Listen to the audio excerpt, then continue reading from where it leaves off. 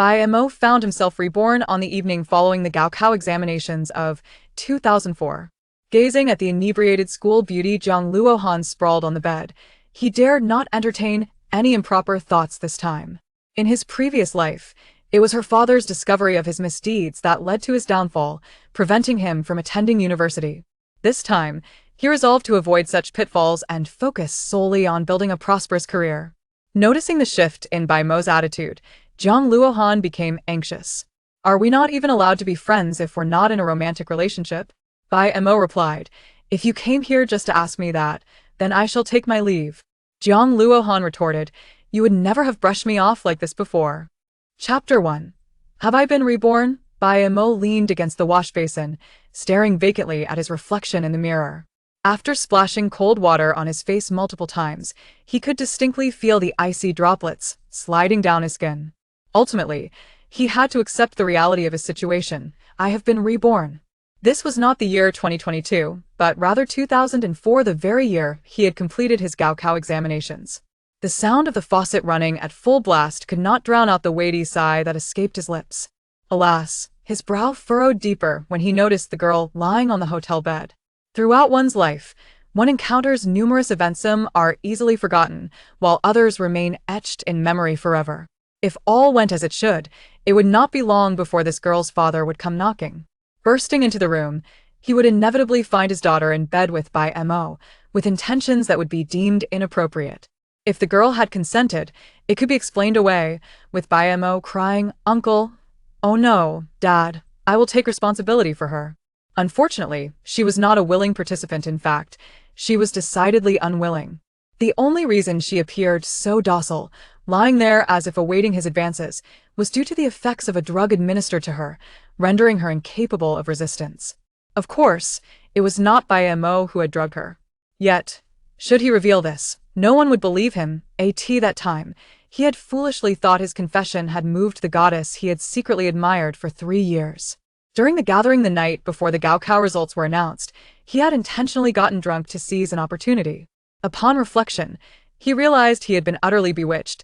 His confession had been summarily rejected. How could he expect another chance, let alone such a direct one? Bai Mo approached the bed, his gaze fixed upon the radiant beauty who had illuminated his entire high school life. At that moment, Jiang Luohan's complexion was flushed, her features exquisitely delicate, perfectly adorning her oval face. Her hair was slightly disheveled, and her lips parted ever so slightly, exuding a captivating allure.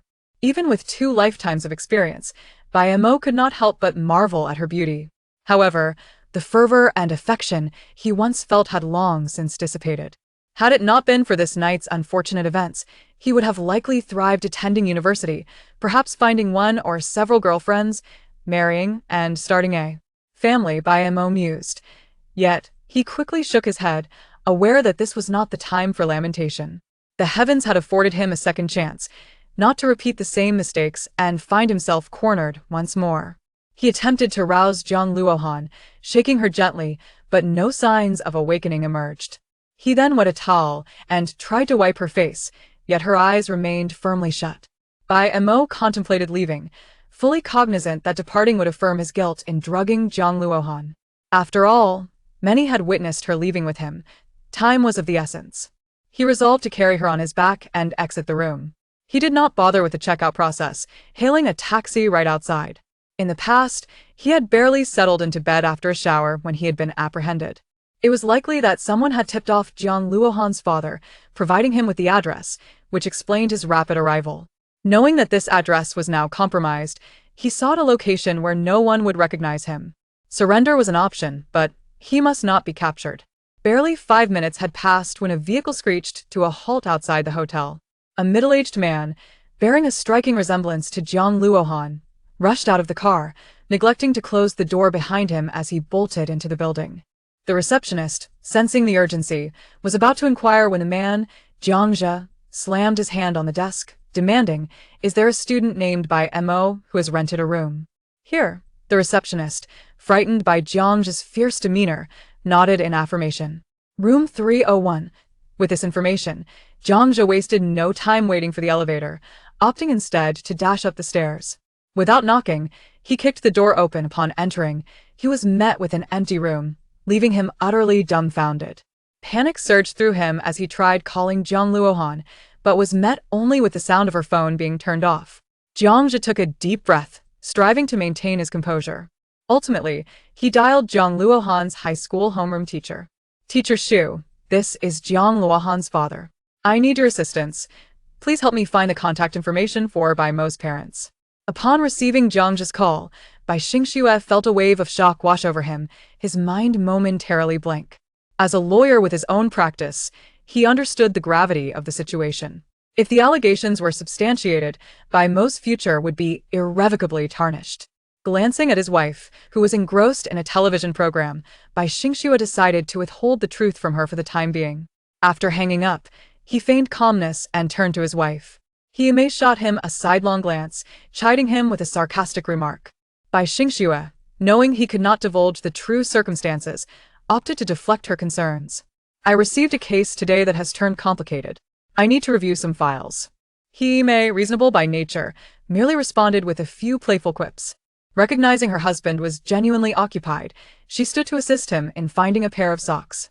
Jiang Zhe, upon encountering Bai Xingxue, stormed forward in a fit of rage. "You truly have a remarkable son." Bai Xingxue, aware of his culpability, could only endure Jiang Zhe's ire. Once Jiang Zhe calmed down, he inquired, "Jiang Zong, what is the current situation?"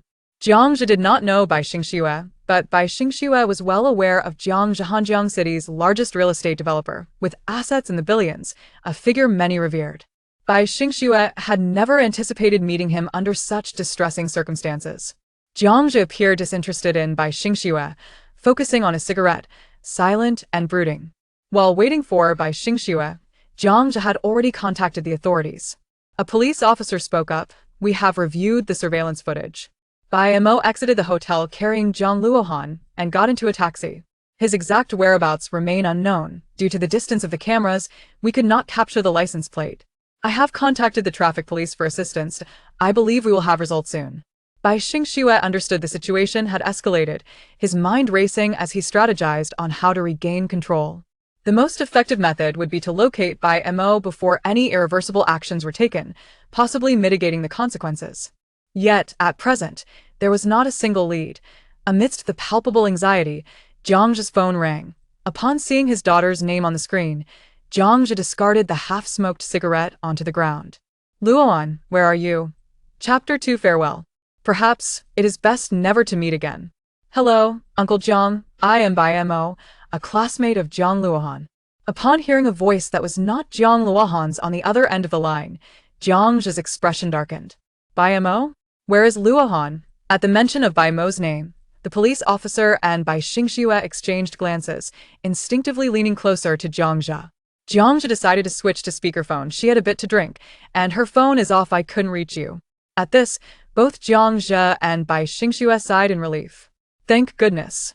"Which hospital?" Bai Xingxue could not help but ask. Hearing this familiar voice, Bai Mo felt a shiver run through him as he pondered for a moment.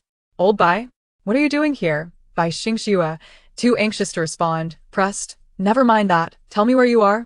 "At the city hospital I borrowed a charger, and as soon as I powered it on, I contacted Uncle Jiang." Before Bai Mo could finish, he heard a series of beeps. In the end, he vaguely heard Jiang Zhe mention going to the hospital.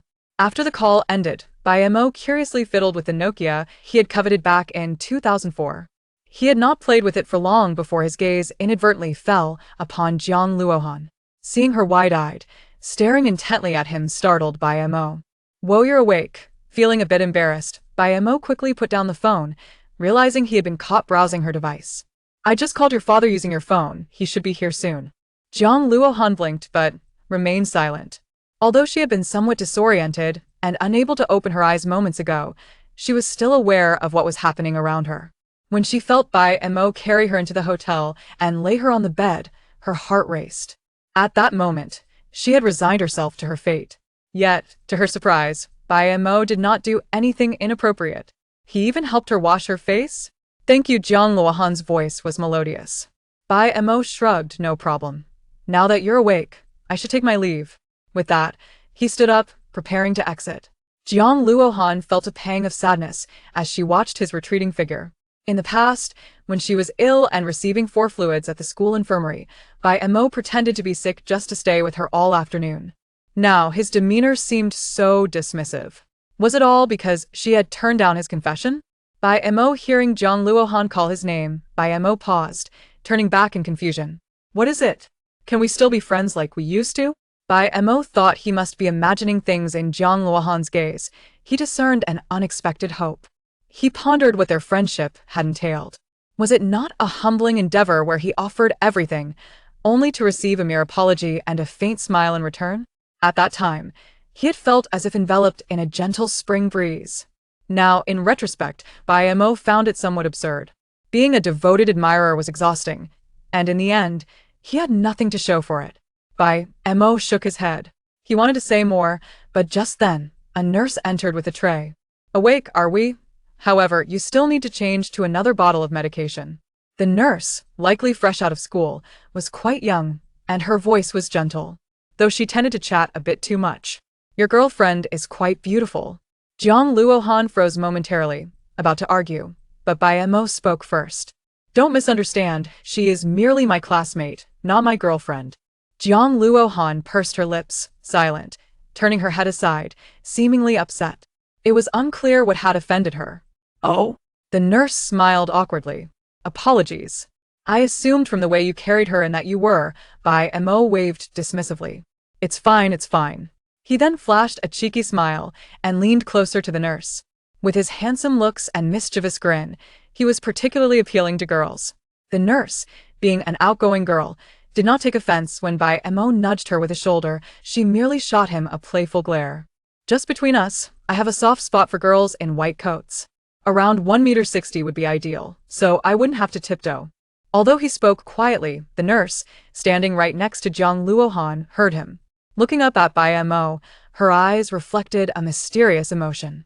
Finally, she pouted and muttered, "Pervert." The nurse was amused, covering her mouth with laughter. After all, she was exactly 1.61 meters tall. You're quite the charmer, you must have had many girlfriends, right?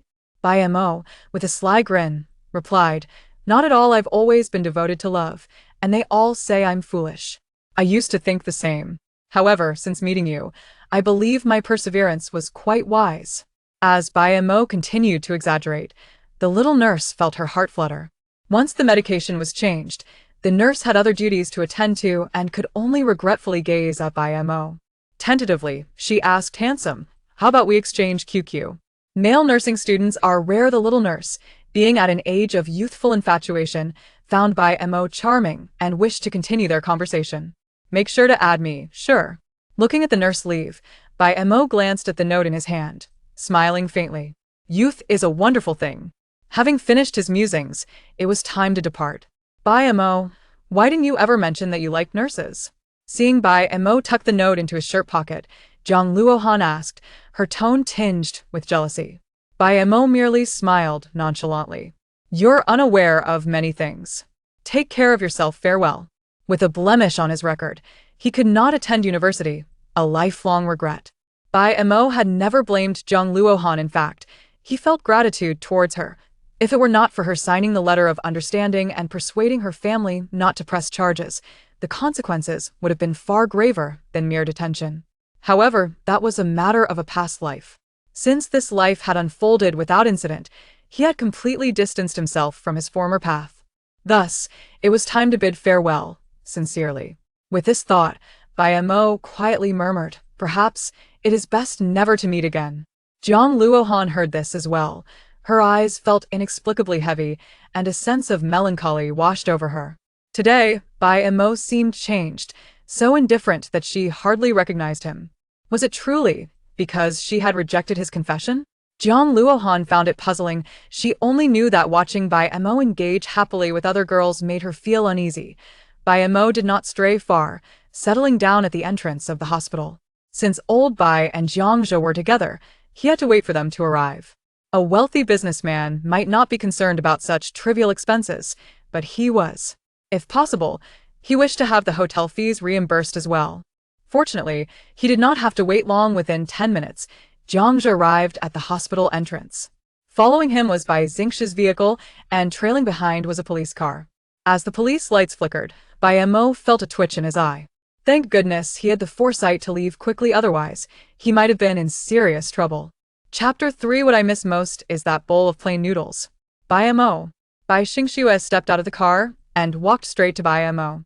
Jiang Zhe and the others followed suit, and upon seeing Bai Mo, their previously anxious hearts were considerably relieved.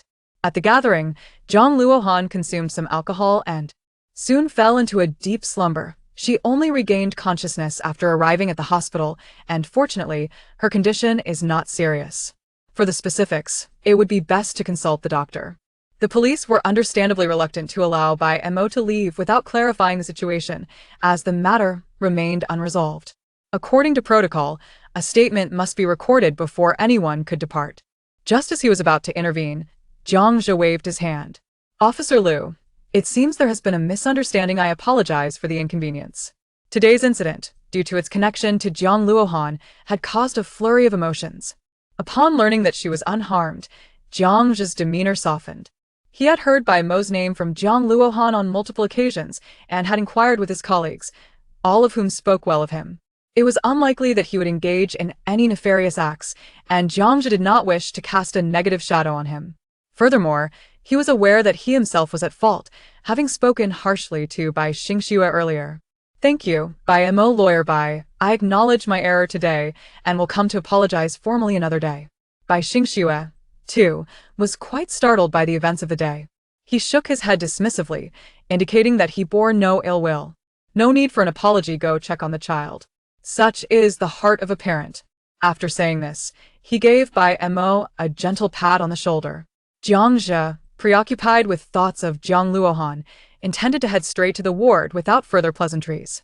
However, after taking a couple of steps, he was halted by Bai Mo's voice. Uncle Jiang. Is there anything else? Jiang Zhe turned to regard Bai Mo. Bai Mo, smiling and scratching his head, said, well, I paid $312 for the medical expenses, $128 for the room for Jiang Luohan to rest, and $6 for the taxi in total. That's $446. Just round it off and give me $450. He extended his hand toward Jiang Zhe. $450. In 2004, that was more than half a year's worth of pocket money. Jiang Zhe stood frozen, his eye twitching involuntarily. Ahem. Bai Xingxue, equally at a loss, thought it ridiculous that Bai Mo was still concerned about money at such a time. After a couple of awkward coughs, he ruffled Bai Mo's hair. How embarrassing. Let's go. Apologies, Mr. Jiang. Once Jiang Zhe regained his composure, he offered a sheepish smile. It was my oversight. While speaking, he retrieved his wallet and handed a thick wad of cash to Bai Mo. Bai Mo. Goodbye, Uncle Jiang. Please send my regards to Jiang Luohan. With that, he threw his arm around Bai Xingxue's shoulders and left. Old Bai, I know Mom hasn't given you any pocket money. If you want to buy any cigarettes, just let me know, and I'll get them for you. Mr. Jiang, Harry's Luohan's test results. You'd better take a look. The reason Jiang Zhe was so direct in letting Bai Mo leave was that he had already dispatched someone to speak with. The doctor, upon receiving the test results, he examined them closely, his brow furrowing deeply. Investigate the places Luohan visited tonight, who she interacted with, and the phone number that sent me a message after issuing his instructions. Jiang Zhe took a deep breath, suppressing all negative emotions, and entered the ward with an unprecedented tenderness. Luohan, are you feeling unwell in any other way? Dad. Seeing Jiang Zhe, Jiang Luohan beamed with joy, but her gaze instinctively darted to the space behind him. After a moment, she couldn't help but ask, where is Bai Mo? At this moment, Bai Mo was seated in old Bai's car, turning his head to gaze out at the passing streetlights, lost in thought. Although Bai Mo's family could not be described as affluent, they were certainly well off. By 2004, they had already purchased a home in the city center, a property developed by Jiang Zhe's company. When they bought the house, he had joked with others that it was to support his future father-in-law's business, considering Jiang Luohan was an only child, and it would eventually all be hers. Tonight's events must not be mentioned to your mother. At the base of their apartment building, the father and son squatted side by the flower bed, smoking. In other families, there might be a stern father and a gentle mother, but old Bai, with his scholarly demeanor, could not maintain strictness and thus had to settle for being a loving father. Meanwhile, Hime, the strict mother, was no pushover when she turned fierce, Both Bai Mo and Bai Xingxue felt the pressure.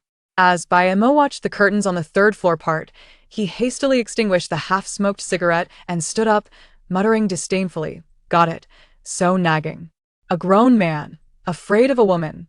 What a shameful thing to say." Bai Xingxue shot a glance at Bai Mo, baffled by how he and He Mei, both honest and upright individuals, could have produced such a reckless son. "You're not afraid of your mother? Then I'll tell her that you've taken up smoking." Facing Bai Xingxue's challenge, Bai Mo raised a finger in protest. "It's you who's smoking, don't drag me into it." And at this point, Bai Mo's voice dropped. Good luck to you then, Mom. Old Bai is smoking again. And he's filled the room with it. Only then did old Bai realize, looking up to see He Mei glaring at him, her gaze piercing even in June, sending chills down one's spine. Bai Mo bolted, eye in the distance. He could faintly hear Bai Xingxue cursing about the little rascal. Once home, Bai Mo plopped onto the sofa, grabbed an apple from the coffee table, wiped it on his clothes, and took a big bite. He Mei was still relentlessly lecturing Bai Xingxue about not corrupting their son. After all, he was his father, and Bai Mo felt a pang of sympathy. "Mom, please don't be too hard on old Bai, he's just worried about the case. I'm hungry, could you make me a bowl of plain noodles?" In his previous life, Bai Mo had toiled in a strange city, building a modest fortune. What he missed most was his mother's bowl of plain noodles. He had once tried to bring them to live with him, but they never seemed to adapt. Within a few days, they would insist on leaving. Eventually, he gave up on that idea. It was probably for the best that they weren't nearby, as who could endure two elderly people, both over 100 years old combined, sitting around watching Haloa all day? Hearing them call him Grandpa, he was occasionally met with a response of Chapter 4. Bai Mo takes the school bell away. The class group chat is flooded. Upon hearing Bai Mo express his desire for a bowl of plain noodles, He Mei initially responded with a wave of teasing remarks, questioning why he would disturb her at such a late hour. Nonetheless, despite her words, she set aside her tasks and made her way to the kitchen. "Eat slowly, don't choke. Didn't you go to a party? You look like a starving ghost returned to life." Watching Bai Mo devour his food ravenously, He Mei couldn't resist a quip. Bai Mo, while enjoying his noodles, occasionally lifted the bowl to sip the broth. After dining out, he ultimately realized that nothing could compare to his mother's plain noodles. The 18-year-old Bai Mo could not articulate such a sentiment, filled with profound nostalgia. He Mei and Bai Xingxue exchanged glances, their expressions softening as they contemplated something. "Eat slowly." Once he finished, Bai Mo, shedding his usual lethargy, took it upon himself to wash the dishes in the kitchen. Upon his return, he noticed his parents still engrossed in the television. After exchanging greetings, he made his exit. Hearing the door close, He Mei approached Bai Xingxue. "Hey, I need to ask you something. What were you really up to tonight?" Bai Xingxue's heart skipped a beat, and he took a sip from his water cup. "Keep making excuses. Every time you prepare to lie, your eyes dart around, and then you take a sip of water. When will you change this habit?" Bai Xingxue's face flushed with embarrassment. He didn't want to worry He Mei, which was why he kept the truth to himself. However, now that everything was fine, there was no longer a need for concealment. After Bai Xingxue explained, He Mei felt a shiver of fear and shot him a stern look. "I believe our son is not that kind of person. In the future, you mustn't keep such things from us." Once she received Bai Xingxue's affirming reply, He Mei softened her tone. Although she had often scolded Bai Mo during his presence, the thought of him leaving imminently filled her with a sense of unease. Initially, she felt indifferent, but after hearing Bai Mo's tone moments ago, her heart began to waver.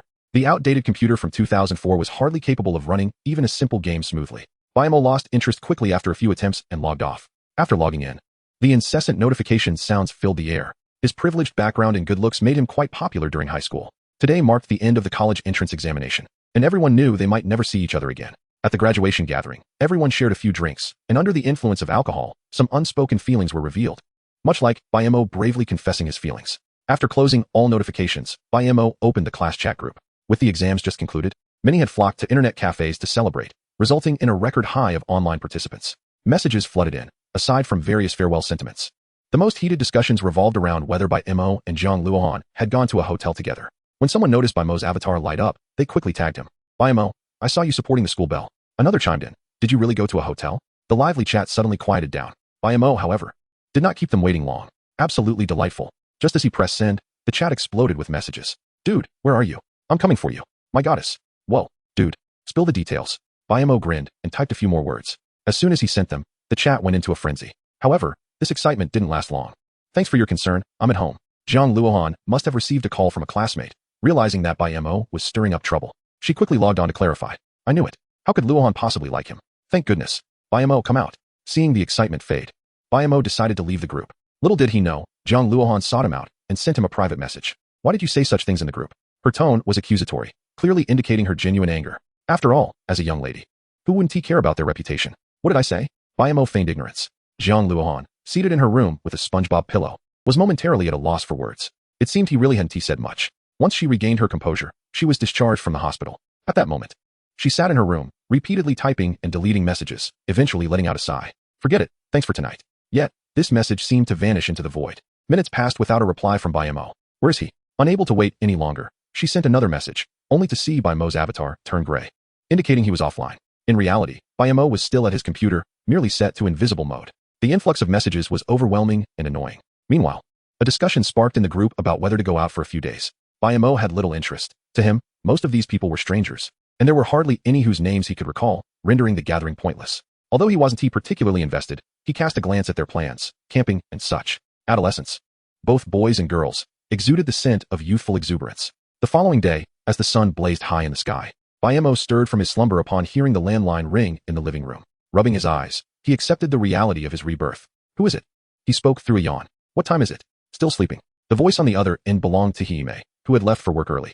She called to remind Bai Mo to eat on time. He then noticed the 100 yuan left on the table. His parents had never skimped on him when it came to financial support. Shortly after hanging up, a series of knocks echoed at the door. Who is it?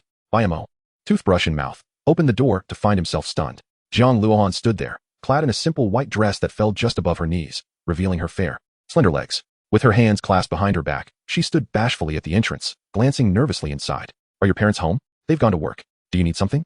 Bai Mo, still brushing his teeth, spoke with a muffled tone. Bai Mo, what time is it, and you're still brushing your teeth? Accompanying Jiang Luohan were two others, a girl and a boy. Bai Mo couldn't recall the girl's name, but found her familiar.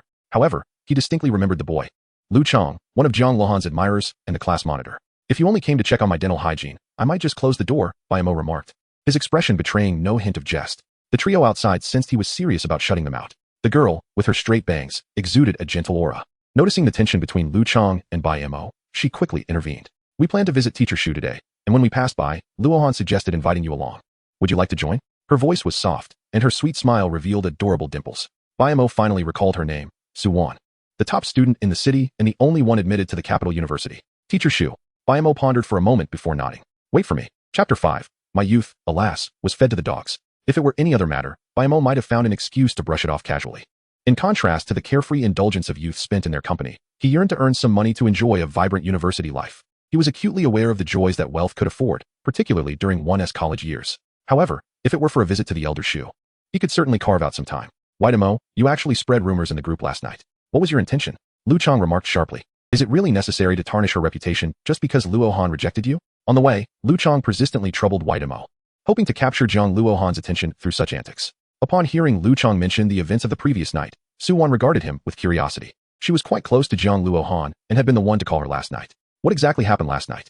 She had inquired of Jiang Luohan, but received no answers. Spreading rumors? What did I say? White Mo feigned ignorance, his tone laced with arrogance. You say, Lu Chong attempted to speak, but was interrupted by Jiang Luohan. Enough. There's a fruit shop over there. Let us buy some fruit, she said, her face flushed as she turned away. How could she possibly articulate the events of last night? Should she tell others that she had been left on the bed by White Mo, yet he had done nothing? Luohan, wait for me. After glaring at White Mo, Lu Chong hurried after her. Meanwhile, Su Wan was deep in thought. Jiang Luohan's expression just now did not suggest that nothing had transpired. Could it truly be as they said? As she pondered, her gaze darted back to White Mo, only to find him with a cigarette poised between his lips. Just as he was about to light it, he caught Su Wan's eye. Is it all right? He asked, and upon seeing her smile and shake her head, he proceeded to ignite the cigarette. In his previous life, White Mo had picked up smoking after his release from detention, and over the years, his addiction had only intensified. As Jiang Luohan went to purchase fruit, the infatuated Lu Chong trailed behind her, eager to please. White Mo ambled along leisurely, smoking, while Su Wan quietly walked her own path. White Mo, what else do you think we should buy? She asked, noticing him smoking. Xiao Mei frowned slightly, feeling an inexplicable irritation at that moment. She almost questioned him about his smoking habit, but found herself lacking a solid reason to do so, and could only let out a soft sigh. Smoking is unhealthy, Lu Chong interjected, having noticed White Mo's actions, mistakenly believing he was trying to impress Jiang Luohan. Even though Luohan rejected you, you shouldn't let yourself go like this. Smoking won't change anything. Why bother? His words, though cloaked in concern, dripped with condescension. White Mo looked at him as if he were a fool and retorted lightly, none of your business. Lu Chong was taken aback, his face flushing in embarrassment. They had often exchanged barbs during their school days, but there had always been a semblance of civility between them. Now, White Mo's demeanor felt decidedly more brazen, devoid of any trace of the innocence expected of a high school student. How can you speak like that? Lu Chang exclaimed. Luohan, Suwan, let us go. We want to associate with someone like him. Luohan frowned, not because she found White Mo's words problematic, but because she sensed a change in him since last night. He felt strangely unfamiliar, unlike the White Mo she once knew. Could it truly be that, as they suggested, once a romantic proposal was rejected, the possibility of friendship vanished? This thought weighed heavily on Jiang Luohan's heart. She opened her mouth several times. Yet no words escaped. All that remained were sighs of frustration. I merely wished to avoid romance at such an early stage, she murmured softly, tinged with a hint of guilt. The others around heard her. Lu Chang glared at White Mo, seemingly blaming him for upsetting his goddess. However, Suwan exchanged a knowing glance with Jiang Luohan, her expression becoming more contemplative. White Mo, meanwhile, nodded enthusiastically. Indeed, this is a good thing. You are in the prime of your youth. You should aspire to great heights, focus on your studies, and contribute to the nation, rather than waste your time on fleeting romantic affairs. At this, even when one could no longer hold her tongue. What about you? Aren't you part of this? White Mo paused, stroking his chin, only to realize he was clean-shaven. After a moment, he extinguished his cigarette and tossed it into a trash bin. As for me, my youth has been squandered, he replied. Moreover, I am but an ordinary person, devoid of lofty ambitions. I merely wish to earn a bit of money and perhaps date a few more girls. Before he could finish, Jiang Luohan erupted with fury. White Mo, she shouted, her typically calm demeanor shattered. Are you implying that I am a dog? In high school, everyone knew that White Mo's youth was synonymous with Jiang Luohan. Upon hearing her words, she lunged at him. I'll show you a dog. This was the first time the group had witnessed such a side of Jiang Luohan. Their mouths agape in astonishment. Are you really going to bite? White Mo had not anticipated her reaction. As he felt her teeth sink into his forearm, he winced. The absurdity lay in the fact that although he was the one bitten, Jiang Luohan appeared utterly aggrieved, her eyes glistening with unshed tears. Have you calmed down? If you have, you can leave, White Mo said, perplexed, wiping his arm before turning to walk away. They had come together to visit Elder Shu. If this continued, who knew whether they would make it in time for lunch? Missing that would be a significant loss. As he departed, Jiang Luohan remained rooted in place. Why was I angry just now? She pondered aloud. Suwan blinked in confusion. Because he called you a dog? Jiang Luohan pouted, gently shaking her head. She suddenly realized that her anger stemmed not solely from that remark, but from another comment White Mo had made. Yet she was reluctant to admit it. So she simply echoed Suwan's words. Exactly. That's the one. He actually called me a dog. Suwan regarded her quizzically, but seeing her unwillingness to elaborate, she refrained from pressing further. Let us go as well. Yes, yes. Lu Chang, still reeling from the encounter, consoled himself inwardly. White Mo had previously joked with Jiang Luohan, provoking her, yet she had never reacted so strongly before. Nevertheless, he reassured himself that Luohan would never be attracted to such a person. White Mo was merely self-destructive, acting recklessly, and Lu Chang believed he still had a chance. Chapter 6. The Pure Elder Shu and the Unexpected Gift. The visit to Elder Shu had been a plan formulated in advance by everyone. Not just Jiang Luohan and her friends, but around 10 others had agreed to join. However, as their paths did not align, they had arranged to meet beneath Teacher Shu's building. By the time White Mo and the others arrived, a considerable number of people were already gathered, each bearing gifts to varying degrees, some even bringing cigarettes and alcohol. White Mo, with empty hands, felt somewhat out of place. Luohan is here. Jiang Luohan had always been the focal point of any gathering, drawing attention wherever she went. Several classmates are on their way. Let us wait a bit. The speaker was a short-haired girl who swiftly approached Jiang Luohan, linking arms with her. Upon noticing White Mo standing nearby, she appeared slightly taken aback. She whispered in Jiang Luohan's ear, Didn't you reject him? Why is he still following you? It wasn't he that he was following her, rather. She had called him. After a moment's reflection, she replied, We're here to see Teacher Shu. We're all classmates. The girl assumed that White Mo had not given up hope, and Jiang Luohan was merely providing an excuse. A knowing expression crossed her face. Observing the teacher's empty-handed arrival, it was evident that he had come merely to accompany them. Jiang Luohan cast a glance at Bai Mo during their journey. She had urged him to purchase a small gift, yet he had brushed off her suggestion. Initially, she thought he might be short on funds and discreetly offered to assist him, but her proposal was declined. As Bai Mo expressed, Teacher Lao Shu was unwilling to accept gifts bought with parental money until they achieved economic independence. The more one gifted him, the more displeased he became. They were bound to face reprimands. There was a reason for the affection countless students held for Lao Shu. Standing at the podium, with a clear conscience and a piece of chalk, he embodied purity that Bai Mo had never encountered again, despite meeting many others. Alas, fate was unkind. He succumbed to lung cancer before reaching 60. During the funeral, Bai Mo learned from Lao Shu's family that his lung issues had already surfaced while he was serving as their homeroom teacher. Yet he had chosen to keep it a secret. Back in 2004, most schools had yet to adopt dust-free chalk, and Lao Shu's smoking habit exacerbated his condition. Once everyone had gathered, they proceeded into the residential building. Lao Shu resided in a teacher's apartment constructed in the 1980s, after enduring over 2 decades of weathering. It appeared somewhat dilapidated. The corridor was narrow and dimly lit, making the presence of over 10 individuals feel particularly cramped. Unaware of their visit, Lao Shu's wife was pleasantly surprised to see the group when she opened the door and promptly invited them in. Come in, take a seat. Lao Shu, your students have come to see you. Madam, where shall we place these fruits? A student inquired cheerfully, holding a gift. If you bring gifts next time, I may just refuse to open the door. Lao Shu's voice echoed, and the once lively living room fell into silence. Even after graduation, his influence remained palpable. At just over 50, he already bore signs of gray hair, yet his posture remained upright. Teacher Shu, this is for you. Please keep it. Another voice chimed in as the noise resumed. Despite being strict, Lao Shu's gaze towards his students was imbued with warmth. However, he was clearly unwilling to relent on this matter. This is far too much. I could never finish it. It will spoil if left too long. I appreciate your intentions.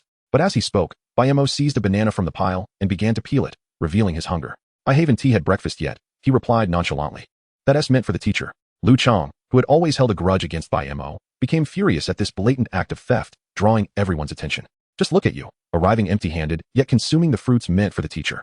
No wonder Jiang Luohan dislikes you. How could you do this? Others chimed in, expressing their discontent.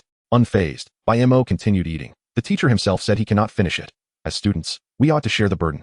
The short-haired girl who had just approached Jiang Luohan was Han Xiao, equally astonished by Bai Mo's audacity. I've never encountered someone so shameless, she exclaimed, coughing lightly. Lao Shu managed to regain their attention. You needn't bring anything. Just refrain from taking what others have brought. Xiuqing, please wash these fruits and serve them to the children, he instructed, casting a glance at Bai Mo. Despite his high regard for Bai Mo as an exemplary student, he was taken aback by his boldness. Habitually reaching for a cigarette, Lao Shu hesitated upon realizing the presence of students and set it aside. However, Bai Mo unexpectedly snatched the cigarette from him. Teacher Shu, smoking is detrimental to your health. It's best you refrain from it. I'll take care of this pack for you, Bai Mo suggested, examining the cigarette box. Hongmei brand, a rare sight. The room fell silent once more, as everyone was left speechless. You didn't bring a gift, and now you're taking something. Lao Shu was equally bewildered when had students begun to seize his cigarettes. As he prepared to reprimand Bai Mo, the latter spoke first. Dr. Ho Ming from the provincial hospital will be visiting our city hospital for a day tomorrow. I've managed to secure an appointment for you. You have some free time, so it would be prudent to get checked out. If all is well, you may resume smoking. Surrounded by a multitude of listeners, everyone understood Bai Mo's good intentions, but found his approach rather abrupt. What are you saying, Bai Mo? Is there something wrong with the teacher? Really, do you think before you speak? Madame Lao Shu, who had been washing the fruits, rushed out, her water running unchecked. Bai Mo apologized to the teacher at once. Look, you've upset Madame. Jiang Luohan also urged him quietly. It was indeed outrageous to unilaterally secure an appointment for someone else. Bai Mo was aware he had been somewhat reckless, yet he had inquired about Dr. Ho's reputation in the field of pulmonary medicine and discovered his esteemed standing. His appointments were notoriously difficult to obtain, but thanks to the connection with He Mei, a student of Dr. Ho, an exception had been made this time. Are you referring to Dr. Ho Ming from the provincial hospital? Madame Lao Shu asked. Ignoring the surrounding murmurs, her gaze fixed on Bai Mo. Having dedicated decades to teaching, Lao Shu had nurtured countless students. However, the prolonged use of chalk and smoking had burdened his lungs with significant ailments. Despite consulting various doctors, no effective solutions had been found. She had even attempted to see Dr. Ho multiple times, only to be thwarted by the overwhelming demand for his appointments. Bai Mo's mention of Dr. Ho's name reignited her hope, particularly upon seeing Bai Mo's affirmation. Thank you. Chapter 7, The Science Academy, a haven for loneliness. I shall not attend. The atmosphere shifted palpably, with the crowd sensing the gravity of the situation regarding Lao Shu's health. A somber mood enveloped the room, as Madame Lao Shu took her husband aside to discuss matters privately. In the spacious living room, their once lively chatter was replaced by an unusual silence. With concern etched on each face, the youth wore their emotions openly, while Bai Mo continued to enjoy his fruit, absorbed in the television. Occasionally critiquing the characters in My Fair Princess, lamenting how the fifth prince lacked understanding. After several attempts to engage the others, only to be met with silence, he finally spoke up. Teacher Lao said there's nothing serious. Why the worry? As he emerges and sees you all in this state, what will he think? Upon hearing Bai Mo's remark, the atmosphere gradually relaxed. Bai Mo, how did you know? Jiang Luohan inquired softly from the side. I have no idea, he replied. Sending cigarettes and alcohol is too kitsch, and offering fruits is a waste. I just thought of giving something different. After all, old Shu is free right now, so visiting him wouldn't hurt. Is that really all? Jiang Luohan and the others expressed disbelief. Bai Mo shrugged his shoulders. All right, let me be honest with you. Lu Chang and the others considered it improbable. It might just be a guess, he added. However, as old Shu's favorite student, I still thank you. Lu Chang, being the class monitor and excelling academically, came from a decent family, making the title of favored student quite fitting. Unfortunately, his overly cautious nature limited his achievements. After graduating from a prestigious school in his past life and struggling for over a decade, he found himself merely a department manager in a newly listed company. When encountering Bai Mo, he had to smile and greet him as President Bai. That company was founded by Bai Mo. By then, Bai Mo had already been worn down by society, lacking the spirit he once had. As Bai Mo engaged the group, the atmosphere became lively and boisterous. After discussing the plot of My Fair Princess with Han Xiao for a while, she could no longer hold back and critiqued Bai Mo, fifth prince abandoning the throne, leaving Ji Hua behind, and choosing to wander the world with Xiao Yanzi is called deep love. It's not foolish. This is the love we idealize. Bai Mo glanced at her, as if she were insane, while munching on sunflower seeds. Another victim of Qiong Yao's brainwashing. Even a character who abandons his wife and children can be redeemed. I wonder whose fault that is. Bai Mo felt that to argue with her would be an insult to his own character. Fine, I'm the fool. If given the option, of course. I would want them all. Oh, Bai Mo's words sparked a wave of disdain from the girls. The boys, although in agreement, dared not voice their thoughts, remaining silent. Luohan, it's fortunate you rejected him. His thoughts are a bit dangerous. Han Xiao exclaimed, linking her arm with Jiang Luohan's. During his confession years ago, he had sworn that he would only love her, which now felt quite embarrassing to Bai Mo in front of so many people, especially since what he had said at that time was rather juvenile. All right, enough of that. Jiang Luohan, feeling bashful, interjected, her cheeks flushed. After saying this, she glanced at Bai Mo. Last night, he had been so brazen in front of her, now he seemed utterly at ease joking with other girls. This thought deepened her discomfort. By the way, Bai Mo, which school do you plan to apply to? Su Wan, sitting beside Bai Mo, initiated a casual conversation. Perhaps feeling bored, Jiang Luohan instinctively paused her work, eager to know. After pondering, Bai Mo replied, my mom wants me to apply to a medical university or an education institution for a stable job. My dad prefers an engineering college. However, my thoughts differ slightly from theirs. Both old Bai and he Ime suggested popular majors, which are generally favored in this era. Most people here would choose similarly. Bai Mo's unique perspective intrigued Su Wan. Oh, what's your idea? Bai Mo, with a serious demeanor, led everyone to believe he had profound insights. Yet he began counting on his fingers, elaborating one by one. Engineering universities are like monasteries, destined for solitude. I definitely won't go there. Upon hearing this, the people around rolled their eyes, but did not interrupt him. Though there are many girls in teacher training colleges, being a teacher is too mundane. I'm used to being carefree, so I wouldn't want to mislead the youth. After this, Lu Chang nodded in approval. At least you have a bit of self-awareness. At this point, Su Wan stifled a laugh behind her hand. What about medical universities? Why don't you want to go there? There are plenty of girls too. Bai Mo shook his head, candidly stating that those two options were too risky. Finding a doctor as a girlfriend would be even scarier. If I upset her, she might stab me dozens of times, carefully avoiding vital points. It would hurt, but in the end, I'd still just be lightly injured. It wouldn't hinder future encounters. It's not that exaggerated, Su Wan chuckled, her eyes sparkling. While others considered job prospects and future developments when choosing a major, Bai Mo seemed primarily focused on finding a girlfriend. With your line of thought, let me think. You wouldn't want to apply to a finance-related institution, would you? There are many attractive girls, and it's not so rigid, plus it has decent prospects. Bai Mo looked at Su Wan appreciatively. You truly are the only top student from Capital University in our class. He promptly gave her a thumbs up. Clever. No way. Did Su Wan actually guess right? The surrounding crowd expressed their astonishment at Bai Mo's candid admission. Is that even possible? In his past life, Bai Mo hadn't attended university. Instead, he self-financed his education at various business schools to keep pace with his company's development. This time around, he was determined not to drift through life. He aimed to establish a business empire no smaller than the one from his previous life. Hence, finance-related institutions became his top choice. They offered flexibility in scheduling, lacked cumbersome practical courses, provided substantial entrepreneurial subsidies, and had an abundance of talent. Most importantly, there was one point he did not mention. His scores perfectly met the threshold for the provincial finance university. Institutions like engineering universities and political law universities had excessively high admission scores, which he could not reach. This was something he kept to himself, not needing to broadcast it. All right, I've wasted enough of everyone's time. My place is too small, and dining is inconvenient. Let us go out to eat. After Mrs. Shu and Old Shu concluded their conversation and exited the room, they invited everyone to dinner. Bai Mo let out a long sigh of relief. They were finally going to eat. I'm starving. I didn't even have breakfast. Serves you right. Who told you to wake up so late? Jiang Luohan remarked. And Bai Mo cast her a glance. He couldn't tell if it was just his imagination, but her tone seemed tinged with resentment. Chapter 8. Jiang Luohan's secret thoughts. The first rejection after Old Shu seated everyone in the downstairs restaurant and distributed the menus for the students to order. A lengthy period of hesitation ensued. Bai Mo could no longer bear to watch and took the initiative to grab the menu. Old Shu's salary wasn't particularly high, but he could afford a meal. Moreover, the class had performed commendably in the recent college entrance examination, and he would be receiving a handsome reward.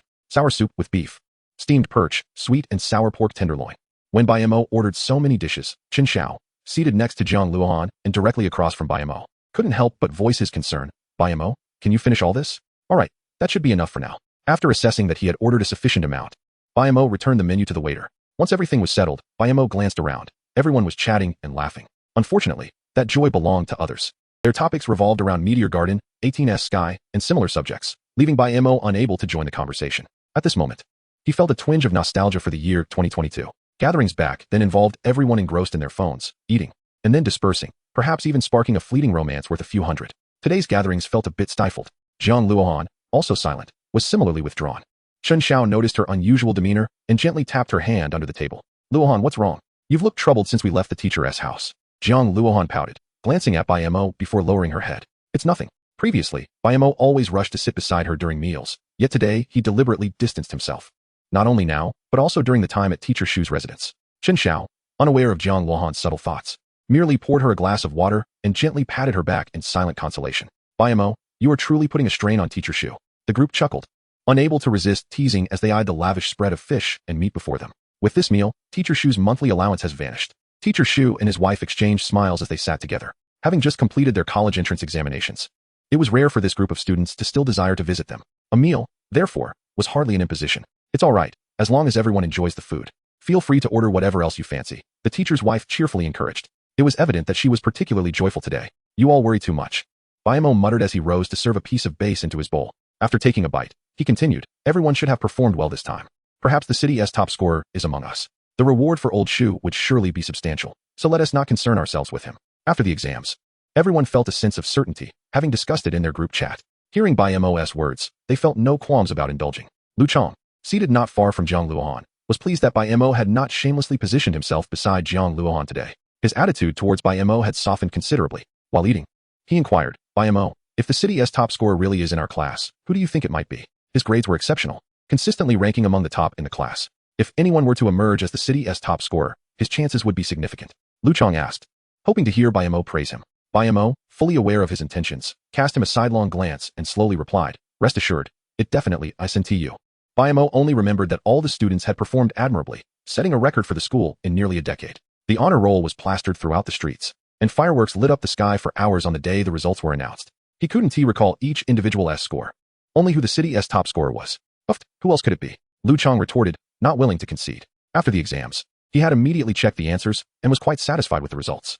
Based on last year's scores, the top scorer was practically a foregone conclusion. Su Wan. Bai Mo stated confidently, which took Su Wan, sitting beside him, by surprise. Me? She queried, spooning a bowl of porridge. The conversation had unexpectedly turned to her. Indeed. Thank you. Then I shall borrow your auspicious words. Su Wan said, delicately dabbing her lips with a napkin. The group was not surprised by this answer. Even Lu Chong fell silent. Su Wan certainly has the capability. Saying thank you is unnecessary. If you truly become the city's top scorer, the school's rewards will be considerable, Bai Mo remarked with a grin. Su Wan's large eyes turned toward Bai Mo, awaiting his next words. I think you should treat me to a meal or something, to share in your good fortune. Su Wan, with her gentle and sweet demeanor, exuded an aura of cultured elegance, which garnered her many admirers in class. However, she deliberately maintained distance from those who showed interest, subtly dissuading them. Many had attempted to invite her to dinner, yet none had succeeded. Bai Mo was merely joking and had not anticipated that she might accept. A top student from the capital university was indeed an extraordinary individual. All right. Su Wan's voice rang out brightly, leaving many momentarily stunned, doubting their hearing. Then it's settled. If I truly become the top scorer, I'll treat you to dinner. You decide what we eat. This took Bai Mo by surprise, and he pondered for a long moment. Now that has something to consider seriously. Su Wan smiled softly, choosing not to speak further. Chen Xiao tugged at Jiang Luohan, whispering, Luohan, has Bai Mo stopped pursuing you to chase after Su Wan instead? What a scoundrel. Yet he ought to take a look in the mirror. Did he truly think he was worthy of Su Wan? Just yesterday, he had professed his feelings, and now he was seeking new affection. Such fickleness left Chen Xiao feeling quite disdainful. Bai Mo was oblivious to Chen Xiao's thoughts. Otherwise, he would certainly have set her straight. What happened yesterday or today is decades apart. Jiang Luohan felt uncomfortable with Bai Mo's change in demeanor.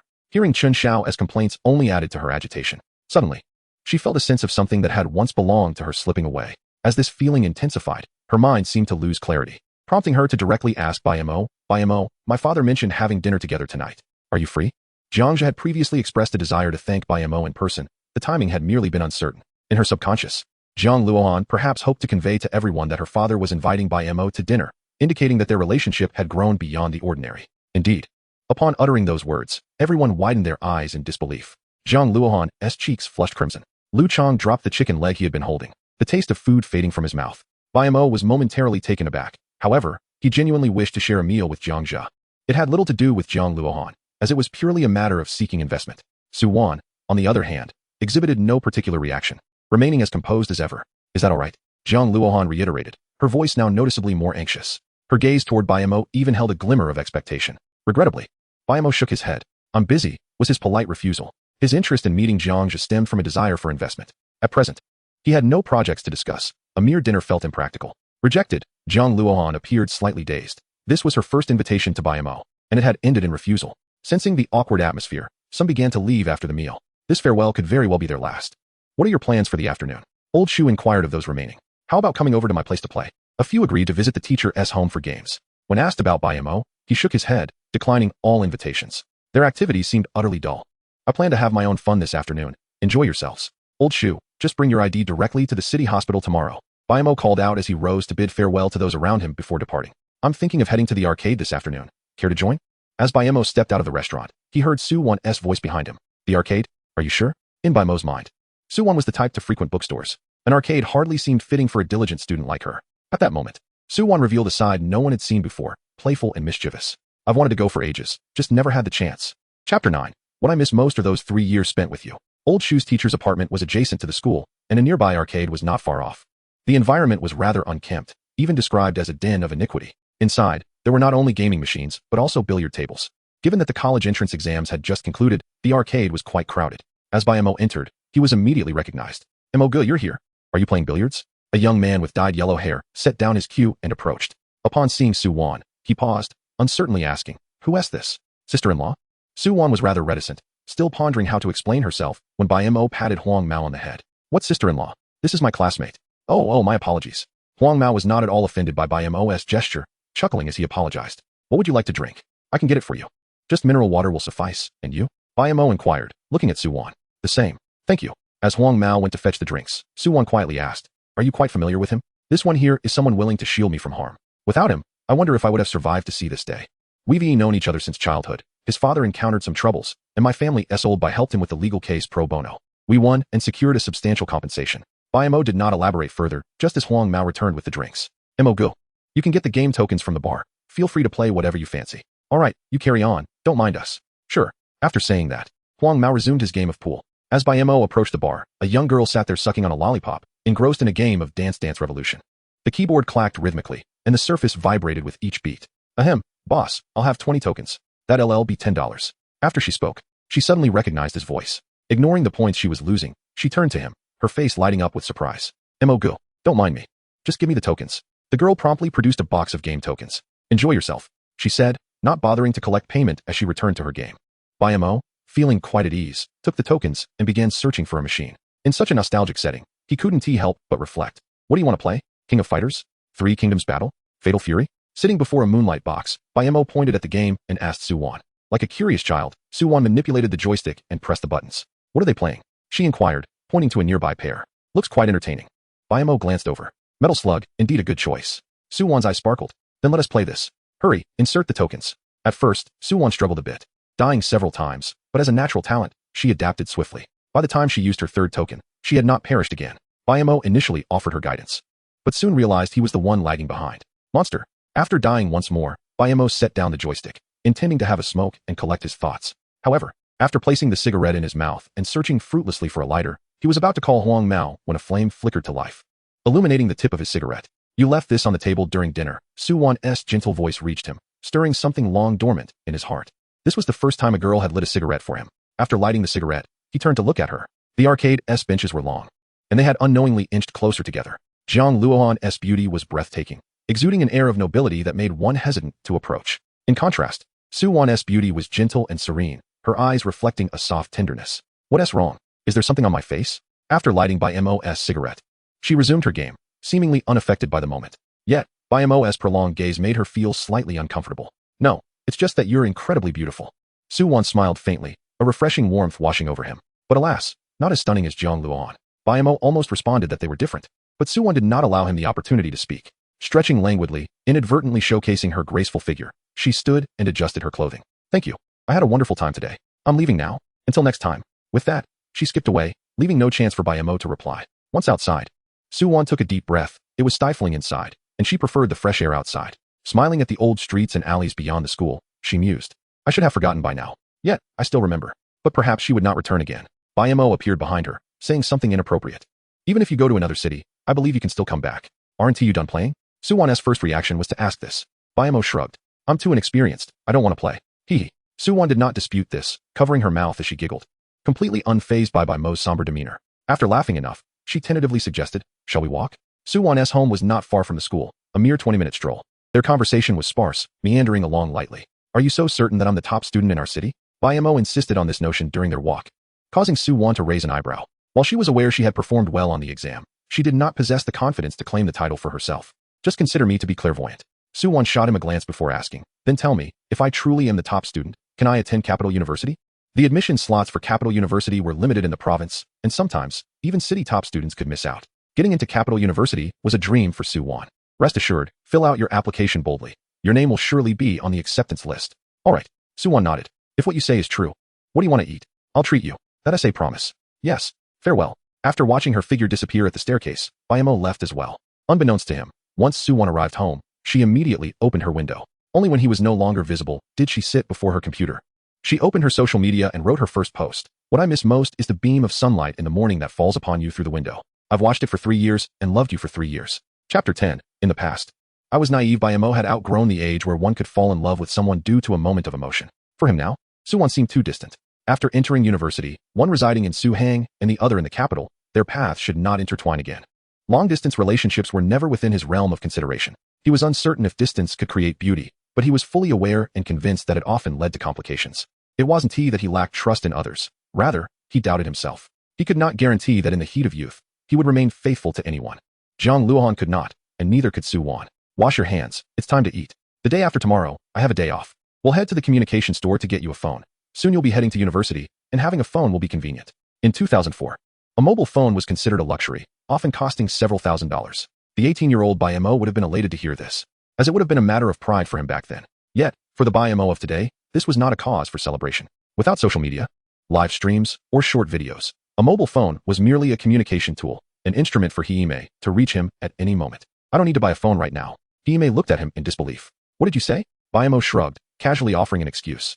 Having a mobile phone would increase the chances of early romance. You wouldn't want to become a grandmother at such a young age, would you? Hime was taken aback, visibly conflicted. After a long moment of contemplation, he gritted his teeth and said fiercely, if I find out you dare to harm that girl, I'll break your legs. After delivering his threat, he added, but you still need to buy a phone. Otherwise, once you head off to university, I won't hear from you for days on end. Who knows what you'll be up to? Isn't it too early to talk about university? Bai Mo replied nonchalantly. Continuing before Hime could speak. I'll buy the phone myself, so you needn't worry. You're going to buy it yourself? Do you have money? Hime questioned.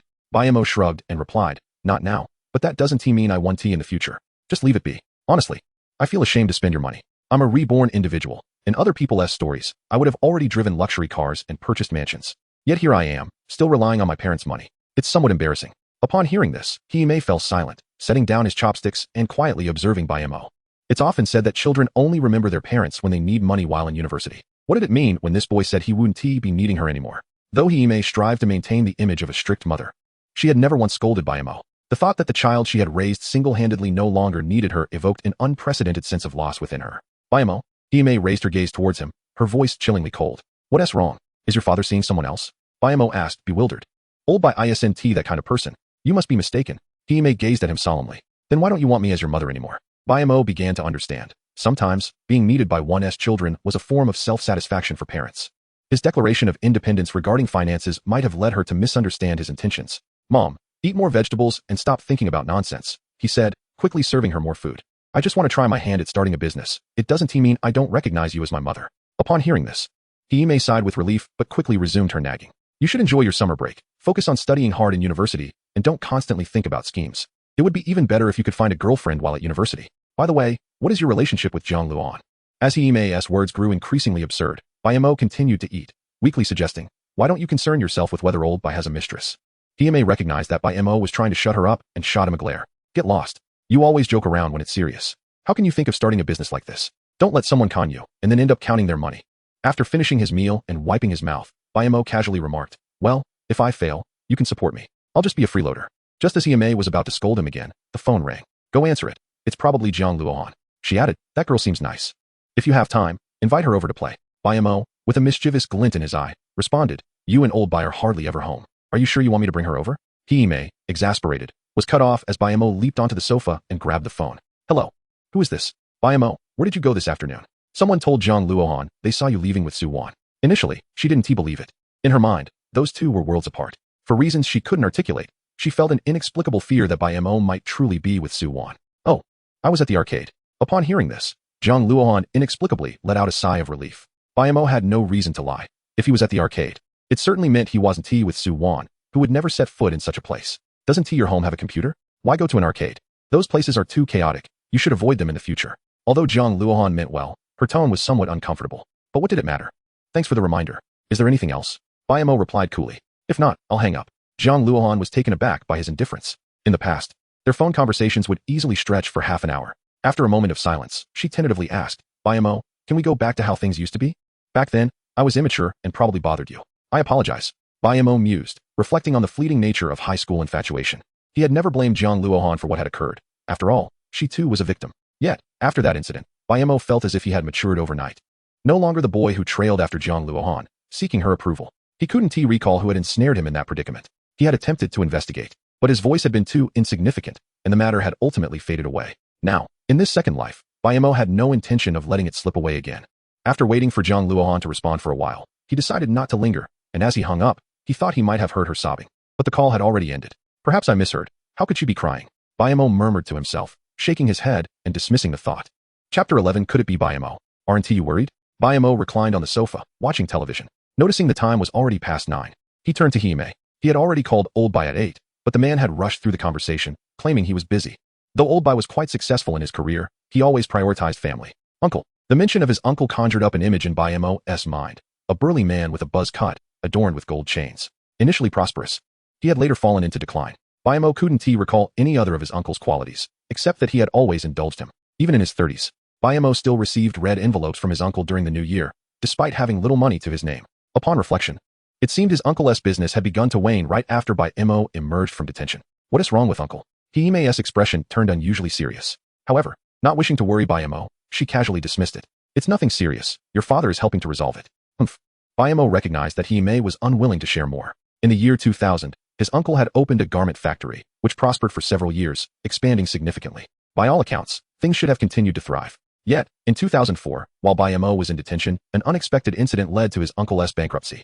Bai Mo had inquired multiple times, but they never disclosed the specifics. They seemed to think of him as a child, unburdened by adult concerns. Bai Mo understood that he couldn't assist at present. Instead of fretting, it would be wiser to wait until tomorrow to gather more information. Tomorrow would suffice. In 2004, there were no live streams or social media. Evenings were rather dull. Bai Mo opened his computer, feeling bored, and eventually navigated to his social media. There, he encountered a flurry of non-mainstream posts filled with melodramatic sentiments and flashy black and white photos that seemed to be a misguided attempt at coolness. Amidst the chaos, however, he spotted a refreshing simplicity, a stark contrast to the surrounding noise. In 2004, there was no note-taking feature, and Bai Mo only recognized the identity of the person through the comments below. Truly a scholarly individual, even a simple post exuded an air of elegance.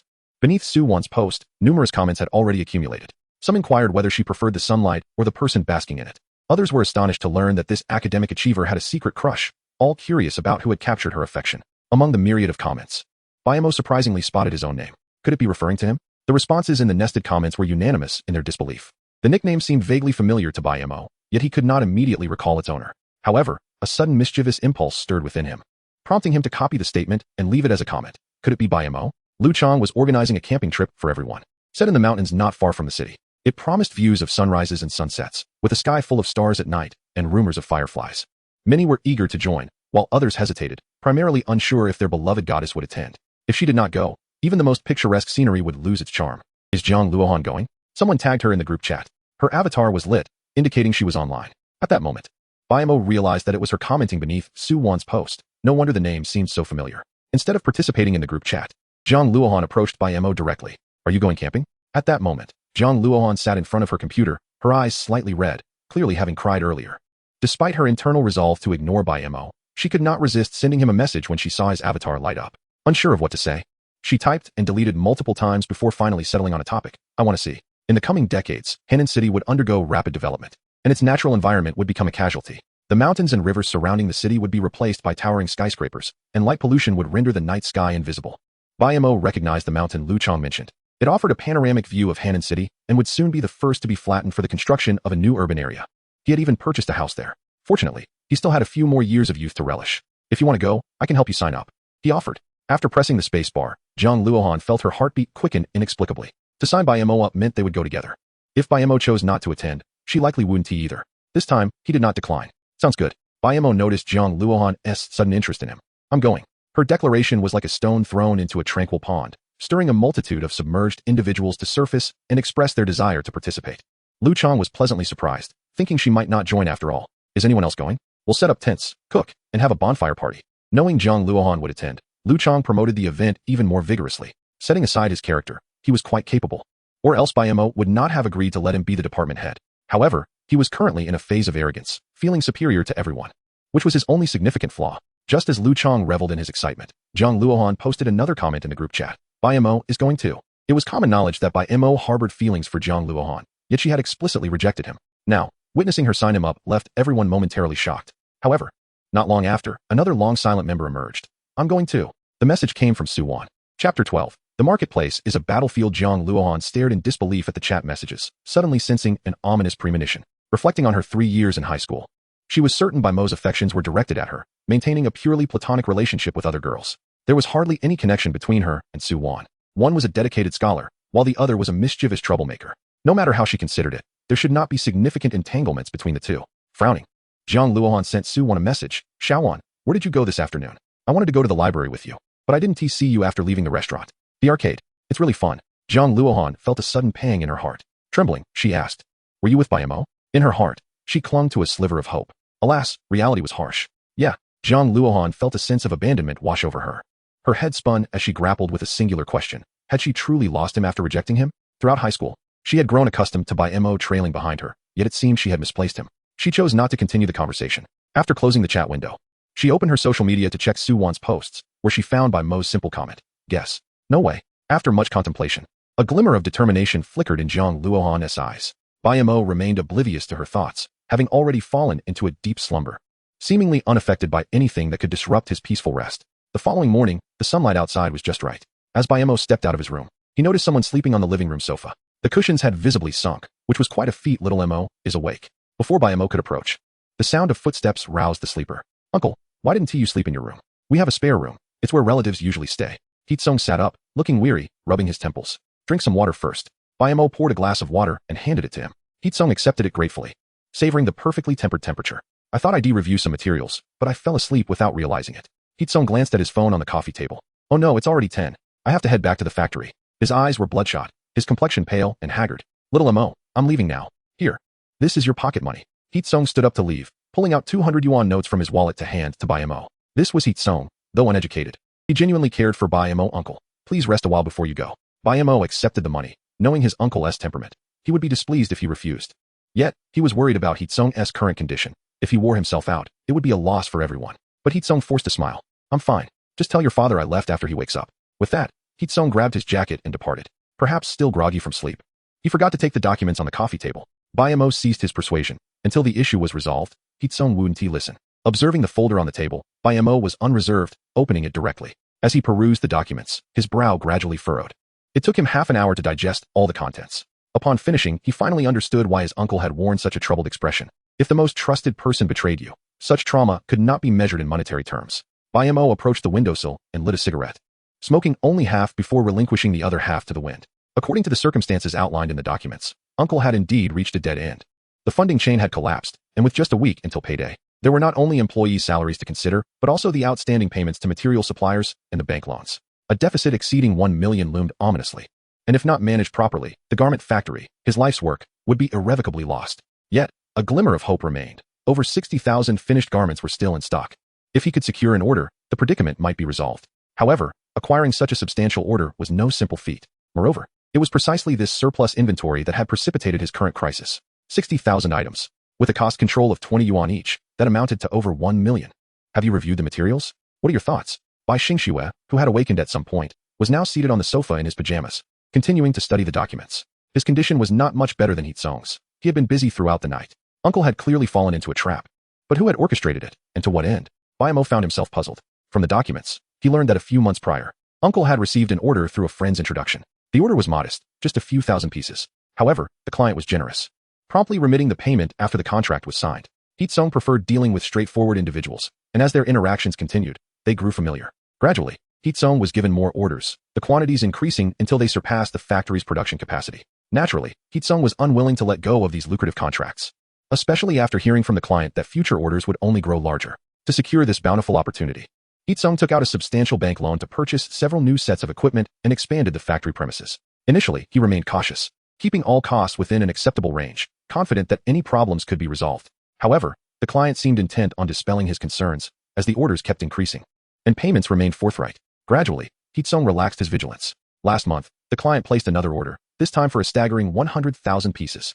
Upon receiving the order, Heetsung was elated. The profit from this single order equated to his entire annual income. Yet, a complication arose during contract signing. The client was only willing to pay a 10% deposit, with the remainder to be settled in installments. Initially hesitant, Heetsung recalled the client's previous integrity and, trusting him, ultimately acquiesced. Although Heetsung sensed something amiss, he dismissed it, merely reducing production speed. However, when he attempted to reconnect with the client, it was as if the person had evaporated, leaving no trace.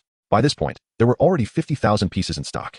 Heetsung had exhausted all cash on upgrading equipment and purchasing raw materials, and he had also secured several loans from the bank. In pursuit of this 100,000-piece order, he had turned away other opportunities. If this order fell through, it would spell disaster. This was precisely what baffled Bai Mo the most. Heetsung was doomed, yet it seemed his client had gained nothing from vanishing.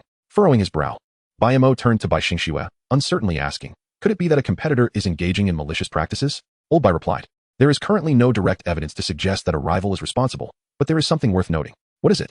There is a foreign sportswear brand looking to find a processing factory in our city. They visited your uncle's factory during their research and expressed a willingness to collaborate. Oh, Bai Mo murmured. Back in 2004, this brand had been quite popular. However, it ultimately failed to keep pace with domestic consumer demand and suffered a disastrous transformation, leading to its decline. Yet, if it sought a processing factory in Hanjiang City, it would undoubtedly be a boon for local garment factories. So, you suspect someone is deliberately attempting to sever Uncle's funding chain to acquire the factory, thereby eliminating a competitor and enhancing their own market position? Old Bai nodded, affirming that this was the most plausible scenario. Only someone within the industry could deftly manage the earlier batches of orders. Bai Mo was not overly surprised. During his previous ventures, he had encountered numerous challenges but had always managed to navigate through them. Indeed, but it is not that simple. Stretching. A glimmer of determination shone in Bai Mo's eyes. Chapter 13. Let us give it a try. Xiao Mo, do you truly have a solution? A week to gather 1 million was no small feat. Upon receiving Bai Xingxue's call, Heetsung rushed over. He had reached a point of no return and could only grasp at straws. Bai Mo, however, had calmed down. After Uncle's bankruptcy in his previous life, he had continued to thrive, even losing weight and improving his health. With that thought, he felt less anxious. It's just 1 million, right?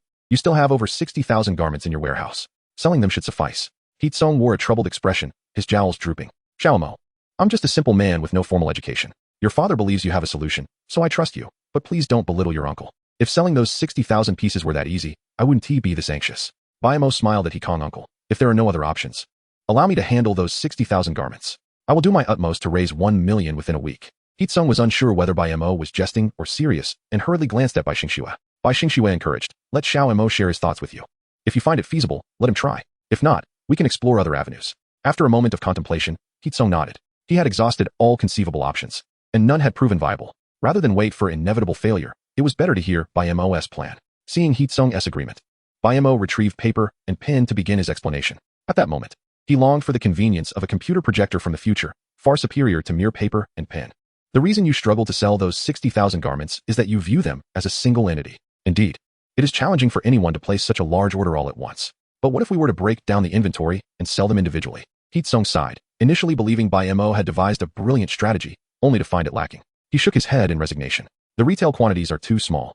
I can't imagine how long it would take to sell 60,000 pieces. Just as he finished speaking, he noticed Bai Mo draw a bold line on the paper. It would be arduous for one person, or even a handful, but what if there were hundreds or thousands? Heetsung responded, there wouldn't be that large of a market. Bai Mo shrugged, retorting, why do I need a market? I'm not selling in a marketplace. At that, both Heetsung and Bai Xingxue were left bewildered. What do you mean? Bai Mo continued, have you heard of the street vendor economy? It's about setting up stalls.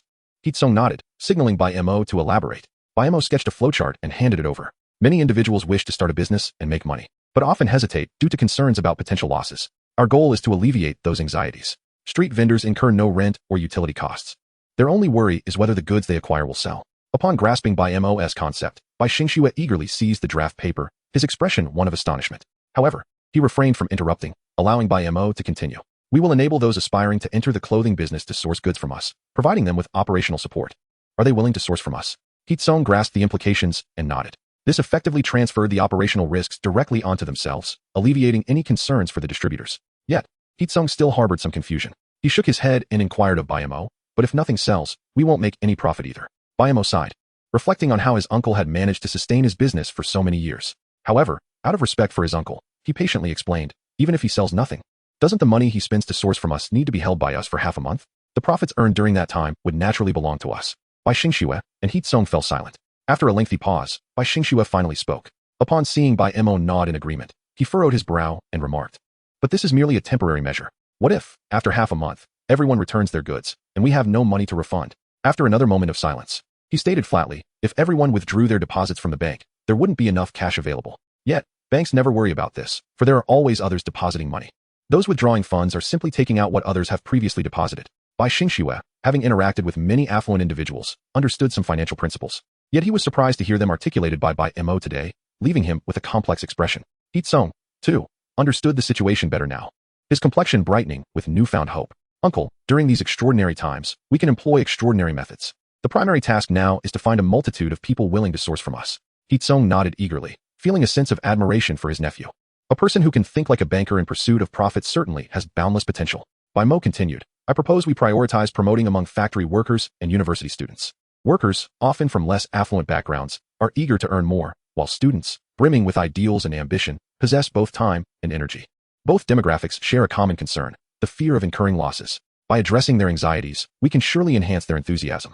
As he paused briefly, Bai Mo contemplated, "If numbers fall short, we might consider a referral system, offering a commission for each individual brought in, a form of intermediary service, which should be familiar to all."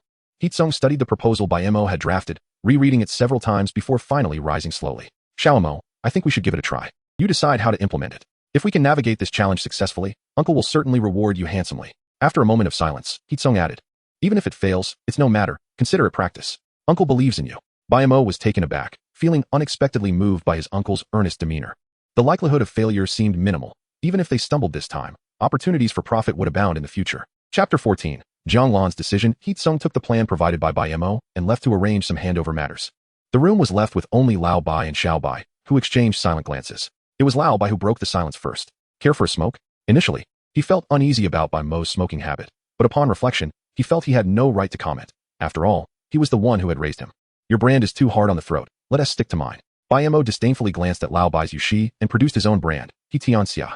To prevent any potential issues, Bai Mo clarified, "I haven't stolen or swiped. I purchased these with the pocket money you provided. Also, everything I discussed with Uncle earlier comes from what I've read in books and seen on television." Upon hearing this, Lao Bai exhaled a sigh of relief. After a long pause, he finally spoke. "I heard from your mother that you wish to start a business? Indeed, I cannot rely solely on your funds forever." Lao Bai nodded in agreement. Unlike He Mei, who often fretted unnecessarily, he viewed his child's aspirations positively. When He Mei had mentioned this to him, he had harbored concerns about potential setbacks dampening Bai Mo's spirit. It now seemed he had been overly cautious. "If you wish to pursue it, then do so. I may not have much to offer you, but I can impart 2 words. Keep going." After uttering this, Lao Bai clapped his hands and stood to leave. Bai Mo was left dumbfounded, thinking, "Is that it? Aren't you supposed to offer some material support?" As the door clicked shut, Bai Mo reigned in his dissatisfaction. He hadn't anticipated much financial backing from Lao Bai, considering the household finances were managed by He Mei. Extracting even a little from her would be an arduous task. Nevertheless, it was indeed time to devise a solid plan. In 2004, while opportunities abounded, dangers lurked everywhere. Much like Lao Jio's garment factory, where countless hidden struggles unfolded. And here he was, empty-handed, lacking even the capital to sell fish. Yet, Bai Mo recognized that this was not the moment for lamentation. The immediate priority was to resolve the matter of the 60,000 garments. Where could he find people? Suddenly, a thought struck him, the high school class group. After the college entrance examination, these individuals had time and energy to spare. Most importantly, they had yet to face the harsh realities of life and needed to be shown the darker side of human nature. Yes, he was thinking of Lu Chang. The last message was sent just a few hours ago. Bai Mo began typing in the chat. "Is anyone interested in earning some money during the summer break?" Responses quickly followed. "Yes. Do you have any good summer job recommendations? It wouldn't be in a factory or serving tables, would it? It might be tiring, but if the pay is right, I could consider it." "Absolutely, tell us more. If it sounds good, we can join in." 3 months of summer vacation felt lengthy, and many were seeking something to occupy their time. If it could cover college tuition, that would be even better. As the chat grew more active, Bai Mo continued. "You are about to be university students. Shouldn't you aim higher? Is working in a factory or serving tables really what you should be considering?" At this moment, Lu Chang interjected. He never missed an opportunity to mock Bai Mo. There is no shame in any profession. Only by experiencing the hardships of labor can we strive harder in our studies. His words garnered applause in the group. Even Bai Mo gave him a thumbs up. Lu Chang then began to showcase his perceived superiority. "I've taken up a tutoring job, earning 20 yuan an hour, working 4 hours a week. If anyone is interested, I can keep an eye out for you.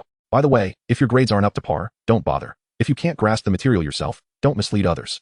His remarks were clearly directed at Bai Mo. Bai Mo's high school was the best in the city, and their class was the cream of the crop. Bai Mo barely scraped by with grades just enough for a university entrance. In that class, he was, indeed, at the bottom. 80? Is that a lot? Bai Mo could already envision Lu Chang's smug expression in front of his computer, reinforcing his determination to recruit him for some under-the-table work. I'm planning to set up a stall at the night market to sell clothes. Would anyone like to join? The clothes will be sourced directly from me at a cost of 31 yuan each. If they don't sell within half a month, or you decide not to continue, you can return them to me at the original price. After sending the message, Bai Mo noticed considerable interest in the group, but most were still hesitant. After all, 31 yuan each meant a total of 300 for 10 pieces. To operate a stall, one would need at least a starting inventory of dozens of pieces. More content is loading, please wait. This is certainly not something a group of recent high school graduates can bear. Of course, there were a few individuals inquiring. If it hasn't sold, or if you no longer wish to sell, can it truly be returned? Absolutely. Is there a minimum purchase requirement for bulk orders? When I obtained items from the garment factory, there was one, but since we are all classmates, I have set no such requirements. Take as much as you feel capable of handling. For those eager to earn more, simply put in a little effort. After Bai Mo's persuasive efforts in the group chat, someone genuinely agreed to participate. Compared to working a summer job, setting up a stall is undoubtedly a superior choice, especially since there is no risk involved. Bai Mo breathed a sigh of relief. It had been a while since he had persuaded anyone, and it seemed his charm was still intact. The fact that someone agreed was a positive sign. As long as others in the group see these individuals genuinely making money, they too will be inclined to join in. Bai Mo resolved that even if the few who agreed were somewhat dim-witted, he would ensure they earned a profit. Just as Bai Mo was privately chatting with those individuals to finalize the stall location and plan, Jiang Luohan suddenly sent a message. Where do you plan to set up the stall? I'll come and join you. What are you joining in for? You don't need the money. And if you want to gain experience, you could rotate at your father's company. There is such a vast family business waiting for you to take over. Jiang Zhe only has Jiang Luohan as his daughter, and all of his wealth will eventually belong to her. Thus, Bai Mo couldn't comprehend why she wanted to participate. Jiang Luohan offered no explanation. It's none of your business. Where are you now? I'll come over to discuss how to proceed. Bai Mo pondered for a moment. Regardless of Jiang Luohan's motives, her involvement would certainly be beneficial. If he could sway her, who knows, perhaps in her enthusiasm, she might persuade her father to help her establish a clothing brand. That would resolve all issues. I'm at home, come over. Chapter 15. Let us talk about it in the next life. Today, Jiang Luohan had clearly put effort into her appearance. She wore a cream-colored, waist-cinching French dress, the hem well above her knees, revealing her fair and straight legs. The neckline was adorned with a black ribbon tied into a bow. Her silky long hair was simply tied into a low ponytail, cascading naturally down her back, and up close, one could catch a whiff of a delicate fragrance. Upon learning of Bai Mo's ambitions, Jiang Luohan appeared quite elated. After receiving Bai Mo's affirmative response, she thoughtfully pinched her rounded chin. After a moment, she said, to earn 1 million in 7 days, we need to make approximately 150,000 each day. Bai Mo, how do you plan to achieve this? Relying solely on classmates won't suffice, as they are still just students. Bai Mo shrugged. There is no other way. We must contact agents for promotion and recruitment. I have an idea, but I'm not sure if it's feasible, Jiang Luohan tentatively suggested. Speak your mind. Jiang Luohan's eyes sparkled as she addressed Bai Mo. Let me use your computer. Bai Mo swiftly pushed his chair aside to make room for her. Jiang Luohan operated the computer with remarkable fluidity, quickly logging into her account and typing with nimble fingers. The title was striking, empowering every dreamer to achieve financial freedom. After a brief introduction to the business, she left her phone number at the end. For detailed inquiries, contact 13. After editing, she promptly clicked the confirmation button. At this moment, Bai Mo began to grasp Jiang Luohan's intentions and couldn't help but slap his forehead. It must have been an oversight during his crossing over. New media promotion. How fortunate that he had built his previous life on new media. After posting, Jiang Luohan did not stop there. Instead, she opened her group list and began sending messages. Friends, please take a look at my first post, share it, and you can claim a reward of 1 coin. After accomplishing all this, Jiang Luohan stretched and turned to Bai Mo, only to realize he had moved closer without her noticing. The sudden turn nearly led to an intimate encounter. With a startled exclamation, Jiang Luohan's lovely face flushed a vibrant red. Her already attractive cheeks became even more captivating. However, one must admit, Jiang Luohan was indeed stunning. She feigned calmness, adjusted her breathing, and asked Bai Mo, do you think this is feasible? Bai Mo gave her a thumbs up. Absolutely. At that moment, Bai Mo inadvertently caught a glimpse of Jiang Luohan's inner face. She had meticulously categorized her friends, with several groups solely comprising classmates. However, one group stood out, ominously named Bastard, containing just one person. Unfortunately, the group was closed, rendering its contents inaccessible. Bai Mo was curious about who this individual was that had captured Jiang Luohan's attention. After sending her group message, Jiang Luohan quickly received private messages.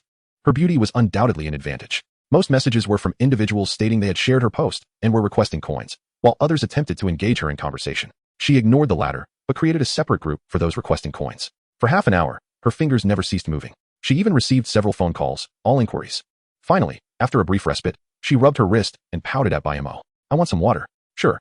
Bai Mo was nearly grinning from ear to ear. Not only would he fetch her water, but if Jiang Luohan were to request the stars from the sky, he would find a way to grant it.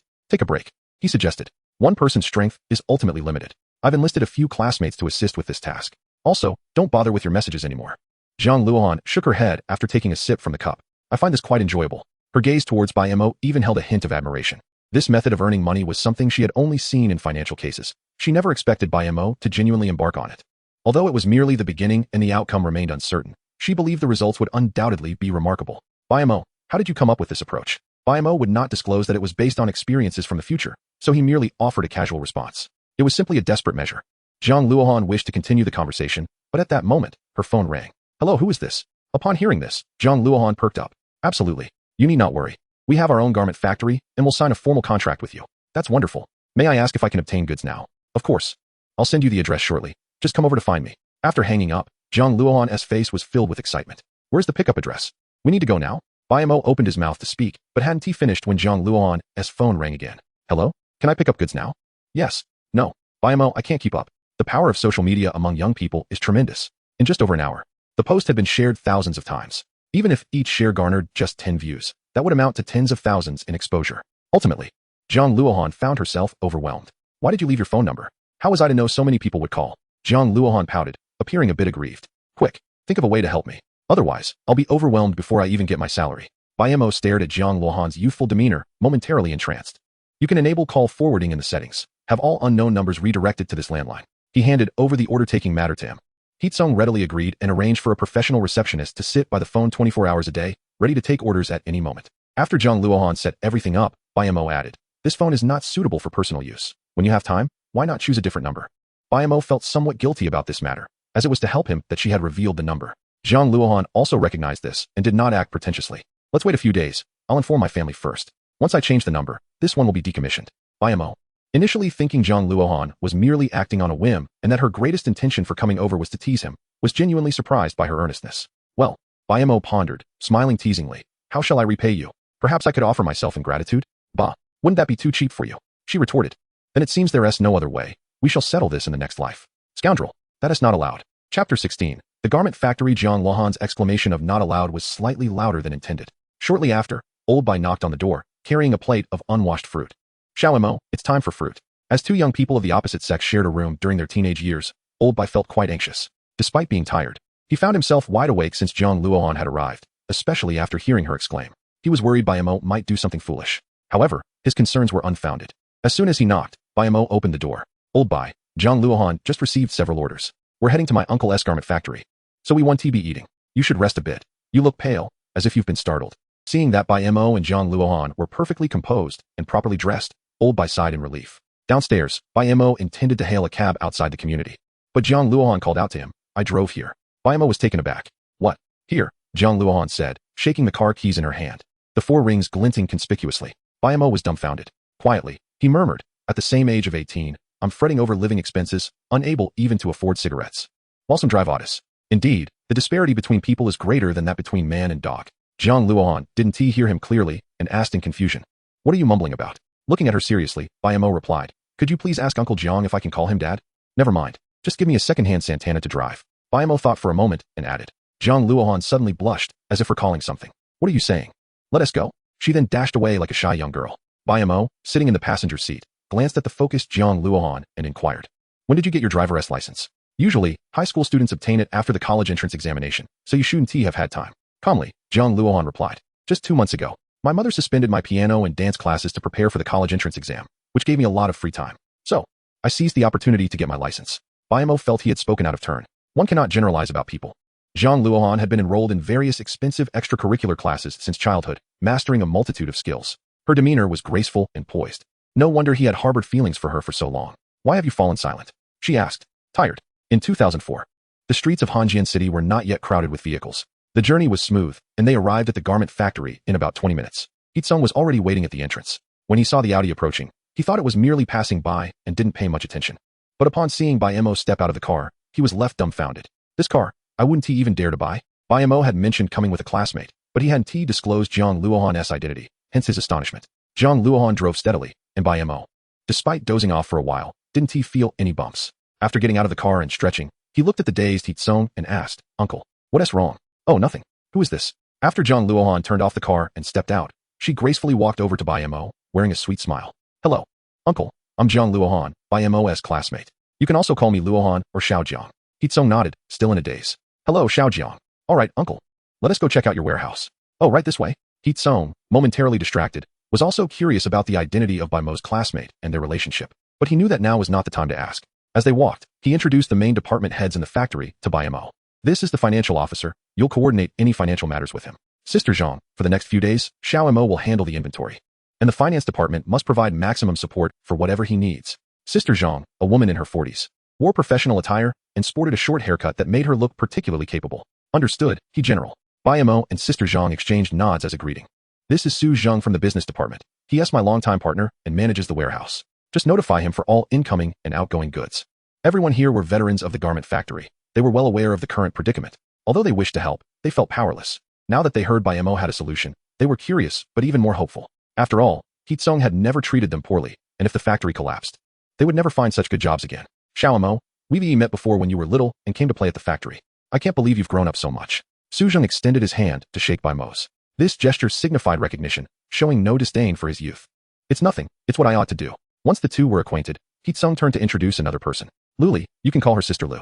She was our receptionist and has come to help establish the marketing department as per your request. The phone hotline is already operational. And Sister Lu has arranged for personnel to take shifts around the clock. Lu Li, the youngest among Heatsung's group, was in her 20s, attractive, and wore a professional dress with a sweet smile. Hello, Xiaomo. I look forward to working with you. Working together is what it's all about. We can learn from each other. After the introductions, Heatsung added, there are still some department heads I haven't called over. For now, these are the few you need to engage with. I've instructed them to fully cooperate with your work. Seeing Bai Mo nod in acknowledgement, Heatsung, concerned about any pressure he might feel, reassured him, Xiao Mo, don't feel burdened. Do your best, and leave the rest to fate, regardless of the outcome. Your uncle is grateful. Even without Heatsung's words, Bai Mo wouldn't feel pressured. At least he had time to recuperate. Uncle, don't worry, I feel no pressure. After all, even if we incur losses, it's not my money. Uffed. Jiang Luohan laughed heartily at his words. She knew that Bai Mo was speaking sincerely. Old Bai also chuckled awkwardly. That is good, that is good. This is the warehouse. Let us go inside and take a look. Chapter 17. A bright start upon entering the warehouse. A distinct aroma of new clothing enveloped them. The previous warehouse was not large, but had evidently been expanded recently. Otherwise, it is nearly filled to capacity. This constitutes a total of 60,000 items. This is the style area, where we organize the garments according to their product numbers. Once customers select their desired styles here, we simply retrieve the corresponding numbers from the shelves. Upon entering the storeroom, the guide transforms into Su Zhang. Bai Mo nodded and examined a sample piece. The material of the sample is identical to that of the finished product, correct? Indeed. Heatsung's garment factory is not particularly large and lacks many professional designers. The styles are merely imitations based on current trends. Thus, even in retail, there is little worry about unsold items. Take a look and see if there's anything you fancy. I shall gift it to you, Bai Mo suggested, holding up a dress in front of Jiang Luohan. Never mind. I'll wait until I have money, she replied, a feeble excuse from Bai Mo. It only dawned on him after speaking that he had been rather reckless. This was Jiang Luohan. Nearly all her clothing was custom-made. So how could she possibly be interested in these inexpensive items? Her reluctance to refuse stemmed entirely from a concern for her pride. Persisting would only make her appear ungrateful. Jiang Luohan remained silent. The clothing here indeed did not meet her taste. However, she was pleased with Bai Mo's offer of a gift. Even if it were garments from this place, she intended to cherish them. Mr. He, we have guests arriving, Luli announced after receiving a call. Just have someone bring them over to select directly, Heatsung instructed. Old Su, the rest is up to you. Su Zheng nodded in agreement. Rest assured, Bai Mo did not depart, but continued to inspect the storeroom while awaiting the first batch of distributors. Heatsung had already briefed them on all procedures. As seasoned professionals, they grasped the information swiftly after a single explanation. By the way, Xiao Mo, how did you promote this? Truly impressive, Luli inquired, feigning curiosity but primarily seeking to ingratiate herself with Bai Mo. Although Bai Mo appeared to be merely 18, his mind was sharper than most. He immediately recognized Lu Li's intentions but felt no displeasure. After all, who would willingly flatter others without necessity if life did not compel them? Not everyone enjoys the favorable circumstances of Jiang Luohan. Initially, he too had been at a loss, but it was her idea to promote through space. Lu Li was taken aback upon seeing Jiang Luohan. She had initially mistaken her for a mere ornament beside Bai Mo. However, she soon realized her error. Setting aside Jiang Luohan's innate aura of grace, even the car key she held indicated that she was no ordinary person. Thus, when Lu Li regarded her, her smile grew wider. Luohan, you are truly clever. Jiang Luohan maintained a polite smile, softly murmuring her thanks. It was merely a spontaneous idea. I never anticipated it to be effective. While they chatted, Su Zheng entered with the first group of distributors. Upon seeing the mountain of new garments on the shelves, they appeared somewhat apprehensive. Is it truly acceptable for me to take just 50 pieces? He had previously dealt in street vending, procuring goods from secondary vendors at inflated prices with limited styles. Even then, if he requested a smaller quantity, they would refuse. The opportunity to source directly from a factory was beyond his wildest dreams. The crucial aspect was the absence of quantity restrictions. Even if he could not sell everything, he could return the unsold items. It was simply a boon for someone in his line of small business. Of course, Su Zheng responded courteously, showing no disdain for the small order. According to Bai Mo's proposal, such individuals often wield the greatest influence. If this collaboration succeeds, he would undoubtedly spread the word. Gradually, more customers would come to replenish their stock. Even if they requested fewer items each time, it would not matter, as the base number of clients was substantial. You can determine how much stock you require. If after half a month you have not sold it, or wish to cease this venture, simply notify us a day in advance, and you may return it, Su Zheng remarked, glancing meaningfully at Bai Mo. His background in marketing allowed him to marvel at this sales model. If this venture succeeds, it would benefit not only the garment factory, but also the entrepreneurial landscape of Hanjiang City. With this contribution alone, he could emerge as a strong contender for the title of Outstanding Youth in Hanjiang City. The first batch of goods was transferred smoothly. The individual who initially intended to order 50 pieces decided, upon seeing the plethora of fashionable styles, to take 100 instead. Each piece was priced at 30 yuan. Although 3,000 yuan was merely a drop in the bucket for the factory's current financial woes, it was just the beginning. Bai Mo, Mr. He has stated that from now on, all funds must be deposited into a new account. This account can only be accessed with your signature. Here is the account key. Please keep it safe. Zhang Jia, now fully engaged in her work, addressed Bai Mo differently, handing him an electronic drive as she spoke. This is the account key. Any substantial fund transfers will require this key. Heatsung placed all his hopes on Bai Mo. He had entrusted him with financial authority, conveying a message that if this venture succeeded, regardless of the profits, they would solely belong to Bai Mo, and he would not inquire further. Bai Mo accepted the key without hesitation, pocketing it. At that moment, Su Zheng re-entered with more individuals. Bai Mo observed them packing, and Lu Li approached once more. Bai Mo, several of your classmates have arrived. So soon? Bai Mo was somewhat surprised. Although they had confirmed their intention to come for stock, he had not anticipated their promptness. Where are they? In the reception room. I will guide you there. All right, Bai Mo replied, glancing at Jiang Luohan, who was engaged in a lively phone conversation, so he refrained from interrupting her. Bai Mo, over here. In the reception room, several young adults, just past 18, sat somewhat awkwardly on the sofa, each with a disposable cup of water in front of them, which remained untouched. Upon spotting Bai Mo, they excitedly stood up. Bai Mo also recognized an unexpected face. Aren't you supposed to be tutoring? What brings you here? Lu Chang asked, visibly displeased and incredulous. How did you manage to persuade Luohan to assist you with the promotion? Initially, he had no intention of attending, but seeing Jiang Luohan aiding in the promotion had incited his jealousy. What a ridiculous situation. Persuade? She is right here. You can ask her yourself. Upon hearing Bai Mo mention Jiang Luohan's presence, Lu Chang's expression shifted dramatically. Just as he was about to speak, Jiang Luohan dashed over. Bai Mo, after calling his name, she noticed her classmates beside him. Oh, you all are here too. Luohan, what are you doing here? One girl inquired. They assumed Jiang Luohan and Bai Mo would have no further connection after graduation, even if Jiang Luohan helped with the promotion. It was merely out of loyalty to their long-standing friendship. Thus, their surprise at seeing Jiang Luohan was palpable. I came along for some fun. Are you all here to collect clothes? Upon receiving their affirmative replies, her smile broadened even more. That is simply wonderful. I also plan to take some to set up a stall. Where are you all headed? Let's part ways to avoid competing for business. As their conversation grew merrier, Bai Mo could no longer bear to watch and promptly interrupted them. All right, let's head to the storeroom first. Sister Xiaoli, please take them. I have something to discuss with Bai Mo. Just then, Jiang Luohan, who had been on a call, realized Bai Mo was missing and hurried over upon learning he was in the reception room, eager to speak with him. Lu Chang observed Jiang Luohan's repeated attempts to speak, only to swallow his words each time, all of his thoughts manifesting as a sigh. Bai Mo patted his shoulder encouragingly. Young man, the road ahead is long. Keep pushing forward. After all, he was the future department head of his own company, and he could not afford to lose his determination so easily. I still prefer the wild and unruly version of you from before. Lu Chang swatted Bai Mo's hand away and spat disdainfully. Get lost. Bai Mo, unfazed, chuckled, exactly just like that. Once Lu Chang left, Jiang Luohan leaned in closer. What's wrong with him? Bai Mo shook his head, murmuring, I don't know. Perhaps he is heartbroken? Heartbroken? That shouldn't be the case. I haven't heard anything about it.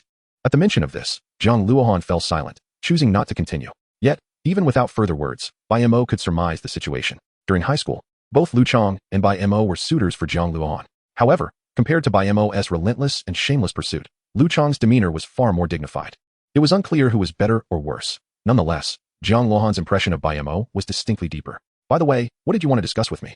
Jiang Luohan finally recalled her purpose for approaching Bai Mo. She quickly added, my cousin just called, saying he saw my post and is very interested in this project. He wants to get involved. However, he is in the provincial capital and asked if we could send the materials there.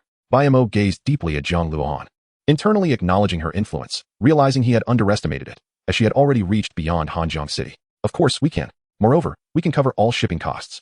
Jiang Luohan nodded and continued. However, my cousin wants to enter as an agent. He would be responsible for developing the provincial capital market, and we would supply the goods. with each item priced at 5 yuan profit for him. What do you think? Bai Mo was internally ecstatic, yet he maintained a composed exterior. The most challenging aspect was market development. He had yet to step outside Hanjiang City. And now someone was eager to assist in tapping into the provincial capital market. This was undoubtedly a tremendous surprise. Each garment cost merely 20 yuan, with a selling price of 30 yuan, yielding a net profit of 10 yuan. Even after giving away 5 yuan, there would still be ample profit. With the advancement of productivity, the cost per item would only decrease further. Is that not acceptable? Jiang Luohan, seeing Bai Mo lost in thought, cautiously inquired. I also believe 5 yuan is too generous. I will discuss it with him and negotiate for a lower amount. Bai Mo, however, shook his head. What does your cousin do? Well, he is currently a university student, set to graduate next year, and is now starting a business. Though I'm not entirely sure what he is doing. It suddenly dawned on Bai Mo that e-commerce platforms had been emerging in recent years. Noticing Bai Mo's peculiar expression, Jiang Luohan asked, what's wrong? Is there a problem? No, it's fine. Tell your cousin that it's a go. However, he must ensure we maintain a significant market share, otherwise, we will not easily relinquish the provincial capital's agency. After all, in a few months, I should be heading there for my studies. Jiang Luohan was not the least bit surprised, and promptly agreed. No problem. By the way, are you really planning to apply to a finance school? During a meal with Lao Shu, he overheard Su Wan and Bai Mo's conversation. At that moment, he felt a pang of jealousy and remained silent. Now, with just the two of them, he sought confirmation. Yes, Bai Mo did not shy away and nodded affirmatively. The support that finance schools provide for entrepreneurs is unparalleled by other institutions. Moreover, the number of beautiful women studying finance is substantial, once in college. I also hope to experience a few romantic encounters. When Bai Mo articulated his first reason, Jiang Luohan found it admirable, believing he was quite resolute. However, when he mentioned the second reason, she felt a surge of anger. Is that all you think about dating? What else should I think about? Bai Mo replied matter-of-factly. Isn't the purpose of my entrepreneurship to earn money and enjoy life? Dating is part of that enjoyment. The more Jiang Luohan listened, the more infuriated she became. Yet she found herself powerless to change his mind. After stomping her foot in frustration, she pointed at Bai Mo, exclaiming, those kinds of girls are only after your money. Do you really believe they genuinely like you? Bai Mo pondered briefly before clapping his hands. Then all the better. If they're not after my money, I wouldn't know what else to offer them. Jiang Luohan, increasingly exasperated by Bai Mo's absurdity, could only respond with fury. Bai Mo, you are such a jerk. Bai Mo nodded seriously. Indeed, I have never denied that. Seeing that he was unyielding, Jiang Luohan tried to calm herself down, reminding herself not to be angry, lest she fall ill with no one to care for her. Taking a few deep breaths, she gradually composed herself. Have you never thought of having a meaningful relationship that transitions from school uniforms to wedding dresses? Jiang Luohan herself was unsure why she suddenly voiced this. Bai Mo shook his head and shrugged. I used to think about it, but later realized it was merely a dream. Of course, if I were to meet a girl who truly captivates my heart in college, who knows? Chapter 19, Why Cry? Jiang Luohan found Bai Mo's words particularly jarring. What did he mean by saying he used to think about it, but now regarded it as just a dream? Was he referring to her? Before Bai Mo confessed. Even when she rejected him, Jiang Luohan felt indifferent. She confidently believed that even if she turned him down, he would continue to be by her side, just as he always had. After 3 years of companionship, she had grown accustomed to his presence. She did not harbor entirely indifferent feelings toward him. Otherwise, she would not have shared a drink with him after rejecting him. That was her first experience with alcohol. Yet now, it seemed Bai Mo was truly drifting further away from her. Had it not been for that night, her proud self might have only felt a fleeting sadness before continuing with her life. Yet, it was Bai Mo's tender care that made her feel differently. The sense of security she felt while being carried to the hospital by Bai Mo was something she would never forget. After a moment of silence, Jiang Luohan finally lifted her head, her beautiful eyes shimmering with an indescribable emotion. What if it's not a dream? Bai Mo looked at her, puzzled by the charming shyness and anticipation adorning her delicate face. However, he was filled with trepidation. If it were not a dream, that would be utterly terrifying. Jiang Luohan was taken aback. The answer differed slightly from what she had envisioned. Perhaps Bai Mo perceived her confusion and, after regaining his composure, spoke enigmatically. My future is a vast ocean of stars, poetry, and distant horizons. How could it possibly end before it even begins? After saying this, he brushed past her without a second thought, heading towards the storeroom. Such is the nature of people. Often, the things that are easily obtainable are seldom cherished. It is only when they slip from our grasp that we begin to regret. Jiang Luohan stood there in a daze, unable to contain her emotions any longer. She crouched down, burying her head in her arms, sobbing intermittently. She could not comprehend why, despite her directness, Bai Mo continued to feign ignorance. Was it merely because she had declined his advances? Yet, she had only expressed her desire not to rush into a relationship, never stating she would deny him a chance. Just a few days had passed, and the polite distance Bai Mo exhibited left her feeling alarmed. Hey, why are you crying in public? Those who don't know the situation might think I am bullying you, she thought, only to realize it was she who felt wronged. Jiang Luohan lifted her head, wiped her tears, and shot Bai Mo an indignant glare. Fine, I admit my fault. I'll treat you to some candy, Bai Mo said, as if performing magic, producing a rainbow lollipop from behind him. At her tender age, girls often required a little coaxing, though he did not truly believe he was at fault. Now we're getting somewhere. Jiang Luohan snatched the candy but did not eat it. Simply holding it seemed to satisfy her. Bai Mo shook his head, pondering how uncomplicated the minds of young girls could be. Wipe your face. Luckily, you're not wearing makeup, or it would all be ruined, he remarked. Observing the tear streaks on her face, her eyes red and appearing quite pitiful, Jiang Luohan pouted, this time refusing to take the wet tissue from Bai Mo's hand. Instead, she reached out to him, her big eyes gazing expectantly. Bai Mo sighed, bewildered as to why a young lady of such stature would endure discomfort in his presence. Although he bore the guise of an 18-year-old, his soul belonged to a man in his 30s, one who had achieved considerable success. His ability to read people was astoundingly accurate. Jiang Luohan, a girl devoid of guile, was transparent in her thoughts. In the circles of older men, it was often said that naive young girls were the easiest to deceive. Lacking in material desires, they sought only romance and ideals. How can you not know how to wash your own face at your age? He continued to grumble, while gently wiping her tear-streaked cheeks. He had to admit, Jiang Luohan's complexion was exquisite, fair-skinned, beautiful, and possessing long legs. She embodied the ideal. I will let you off this time. Bai Mo rolled his eyes. I truly appreciate your generosity, he replied, tossing the used tissue with a graceful arc into the trash. Though she had initially felt wronged and had complained about Bai Mo's lack of sensitivity, the gift he presented her instantly dispelled all her grievances, leaving her feeling somewhat elated. By the way, we're going camping in a few days. What do you think we should prepare? She inquired. Didn't everyone already share the details? Tents can be rented on the mountain. Just bring your own clothes. The barbecue grill and food will be purchased collectively once we arrive. Lu Chang has already compiled a detailed plan. For a group of youngsters under 20, their meticulousness was impressive. Speaking of Lu Chang, Bai Mo's eyes began to wander again. Such a valuable labor force, earning just 20 yuan an hour without complaint. Luring them over seemed like a wise investment. What are you pondering? Jiang Luohan noticed Bai Mo had fallen silent and tugged at his finger, prompting him to respond. Oh, I was contemplating my poor grades and whether I should ask the class monitor for some tutoring. Tutoring? The college entrance exams are over. What is the point? Bai Mo dismissed her with a wave, feeling no inclination to elaborate. What if I perform poorly? I might need to consider repeating a year. All right, let us go. Jiang Luohan felt increasingly perplexed by Bai Mo, yet the more enigmatic he became, the more compelled she felt to understand him. Hey, wait for me. In the warehouse of the garment factory, the number of people collecting goods grew steadily, prompted by Jiang Luohan. Bai Mo had also arranged for information to be disseminated across various forums, which quickly spread like wildfire. Bai Mo, upon spotting him, several high school classmates eagerly waved to greet him. We each took 20 pieces to test the waters. What do you think is a reasonable price? And where should we sell them? Initially, they had harbored concerns about the clothing's style and quality, but upon seeing the actual products, all doubts vanished. The designs were novel, and the quality was impeccable, rivaling that of specialty stores.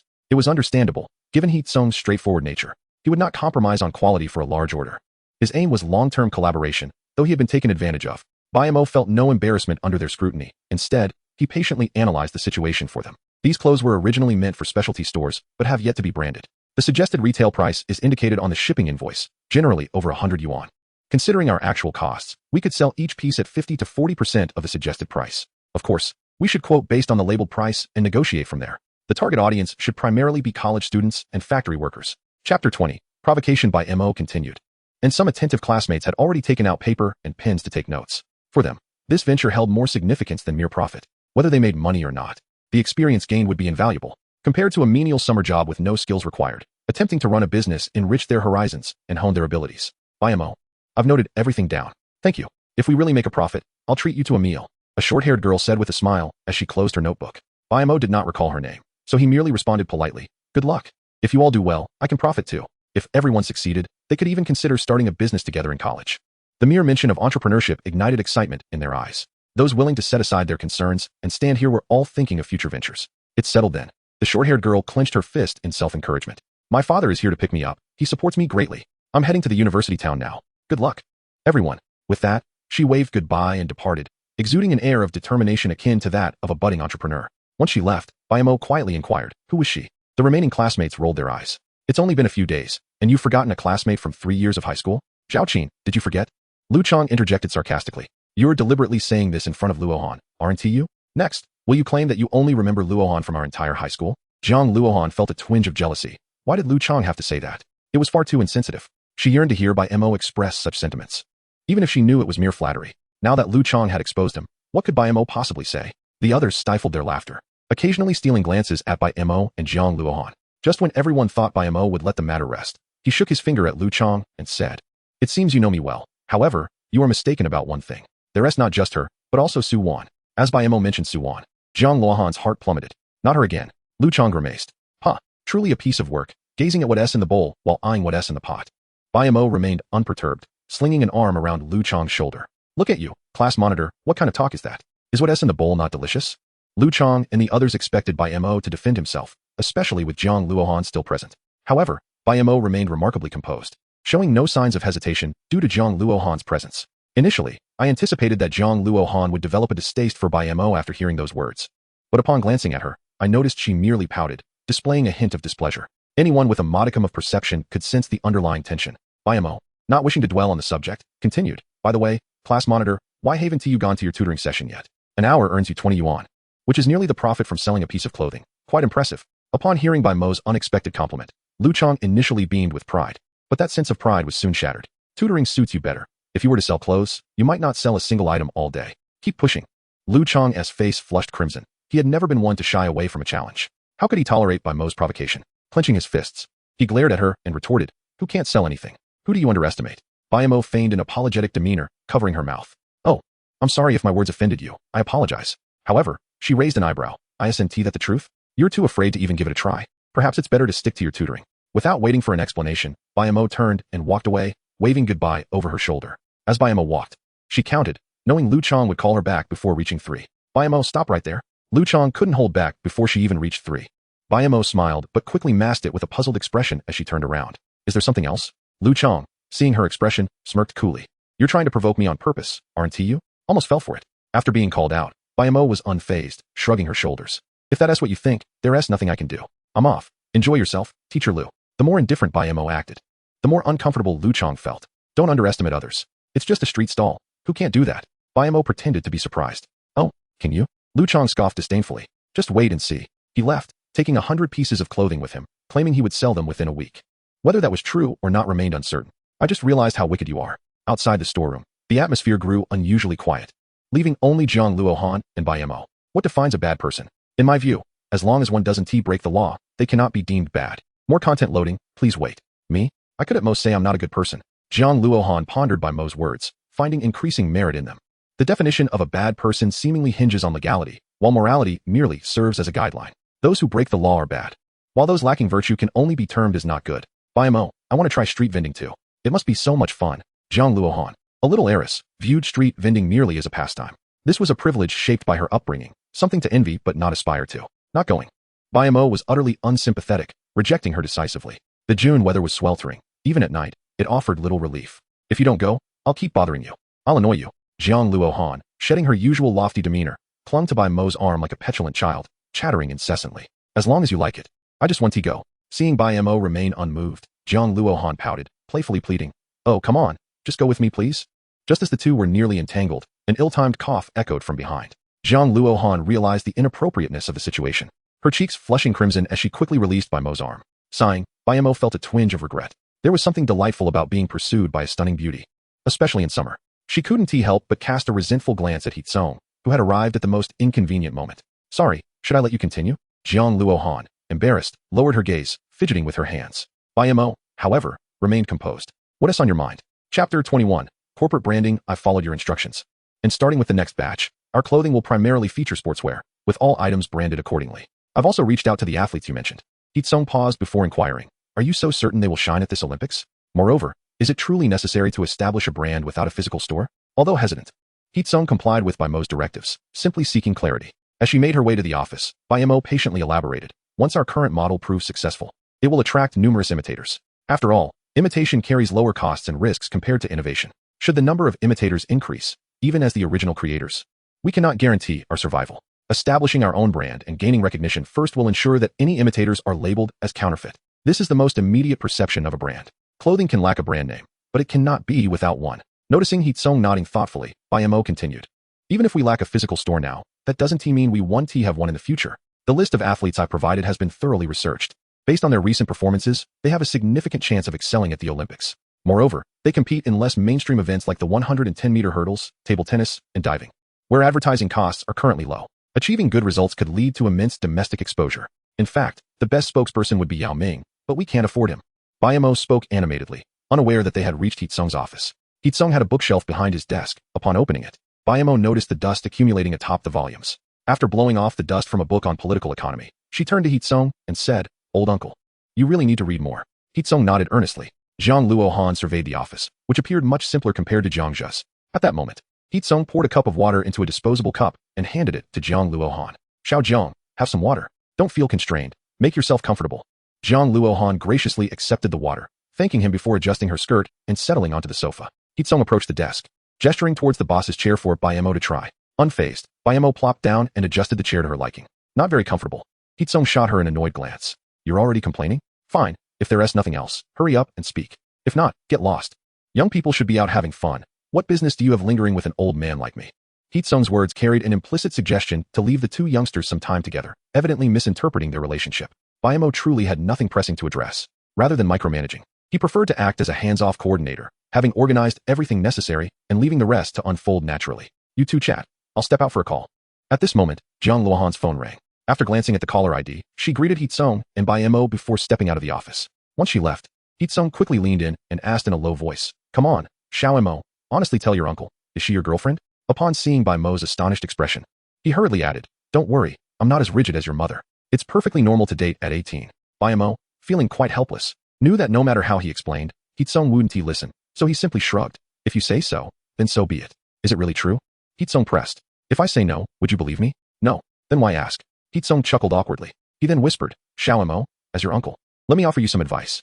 That girl clearly comes from a well-off family. Just look at that car. Many people toil for decades and still can't afford something like that. I'm not being realistic, just stating facts. Marrying someone wealthy will make life much easier. Especially since Xiao Jiang is not only beautiful, but also has a lovely personality. Unable to endure Heatsung's increasingly outrageous comments, Bai Mo interrupted. Alright, if that is the case, should I ask her if she has any eligible aunts or cousins I could be introduced to? Heatsung nodded earnestly. Really? Are you serious? Of course not. Heatsung, now 30 and still unmarried, would casually tell others he hadn't found the right person. Despite his seemingly honest demeanor, he was acutely aware of the dynamics at play. Those interested in him were often motivated by his wealth. He understood Bai Mo was joking, but feigned disappointment, sighing my nephew doesn't even consider his uncle. However, he continued, but seriously, you should contemplate this. Most people have only 3 opportunities to change their fate: birth, college entrance exams, and marriage. Heatsung wanted to elaborate further, but at that moment, Jiang Luohan returned from her call. He swallowed the words that were on the tip of his tongue. Bai Mo knew his uncle was speaking truthfully, yet he held on to his pride. A gentleman does not accept unsolicited gifts. Xiao Mo, your uncle has a reception to attend soon, so I want to keep you. Go have fun, Heatsung said, pushing Bai Mo towards Jiang Luohan, discreetly slipping 200 yuan into his pocket. Xiao Jiang, enjoy yourselves. After sending Bai Mo and Jiang Luohan out of the office, Heatsung shut the door with a thud. Bai Mo felt exasperated. What were you two discussing just now? Jiang Luohan asked, walking closely beside him, noticing his silence. She sought a topic to engage him. Bai Mo turned to face Jiang Luohan, jokingly adopting a serious expression. My uncle is still single. I wanted to ask if you have any suitable aunts or older sisters to introduce to him. After contemplating, Jiang Luohan shook her head. Doesn't he seem like I do? What a pity, she replied. Chapter 22. Deceive me if you can, Bai Mo. If you agree to join me at the market today, I will grant you one request. Jiang Luohan declared, adding, as long as it's not too unreasonable. Bai Mo envisioned a leisurely day in an air-conditioned environment, playing games and watching television. But Jiang Luohan stopped him, her wide eyes filled with anticipation. In his previous life, Bai Mo could never have imagined Jiang Luohan exhibiting such femininity. If he were still 18, he would have jumped at the opportunity, but now he felt little interest. Despite Jiang Luohan's help, he didn't believe that warranted compromising his integrity. I can't fulfill your request. Be good and step aside. We're on different paths. Jiang Luohan had grown accustomed to Bai Mo's indifferent and flippant tone. She felt no anger, merely blocking his way. No. After a moment of stalemate, she pouted. Adopting a playful tone, just agree to me once, okay? If you do, I'll be your chauffeur for the summer. Just tell me where to go, and I'll be there. Bai Mo felt a flicker of interest. It wasn't Jiang Luohan that intrigued him, but the prospect of having a driver. Currently, affording a car was beyond his means, and he hadn't even obtained his driver's license yet. Having someone with a car at his disposal would be immensely convenient. Jiang Luohan, watching Bai Mo's changing expression, sensed his wavering resolve and continued. Think about it. You'll need to travel frequently between the garment factory and home. It's quite inconvenient without a car. Inwardly, she had her own agenda. Spending time with him as his driver would not only extend their interactions, but also allow her to keep tabs on him. Jiang Luohan had never envisioned herself in such a humble position, but now all she desired was to be near Bai Mo. This was not merely a fleeting infatuation typical of adolescence. Rather, it was the allure of his confidence reminiscent of her father's, guiding and managing affairs with assurance. Such confidence was irresistibly attractive to a young girl. Bai Mo found himself at a loss for further excuses. Gazing into Jiang Luohan's sparkling eyes, he solemnly declared, Am I the sort of person who takes advantage of others? I simply wish to experience life at the market. Let us go. We need to fetch supplies. Jiang Luohan's face lit up with a brilliant smile. Regardless of Bai Mo's reasoning, what mattered was that he had agreed. Oi, Let us go. Unbeknownst to her, she instinctively grasped Bai Mo's wrist and jogged toward the storage room. Jiang Luohan's icy hand felt unexpectedly pleasant against his skin, and he didn't mind. This scene was witnessed by Heat Song from the third-floor office, who chuckled with narrowed eyes. Bai Mo, where should we set up? Couple Street. Couple Street is a commercial avenue filled with hotels, bars, and eateries. Its official name is not Couple Street. Rather, it is a nickname derived from its characteristics. A title far more popular than its actual name. Bai Mo only remembered it by this moniker. Jiang Luohan was curious about the place, yet as a well-behaved girl, she had never visited. Upon hearing the destination, her eyes sparkled with anticipation and a hint of nervousness. If we go there, can we do some fun activities? Like buying matching outfits and roses? Some people are simply blessed. Take business, for instance. Some possess an innate talent for it. While it may not be surprising to suggest such ideas in the modern era, this was 2004, a time when sales relied heavily on shouting. Bai Mo regarded Jiang Luohan with admiration before asking, "That's fine, but where do we get the flowers? I'm out of cash." Jiang Luohan almost blurted out that she had money, but reconsidered, fearing it might hurt Bai Mo's pride. Ultimately, she underestimated him. Had she said so, he would likely have acquiesced. "I have a cousin who does flower delivery. Let me ask her." In Hanjing City, it seemed there was nothing Jiang Luohan couldn't accomplish. A single phone call solved the flower dilemma. The other party even mentioned that they would deliver directly once the location was confirmed, since only a small quantity was needed. They didn't charge Jiang Luohan. All set. After hanging up, Jiang Luohan wore a triumphant expression, eagerly awaiting Bai Mo's praise. Sometimes, it's nice to indulge a young girl's pride. Compliments are, after all, quite inexpensive. "You really are impressive, Jiang Luohan," Bai Mo exclaimed, giving her a thumbs up. Jiang Luohan felt a surge of delight within her, choosing to overlook the numerous instances today that had provoked her irritation. "Let us begin with 100 pieces," she declared, clutching the invoice as she prepared to settle the payment, only to be halted by Bai Mo. "Forget it. I'll cover the costs. If they sell, we shall split the profits." A mere 3,000 yuan for 100 garments was trivial compared to her staggering debt of over 1 million. Bai Mo, not one to be stingy, naturally refrained from demanding any payment. However, Jiang Luohan was not inclined to relent. She raised her index finger and shook it defiantly. "This is my business. You are merely assisting me. Let us be clear." With Jiang Luohan standing firm, Bai Mo wisely chose to remain silent, recognizing that this little heiress had ample funds. With a playful smile, she proceeded to the checkout.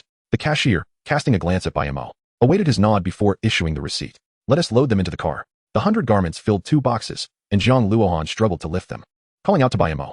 After all, he was a boy, suited for such labor. Bai Mo had already agreed to accompany her, so he readily pushed the cart, loading the items into the trunk.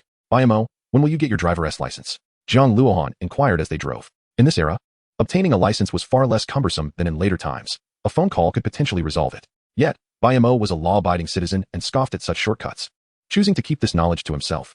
After all, revealing it might lead Jiang Luohan to expect him to drive her around, which would be troublesome. "Focus on driving and speak less," she huffed, feeling increasingly neglected. "You are becoming quite dismissive towards me." Bai Mo, sensing her displeasure, unexpectedly apologized. "I shouldn't have made my feelings so apparent. I'm sorry you noticed." With a sudden screech, the tires left a long black mark on the pavement. "Bai Mo, can you not be a bit kinder to me, even if you have to deceive me?" Chapter 23. The joy of street vending. Bai Mo felt a rush of fear from the abrupt stop. Thankfully, the roads were not congested. "Are you out of your mind? Can't we discuss things calmly? Doing this while driving is reckless." Jiang Luohan had been furious moments ago, but Bai Mo's anger subdued her own. "Perhaps I was in the wrong," she conceded, though she added, "but you can be quite infuriating." Observing Jiang Luohan's expression, Bai Mo found it hard to press further. After all, she was still just a child. "All right, let us continue driving," he said, adjusting his seat and pulling up the armrest, seeking comfort. "Bai Mo, could you possibly improve your attitude, even just a little?" Jiang Luohan implored, feeling aggrieved. Having always been the apple of her family's eye, she was not accustomed to such treatment. Rationally, she knew she should walk away, yet she found it impossible to do so. "Luohan," Bai Mo softened his tone, sensing her injustice. "Once you reach university, you will encounter many people, and some will pursue you with flattery and deceit. Learn to discern. Those who are overly flattering often harbor ulterior motives. The ones who genuinely care for you, like me, are straightforward and unafraid of ruffling your feathers because my intentions are pure." Jiang Luohan felt a wave of frustration, slowing the car to a stop by the roadside. She turned to Bai Mo, her face etched in disappointment. "But I want you to have motives, just like before." Bai Mo rubbed his forehead in exasperation. This child was beyond saving. "I'm doing my best." Is it really that difficult?" Jiang Luohan pouted, exuding an endearing charm as they continued towards Couple S Street. "Which spot do you think is suitable?" she asked as they neared the bustling area. Bai Mo scanned the surroundings, noting the lack of vendors in this crowded locale, pondering the feasibility of setting up a stall without being chased away. Upon hearing Jiang Luohan's question, he pointed to a nearby intersection. "That spot seems promising. It appears busy enough. Who cares? If we get chased away, I'll just run," she quipped, unaware of Bai Mo's thoughts. Once they settled on a location, they began unloading their goods. Setting up a stall was straightforward. A few clothes racks would suffice. She had even purchased retractable poles that fit perfectly in the trunk. Feeling slightly guilty, Bai Mo worked diligently, and after half an hour, they had their stall ready. The roses Jiang Luohan requested, over 200, each individually wrapped, had also arrived. Bai Mo, what should we do next? Should I start shouting? This was Jiang Luohan's first experience selling, her enthusiasm having brought her this far. Yet, amidst the bustling street, she felt a wave of uncertainty about how to proceed. Bai Mo, lacking experience as well, recalled his market research from his entrepreneurial days. You should go to the stationery store next door and buy some paper and highlighters. Right. Buy clothes, get roses, starting at 30 yuan. Make the starting at a bit smaller. Oh, Jiang Luohan quickly complied, grasping the essence of Bai Mo's instructions. The smaller font would ensure it was less visible from a distance. Is this all right? Her handwriting was elegant, and once finished, she felt it looked too sparse. She added doodles around the text, creating a visually appealing display. Perfect, hang it on the rack. While Jiang Luohan busied herself, Bai Mo cupped his hands to his mouth and began to shout. Choose freely. Massive clearance sale on clothes. No regrets, no tricks. Don't miss out. Buy now and receive a rose. Jiang Luohan watched in astonishment. With her personality, she would never be able to do such a thing. After a round of shouting, a crowd began to gather, intrigued. This dress, how much? Asked a girl in her 20s. Holding a cup of milk tea and browsing through the rack. Jiang Luohan beamed, though she felt slightly awkward. This one is 80 yuan. As she spoke, her voice trembled. The price had been set by Bai Mo, and she felt it was rather steep, charging 80 yuan for a dress that cost 20. 80. The girl mused, holding the garment up and glancing at herself in a nearby mirror. Can you lower it? How about 30? But you wrote 30. Miss, would you really wear a 30 yuan dress? The 30 yuan ones are over there. The fabric is inferior, and the style's outdated. Even if you look good in that, it doesn't suit your style. From a man's perspective, you look exceptionally beautiful in that outfit. You are our first customer, and I feel a strong connection with you. How about this? I'll offer you a 20% discount, making it 64 yuan. Although I realized that Bai Mo merely wanted to persuade himself to buy clothes, the girl was still moved by his sweet words. She turned left and right in front of the mirror, engaging in her final struggle. Bai Mo, however, did not give her the chance to contemplate, continuing his persuasive talk. You are a discerning individual. You can surely perceive that the craftsmanship and materials of this garment are of brand quality. If it were labeled and placed in a boutique, the price would soar. If you purchase today, we will even gift you a rose. Well, under Bai Mo's relentless persuasion, she ultimately decided to pay. Your boyfriend is quite the charmer. You should be cautious, as such individuals often attract numerous admirers. The girl whispered to Jiang Luohan while making the payment. Jiang Luohan, already slightly flushed, felt her cheeks burn even more. All right, thank you for the reminder. Chapter 24. Unable to escape in the world of street vending. There exists a phenomenon known as the gathering effect. If a stall stands empty and receives no customers, even those who might have an interest in the goods will hesitate to approach. However, if many people congregate and show interest, even passers-by who are initially uninterested will be drawn in by the excitement. Bai Mo was well aware of this principle, so he cheerfully greeted pedestrians while calling out to attract attention. He even freely handed out roses. Even if they did not purchase clothing, they could still take a rose if they enjoyed the conversation. This strategy led to an increasing crowd in front of the stall. Little brother, we've taken so many roses from you. It would be unreasonable not to buy any clothes, wouldn't it? Spoke a woman in her 30s. Adorned in heavy makeup and vibrant attire, her smile radiant. Two young women in their 20s accompanied her, appearing rather naive and unworldly. They held roses in their hands, looking quite self-conscious. Sister, if you really feel awkward, why not buy a couple of pieces? 2 items at a 30% discount. With your elegance, no one would guess they are from a street stall. The woman chuckled, covering her mouth. Huan, Tian, find 2 pieces you like. I'll take care of the payment. As she spoke, she brought the roses to her nose, inhaling their fragrance. In the future, if you encounter someone who offers you flowers upon meeting, it's best to keep your distance. This little brother is merely interested in the few dozen yuan you might spend on clothing. Others may have ulterior motives. After hearing the older sister's words, Huan and Tian exchanged glances before each selecting 2 garments. For items for 320, I want to take the 30% discount. I'll give you 300. The older sister said, pulling out money from her clutch. You can call me Sister May. I work at Ding Tian. Feel free to visit anytime. Bai Mo realized upon meeting Sister May that she was a woman of the world. It was unfortunate for Huan and Tian, but that was of no concern to him. All right, Sister May, I'll mention your name the next time I visit. Okay, little brother, see you later. Ding Tian is the largest entertainment venue on Couple Street, and even in Hanjiang City, a haven for the affluent. Bai Mo held no disdain for Sister May. If not for life's hardships, who wouldn't desire a life of dignity? Do you find it beautiful? Jiang Luohan asked quietly as she approached Bai Mo, finally finding a moment of leisure. Do all boys like long legs and black stockings? Just now, Sister May along with Huan and Tian had worn fitted professional skirts, their slender legs clad in black stockings, undeniably attractive. It varies from person to person. I personally don't care for it. Just as Jiang Luohan sighed in relief, Bai Mo unexpectedly added, I prefer sheer stockings. Ha, you rogue. Jiang Luohan retorted before continuing. By the way, today has been quite successful. We've sold over 50 pieces in just 2 hours. Shall we go for barbecue after we pack up? Bai Mo was aware that business was thriving, though he hadn't kept count of the exact sales, having spent most of the time chatting with single women, while Jiang Luohan attended to couples. Over 50? Can we pack up early? No way. I'm not done having fun. Selling over 50 pieces in 2 hours, with a net profit nearing 2,000 yuan, was quite a commendable achievement for most. Yet for Jiang Luohan, it was merely a pastime. It seemed they could not avoid closing up now. Hearing Bai Mo's words, Jiang Luohan asked in confusion, "What's wrong?" Before Bai Mo could explain, a group of security personnel approached with an air of intimidation. "Is it your stall? Who allowed you to set up here?" The leader's gaze flickered with a hint of admiration upon seeing Jiang Luohan, but it was quickly overshadowed by his brash demeanor. "Setting up stalls here is prohibited. A fine of 1,000, he proclaimed, kicking over a nearby clothes rack. "This time, you only need to pay. Next time, it won't be so simple." Jiang Luohan had never encountered such a scene before and was momentarily stunned into silence. Bai Mo had initially planned to make a quick escape, but for some reason, he found it difficult to move. It wasn't fear, but reason told him that confronting the group was unwise. Yet, seeing their arrogance, he couldn't help but speak up. "Do you think you're a police officer? Do you have the authority to enforce laws and impose fines?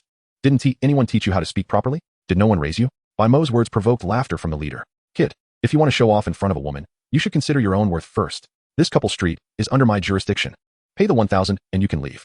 Otherwise, we'll have to call your guardians to come and collect you." It appeared this man was indeed notorious. "Little brother, quickly call your family. We can resolve this amicably. This is Chung Gu, the head of security for Couple Street. He oversees the area as security." Listening to the surrounding chatter, Chung Gu wore a smug expression. Having been backed by a powerful boss, he had grown accustomed to wielding authority and naturally looked down on by Mo. Jiang Luohan, sheltered all her life, trembled slightly as she stood behind Bai Mo. After squeezing his hand, she said, "Why don't we just give them the money?" Having been pampered, her only experience with ruffians was Bai Mo concerned about a confrontation. She suggested a compromise. It wasn't that she lacked strength of character. She simply didn't want Bai Mo to get hurt. Absolutely not. Bai Mo, rarely stubborn, responded vehemently, "Damn it, they've come to rob us. You go to the car and call the police. I'll provoke them into acting first. I've noticed there are surveillance cameras here. As long as they make a move, I'll handle the rest. Just take care of yourself. Consider this a fortunate encounter." Before Bai Mo could finish, Jiang Luohan stepped out from behind him. "Can I just give you the money? Huh, it's no longer just about the money." Chung Gu smirked maliciously and continued, "If you want to leave, you'll have to stay and drink with us." Slap. Before he could finish, Bai Mo's hand unexpectedly struck him across the face. Afterward, Bai Mo sighed. "Why couldn't I just hold back?" This slap was so forceful that it sent Chung Gu crashing to the ground. He clutched his face in pain while glaring fiercely at Bai Mo. "Hit me." Bai Mo, unfazed, shouted back at Jiang Luohan, "Run away." Jiang Luohan, who had just moments ago been terrified, now appeared calm and shook her head. "Why don't you go?" Chung Gu, noticing his little brothers remained inactive, barked again. Yet, they still did not move. "What are you waiting for? Are you not ashamed?" A deep voice boomed, sending a shiver down Chung Ji's spine as he hastily scrambled to his feet. "Mr. Su, what brings you here? This is just a trivial matter I can handle myself." "Handle what? I asked you to sell me a few roses, and this is how you go about it?" After reprimanding Chung Gu, Mr. Su approached with a courteous smile, first nodding at Bai Mo before turning to Jiang Luohan. "Luohan, I apologize for scaring you. Uncle Su is sorry, it's my negligence in management." He then shot a cold glare at Chung Gu. "Come over and apologize to Luohan. You said something you shouldn't have? Slap yourself." Realizing that this beautiful girl was not someone he could offend, Chung Gu trembled in fear, nearly collapsing. I'm sorry. I was blind. Please forgive my rudeness." As he spoke, he forcefully slapped his own face, leaving everyone around him in shock. "That's enough," Jiang Luohan said coldly before looking at Mr. Su. "Uncle Su, you can handle this. I'm leaving now, but thank you for coming in time." After such an uproar, Jiang Luohan had no desire to linger. She then turned to Bai Mo. "What? The entire street belongs to your father? That Mr. Su is in charge here? Why didn't you say so earlier?" Jiang Luohan said in a sweet tone. "I was scared too, and besides, I've never seen someone like that before." After speaking, her gaze softened as she looked at Bai Mo. "The way you stood in front of me was really impressive." Bai Mo shivered under her gaze and quickly clarified. "Don't get me wrong. I was just frozen with fear. It had nothing to do with you." A beautiful smile graced Jiang Luohan's lips. It would be foolish to believe Bai Mo's words. If he truly feared for his safety, he wouldn't have stepped up to slap Chung Gu when he insulted her. Jiang Luohan would likely never forget today's events. "Bai Mo, next time you encounter something like this, don't be so impulsive. There were too many of them. It's unwise to act tough. We can settle it later." Bai Mo understood this sentiment better than anyone. Initially, he had considered abandoning Jiang Luohan and fleeing alone. However, when faced with the situation, he found himself unable to do so. Still, he stubbornly insisted, "Don't worry, I'll definitely run faster than you next time." Jiang Luohan bit her lip, clearly pleased. "By the way, business was quite good today. Let us continue tomorrow. We'll talk about it tomorrow. Can't you spend more time with me? You're not my boyfriend. Why should I accompany you?" An awkward silence fell over the car. After a moment, Jiang Luohan mustered her resolve and murmured, "If you don't ask me, how can I be your girlfriend?" Bai Mo's lips twitched, but he turned to look out the window as if he hadn't heard. To avoid further interrogation from Jiang Luohan, Bai Mo pointed to a traffic light. "I'll go alone. I'll go with you. No need. Buying personal items for men is inconvenient for you as a girl. I'm leaving, Bai. See you next time." With that, Bai Mo waved and shut the car door. He noticed Jiang Luohan still watching him through the window and quickened his pace, muttering to himself, "This world is too insane. It's completely different from my past life." By the time he got home, it was already past 9 in the evening. His parents were seated on the sofa watching television. "Did you eat?" Hearing his mother, Hime, ask, Bai Mo suddenly realized he hadn't had dinner yet. Initially, he had planned to eat barbecue with Jiang Luohan after selling the clothes, but her frightening words in the car had made him forget about food. "I did." He almost lied, but his stomach betrayed him with a loud growl. "All right, I'll cook you some noodles." Jiang Luohan called earlier to say you hadn't eaten. "You sit down for a bit," Hime said as she headed to the kitchen. Once Bai Mo sat down, his father, Lao Bai, lowered the television volume. "Jiang Luohan's father called me earlier to express his gratitude. He even suggested we get the families together sometime. What do you think?" Lao Bai spoke loudly enough for Hime to hear from the kitchen. Lowering the volume was also to let her eavesdrop. Bai Mo noticed his father's gesture and raised his voice accordingly. "That big boss is so busy, we shouldn't trouble him. If people find out, they'll think we're trying to climb the social ladder." Lao Bai nodded, not pressing further on the matter. Soon after, Hime returned with a bowl of noodles. "I don't know what your relationship with Jiang Luohan is, and I don't want to pry too much. Honestly, I'm not keen on you dating so early. But if you truly like her, I want to oppose it. If not, then it's best to be clear with the girl." As a seasoned individual, Hime could easily discern the young girl's feelings from the frequent calls to Bai Mo. "You're right. We're not in a suitable position to join their family gatherings, considering our current status." Bai Mo nodded while slurping his noodles and gave her a thumbs up. "Well said, Mom." Hime rolled her eyes and continued, "The results of your teacher's checkup came back, and it's not looking good. Teacher Ho prescribed some medication and advised him to rest. If you have time, you should visit him often." Bai Mo nodded. Even without her suggestion, he intended to visit old Shu. Perhaps he could bring some cigarettes and alcohol along. "Eat slowly, don't choke," Hime said, sitting next to him and watching him eat. After swallowing a bite, an idea struck him. Without looking up, he asked, "When are you free? Shall we go to Grandma's house? Grandpa and Grandma want to see you too." Hime smiled warmly. "I'm glad you still remember them." Bai Mo felt a bit embarrassed, smiling sheepishly. "Well, I have to go to college soon. The elderly should at least receive some red envelopes, right? Should we also visit those aunts and uncles?" Suddenly, Hime slammed her hand on the table and stood up, glaring at Bai Mo, her breathing visibly quickening. "How did I end up with such an ungrateful child?" Unlike Lao Bai, she meant business when she said she would hit him. "Calm down. I advise you to take a deep breath. Calm down. You come here, and I'll calm down." Bai Mo was out of his mind to go over. "Lao Bai, could you please help wash a few dishes? I would be eternally grateful," he exclaimed, dashing into his room and locking the door behind him. His room had an en-suite bathroom, so there was no need to go out to wash up. Hime's anger dissipated as soon as Bai Mo entered his room. After a moment, she couldn't help but laugh. "This little rascal is getting slicker by the day. If only I had held on tighter when I had the chance." Lao Bai, collecting the dishes, chimed in. Who knew time would pass so quickly? Just look at how obedient and adorable he was as a child. Lao Bai merely smiled. Bai Mo, ever the mischievous one since childhood, seemed to be yearning for his grandparents, though he chose to mask his feelings with excuses. "In a few days, let us take him to visit the elders," suggested Hime, nodding in agreement. She believed she understood her own child quite well. "All right, I shall take a few days off. Also, please call Jiangji to inform him that the family gathering is temporarily cancelled. If there is an opportunity in the future, we shall invite them to dinner." Hime was uncertain about the relationship between Jiang Luohan and Bai Mo. It would indeed be awkward if the two families met. A simple thank you could suffice with a phone call. Neither Hime nor Bai Xingxue contemplated using this situation to forge connections with the esteemed Jiangja. Understood. Chapter 26. Breakfast. In the aftermath of his rebirth, Bai Mo found many aspects of life challenging, especially during the evenings when an overwhelming sense of emptiness would wash over him. After completing his nightly routine, he intended to retire for the night, yet found himself unable to sleep as he tossed and turned in bed. After enduring an hour of restless thoughts, he finally sat up and approached his computer. Habitually logging in, he was greeted by a flurry of messages. He opened them one by one, most inquiring about his supply matters. He quickly replied with a copied message stating that inquiries could be made via phone. The class group chat buzzed with excitement, predominantly discussing the market stalls. Several classmates had ventured out that evening, yielding unexpectedly favorable results. The least successful sold 2 items, while the most successful managed to sell 7, each yielding profits ranging from 10 to 30 yuan. This was far more lucrative than the paltry 7 or 800 yuan earned through summer jobs in restaurants and factories. It was no wonder so many were inquiring. Bai Mo muttered to himself, suddenly recalling something and feeling a pang of regret. Damn it, with business booming tonight. How did I forget to ask Jiang Luohan for her share? Frustrated, he opened the chat with Jiang Luohan, only to be reminded of her words in the car, causing him to shiver momentarily. Despite her current playful demeanor, a profound pride resided within her. Such a person was suited to be a goddess, not quite fitting the role of a girlfriend unless one had the means to truly captivate her. As it stood, that seemed exceedingly difficult, especially given her fortunate circumstances. He resigned himself to the thought that it was better to let it go. If Jiang Luohan were to discover his thoughts, she would undoubtedly be furious. At that moment, she lay in bed, counting her money, murmuring to herself, 1,680. A mobile phone costs 4,005. Just a bit more, and I can almost help him buy one. With a phone, they could connect anytime. Jiang Luohan had considered contributing her own money to buy Bai Mo a phone, but ultimately dismissed the idea, recognizing his pride. Throughout high school, Bai Mo's self-esteem was notably high. If she were to simply give him money, he might perceive it as charity. Thus, she hoped to earn the money together to buy him a phone. However, this rogue clearly did not wish to continue with the venture. How could she coax him out? Jiang Luohan also found herself restless, her mind consumed with thoughts of Bai Mo. Is Bai boss managing well? After Bai Mo logged in, he was engaged in a game, awaiting the drop of a coveted weapon when a series of notifications interrupted him. Upon checking, he saw a message from Su Wan. Still hanging in there. At this rate, you might soon become the richest person in Hanjiang City. Hearing Bai Mo boast, Su Wan sent a smirking emoji. Best of luck. I have some connections with television stations and newspapers. Feel free to reach out if you need assistance. Su Wan and Jiang Luohan had contrasting personalities.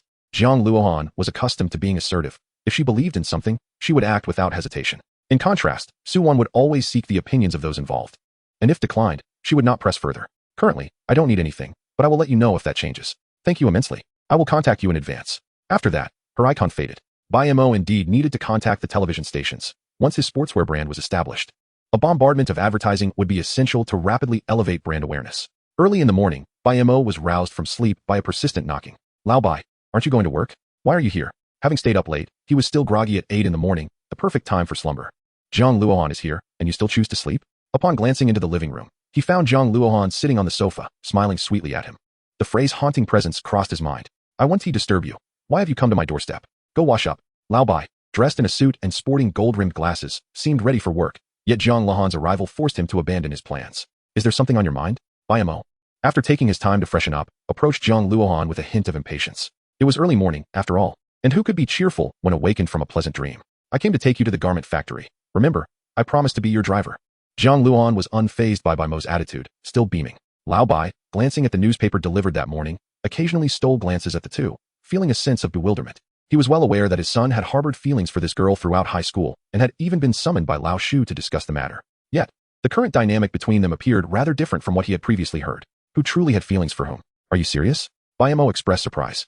He had assumed she was merely jesting yesterday, never expecting her to be earnest. A wealthy young lady offering to drive him? What else would it be? Jiang Luohan blinked innocently. Boss, when are we departing? The moment Jiang Luohan referred to him as boss, Bai Mo felt a rush of exhilaration. It was a delightful sensation. Sensing Lao Bai's discomfort, he decided not to prolong his stay as a mere observer. Let us go. It's time to review yesterday's business data. Jiang Luohan's car was parked downstairs, and Bai Mo willingly took the passenger seat, fastening his seatbelt. As she entered the vehicle, Jiang Luohan inquired, what would you like for breakfast? Bai Mo had never developed a breakfast habit in his previous life, often sleeping until noon. Have you eaten? I had a breakfast made at home. I ate before coming. Noticing Bai Mo's silence, Jiang Luohan turned to look at him. What's wrong? Bai Mo sighed. It's nothing. Just take me to the garment factory. I can't eat. The previous version of himself had never been privileged enough to have a dedicated cook. The more he thought about it, the angrier he felt. Jiang Luohan chose not to press further, driving to the entrance of the community before stopping at the roadside. Without asking Bai Mo, she entered a nearby breakfast shop and purchased 2 buns and a bag of soy milk. Skipping breakfast is bad for your stomach. You should eat something. When Bai Mo stared at her in a daze, Jiang Luohan added, go ahead and try it. If it's not to your liking, let me know, and I'll bring you something from home tomorrow. Bai Mo slowly accepted the offering, feeling an indescribable warmth in his heart. You are being so kind to me. Do you wish to monopolize my affection? Jiang Luohan's cheeks flushed, and she pressed the accelerator. Excessive chatter. You cannot even silence your mouth while dining. Chapter 27. The affluent Mr. Bai, you have arrived. Jiang Luohan drove directly into the garment factory. Upon exiting the vehicle, Su Zheng approached with a group to greet her, his smile notably broader. Su uncle, has the data from yesterday been released? This was the sole concern of Bai Mo. Although the bustling crowd and substantial goods appeared promising, Bai Mo's heart remained unsettled until he received precise data. This is the detailed report. Please take a look. Su Zheng handed over a data report to Bai Mo, who lowered the page slightly upon noticing Jiang Luohan's interest. From the first order placed just after 1 p.m. yesterday until the final order at 11 p.m., a total of 17 orders comprising 582 items were processed, culminating in a revenue of 17,460 yuan. This figure was quite commendable, having cleared nearly 1/10 of the inventory in just half a day's time. Su Zheng elaborated. This data only reflects yesterday's performance. Many have only just learned of our model and, after confirming via phone, did not have time to arrive. Today will undoubtedly see a surge in orders. Furthermore, if this trend continues, the influx of customers will only increase. Do you believe we should set thresholds and delegate smaller orders to agents, focusing solely on larger clients? The issue of increasing order volume was now evident. The factory had never employed such a model before, and the staff was limited. Currently, those handling orders were effectively doing the work of 2, tirelessly laboring day and night. While this arrangement might suffice in the short term, it would become unsustainable over time. Bai Mo contemplated this issue, yet shook his head in response to Su Zheng's suggestion. What? A murmur of disbelief rippled through the assembly upon hearing Bai Mo's response. This model clearly held immense potential, If they continued, profits would surely be abundant. Bai Mo offered minimal explanation, simply stating, once this model gains traction, it will soon be imitated. Our costs are high, and we cannot compete. A transformation is essential. I have discussed a specific plan with my uncle, but it is currently not convenient to disclose further details. Rest assured, the factory will only improve from here. Pausing for a moment, Bai Mo resolutely addressed the crowd. Once the transformation is successful, you will all be recognized as the factory's pioneers. I will allocate a portion of the profit sharing to you, distributing part of the company's profits annually. If the company earns, you will certainly share in that prosperity. Really? That would be splendid. Mr. Bai, you are astute. The group, comprised of mid to senior level leaders within the factory, had initially regarded Bai Mo with condescension, seeing him merely as an inexperienced youth. However, the mention of profit sharing ignited a spark of excitement in their eyes. In 2004, when national wages were generally low, earning 3,000 to 4,000 yuan monthly placed them ahead of most. With the prospect of profit sharing, they would undoubtedly ascend to the ranks of high-income earners. Let us all strive diligently. Opportunities abound in the market, and there are no worries about earning. A few succinct remarks invigorated the enthusiasm among the group. After Su Zheng dispersed everyone to their respective posts, Jiang Luohan tugged at Bai Mo's arm, inquiring, "Are you planning to transform? What about the promise made to my cousin?" "Do not worry, alternative arrangements are in place. As long as your cousin is not foolish, he can prepare to earn effortlessly," Bai Mo assured her. She did not press further. After all, if Bai Mo had made such a statement, it implied her cousin's financial struggles would denote his ineptitude. "Bai Mo, do you have any plans today? Will you remain at the factory?" Bai Mo had merely intended to observe data analysis today. With that completed, he found little else to occupy his time. This was the advantage of owning a factory. Operations progressed systematically. A business owner need only provide direction, relying on employees to handle the rest. Bai Mo had meticulously arranged the factory's operations for the past week, presenting a detailed plan to Hikong. With him overseeing matters, Bai Mo felt assured no issues would arise, rendering him the most leisurely individual present. Noticing Bai Mo in contemplation, Jiang Luohan tentatively suggested, "Shall we set up a stall?" Perhaps due to the lack of pressing matters and her gratitude for breakfast, Bai Mo refrained from outright refusal this time. However, he glanced at the weather. The sun blazed fiercely, and even at just past 9, it had already begun to scorch his skin. "Forget it, it's too hot." To his surprise, Jiang Luohan shook her head. "It's fine, my father suggested we could set up in the Central Shopping Plaza." In 2004, the Central Shopping Plaza was the only large shopping center in Henan City. At this time, Wanda and Wang Fujing had yet to establish themselves in this third-tier city. Bai Mo, exasperated, raised his hands in resignation. He, too, wished to enjoy air conditioning but lacked the financial means. "I cannot afford the rental fees," he lamented, only to realize he had perhaps spoken too freely. Jiang Luohan beamed brightly. "No worries, there's no charge. I know the owner well." Bai Mo paused, taken aback. While he was aware of Jiang Zhe's substantial enterprises, he had underestimated their extent. Both the Couple Street and the Central Shopping Plaza were iconic commercial hubs within the city. In 2004, when housing prices had yet to skyrocket, these areas were already considered prime real estate. Observing Jiang Luohan's exuberance intensified Bai Mo's sense of pressure. The empire Jiang Zhe had built for her was monumental. With such a formidable family background, no matter whom Jiang Luohan married, she would always carry herself with pride. "What are you staring at? Is there something on my face?" Jiang Luohan, noticing Bai Mo's gaze fixed upon her, assumed something was amiss. She quickly retrieved a compact mirror from her bag and checked her reflection. "All clear." "No, I merely find it remarkable how fortunate you are," Bai Mo replied. Jiang Luohan wrinkled her nose in defiance. "Even if my father were poor, it would not matter to me." Bai Mo could not refute this statement, as he too had never looked down upon old Bai's modest circumstances. Were others privy to his thoughts, they would surely scoff. Was old Bai truly impoverished? Relative to Jiang Zhe, perhaps, but he was undoubtedly better off than the majority. An intellectual studying law, he operated his own law firm, with a promising financial future. However, due to his funds being tightly controlled by Bai Mo had never developed the self-awareness typical of a young heir. Chapter 28. The unexpected visitor. For 3 consecutive days, Bai Mo accompanied Jiang Luohan in the shopping plaza, setting up their stall.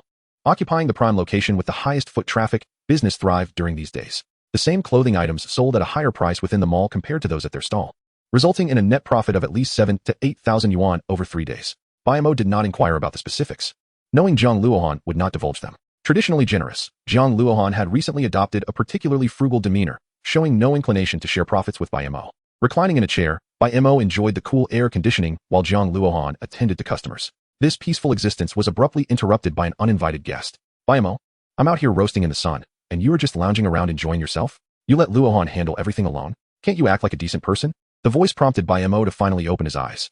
"Who is this?" he exclaimed incredulously, spotting a stout figure resembling someone who had just emerged from a coal mine. After a moment of observation, realization struck. Damn, Lu Chong, typically composed, could not help but utter a curse. Jiang Luohan also noticed Lu Chong approaching. After collecting the payment, he walked over. "What is the matter with you?" Lu Chong glanced at the busy Jiang Luohan and then at the indifferent Bai Mo, and his frustration grew. He could not comprehend where he had faltered. "I want the goods. Give me a better price." The quality must not be subpar. Lu Chang was straightforward. His reason for coming to the marketplace was solely to acquire goods at a lower cost. Are you dreaming? 31 items, and you still think it's expensive? Although the manufacturing cost was less than 20 for each piece, the minimum selling price of 30 was non-negotiable. It was a fixed rule, no matter who said otherwise. Bai Mo. This time Lu Chang softened his tone, removing his ice sleeves. When Jiang Luohan saw his arm, she covered her mouth in shock. Bai Mo was equally taken aback. Lu Chang ignored their reactions and slowly covered his arm with the ice sleeves, saying, "In this weather, one could get sunburned. Can you imagine children younger than us harvesting wheat under the scorching sun? I am truly foolish." Initially thinking about the poor quality and designs of the clothes sold in the town, I took a bus to a more remote area to sell. They sold well, with fresh and appealing styles, far superior to what they wore. In just 2 days, I sold over 70 pieces. At first, I was quite proud, but yesterday, a girl not even 10 years old came to me with crumpled bills, saying it was all her money and she wanted to buy a new outfit for her sister.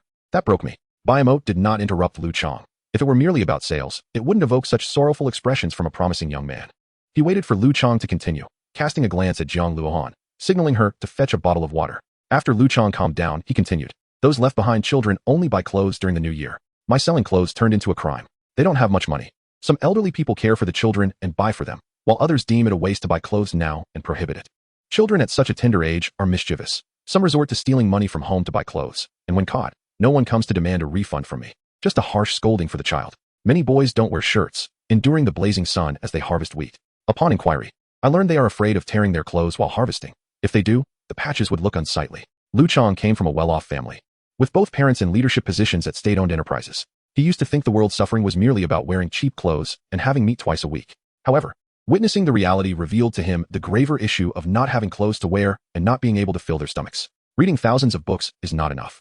One must travel thousands of miles, Lu Chang lamented, shaking his head. His eyes were reddened as he wiped them and looked at Bai Mo. "I've shared such a poignant story, and you have no reaction at all? Just give me a cheaper price for the clothes. Consider it a charitable deed." Bai Mo acknowledged the emotional weight of Lu Chang's words, but shook his head. "You." Lu Chang pointed accusingly at Bai Mo, ready to chastise him for being heartless. But Jiang Luohan interrupted. "First, drink some water." "Bai Mo, what are you thinking?" Lu Chang opened the water bottle and took a large gulp before turning to Bai Mo. Although he was displeased with Bai Mo, he recognized that he was not the type to profit at the expense of his conscience. "You're thinking I should sell to you at a lower price, and then you sell to those children at an even lower price?" Lu Chang stated, as if it were obvious. "What else could it be?" Bai Mo retorted, calling him foolish. Listening to Bai Mo's scolding, Lu Chang felt anger rising but suppressed it. "Do you have a better idea? If not, even with Luohan intervening, I will still give you a beating." Lu Chang clenched his fist, seemingly indicating that he was serious. Bai Mo remained unfazed, continuing, "If you reduce the price now, how will those who bought clothes from you before react? Especially those who stole from their families to make the purchase?" Lu Chang fell silent, realizing he had not considered this aspect. After some thought, he tentatively proposed, "What if we refund them?" Bai Mo shook his head. "It's a feasible idea, but not a good one. Don't blame me for thinking poorly of you. If you do this, it could invite greater trouble." Lu Chang looked confused, furrowing his brow at Bai Mo. "What do you mean? Wherever you go, there are bad people. If you do this, some will undoubtedly come to you wanting refunds for the old clothes. Will you refund them or not? If you do, it's clear you've been taken advantage of. If you don't, they'll create a ruckus and might even resort to violence." Hearing Bai Mo's reasoning, Lu Chang's frown deepened. Could there really be such people? Having grown up sheltered, Lu Chang was naive to the cruelty of human nature, while Bai Mo had witnessed it firsthand. The unscrupulousness truly knew no bounds. "If you don't believe it, you can try." Lu Chang felt a chill run down his spine at the thought and shook his head vigorously. "Forget it. Let us hear your solution." Some people are like that. Even if their own lives are less than ideal, they cannot bear to see the suffering of others. Bai Mo knew he was not in a position to offer charity, especially since he could barely sustain himself. Yet, after hearing Lu Chang's account and seeing Jiang Luohan gazing at him expectantly, he felt his heart soften. However, as a businessman, one must view matters from a commercial perspective. Charity can sometimes indeed be a business, depending on whether the person engaging in it possesses a conscience. Bai Mo believed he had a bit of a conscience, though not much. The issue of left-behind children is a societal concern, prevalent in rural areas. One's individual capacity is ultimately limited, and even if we wish to help, our efforts may be insufficient. But Bai Mo paused at this point. Jiang Luohan hurriedly asked, "But what?" Chapter 29. The negotiation falls apart. Bai Mo assured Lu Chang he would provide a response as he saw him off. Jiang Luohan hung up the phone and said beside Bai Mo, "My father said he is available now. Let us go." All right. Bai Mo had long wished to meet Jiang Zhe, with a pure intention of seeking investment. Among his acquaintances, Jiang Zhe was the wealthiest. And with Jiang Luohan as a connection, it would be foolish not to take the opportunity. Even if the negotiation did not succeed, it would still be beneficial to make an acquaintance for future collaborations. In 2004, being able to recognize the potential of the real estate industry was commendable. It would not be a waste to meet him. Why must we go to his office? We could just go to my home, Jiang Luohan questioned, perplexed. Bai Mo would not divulge that life and business should remain separate, His home was not suitable for discussions of commerce. He could only offer a vague response. My mother says boys should protect themselves when outside and not visit girls' homes casually. Jiang Luohan's mouth twitched at this remark. She had never encountered someone so shameless. Yet it seemed she rather liked it. The journey continued in silence until Jiang Luohan parked directly in front of Jiang's company building. The entire office building belonged to them. Luohan, you're here. This must be Bai Mo. A charming woman in a professional dress greeted them warmly as they entered the lobby. Come with me. The chairman specifically canceled a reception to wait for you. Fei Fei spoke with a melodious voice and provided impeccable service. Bai Mo followed her into a private elevator, which took them directly to the 18th floor, the highest level of the building. Chairman, Luohan and the others have arrived, Jiang Zhu announced as he set aside his work and stood up, quickly heading toward the entrance. Come in. Compared to the refined demeanor of Bai Xingxue, Jiang Zhu exuded an air of authority befitting a person in a commanding position. Though nearing 50, he appeared to be in his 30s, a testament to his regular fitness regime that sculpted his muscles sharply beneath his shirt. I heard from Luohan that you were seeking an investment? After personally pouring water for the two, Jiang Zhu sat between Jiang Luohan and Bai Mo, directing his inquiry to Bai Mo without glancing at Jiang Luohan. Bai Mo took a sip from his cup and nodded gently. Knowing that Uncle Jiang was busy, he refrained from taking too much of his time, stating that 10 minutes would suffice. Here is the project proposal. Please take a look. Bai Mo, despite his close relationship with Jiang Luohan, did not presume upon Jiang Zhu's goodwill to occupy more of his time. Maintaining a respectful distance was essential. Upon receiving the project proposal, Jiang Zhu glanced at his watch. Let us begin. Aware of the value of time, Bai Mo spoke directly. We have established our own sportswear brand, and our manufacturing facility is transitioning to commence full-scale production of sports apparel with the next batch. The future market holds great potential. Bai Mo spoke for several minutes, primarily analyzing the market. Jiang Zhu listened attentively, but could not resist interjecting. There are 4 minutes remaining. You have only discussed the market. What about your advantages? Bai Mo smiled, anticipating Jiang Zhu's question. If he had not asked, it would indicate a lack of interest, rendering further discussion unnecessary. His inquiry, however, signified a serious consideration of the matter. In a few months, the Olympics will commence, and I have selected several athletes who are currently underexposed but possess promising prospects as our brand ambassadors. Jiang Zhu nodded. It's a bold strategy. We can give it a try. Coupled with the bombastic advertising you mentioned in your proposal, it is indeed feasible. At this juncture, Jiang Zhu shifted the conversation. However, that alone is insufficient. Before today, I was contemplating additional strategies until a classmate approached me. Bai Mo paused for effect. Uncle Jiang, I am aware of your philanthropic efforts that often go unreported. It reflects your benevolent spirit. Jiang Zhu adjusted his glasses and smiled, neither affirming nor denying. How is this relevant? It is indeed relevant. Bai Mo succinctly summarized Lu Chang's remarks before steering the conversation back on track. Initially, I pondered various slogans, dismissing many until today, when I realized the most effective advertisement is charity. Upon establishing our specialty store, our primary promotion will not focus on quality or style, but rather on the notion that for every piece sold, we will donate one. Once this message is successfully conveyed, numerous celebrities and athletes will likely collaborate with us to enhance their public image. Jiang Zhu regarded Bai Mo with a knowing look, but remained silent. 10 minutes had elapsed. Luohan, I have run out of tea. Please fetch a box from Fei Fei. Understood. Jiang Luohan, who had been quietly listening throughout, promptly left upon Jiang Zhu's request. Once the door closed, Jiang Zhu continued. Bai Mo, what is your relationship with Luohan? Bai Mo instinctively considered responding as classmates, but restrained himself upon meeting Jiang Zhu's gaze. What do you believe our relationship is? While others in Jiang Zhu's presence either groveled or flattered, Bai Mo's composed demeanor was quite unusual. I have never interfered in Luohan's life, having always provided her with a sense of ceremony and surprise, cultivating her discerning taste. This was to ensure that she would not be easily swayed by emotions. Bai Mo empathized with the mindset of a protective father. If she were to be easily led astray, it would surely break his heart. He sensed Jiang Zhu's intent, but refrained from addressing it directly, waiting for Jiang Zhu to articulate his thoughts. Seeing Bai Mo's calm demeanor, Jiang Zhu could not help but remark, before meeting you, I considered you merely a naive youth. However, upon meeting you, I discovered a level of maturity that belies your years. It is not mere maturity, it is sophistication. Jiang Zhu's accomplishments are undoubtedly tied to his keen perception of character. Bai Mo smiled. Thank you for your affirmation. Jiang Zhu returned the smile. Investing in this venture is feasible, even with the potential for substantial returns. However, I have one stipulation. Bai Mo surmised the request, but maintained respect as he replied, please, go ahead. Maintain some distance from Luohan. Until after university graduation or your entrepreneurial success, it would be best to limit your contact. Jiang Zhu did not impose an absolute prohibition on future contact, but the implication was clear. In front of Jiang Luohan, Jiang Zhu exhibited a doting fatherly demeanor, always obliging her requests. Nevertheless, he was still a father, and this role inherently precluded him from accepting the notion of her having a romantic relationship at such a tender age. Having witnessed Bai Mo's sophistication, he even began to question whether Bai Mo was intentionally pursuing Jiang Luohan. Bai Mo quietly set aside the proposal, his expression largely unchanged. To Jiang Zhu, Bai Mo currently seemed insignificant. What more could he say? Striving to separate his personal life from business, he found himself entangled in both. The conversation could not progress. The imbalance between them was apparent. Frustrated, Bai Mo thought, Uncle Jiang, I apologize for taking up your time. Rest assured. I initially planned to travel alone after submitting my application. As he prepared to leave, Jiang Luohan entered with the tea. Bai Mo, are you leaving? Yes. Jiang Zong has matters to attend to, so I shall not intrude further. Jiang Luohan noticed the change in Bai Mo's address towards Jiang Zhe, instinctively frowning. Yet, Jiang Zhe smiled, saying, Luohan, see Xiao Mo off. Xiao Mo, you are always welcome to visit. Chapter 30. Discontent. Did my father not agree? After exiting the office, Jiang Luohan inquired urgently. Bai Mo felt considerably more at ease now. Securing funding would certainly be advantageous, paving a smoother path ahead. Yet, even without it, he remained untroubled, as he was confident in his ability to foresee market trends and conditions for the next 18 years.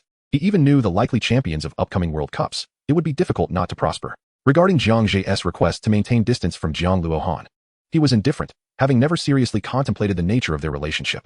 He agreed simply because he could not meet the conditions set forth. What conditions? Jiang Luohan sought to dig deeper, but Bai Mo clearly did not wish to elaborate further. Hailing a taxi, he entered. This is sufficient. You should spend more time with your father, who works hard. After opening the car window and waving goodbye, he instructed the driver to depart. Tears began to flow uncontrollably from her eyes. After hastily wiping them away, she rushed towards Jiang Zhe's office. Jiang Zhe, observing the scene from the large window, remained impassive. He turned to prepare a cup of tea, anticipating Jiang Luohan's entrance.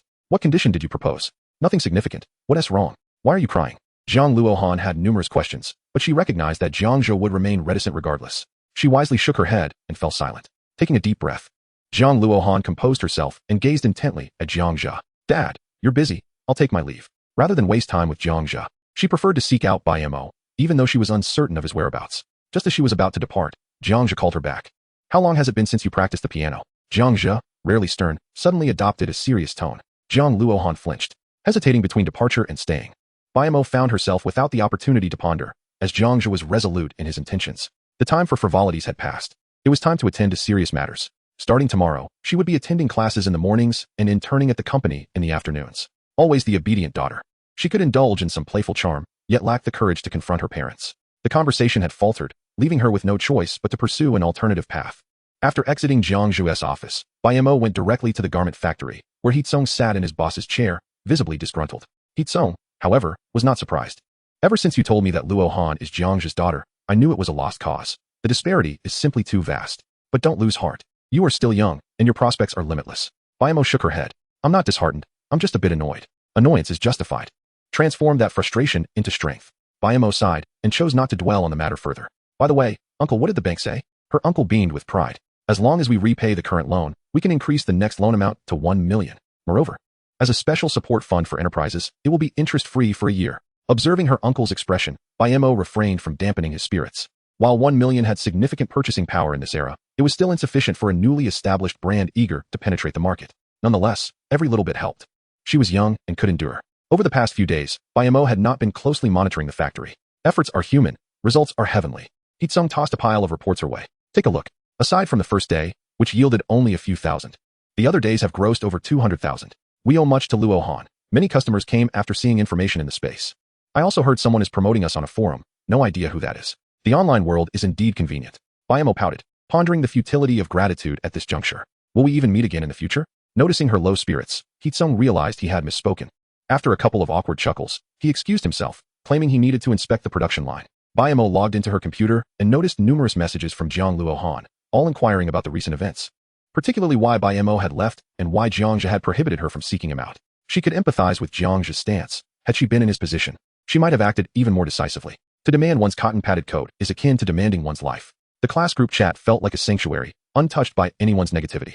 Aside from discussions on entrepreneurship, the most fervent topic was the upcoming camping trip in a week. The 2-day, 1-night excursion had Lu Chang arranging for a bus to gather everyone at the school gate. All supplies had been secured, and based on convenience and affordability, each person would need to contribute approximately 60 yuan. A detailed price list had been prepared for any inquiries. Those wishing to attend should submit their payment to her. Bai Mo appreciated Lu Chang's clarity about the monetary arrangements before departure, as it would mitigate many potential problems. Shouldn't you be with Luohan at the mall?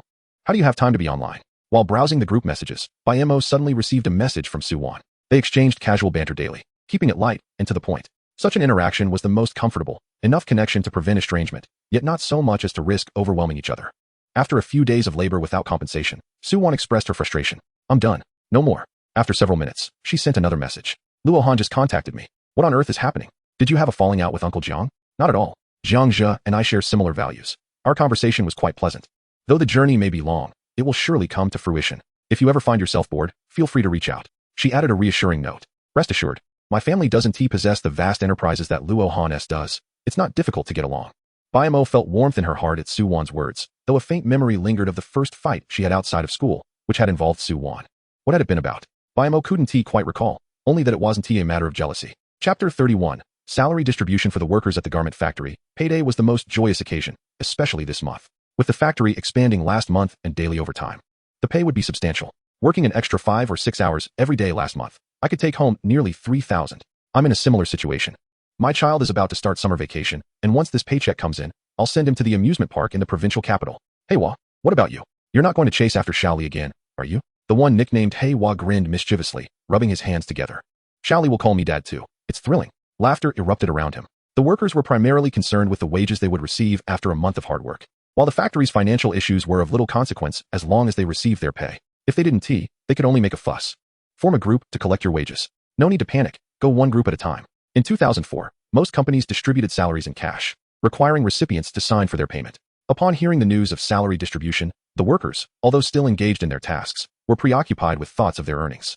The factory's finance department had already calculated each worker's salary, placing them in envelopes for easy distribution. The procedure was clear, count carefully, and the factory would not be responsible for discrepancies. Anything extra was a bonus. Anything short should not incite a commotion. As the first group of workers eagerly opened their envelopes to check their pay, confusion quickly set in. The atmosphere grew silent. Bai Mo observed their expressions but chose not to intervene. A few diligent workers, appearing honest and straightforward, hesitated, glancing at one another. After a moment of indecision, one brave soul approached Bai Mo. Xiao Mo, my salary seems incorrect. Bai Mo looked at him. He was only slightly older than her, with a youthful face. Speaking to Bai Mo seemed to have drained him of all courage. With genuine interest, Bai Mo inquired, what seems to be the issue? Did they underpay you? No. He shook his head. I was overpaid. Considering overtime, I should have received 2,780, but I was given 3,000. It's too much. I can't accept it. Bai Mo sighed, recognizing the presence of a truly honest person. Had she been in his position, she would have run off with the extra pay. This is a bonus for this month. As long as the company's profits meet expectations, everyone will receive dividends. Bai Mo patiently explained before asking for his name before he departed. Such individuals may not be suited for business, but they were undoubtedly trustworthy workers. Wow. Why is this month's salary so high? After the wages were distributed, the workers in the production area wore expressions of astonishment. Initially, they believed their own pay was inflated due to a clerical error, but inquiries revealed that everyone had received more than expected. Haven't you heard? This is a bonus from Xiao Mo. Xiao Mo is truly generous. I was planning to leave after this month, but now, I wouldn't dream of it. Indeed. 3,000. My uncle, who is a teacher, doesn't earn that much. In the future, I wonder if he will still look down on me. While the crowd was discussing, Bai Mo, under He Tsung's guidance, entered the workshop. The people around him greeted him warmly, their faces adorned with bright smiles. Pausing their work, Bai Mo addressed everyone. The garment factory comprised 3 workshops, each housing approximately 100 individuals. Once He Tsung finished speaking through the loudspeaker, all activity ceased. The cacophony of machinery faded away, and the entire workshop fell into a profound silence. Bai Mo took the microphone, displaying no signs of timidity, and positioned himself on an elevated platform to gain a better view of the workshop. I believe most of you are quite pleased with today's wages, aren't you? Indeed. Very satisfied. Thank you, young Master Mo. The chorus of agreement erupted below. Bai Mo continued. This is merely the beginning. It will only grow from here. Starting now, in addition to the fixed hourly wages and overtime pay, there will be a bonus distribution. As long as the factory meets its profit targets, everyone will receive a monthly dividend. Many may promise grand visions, yet few deliver tangible benefits directly into the workers' hands. Bai Mo was unafraid to set a precedent. Concluding his remarks, he added, of course, if you feel this wage is still insufficient, there are other ways to earn more. As murmurs of curiosity filled the air, Bai Mo gestured for silence and proceeded, rest assured, it is entirely legal. If you have connections, seek out any struggling clothing stores that are planning to transfer ownership. As long as it's within the city limits, it doesn't matter which city. For every valid lead you provide, there will be a reward of 50 yuan. Bai Mo's words detonated like a bomb among the crowd, igniting a wave of excitement. They had initially feared the difficulty, but it seemed so simple, merely a stroll down the street. With numerous clothing stores struggling and seeking to transfer ownership, each valid lead could yield 50 yuan. 100 leads could amount to 5,000. Is that truly the case, young Master Mo? Indeed it is. After receiving Bai Mo's affirmative response, everyone eagerly expressed their enthusiasm. Free money was too good to pass up, concerned that some might not have heard or remembered. Bai Mo arranged for several display stands at the workshop entrance for passers-by to see. Upon returning to the office, He Tsung, with a cordial smile, prepared a cup of tea for Bai Mo and took a seat beside him. Young Master Mo, what shall we do next? Bai Mo had just distributed nearly 100,000 yuan in wages, which left Hee-sung feeling a bit pained. After settling the loans, supplier payments, and wages, there remained less than 200,000. Chapter 32. The Hermit Crab next. We must find someone to take over. Have you not noticed that our orders have begun to decline? Some factories have already started to imitate our model. Hee-sung was well aware of this, as it was a point of concern for him. Bai Mo's suggestion to find someone to take over was not as simple as it sounded. Young Master Mo, please do not beat around the bush. Before Bai Mo could respond, a voice called out from outside the office. Young Master Mo, the conference room is ready, and everyone is waiting. Okay, I will be there shortly. Bai Mo stood to straighten his attire and remarked to Hee-sung, let us go. You will understand soon enough. Hee-sung had not seen Su Zheng for 2 days, and, knowing Bai Mo had assigned him some work, refrained from inquiring. Inside the conference room, over 20 individuals were seated, most of whom were unfamiliar to Hee-sung. Although puzzled, he quietly took a seat beside Bai Mo. President Bai? The leader of the group stared at Bai Mo in disbelief upon seeing him. Bai Mo nodded, prompting a smile from him. Indeed, you are quite young and accomplished. Before meeting you, I presumed you were, well, much older. Bai Mo chuckled. I understand. You thought I was a middle-aged man, didn't you? No offense taken. Your ideas are quite ambitious. I suspected you were youthful, just not this young. Bai Mo replied, if you wish to praise me, we can go to a nightclub another day, enjoy some drinks, and you can sing my praises then. However, today we must address serious matters. She nodded in agreement. Let me introduce myself. My name is Lu Ying, and this is my team. As Lu Ying spoke, an assistant beside her handed over 2 documents, one for Bai Mo and the other for Hee-sung. This is the proposal tailored to your specifications. Please review it and let us know if any adjustments are necessary. Upon examining the document, Hee-sung grasped Bai Mo's intentions. He aimed to collaborate with struggling clothing stores on the verge of closure. We will provide the inventory. They will handle sales, and we will share the profits. If sales targets are not met, aside from compensating their operating costs, we will also cover 2,000 to 3,000 yuan in losses. A typical gamble agreement. It was no wonder Lu Ying deemed this approach quite bold. However, it effectively mitigated the costs of opening a store, not only financial, but also temporal. After all, establishing a clothing store requires over a month, and time was of the essence. Bai Mo's strategy would allow them to bypass that step entirely. In Lu Ying's proposal, her team would liaise with merchants and take charge of market expansion. If discussions failed, there would be no fees. However, if successful, they would receive a fixed commission of 1,000 yuan plus 3% of the storefront's revenue for 1 year. Naturally, they would also manage part of the store's marketing. Hee-sung frowned upon reading this clause. He had encountered market teams before, but this rate was significantly above the market average. He wondered where Bai Mo had sourced these individuals. Surprisingly, Bai Mo nodded without hesitation. I am very satisfied with this proposal. Let us proceed as outlined. Lu Ying was taken aback. Aren't you going to reconsider? Her quote was indeed high compared to the market, and she had prepared numerous arguments to persuade Bai Mo. Yet, she never anticipated he would so readily agree. Bai Mo casually tossed the document onto the conference table and reclined on the sofa. I have great faith in your team's capabilities. My only concern is this. Why did you leave Teacher Du's team? In this era of marketing, Bai Mo thought of the first case that came to mind, Beibeigia and Heojisixing, which were unforgettable experiences for anyone who lived through those times. Lu Ying was one of the core members of Teacher Du's team. For reasons unknown, she had recently departed to form her own team. Bai Mo, in need of talent, had asked Su Zheng to reach out to her. Lu Ying smiled and shook her head. It was a matter of differing philosophies. One must trust those chosen. Once selected, they deserve complete faith. Here's to a fruitful collaboration. I have already mobilized resources to penetrate the market. I trust we will soon have a list to present to you. To a successful partnership. After signing the agreement, the two shook hands, marking the conclusion of their meeting. Bai Mo firmly believed in a principle: entrust professional matters to professionals. While he could navigate the market, he did not feel he would excel beyond their expertise. His advantage lay in his vision and grasp of future market trends. There was no need to squander time on market expansion. As more content loads, please hold on. Bai Mo feels at ease in trusting market affairs to Lu Ying's team. His current concern is the advertising investment. Bai Mo envisions initiating a pilot project in Hannan City, gradually expanding to surrounding cities and counties, ultimately dominating the national market. While other companies typically develop 3 to 5 year plans, Bai Mo is reluctant to adopt such a slow approach. To capture both provincial and national markets in a short span, he must adopt a strategy akin to that of a hermit crab occupying another's shell. However, this method carries significant risk. Should the business falter and fail to generate sufficient profits, he could swiftly find himself ousted, facing substantial losses. Thus, the importance of advertising becomes paramount. Fortunately, Bai Mo is relieved that the athletes he previously engaged have signed endorsement agreements and filmed promotional videos at a cost lower than anticipated, less than 300,000 for the 5 of them. With the most expensive, Lu Xiang, only requiring 100,000 for his advertisement. Although the ads are ready, now is not the opportune moment to release them. They must await the eve of the Olympics. What strategy should be employed for advertising prior to the Olympic Games? Teacher Du relies on parents' concern for their children. But what can sportswear leverage? Xiao Mo, someone is looking for you. Bai Mo's contemplation is interrupted by a knock at the door. The factory director's office is now his exclusive domain. Even Hee-sung must knock before entering.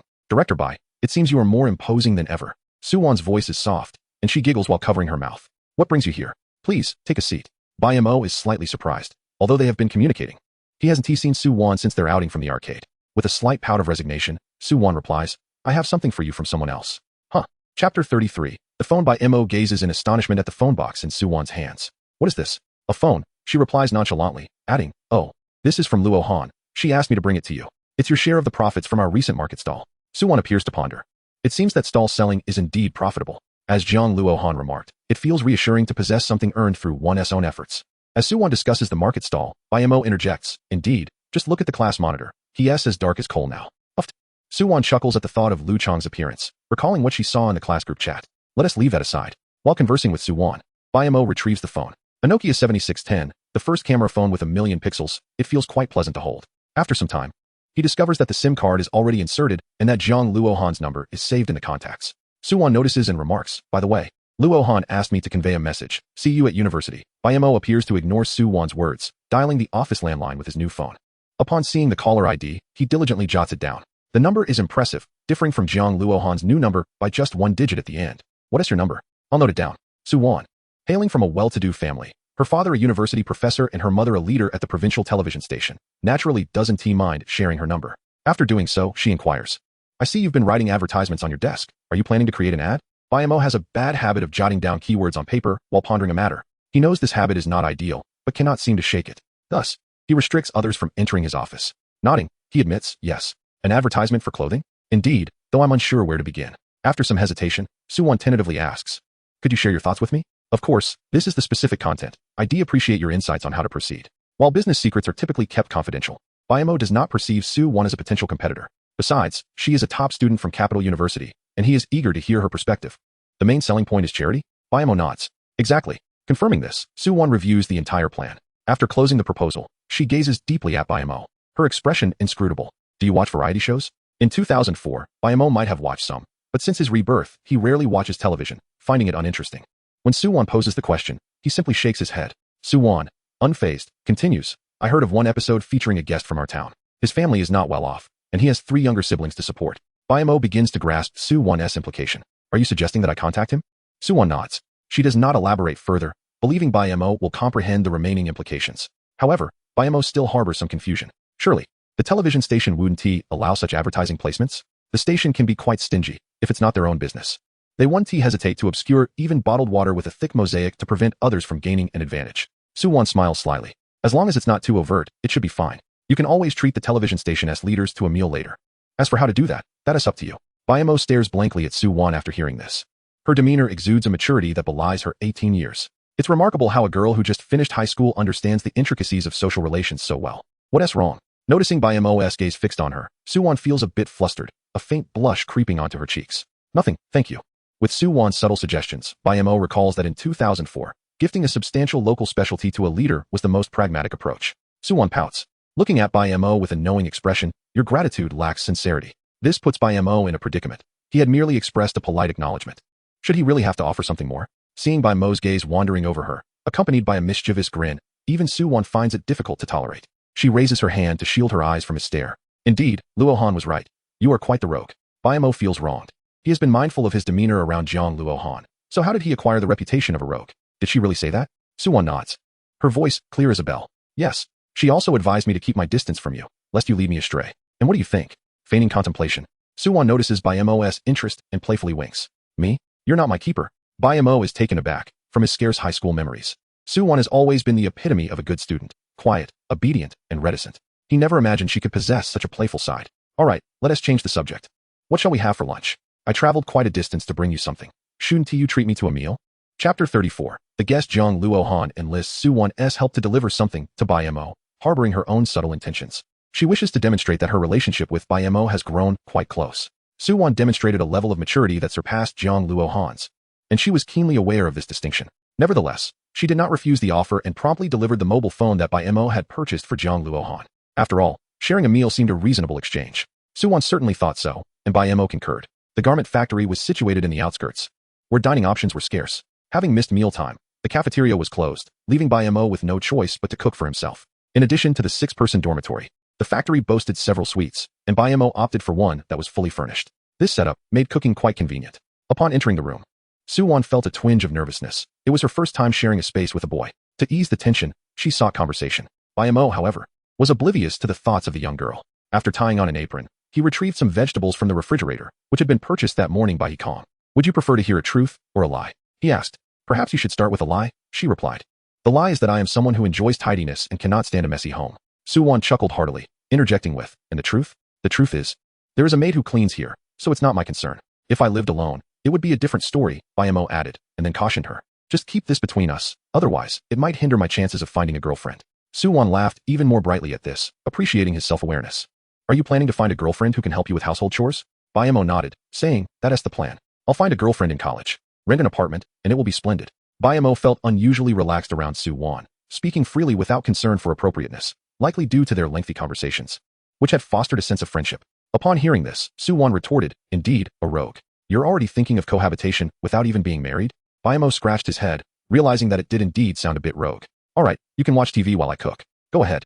Let me witness the culinary skills of Chef Bai. In his previous life, Bai Mo had grown accustomed to living alone and preferred not to eat out, which had honed his cooking skills. However, he had only ever cooked for himself, never for anyone else, not even his own mother, who doubted his culinary abilities and feared he might set the house ablaze. Bai Mo aimed to keep the meal simple, just 3 dishes and a soup.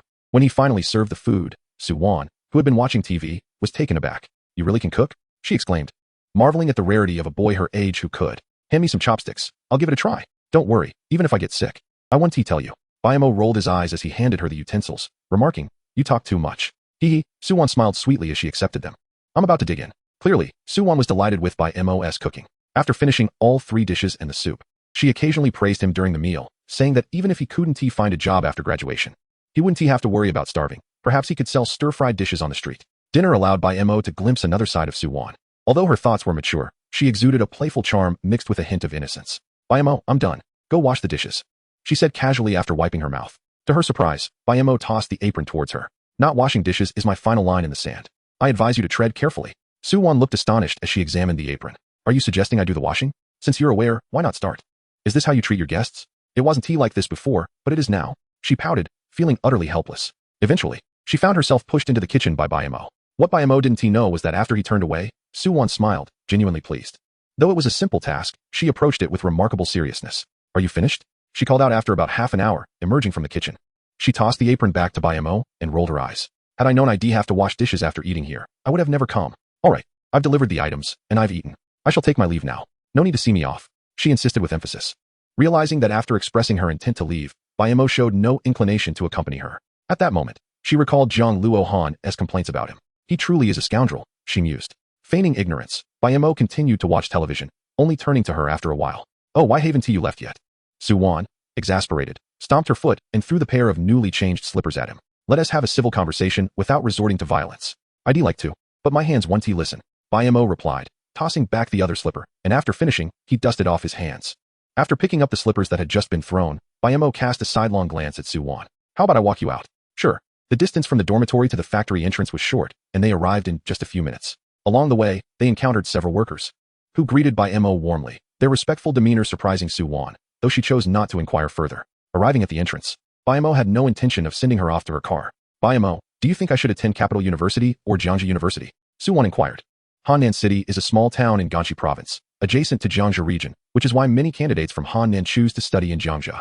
Bai Mo had anticipated Su-won would ask such a question. He had believed that attending Capital University was her long-held aspiration. Bai Mo was not an uncomprehending brute. He simply had grown accustomed to avoiding certain topics. Capital University, he replied after a brief pause. If you go, you might regret it for a year or two. But if you don't go, you might regret it for a lifetime. Su-won detected the underlying meaning in his words. After a moment, she turned around with a smile and waved her hand at him. Capital University, the dream of countless individuals, often out of reach. However, Su-won felt that some things might hold greater significance than that dream. If she had harbored any doubts before, after today, she was resolute. No matter what Bai Mo said, her decision was firm. Watching her get into a taxi, Bai Mo finally made his way back to the office. Su-won had already provided him with the contact information of the guest from the show Very 61, leaving him to manage the rest on his own. Chapter 35. The Betrayal of a Biological Father. Mr. Bai. After 3 days of communication, 7 clothing stores have expressed their willingness to collaborate with us. We have arranged advertisements, which will be published in newspapers and aired on television across the city. Our ad will appear on TV tonight and in tomorrow's newspapers. Su Bing has agreed to collaborate with us. His only request, aside from financial compensation, is that we establish a library in the rural school of his hometown. However, there is no need for concern. Although our output speed has slowed, absorbing this 30% is entirely manageable. During the Monday morning meeting, Bai Mo sat at the head of the table, listening to various departments report their progress. Bai Mo had organized everything. Now, they simply had to follow the established procedures for development. Starting today, he intends to employ an aggressive advertising strategy to make his clothing brand resonate throughout every corner of Hannan City. Once success is achieved in Hannan, he plans to replicate this model to swiftly capture markets in other cities. Following the implementation of a profit-sharing bonus system at the clothing factory, both the frontline workers and the department heads in the conference room have developed a stronger sense of belonging to the enterprise. Striving for success is sometimes more than mere words. Tangible actions yield visible results. Now, it is time to witness the culmination of their efforts. The 7 stores must complete their sign changes today, and I hope to see the new signage proclaiming dynamic enjoyment tomorrow. The grand opening and ribbon-cutting ceremony is set for 3 days hence, and there must be no room for error. During these 3 days, the promotional discount activities must be widely disseminated, ensuring that at least 50% of Hannan's population is aware of our opening event. The franchise phone lines must be tested once more, guaranteeing the capacity to handle at least 10 simultaneous calls. All prior preparations are directed towards the grand opening ceremony in 3 days. The success of the opening day will significantly determine the brand's potential. If the results are favorable, under the spotlight of public attention, the brand will only prosper further. Conversely, poor results may cause potential partners to reconsider their involvement. Moreover, most individuals are influenced by the crowd. Witnessing a surge in buyers will prompt others to follow suit, while a lack of customers may incite hesitation, regardless of their interest.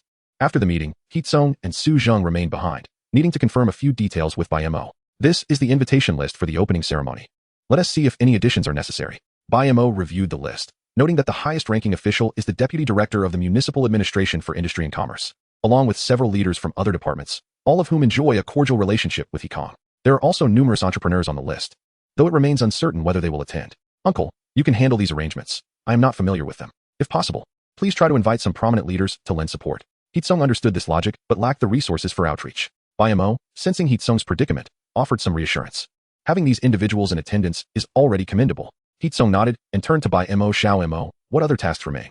After spending a few days together, Heetsung had come to regard Bai Mo as a cornerstone of support. Not only had he navigated the crisis adeptly, but he had also propelled the entire factory workforce forward in tandem. Presently, everyone harbored high expectations for the dynamic enjoyment brand.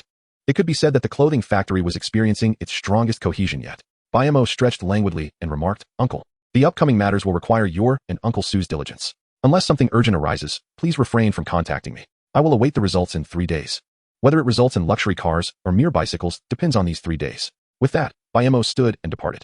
As the critical moment approached, he remained remarkably composed. Rather than succumbing to anxiety, he chose to clear his mind and refrain from overthinking. After all, the necessary arrangements had already been made. As the saying goes, man proposes, but heaven disposes. Bai Mo left without a trace of nostalgia. Upon returning home, he lay down and fell asleep. When he awoke, it was nearly evening, just in time for Hannan Television to broadcast the weather forecast. Prior to the forecast, a series of advertisements played. Even before stepping out of his room, Bai Mo could hear the advertisements. Love life, love sports, embrace the world. Dynamic enjoyment, brimming with infinite possibilities. The subtle design of the dynamic enjoyment logo, with its unwavering spirit, conveyed a message of perseverance. During the advertisement launch, Bai Mo refrained from directly associating charity with the brand. His intention was to first establish brand awareness before enhancing its image. With a comprehensive promotional blitz across Hannan City, it is believed that within these 3 days, the entire populace will become acquainted with the brand. Hee Mei was there, expressing her discontent. Primarily, she found the advertising slogan overly catchy. Bai Mo had not disclosed the establishment of dynamic enjoyment to Hee Mei, thus she remained unaware of it. Bai Xingxue was somewhat informed, as he had organized all the contracts and agreements, yet he chose not to share this with Hee Mei. After all, a mother's worries are boundless, and it was better not to burden her with additional concerns. Dynamic enjoyment? What a lovely name. The slogan is also quite appealing. I wonder who came up with it. Truly impressive. Bai Mo approached Hee Mei and sat beside her, casually picking up a watermelon slice to munch on. Hee Mei cast a glance at Bai Mo, her eyes reflecting concern, though her words were unyielding. Whoever thought of it is none of your concern. You've hardly been home. Have you forgotten what a family is? Indeed, with newfound independence, he could now spread his wings. Bai Mo chuckled awkwardly and leaned in to massage Hee Mei's shoulders. I can't soar too high. I still rely on your nurturing, dear mother. Hee Mei rolled her eyes dismissively, unimpressed. Bai Mo continued, Mother, look, dynamic enjoyment is launching in 2 days, and with such fantastic promotional activities. Why not buy me a couple of outfits? Ahem. Bai Xingxue could no longer tolerate the banter and cleared his throat, subtly signaling Bai Mo to cease. Otherwise, if Hee Mei learned of it later, she might unleash her wrath upon him. However, Bai Mo feigned ignorance. What's wrong, old Bai? Do you want a couple of outfits too? Come on, let us go take a look. Hee Mei turned to Bai Xingxue. You like sportswear too? I had no idea. Bai Xingxue sighed, continuing to read the newspaper. You all carry on. Don't mind me. It's just my throat that feels off. Upon hearing this, Hime swatted Bai Mo's hand off her shoulder, rising to fetch a glass of water and brew some herbal tea. I told you to cut back on smoking. Just smell it. Your child even carries the scent of your smoke. No more smoking from now on. Bai Xingxue looked somewhat innocent, casting a pleading glance at Bai Mo for assistance. Bai Mo blinked in understanding, as they were united in their struggles. Mom, if you prevent old Bai from smoking, won't that be his demise? Let's negotiate. How about we skip the smoking cessation? Rest assured, my physique is like cured meat. Smoking only enhances my flavor. Old Bai thought to discreetly give Bai Mo a thumbs up. Yet, before he could act, Hime approached with a broom. What did you say, Dad? Smoking is harmful to health. It must stop. Old Bai set down his teacup and turned to Bai Mo, directly inquiring. Do you have female classmates in your group? Bai Mo's mind went blank. It was over. He had previously mentioned the camping trip to Hime, only to be met with a stern refusal. Later, while smoking with Old Bai, he had expressed his determination to go and requested Old Bai to keep an eye on Hime. Little did he know, he had been caught off guard. Sure enough, upon hearing this, Hime cast aside the smoking issue and confronted Bai Mo with a sharp tone. Bai Mo, care to explain? Chapter 36, On the Road. Mom, if you're going to hit me, just do it. Do you see me frowning at all? Bai Mo, embracing a defiant spirit, straightened his back and faced Hime. At 38, he lacked the courage to argue with his mother, but at 18, he certainly did. Hime was merely speaking out of frustration, never intending to truly strike him. She couldn't bear to do it, and could only sigh helplessly. The reason I don't want you to go is that there are many snakes, insects, and vermin in the mountains during the hot summer. It's unsafe. You may insist on going, but I have no choice. Prepare your own medication. Rest assured, the camping base will have everything arranged. Bai Mo remarked, noticing Hime's gaze still fixed intently upon him, and added, all right then, you can count on me to bring your medical kit tomorrow. Hearing this, Hime reluctantly nodded. Remember, no matter what you do, always prioritize safety. Hime's words were laden with double meaning. As a doctor, she had witnessed too much. Bai Mo felt speechless, pondering what his own mother was thinking. I understand. By the way, is Jiang Luohan going? Hime suddenly recalled Jiang Luohan and casually inquired. Bai Mo shook his head. I don't know. She's been grounded lately, so she probably won't make it. That's fortunate, he replied. What a pity though. Before departing, he had mentioned he would see her at mealtime. If not for genuine hunger, he would have had no desire to step out for a meal. Upon returning to his room, Bai Mo picked up his phone and noticed a message. So annoying. I want to go tomorrow too, but my dad won't allow it. I just want to start college already. The sender was none other than Jiang Luohan. Ever since gifting her phone to Bai Mo, she had developed a habit of texting him.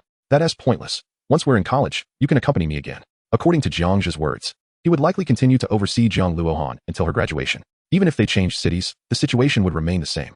Bai Mo never made empty promises.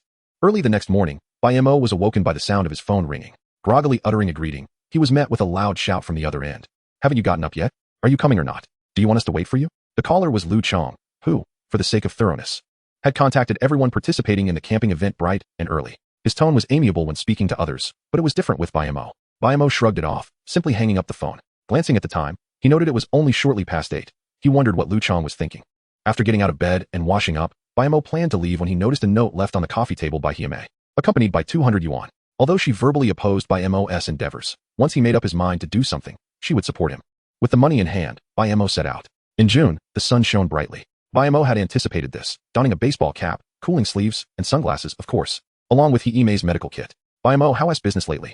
Recently, Bai Mo had become quite the sensation in the class group chat, engaging in discussions ranging from gossip to entrepreneurship.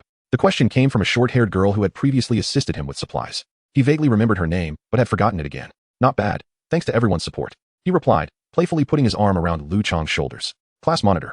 It's been a while. You've gotten even darker. After their trip to the town to sell clothes, Lu Chong had become noticeably tanned. It seemed unlikely he would return to his previous complexion. He remained optimistic, however. Mind your own business. Bai Mo found Lu Chong's words oddly familiar.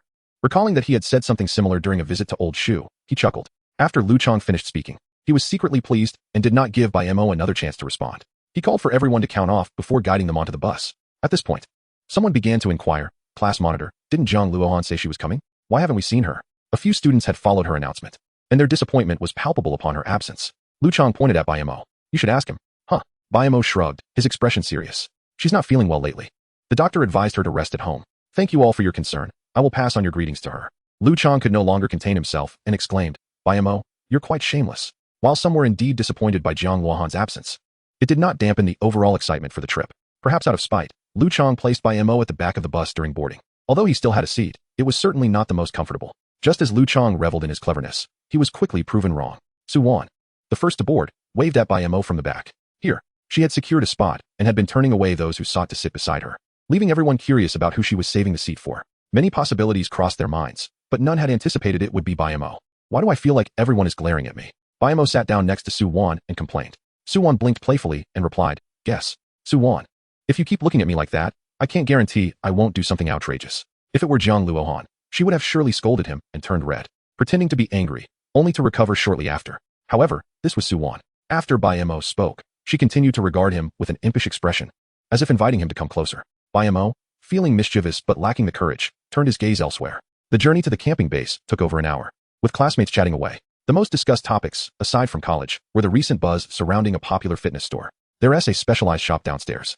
I saw their new arrivals while they were stocking up, and the styles are quite nice. I plan to buy a couple of sports outfits when they open for college. Are they expensive? Well, the original prices are high, but there will be discounts on opening day. In that case, let us go check it out together. I heard there is a lottery for shoppers that day, with the grand prize being a phone. Forget it. Do we look like lucky people? Who knows? Maybe a blind cat will catch a dead rat. Listening to their conversation, Bai Mo unwittingly dozed off, uncertain how long he had been asleep. He felt a weight on his shoulder and opened his eyes to find Su-won had unknowingly leaned against him. Upon arriving at the mountaintop parking lot, Su-won was awakened by a cacophony of noise. Rubbing her neck and squinting, she answered Bai Mo, did you sleep well? The moment she heard his voice, her drowsiness vanished. Noticing her hair on his shoulder, she quickly understood. Her face, still a bit flushed from just waking, turned even redder. Not bad, just a bit hard. Bai Mo shrugged. Is that my fault? Clearly, Su-won was not keen to continue that topic, as she pushed him lightly and said, let us go. Once they disembarked, Lu Chang began organizing everyone's tasks. First, we'll set up the tents. The owner mentioned no one will be up here for the next couple of days, so we can use the tents freely. You can pair up or go solo. It's entirely up to you. Lu Chang paused momentarily before adding, principally, boys and girls are not permitted to share tents. His comment elicited laughter from the group. However, he worried unnecessarily. Most of the students were honest and earnest. Even if there were mutual feelings, it would likely only manifest as shy hand-holding, with no one daring to go further. Lu Chang merely offered a word of caution. How others chose to act was beyond his control. He continued, the rice was cooked, and the firewood for the evening bonfire was ready. After the tent was set up, the boys went to gather firewood, while the girls took charge of washing vegetables and preparing the pot. Everyone accepted Lu Chang's arrangements without dissent, each performing their designated tasks. Bai Mo was no stranger to setting up tents. In his previous life, he enjoyed camping and fishing, often spending 4 to 5 days alone by the riverside. While most were still struggling with the tent's framework, he had already completed the setup. Although the tent was pitched under the trees, shielding it from the sun, it remained quite stifling. Bai Mo, with foresight, had brought a small battery-operated fan, which he hung inside the tent, greatly alleviating the heat. Could you help me set up my tent? Asked a short-haired girl, initially determined to manage on her own. However, realizing she was at a loss, she reluctantly approached Bai Mo for assistance. There was no choice. After all, he was the fastest. During the car ride, Bai Mo had inquired about her name and learned that she was Zhao Qin. As his first target for persuasion, he heard that her stall business was quite promising. She had a knack for commerce. I can teach you, but helping you set it up is another matter. Easy gains can lead to addiction.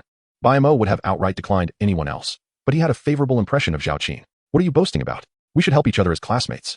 Zhao Qin retorted, disregarding Bai Mo's words. Another student, who had always harbored a dislike for Bai Mo, approached to voice his complaints. Lu Chang often quarreled with Bai Mo due to Jiang Luohan, yet aside from that, their relationship was relatively amicable. This student, however, was simply irritated by Bai Mo. Bai Mo regarded his youthful face and found himself unable to recall his name, choosing not to expend any mental energy on him. Suit yourself, he replied, firmly declining the other boy's advances to assist Zhao Qin. Thank you for your kindness, but I prefer to do things myself. Bai Mo smiled, thinking that she was indeed teachable. As Bai Mo guided Zhao Qin in setting up her tent, Su-won had already completed her own, wiping the sweat from her brow. She approached Bai Mo's tent and was taken aback upon seeing the fan inside. You actually brought a fan? Her voice held a note of envy, lamenting that she hadn't thought of such a practical addition herself. How about I share my tent with you? Bai Mo's tone was teasing, yet it was impossible to find him irritating. Su-won rolled her eyes in response, continuing to fan herself. I'd rather suffer from the heat. Are you not reconsidering? Shall I contemplate? Their exchange caught Zhao Qin's attention, prompting her to interject. Could you two find a private spot for your chatter? I'm still here. Bai Mo shrugged, feigning apology. My apologies, I forgot. Su-won chuckled, finding the situation amusing. Feeling the conversation had grown tedious, she waved goodbye and left to explore for ingredients. Once she departed, Zhao Qin, having finished her tasks, wiped her brow and regarded Bai Mo with a wary expression. Your earlier expression made me think of a term. Oh, what is it? Lech. Bai Mo did not dispute her words. Instead, he retorted, seeing you reminds me of a phrase too. Zhao Qin's face contorted in confusion, and before she could inquire further, Bai Mo continued, ungrateful wretch. Zhao Qin's irritation manifested as she ground her teeth together. However, seeing Bai Mo's nonchalant demeanor, she had no recourse but to let it go. After a moment of simmering anger, her curiosity got the better of her. Don't you have feelings for Luohan? What's your relationship with Su-won? Gossip is an innate trait among girls, and she was no exception. What is your glasses prescription? 300 why? Then you must be somewhat nearsighted. Nearby the camping site was a large observation deck, providing a panoramic view of most of Hannan City. Bai Mo leaned against the railing, reflecting on the old city with a sense of nostalgia. The tallest building visible now was the office tower of Jiang's company, a prominent landmark in this era. This old city held countless memories. However, the tides of change and development dictated that memories could only remain as such. Familiar streets from his childhood would soon be demolished, replaced by towering skyscrapers, rendering even the office tower ordinary. The real estate industry was a byproduct of the country's economic rise, undeniably profitable, but also fraught with risk. In the future, real estate developers unconnected to the state could easily find themselves burdened with billions in debt, with unfinished buildings piling up. Not due to a lack of desire to construct, but rather a lack of funds. Just one broken funding chain for a building could trigger a chain reaction, leading to a billionaire's abrupt bankruptcy overnight. This was an inevitable trend, and Jiangzhou was no exception. Although Bai Mo had not lived in Hannan City in his previous life, he closely followed its development. Jiangzhou's company had taken over a decade to reach its zenith, yet it took less than a month to decline. What are you daydreaming about? Here. Suwon handed him a bottle of chilled mineral water. Tell me, if you become wealthy in the future, what would you do? Suwon was puzzled by Bai Mo's sudden inquiry. Eat, sleep, read. Well, maybe play games. Such a lack of ambition. Bai Mo's dismissive tone did not anger Suwon. Instead, she countered, what about you? What do you plan to do with your wealth? First, I'd pinch myself to see if it's a dream. Suwon shook her head in disbelief, turned, and walked away, likely thinking that conversing with Bai Mo was a waste of her time. After Suwon left, Lu Chang approached with his Canon camera, eager to show Bai Mo the photo he had just taken of him and Suwon chatting. Bai Mo examined the image, noting the excellent lighting and angle. Sunlight filtered through the leaves, casting a greenish hue, with rays spotlighting Suwon as she looked up at Bai Mo. Is that it?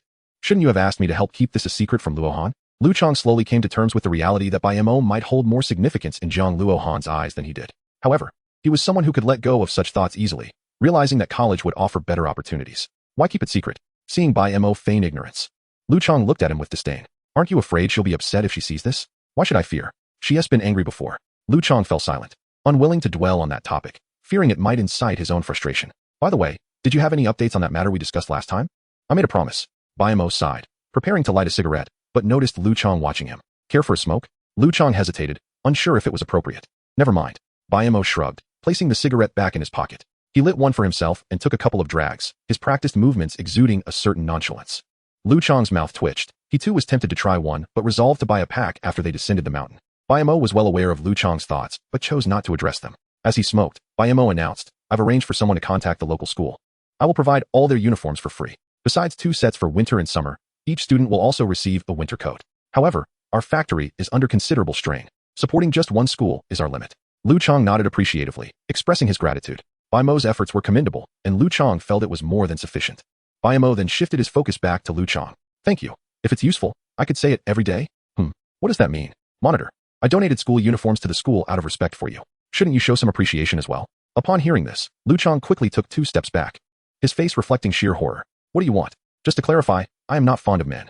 Cough, cough, cough. Bai Mo was quite startled by Lu Chang's surprised reaction. He inadvertently choked on some smoke. Are you trying to disgust me? Seeing Bai Mo's expression, Lu Chang realized he had overthought the situation. After a sheepish chuckle, he awkwardly asked, what do you want from me? What could I possibly want from you? What do you have that I might desire? Lu Chang sighed in relief. Fortunately, I am an only child and have no sisters. If you have something to say, just say it, and I shall do what I can.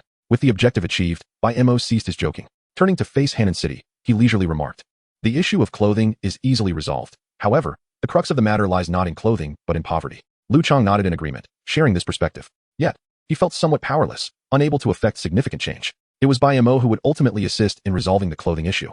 Noting Lu Chang's silence, Bai Mo continued. It is poverty that gives rise to the issues of left-behind children and the elderly. Seeking work elsewhere may not yield substantial earnings, but for them, it appears more promising than remaining in the village to farm. The money from farming pales in comparison to what they could earn through labor. Lu Chang was astute, possessing a strong capacity for inference. Upon hearing Bai Mo's words, he began to grasp the underlying meaning. You mean, as long as we provide the young people with hope for staying, they won't leave? And that hope is the opportunity to earn money. Bai Mo nodded. Monitor, if you truly wish to assist them, I have a suggestion. Do tell. Let's explore what local specialties can be processed into products. I define myself as a businessman.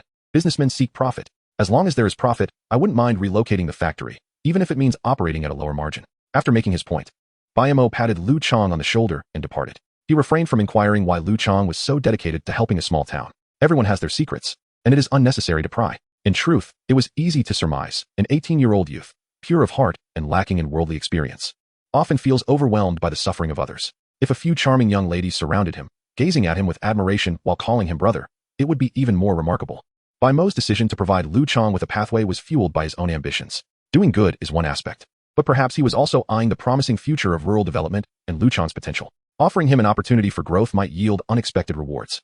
Behind every successful individual lies a network of support. Bai Mo, too, sought a circle of trustworthy allies to bolster his endeavors. At present, Lu Chang seemed to fit the bill, with Zhao Qin being a tentative ally. The road ahead is long and arduous. As noon approached, the fire had been ignited. A few classmates skilled in cooking busily prepared the ingredients at the stove. Others engaged in conversation or lent a helping hand. Bai Mo approached, and someone inquired, "What were you two discussing? Since when did you become so close?" The class had always known that Bai Mo and Lu Chang were like oil and water, often clashing at every encounter. It was rare to witness such a harmonious interaction. They discussed life aspirations, the vast universe, and how to be of service to society. Crazy. Suwon laughed heartily at Bai Mo's bemusement. After a moment, she regained her composure. "The boss has a fish pond. Shall we go fishing this afternoon? There are also crayfish in the nearby field. We could catch those too. There's a stream in the mountains where we can catch crabs." Given a choice, Bai Mo would undoubtedly opt for fishing, though his current focus lay elsewhere. Crayfish? Yes, indeed, Suwon exclaimed, showcasing a large crayfish in her hand. "Do you wish to try spicy crayfish?" "Absolutely." In this era, crayfish had yet to gain popularity in the Jianggan region. Many had only heard of them but had never tasted them. As Bai Mo and Suwon busily cleaned a large basin of crayfish, others joined in to help. Freshly graduated high school students were earnest, oblivious to the notion of cutting corners. With everyone's assistance, more than 10 pounds of crayfish were cleaned in less than half an hour. "Here are the hot pot base and beer you requested." At this moment, Lu Chang, accompanied by two boys, brought a pile of ingredients over.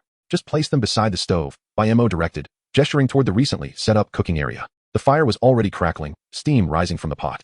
Bai Mo remained unfazed, expertly managing the cooking process. He can actually cook? Many were astonished. In their minds, Bai Mo was merely someone who had everything handed to him. "This tastes quite good," Suwon remarked instinctively. This prompted even more curiosity from those nearby. Zhao Qin squinted her eyes, filled with gossip. "Have you tried it?"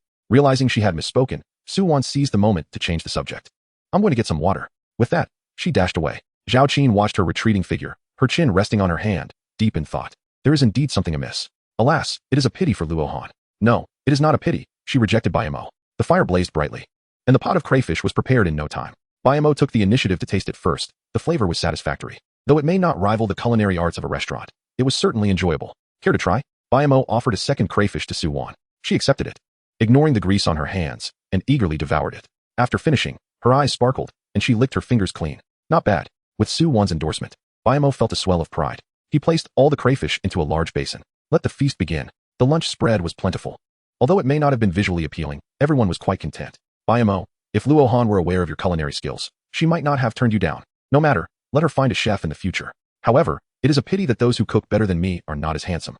And those who are more handsome cannot cook. TSK, you flatter yourself. Now you are getting cocky. In my opinion, though Luohan is beautiful, her affluent background would create immense pressure. Being rejected might just be a blessing in disguise." Bai Mo shook his head. "What do you know? Have you ever heard of a man living off a woman? Yet I have never experienced it. That is somewhat regrettable." The crowd shot him disapproving glances. Shameless. The crayfish was the first dish to be completely devoured. Some even suggested that Bai Mo prepare another batch for dinner, this time in larger quantities. Given the number of diners, Bai Mo was indifferent to this, as rare moments of leisure were worth indulging their taste buds. Lu Chang had kept his head down, eating steadily. He attempted to speak several times, but upon seeing Bai Mo engaged with others, he wisely fell silent. Bai Mo remained unaware of Lu Chang's unusual demeanor.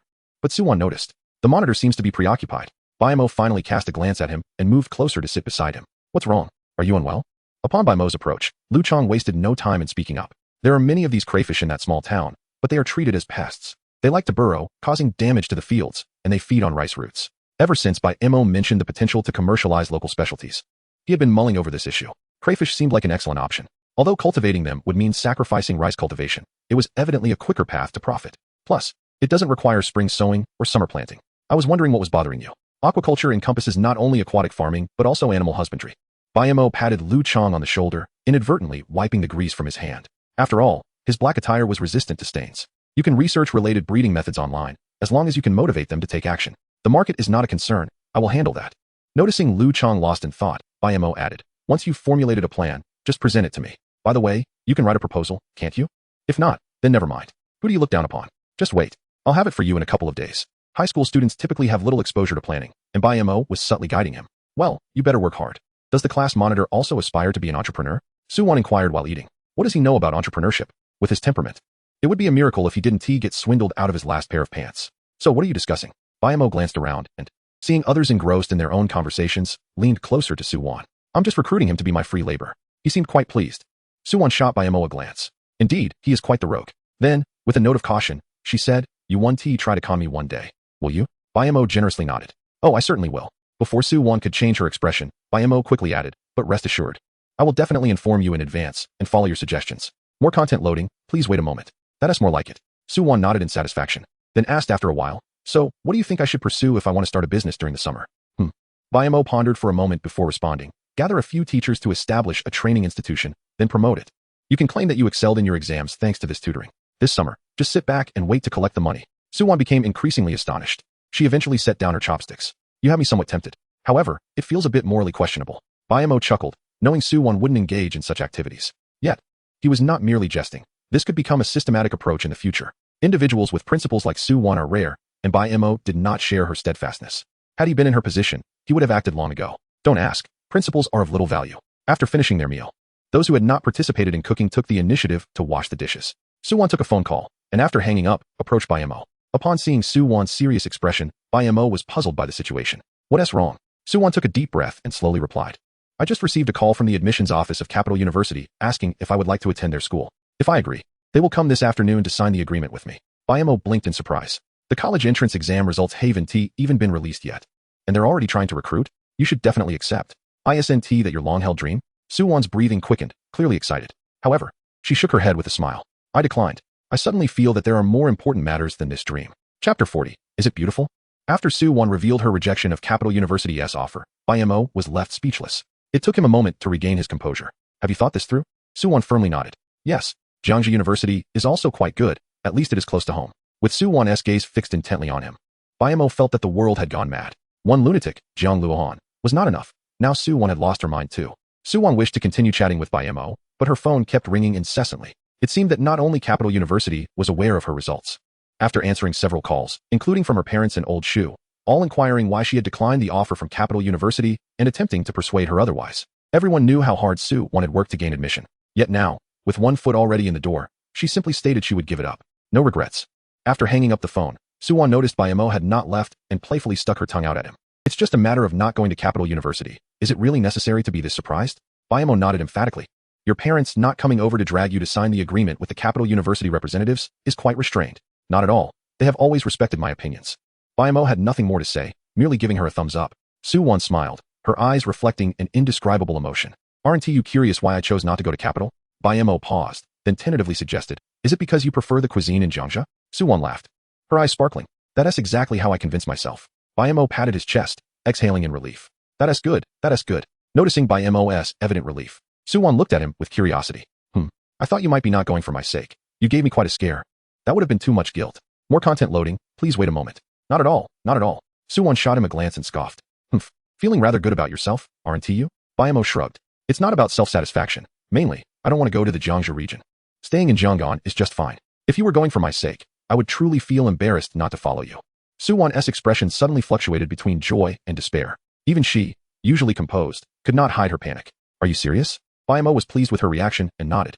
That is indeed my thought. However, at this point, Bai Mo fell silent, seeing Su-won's anxious face. He couldn't help but chuckle. Su-won realized that Bai Mo was teasing her.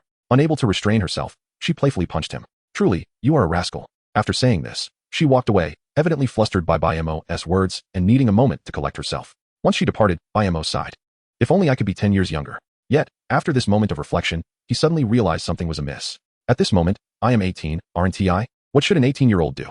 They should indulge in their youth, loiter at the girls' dormitory, whistle at passing girls, and find a companion to sneak into the school's South Small Grove at night. If one didn't feel like attending class, they could simply inform their roommates to mark attendance for them. If sleepless at night, they could go out for a drink or two and enjoy a night of revelry. Suddenly, Bai Mo felt an overwhelming anticipation for his second youth. Watching Su-won's flustered retreat, he did not pursue her. Certain shadows, once cast, are difficult to erase. The afternoon in the mountains is much cooler than in the city. There is a small river flowing through the mountains, its waters pure and refreshing. Bai Mo, this crab is edible, right? Su-won, barefoot, pried open a rock and caught a crab, showing it to Bai Mo. Bai Mo held a bucket filled with small fish and shrimp, all the fruits of Su-won's labor. He couldn't help but feel exasperated. Why is it always about whether it's edible? Su-won blinked, glancing at the crab, then asked, is it cute? After a moment, she looked at Bai Mo again. If you think it's cute, I'll give it to you. Bai Mo immediately extended the bucket towards her. It's quite tasty when battered and fried. Catch more. Alright, not far from them, a few people sat on a large rock, soaking their feet in the river, watching Bai Mo and Su-won laughing together. They couldn't help but murmur among themselves. Do you really believe them when they say there is nothing going on? Zhao Qin was among the crowd, wanting to catch crabs too, but feeling superfluous if she joined. She could only endure and watch them play. The others shook their heads in agreement. I strive to convince myself that a girl, with a sorrowful expression, declared that as long as I persuade myself to believe it, I too can shamelessly go crab catching. Some nearby lamented, Bai Mo is indeed quite the flirt. Just days ago he was inseparable from Luohan, and now he is entangled with Su-won. The old adage rings true. Good cabbages are always trampled by pigs. After her remark, another voice chimed in, but Bai Mo is undeniably handsome. He cooks delicious meals. And most importantly, he knows how to make money. If he were to pursue me, I would certainly agree. A little flirtation wouldn't bother me at all. Regardless of age, whenever a few girls gather, gossip flows endlessly. Bai Mo, of course, remained oblivious to their chatter, but if he had known, he would have surely asked the girl for her phone number. Girls who are oblivious to their own flirtations are simply charming. Ah, Su-won, walking along the small river, suddenly exclaimed, "What's wrong?" Bai Mo inquired, only to see a splash of bright red in the water beneath her feet. Su-won frowned and sighed, expressing her exasperation. How could there be glass here? Although she had sustained a cut, she showed no signs of delicacy, wading through the water to reach the bank. Without regard for the dirt, she plopped down and began inspecting her wound. It hurt a bit. The cut was 2 or 3 centimeters deep, with blood flowing steadily. Wait for me a moment. I'll be right there. He was grateful that he had listened to his mother's advice and brought along a first aid kit. Upon noticing Su-won's injury, their classmates rushed over to help. However, aside from tissues, they had little of use. As suggestions arose about whether to go to the hospital, Bai Mo dashed over with the first aid kit in hand, sweat glistening on his face. Seeing him in such a state, Su-won couldn't help but chuckle, disregarding the astonished stares from those around. She then extended her injured foot towards him. Isn't it pretty? Her playful remark lightened the previously tense atmosphere. Do you think I'm a pervert? Or do you suspect I have some peculiar hobby? I'm not concerned. I merely wish to ask, is it beautiful? Su-won stood at around 163 centimeters, her feet a delicate size 30. Petite and fair-skinned. She bore no visible flaws. Bai Mo could not utter a dishonest word. It's beautiful. Su-won pouted, what a pity. It will look less appealing with a scar later. Bai Mo gently placed her foot on his thigh, first disinfecting the wound, applying ointment, and finally wrapping it in gauze. It's just a minor injury. It won't leave a scar. Su-won was indifferent, as long as it didn't scar. A slight limp was inconsequential since no one was asking her out. After the simple bandaging, she stood up and brushed off the debris from her backside, attempting to take a few steps. Your skills are impressive. Just as she spoke, she stumbled and nearly fell. Fortunately, Bai Mo was attentive and caught her just in time. Oh, my eyes. Everyone disperse. Don't disturb us. The onlookers, witnessing this, turned away with a mix of surprise and amusement, hastily retreating. Su-won's ears flushed red. Her typically composed demeanor revealed a shy side. Once she regained her composure, she murmured, aren't you going to let go? Bai Mo, seemingly oblivious, showed no intention of releasing her. Don't make it difficult for yourself. I'll support you. Su-won attempted to wriggle free a couple of times. But upon realizing her efforts were futile, she resigned herself to his grip, one arm around her waist and the other supporting her. After a while of this arrangement, Su-won halted. Bai Mo looked at her in confusion. What's wrong? Perhaps I should walk on my own. The summer heat intensified as they stood close together, making the situation increasingly uncomfortable. All right, then, good luck. Bai Mo felt the heat as well, and, feeling uneasy, decided to let go. This sudden release caused Su-won, who had leaned against him, to lose her balance and tumble. Bai Mo, you jerk. He shrugged, hands raised in surrender. You said you'd walk on your own. Su-won took a few deep breaths to quell her irritation, but upon noticing Bai Mo taking pictures with his phone, her frustration surged anew. No photos. She stood and attempted to snatch the phone from him. Bai Mo, mindful of her injury, didn't flee, allowing her to reclaim her device. As Su-won examined her photo gallery, the phone rang. Upon seeing the caller ID, she pressed the answer button and switched to speaker mode, handing the phone to Bai Mo. He paused, surprised by the screen. Bai Mo, is there something wrong? What are you all up to? Is the mountain enjoyable? Jiang Luohan's voice carried a hint of melancholy. She yearned to join them, but was confined by Jiang's restrictions. Her mornings filled with piano, dance, and painting, followed by afternoon internships across company departments, left little time for leisure. This call was a rare moment she had carved out for herself. Bai Mo glanced at the smiling Su-won beside him, feeling inexplicably cheerful. I heard the crayfish you made for lunch was delicious. When can you make me some? You even know we were having crayfish for lunch? Indeed. They sent me a message. You're so busy, yet you had no updates for me. Jiang Luohan's tone held a trace of grievance. Due to the speaker, Su-won overheard. You know I'm busy, yet you call? I just wanted to hear your voice. One could almost envision Jiang Luohan blushing on the other end. It took considerable courage for her to utter those words. What are you busy with? Searching for a girlfriend. Su-won, hearing this, looked up and met Bai Mo's teasing gaze, murmuring pervert under her breath. She blushed and stumbled away. An awkward silence enveloped the call until Bai Mo, about to hang up, finally heard Jiang Luohan speak again. Bai Mo, I have a rough idea about the disagreement between you and my father that day. However, he is he, and I am I. I will strive to persuade him by the time we reach university, all right? Habitually, he reached for a cigarette in his pocket. In his previous life, he never imagined Jiang Luohan would one day speak so humbly to him. Reflecting on their shared moments, Bai Mo felt it necessary to clarify. This has nothing to do with your father. If I don't wish it, he cannot do anything. I'm simply accustomed to freedom and am not a suitable commitment. I'll share a piece of advice with you. Wait until university. There, many more people await your encounter. Upon finishing his words, he seemed to hear muffled cries from the other end of the line. However, he didn't linger on the sentiment and promptly hung up. Jiang Luohan, accustomed to a life of luxury, was a princess held in high esteem by all. Bai Mo believed he could not provide her with the warmth and comprehensive protection she deserved, so he chose not to dwell on it. Having let go of his past, he simply wished to live his life well in this lifetime. Finished? Where until you leaving? Seeing Bai Mo still holding an unlit cigarette, she asked, "Do you want me to help you light it?"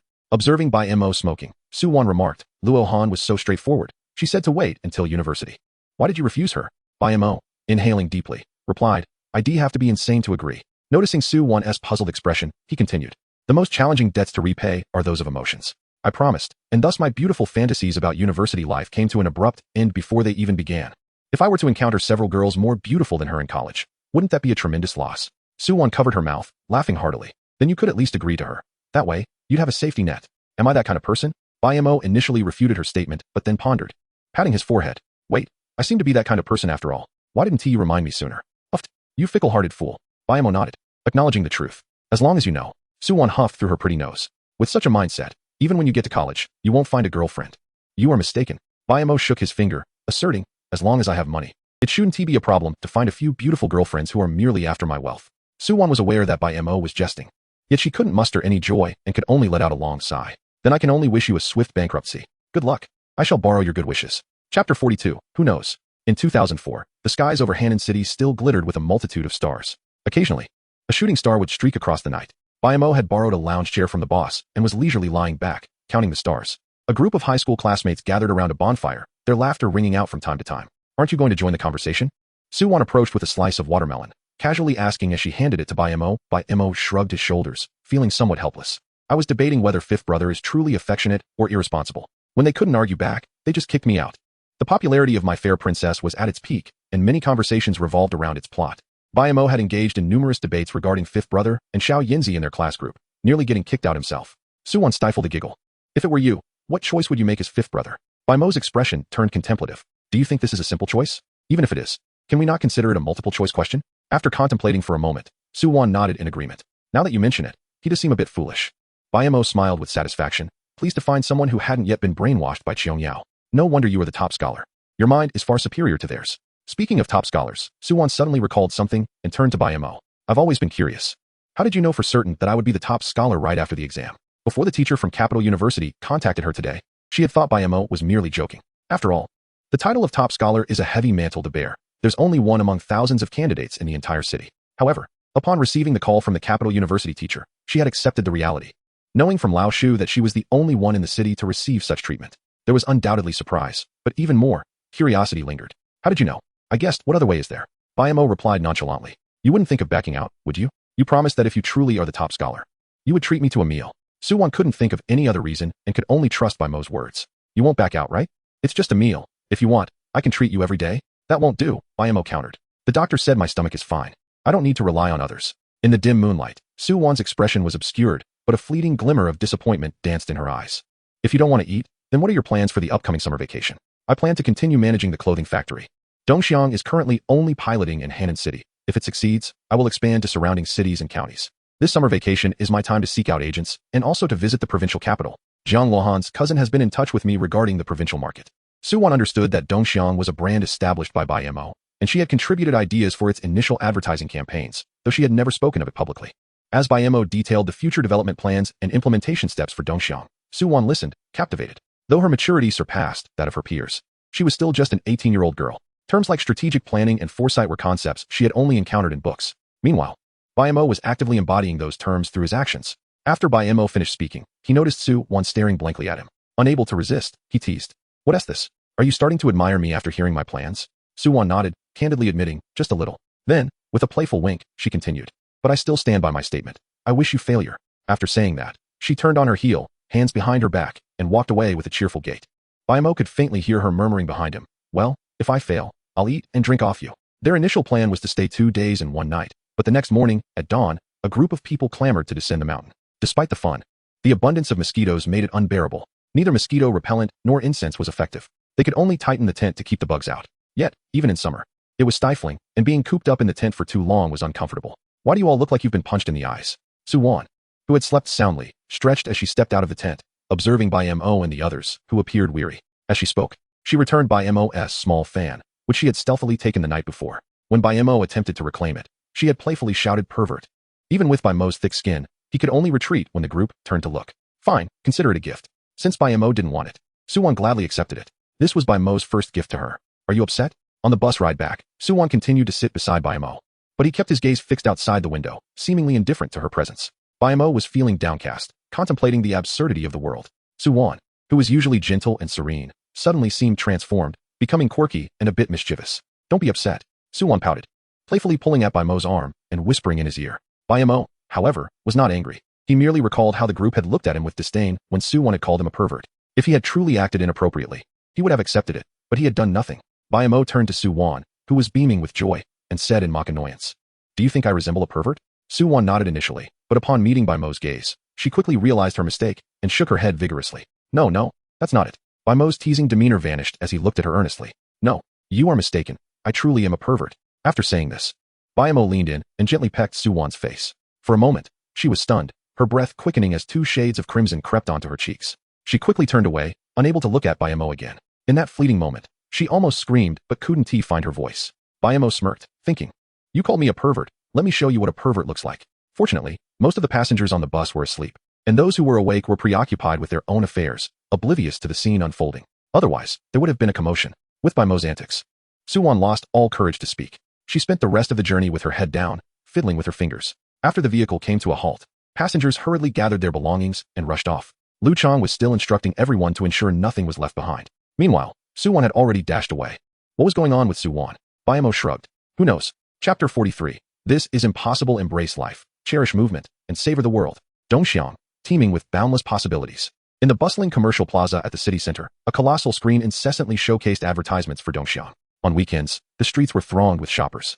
This day also marked the grand opening of Dongxiang's physical store. Amidst a deluge of advertisements, the brand skyrocketed to fame overnight. Even children as young as 6 could be heard exclaiming excitedly as they strolled by. Why are there so many people? Hime frowned as she stepped into the boutique. This store was a flagship establishment meticulously crafted by Bai Mo, spanning over 800 square meters across 2 levels, with customers crowding every inch except for the shelves. The sales assistants, originally intended to guide customers in their purchases, had transformed into safety officers, shouting reminders to be cautious rather than promoting the merchandise.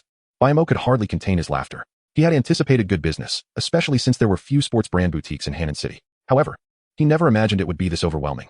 He had just received news that 6 other stores opening simultaneously were also thriving. 70% of the initial influx of customers were paid actors. When a crowd gathers, it often triggers a collective response, whether out of curiosity or genuine intent to shop. Let us come back tomorrow, Hime finally conceded, unable to endure the chaos any longer. Just as she was pulling Bai Mo to leave, they encountered an acquaintance. Oh, Dr. He, you're here too. Bai Mo turned to follow Hime's gaze. Upon seeing the woman, his expression shifted slightly. Sister Zhao, you're here shopping for clothes as well. Zhao Fengying, robust and hardy, had a face full of warmth. Hasn't your son's college entrance examination results come out? He scored over 70 points above the admission line. She beamed. I thought I'd bring him to pick out some decent clothes for university. Upon seeing Bai Mo, Zhao Fengying continued. What about you, Xiaoma? How did you fare in your exams? I heard the top student, Su-won, is from your school. Bai Mo had a vivid recollection of Zhao Fengying. They had once been neighbors, but after his family moved, their paths diverged. The reason for his clear memory was her incessant chatter. A significant portion of neighborhood gossip revolved around her. She relished showing off, often disregarding the sensitivity of others if it meant portraying herself as impressive. Hime was well aware of Zhao Fengying's intentions, which were merely to boast about her son's academic achievements. Without delving into the matter, she smiled and replied, Su-won is in the same class as him. However, his focus isn't on his studies. He barely passed the undergraduate threshold. Zhao Fengying wore a smug expression but pretended to offer advice. Ah, what a pity. It's quite challenging to manage a child at that age when their thoughts wander. But they can't be allowed to squander their time. If they don't study hard now, how will they earn a living in the future? Hime could only awkwardly agree. Bai Mo feigned ignorance, thinking to himself, who is this, a lunatic? Upon hearing that Su-won and Bai Mo were classmates, Zhang Xiaoshu also looked up, perhaps due to his late-night study habits. He bore deep dark circles under his eyes, which even thick glasses could not conceal. You know Su-won. Bai Mo recalled the day they descended the mountain. It was the same day the examination results were released. Su-won, the top student, was immediately interviewed by the city's television station. In a bid to promote the school, banners and congratulatory notices adorned every street corner. Suwon's name had become widely recognized. Today's bustling turnout at Dongxiang was, in part, due to her influence. During her interview, when asked about her summer plans, she expressed her love for sports, intending to purchase a few athletic outfits from Dongxiang before learning to play tennis. As Zhang Xiaoshu inquired, Bai Mo could no longer pretend not to hear and merely nodded, inwardly musing, is being the top student really such a big deal? She wouldn't dare utter a word after I kissed her. Could you introduce her to me? I heard she declined an invitation from Capital University and wishes to attend Jiangsu University. I'd like to go there as well, Zhang Xiaoshu pressed. Bai Mo was about to respond when Zhao Fengying interjected, Xiaomo, we grew up together. Why not give that girl's number to Xiaoshu? Just consider it a favor. Bai Mo shook his head, ready to refuse, but Zhang Xiaoshu piped up, you don't have her number, do you? With Suwon's grades, it's unlikely she'd share it with you. Bai Mo chuckled, if you want it, go ask her yourself. As Zhang Xiaoshu spoke, Bai Mo caught sight of Suwon, who was clutching several garments, evidently, just selected. Upon noticing Bai Mo, she navigated through the throng and approached him with a quickened pace, handing him the clothes without hesitation. I picked these, do as you see fit. Zhang Xiaoshu was bewildered. Equally astonished was Hime. Zhao Fengying, unfamiliar with Suwon, immediately conjured a dramatic interpretation upon witnessing their familiarity. Dr. He, you mentioned that Xiaoma's focus isn't on his studies. Could it be due to a budding romance? Her voice was coarse and loud. Suwon finally realized there were others around, and, upon spotting Hime, felt a wave of awkwardness wash over her. Hello, Auntie. Hime nodded, her expression complex. Suwon, Zhang Xiaoshu tentatively called out.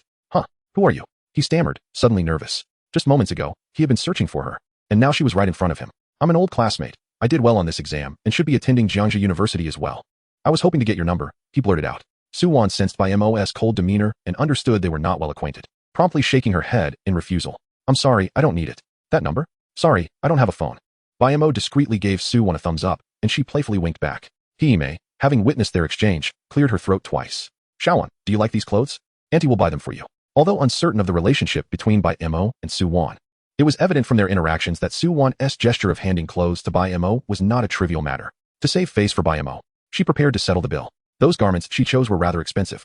Upon hearing Hime's words, Suwon looked astonished. Huh, you want to buy them for me? Seeing her expression, Hime was puzzled. Had she misjudged the situation? Only Bai Mo understood the outcome. It was all over. Upon catching Suwon's gaze, Bai Mo had no choice but to reveal the truth. Manager Chun, please put these items on my tab.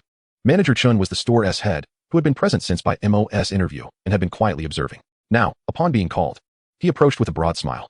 Of course, Mr. Bai. Once Manager Chun departed with the clothes, Hime turned to Bai Mo. Is he the manager here? I initially mistook you for a pickpocket. Trailing behind me with a furtive demeanor, Bai Mo could only manage a sheepish smile. The representative from Dongxiang, whose name was also Bai Mo, was indeed associated with this brand. Is this brand yours? Hime, still in shock, exclaimed, impossible. How could this be? You're so young. What's impossible? Bai Mo retorted, Aunt Zhao, I am already 18, the same age as your son. If he can gain admission to Jiangsu University, then establishing a brand is hardly remarkable. Zhao Fengying's expression fluctuated, and ultimately, she left without purchasing anything, evidently struggling to accept this reality. In her eyes, Bai Mo was merely a wayward youth, incomparable to her son. Yet now, she had been thoroughly contradicted. Keep flaunting it.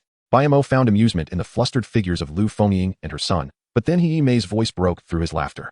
Bai Mo ceased his mirth and turned to her. Mom, the weather is splendid today, let us bask in the sun. It is indeed pleasant, 38 degrees. You go soak up the rays for me. Inside the mall, the air conditioning dulled the heat's impact, yet through the glass, the bright sun outside reminded Bai Mo that he might soon resemble a second blackened class monitor if he indulged. He understood that Hime was upset with him for concealing the truth, and her current remarks were driven by irritation. Thus, he chose not to dwell on the matter any further. If there are any clothes you like, I'll buy them for you. Bai Mo surmised that Hime's anger stemmed solely from his secrecy. Setting that aside, she felt a swell of pride. Her son was merely 18 and had already founded a well-known brand in Hannan City. This was far more practical than mere examination scores. Suwon, realizing the situation, cast an apologetic glance at Bai Mo, contemplating that if it weren't for her, this scenario may not have unfolded. Though Bai Mo was indifferent, her guilt lingered. She picked up a garment and suggested, Auntie, I think this piece would suit you beautifully. Would you like to try it on? Hime examined the clothing, draping it over herself. Ultimately, however, she shook her head. Forget it. It's just young people's sportswear, not suitable for me. But you're still young. This would make you look vibrant. You should keep a few for outings in the future. Suwon's playful smile accompanied her words. And Bai Mo will pay for it. Why not take advantage? Hime hesitated, but after a moment's thought, she shot Bai Mo a glance before smiling at Suwon. Then I'll take this one. Suwon seemed to grasp what middle-aged women appreciated, and their camaraderie flourished. After leaving Dongxiang, they ventured into another store. Bai Mo carried several large bags filled with their purchases. While half-heartedly shopping, Suwon excused herself to the restroom, and Hime seized the opportunity to inquire, Bai Mo, I recall that the Jiangsu University of Finance you applied to is located right across from Jiangsu University, correct? I've never been there. How would I know? You truly don't know? Bai Mo shrugged nonchalantly. Do you think I should? Ime meant to ask more. But Suwan was approaching, so she had to pause. She sighed, reflecting on how delightful it was to have a daughter, a comforting presence. Parents often express such sentiments, with those having daughters claiming that raising sons is less troublesome, while those with sons argue the contrary. Ultimately, every parent cherishes their own child. Bai Mo nodded seriously upon hearing this. Shall I have her call you mom? You could gain a daughter without any effort. Ime, just sipping water, sputtered at this remark. What did you say? I said I love you, my dear mother. Ime found herself both amused and exasperated by Bai Mo's humor, which seemed inherited from somewhere. I warn you, don't be ridiculous. Mind your boundaries. Rest assured, I understand. I want to let you become a grandmother at a young age. Ime sighed, realizing her child had grown beyond her control. Previously, she had hoped to manage him through his allowance, but that notion had proven naive. Auntie, I apologize for the wait. Shall we continue shopping? Ime smiled and shook her head. I have other matters to attend to. You two enjoy yourselves. This was merely an excuse. She felt that her presence might make them uncomfortable, and she preferred not to impose. By the way, Xiaowan, please give Annie your number. Ime was fond of Suwan, not solely based on her academic prowess, but also due to their pleasant brief interactions. She had heard that this girl had turned down an offer from the capital university to attend Jiangsu University. Initially baffled by such a decision, she now understood, which only heightened her approval. Suwan nodded, retrieving her phone to note down Ime's number. After dialing, the call rang twice before disconnecting. All right, I'll take my leave now. Enjoy your time. If Bai Mo ever bothers you, just let me know, and I'll handle him. Once Ime departed, Bai Mo finally felt at ease. Shopping with his mother had been rather stifling. He turned to Suwan, asking, do you have any plans? If not, I'll take off too. Suwan shook her head. I have no plans. Where are you headed? I'll come with. The Dongxiang headquarters had moved from the garment factory to another office building not far from Jiangsu Company. Currently, they only rented half a floor. While the office environment was somewhat rudimentary, it was fully equipped. Departments for finance, operations, marketing, business, and human resources had all been established. The sales data from the 7 stores was being updated in real time. Upon entering the office area, Bai Mo was immediately struck by the bustling atmosphere. Some were restocking, while others compiled information. It finally felt like a legitimate operation. After a moment of reflection, someone noticed his presence and greeted him warmly. President Bai is here. This is the latest sales data as of 10 minutes ago. Please take a look. Sister Zhang, who had been the financial officer at the garment factory, was now the financial director at Dongxiang. She approached Bai Mo with the data in hand. Bai Mo glanced at the figures. In just 4 hours since opening, they had accumulated over 300 orders, with sales reaching a staggering 150,000. This was merely the beginning. While Bai Mo felt satisfied with these numbers, he was acutely aware that it was not yet time to celebrate. The initial promotional costs alone had reached 300,000, although sales had hit 150,000. After deducting all expenses, the profit left for him was less than 50,000. This amount would soon be reinvested into the next market. Clothing, while a necessity, has a low replacement rate, particularly sportswear. Many individuals purchase only 1 or 2 items per year. The initial days of business would flourish, filling the previously unoccupied market space. But once saturation occurred, a steep decline would follow. Our task is to establish a presence in other regions before the market in Hannan City reaches saturation. As always, we will pave the way with advertising, regardless of cost. Sister Zhang nodded, aware of Bai Mo's grand ambitions. He was not merely focused on the market in Hannan City, but had his sights set on the entire province, the nation, and even beyond its borders. It was precisely because they glimpsed a prosperous future in Bai Mo that they devoted themselves wholeheartedly to their work. After a moment of contemplation, Sister Zhang added, many people have been calling to inquire about franchise opportunities. Besides Hannan City, several surrounding areas express interest as well. When shall we initiate contact? The franchise policy was formulated by Bai Mo himself. For a chain brand to swiftly seize the national market, franchising was the only viable route. Others would invest in opening and operating stores, while he merely needed to provide goods and brand authorization to reap a substantial portion of the profits. Bai Mo had already devised a plan. A few days before Lu Xiang's gold medal triumph, he began airing the advertisements he had filmed. Apart from the standard promotional phrases, he added a rallying cry for the Olympic athletes. With the sensational impact of Lu Xiang's victory in the 110-meter hurdles, it would be difficult for Dongxiang not to gain widespread recognition. Chapter 44. You must take responsibility for me. Let Lu Ying and her team establish communication with these potential franchisees, negotiating the terms on the higher side. We can sign a bet agreement, ensuring that by October, we will achieve a market awareness rate of over 50% for Dongxiang. This 50% threshold was Bai Mo's bottom line, under the relentless barrage of promotional efforts. If they couldn't reach this target, there would be no point in continuing. He would feel utterly embarrassed. Only with heightened awareness could sales figures increase. When faced with identical clothing styles, people invariably gravitate towards familiar brands. Sister Zhang considered the bet agreement somewhat risky. However, her trust in Bai Mo quelled her reservations, and she nodded in agreement before proceeding with her arrangements. After Sister Zhang departed and gently closed the door, Bai Mo was left alone in his office with Suwan. What major do you wish to pursue in college? He inquired, pouring her a glass of water and taking a seat beside her. I was contemplating electronic information. What do you think? The prospects are promising, but it ultimately depends on your interests, Bai Mo replied. Suwon nodded in agreement. However, I have now decided to pursue a major in digital media. I have faith in the future of internet finance, and under current conditions, digital media seems to be the better choice. Bai Mo gazed at Suwon in surprise, momentarily taken aback. What's wrong? Is it not a good idea? Bai Mo quickly shook his head. Not at all. It's splendid. At 18, I could only see the present. Any thoughts of the future were mere fantasies. Your understanding of internet finance at this age is truly remarkable. He continued. As you mentioned, traditional industries will be significantly impacted by the rise of online commerce. The ability to shop from the comfort of home is an inevitable trend. If you are interested, you might consider managing a website, be it for dynamic sharing like social media or information searching akin to Baidu. Internet finance is a significant area of interest for me as well. It is among the most promising sectors outside of real estate. The real estate market is too treacherous. I would drown in its depths. However, internet finance remains relatively straightforward within the domestic market. Moreover, the prevalence of online scams is concerning. After years of online dating, your partner might turn out to be a muscular man even stronger than you. This has caused traditional moguls to be skeptical of the virtual market. It was precisely this skepticism that led teacher Ma from Suzhou to encounter numerous obstacles in his entrepreneurial endeavors. Nevertheless, I have high hopes for this field and thus encourage you to explore it. Is it truly feasible? Suwon appeared somewhat hesitant. Of course. If you don't dare to try, then it's impossible. You must venture forth to discover. Here, I shall sponsor you under the name of Dongxiang. Pursue it boldly. Any losses will be on me. Suwon, who had excelled in her studies and garnered attention from top universities, relied not solely on hard work, but also on her exceptional intellect. Her hesitation was fleeting, and she soon nodded in agreement. All right. Bai Mo smiled with satisfaction. You will undoubtedly succeed. Perhaps you might even become a pioneer in the future of the internet. Suwon pouted. But what if I don't? What if you don't? Bai Mo pondered before responding, then consider it as if I never spoke.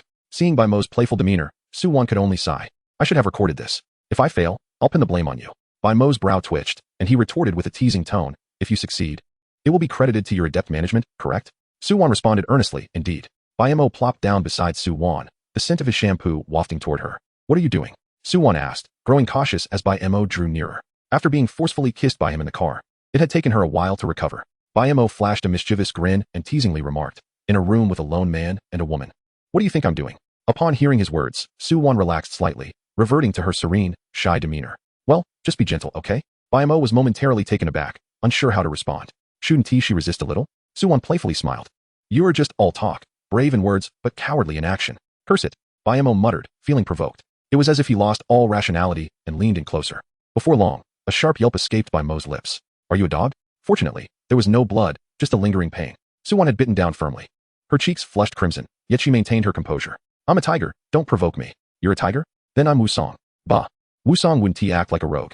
Bai Mo moved closer again, undeterred by the bite, as it indicated she was still willing to engage. I can't be bothered to argue with you, you old she-tiger. Bah, you're the old she-tiger. I'm at most a little tiger. Then tell me, how does a little tiger sound? Rawr. Suwon exclaimed, playfully preparing to bite him again. This time, however, her target was his hand. As she was not as shameless as Bai Mo. After a playful scuffle, they finally settled down. Suwon's hair was somewhat disheveled, primarily due to Bai Mo holding her head down to prevent her from biting. At that moment, Suwon glared at Bai Mo, still fuming from their earlier tussle. Bai Mo, you must take responsibility for me. You've kissed me twice. Seeing Suwon assert her point, Bai Mo remained unfazed. You wish. How do you propose I take responsibility? Suwon faltered, realizing she had gotten a bit carried away. She could only gaze up at him, unable to cry, merely watching him intently until he could no longer bear it. Perhaps you should fix your hair first? Bai Mo suggested, concerned that someone might enter and misinterpret the scene. Especially with Suwon's messy hair paired with her pitiful expression, a classic case of a love-struck girl encountering a scoundrel. Suwon also recognized the inappropriateness of the situation in the office. Thus, she retrieved a comb from her bag, but did not intend to use it herself. Instead, she handed it to Bai Mo. You do it. Chapter 45. The spotlight of recognition. Bai Mo had never combed a girl's hair before and felt somewhat lost upon receiving the comb. He could only mutter in resignation. This is quite the hassle. Suwon cast a pleased glance at him. What? Are you unwilling? Willing? Quite the contrary. I am exceedingly willing. Bai Mo feigned indifference as he spoke, then gestured for Suwon to take a seat in his office chair. After she settled in, he moved behind her and gently brushed her hair. Her locks were remarkably smooth, a testament to her diligent care. Though his movements were somewhat clumsy and inexperienced, they were executed with utmost caution, as if he feared causing her discomfort. Suwon felt delighted, swinging her feet and humming a tune. After he finished styling her hair, she stood before the mirror to admire his handiwork, ultimately satisfied with the result. With a smile, she turned to Bai Mo and remarked, not bad. I won't hold anything against you this time. I understand you're busy, so I won't take up more of your time. Suwon harbored her own ambitions and aspirations. While she cherished her time with Bai Mo, she recognized the importance of moderation and would not cling to him incessantly. All right then, once you have a clear understanding, let me know, and I will transfer the funds. Bai Mo had plans for the afternoon, so he did not insist on her staying longer, simply reminding her, however, remember, this is not a free service. Once the Weibo is established, you'll need to provide free advertisements and public relations support for Dongxiang. Suwan waved her hand dismissively. I got it. You're already worrying about future matters before anything is even set in stone. Bai Mo replied. Isn't that a sign of trust in your capabilities? If you wish to proceed, I have no doubts. Suwan smiled and refrained from further comment, merely waving goodbye as she walked towards the door. This time, she chose not to have Bai Mo accompany her. After watching her leave, Bai Mo glanced at his hand, which still bore the lingering scent of her shampoo. The franchise fee was 30,000, the brand usage fee 20,000, and the security deposit 50,000, with an initial purchase of at least 70,000. According to your request, only 5 individuals expressed interest in the franchise, yet all insisted on signing a risk-sharing agreement. Lu Ying, clad in a form-fitting skirt that accentuated her long, slender legs clad in sheer black stockings, was a sight to behold. Just a glance was enough to evoke a sense of tranquility. She turned to Bai Mo. Do you find this arrangement suitable? The terms of the risk-sharing agreement seem excessively stringent. From both a personal and logical standpoint, it is hard to agree. Yet, Bai Mo nodded without hesitation. Absolutely. This response surprised Lu Ying somewhat. However, accustomed to Bai Mo's knack for surprising outcomes, and recognizing that this company was his, she chose not to press further. All right, I will contact the business department to draft the contract. We should be able to sign it this afternoon. After discussing the franchise matters, Lu Ying continued. The market expansion efforts in the surrounding counties of Hannan City are also progressing. We have signed agreements under the crab inhabiting model, totaling 15 stores across 4 counties. Advertising campaigns are underway, and we expect to open within a week. Just a week after the grand opening of Dongxiang's first physical store in Hannan City, sales already reached 1 million. Although the original store owners only received a 20% commission, they were overjoyed, as their previous monthly profits had never been so high. It was essential to note that this was merely the beginning. However, their earnings would not be dispersed until a month later, during which Bai Mo held absolute control over the funds. The 20% of revenues would cover the store and renovation costs. And Bai Mo felt it was a fair deal. After all, they had only signed a short-term agreement of 1 year, and if they wished to renew, the terms would certainly be different. Under their promotional efforts, this win-win crab-inhabiting model quickly gained traction, even echoing in nearby counties. This facilitated Lu Ying and her team's smooth progress. By the way, there is one more matter. After concluding her report, Lu Ying felt compelled to mention something to Bai Mo. What is it? Bai Mo was quite satisfied with Lu Ying's business acumen. If not for the current cash flow constraints, he would have considered hiring her entire team directly for his own needs. Observing the serious expression on Lu Ying's face, he too adopted a more solemn demeanor. The garment factory's production is currently struggling to keep pace with Dongxiang's growth. Although Mr. He assures me he is handling the situation, there has been no further communication. If we do not resolve the production issue, expanding our market will be futile. Upon receiving Bai Mo's nod of acknowledgement, Lu Ying exited. Knowing this was not her concern to bear, she merely wanted to alert him due to her significant hopes for both the Dongxiang brand and Bai Mo himself. Bai Mo understood that production was indeed a pressing issue. Following the previous round of factory expansion, the monthly output was around 100,000 units, sufficient to meet Dongxiang's demands. However, to ensure financial stability, Heatsung continued with the consignment model. The smooth return of the first batch of goods, which even included some compensation, had bolstered the factory's reputation. Small vendors from various cities and counties flocked to them, realizing that even if they did not sell, they could still retrieve funds upon expiration, an enticing prospect. Heatsung, having tasted success, persisted in this approach. Offering 60% of the production capacity to Bai Mo was a significant gesture. In Heatsung's words, he was not concerned about money or production levels. He primarily wanted to provide Bai Mo with an exit strategy, believing Bai Mo's current approach was overly risky. Bai Mo understood his perspective well. If he were in Heatsung's shoes, he too would perceive his actions as perilous. Despite appearing prosperous and financially successful, Bai Mo was acutely aware of the abyss that lay beneath the surface. Nevertheless, he harbored no anxiety about this. Setting aside his grasp of the market and insights into the future, even if he were to fail, it would not be catastrophic. Dongxiang was his own brand company. If necessary, he could simply declare bankruptcy. He was still young and could withstand the trials of life. What he feared most was settling for complacency when he should be daring to take risks. Bai Mo picked up the phone, intending to reach out to Heatsung, only to find that Heatsung was already calling him. Xiao Mo, I have contacted a garment factory willing to do contract manufacturing. We can simply label their products as our own. Chapter 46. Once again, Jiang Old He, you truly are impressive. Who would have thought of such a solution? At the banquet table, a group of people were indulging in drinks. After a few rounds, they began to speak nonsensically in their tipsy state. You'll soon be savoring the finer things in life. Don't forget to leave some for us old friends. Heatsung was particularly cheerful today. Having had quite a few drinks, not only was he resolving issues, but he was also carving out new markets, a promising future indeed. Hearing another factory owner praise him, Heatsung's smile seemed to stretch wider. Rest assured, my old friends, as long as I have a morsel to share, none of you will go hungry. I'm here to support your business. Old He, this is my nephew, my own flesh and blood. Bai Mo. Heatsung spoke of Bai Mo with immense pride. Lacking children of his own, he had always regarded Bai Mo as his own. Now that the young man was making strides, Heatsung could not help but feel elated. Xiao Mo, You are truly impressive and accomplished at such a young age. Bai Mo humbly replied.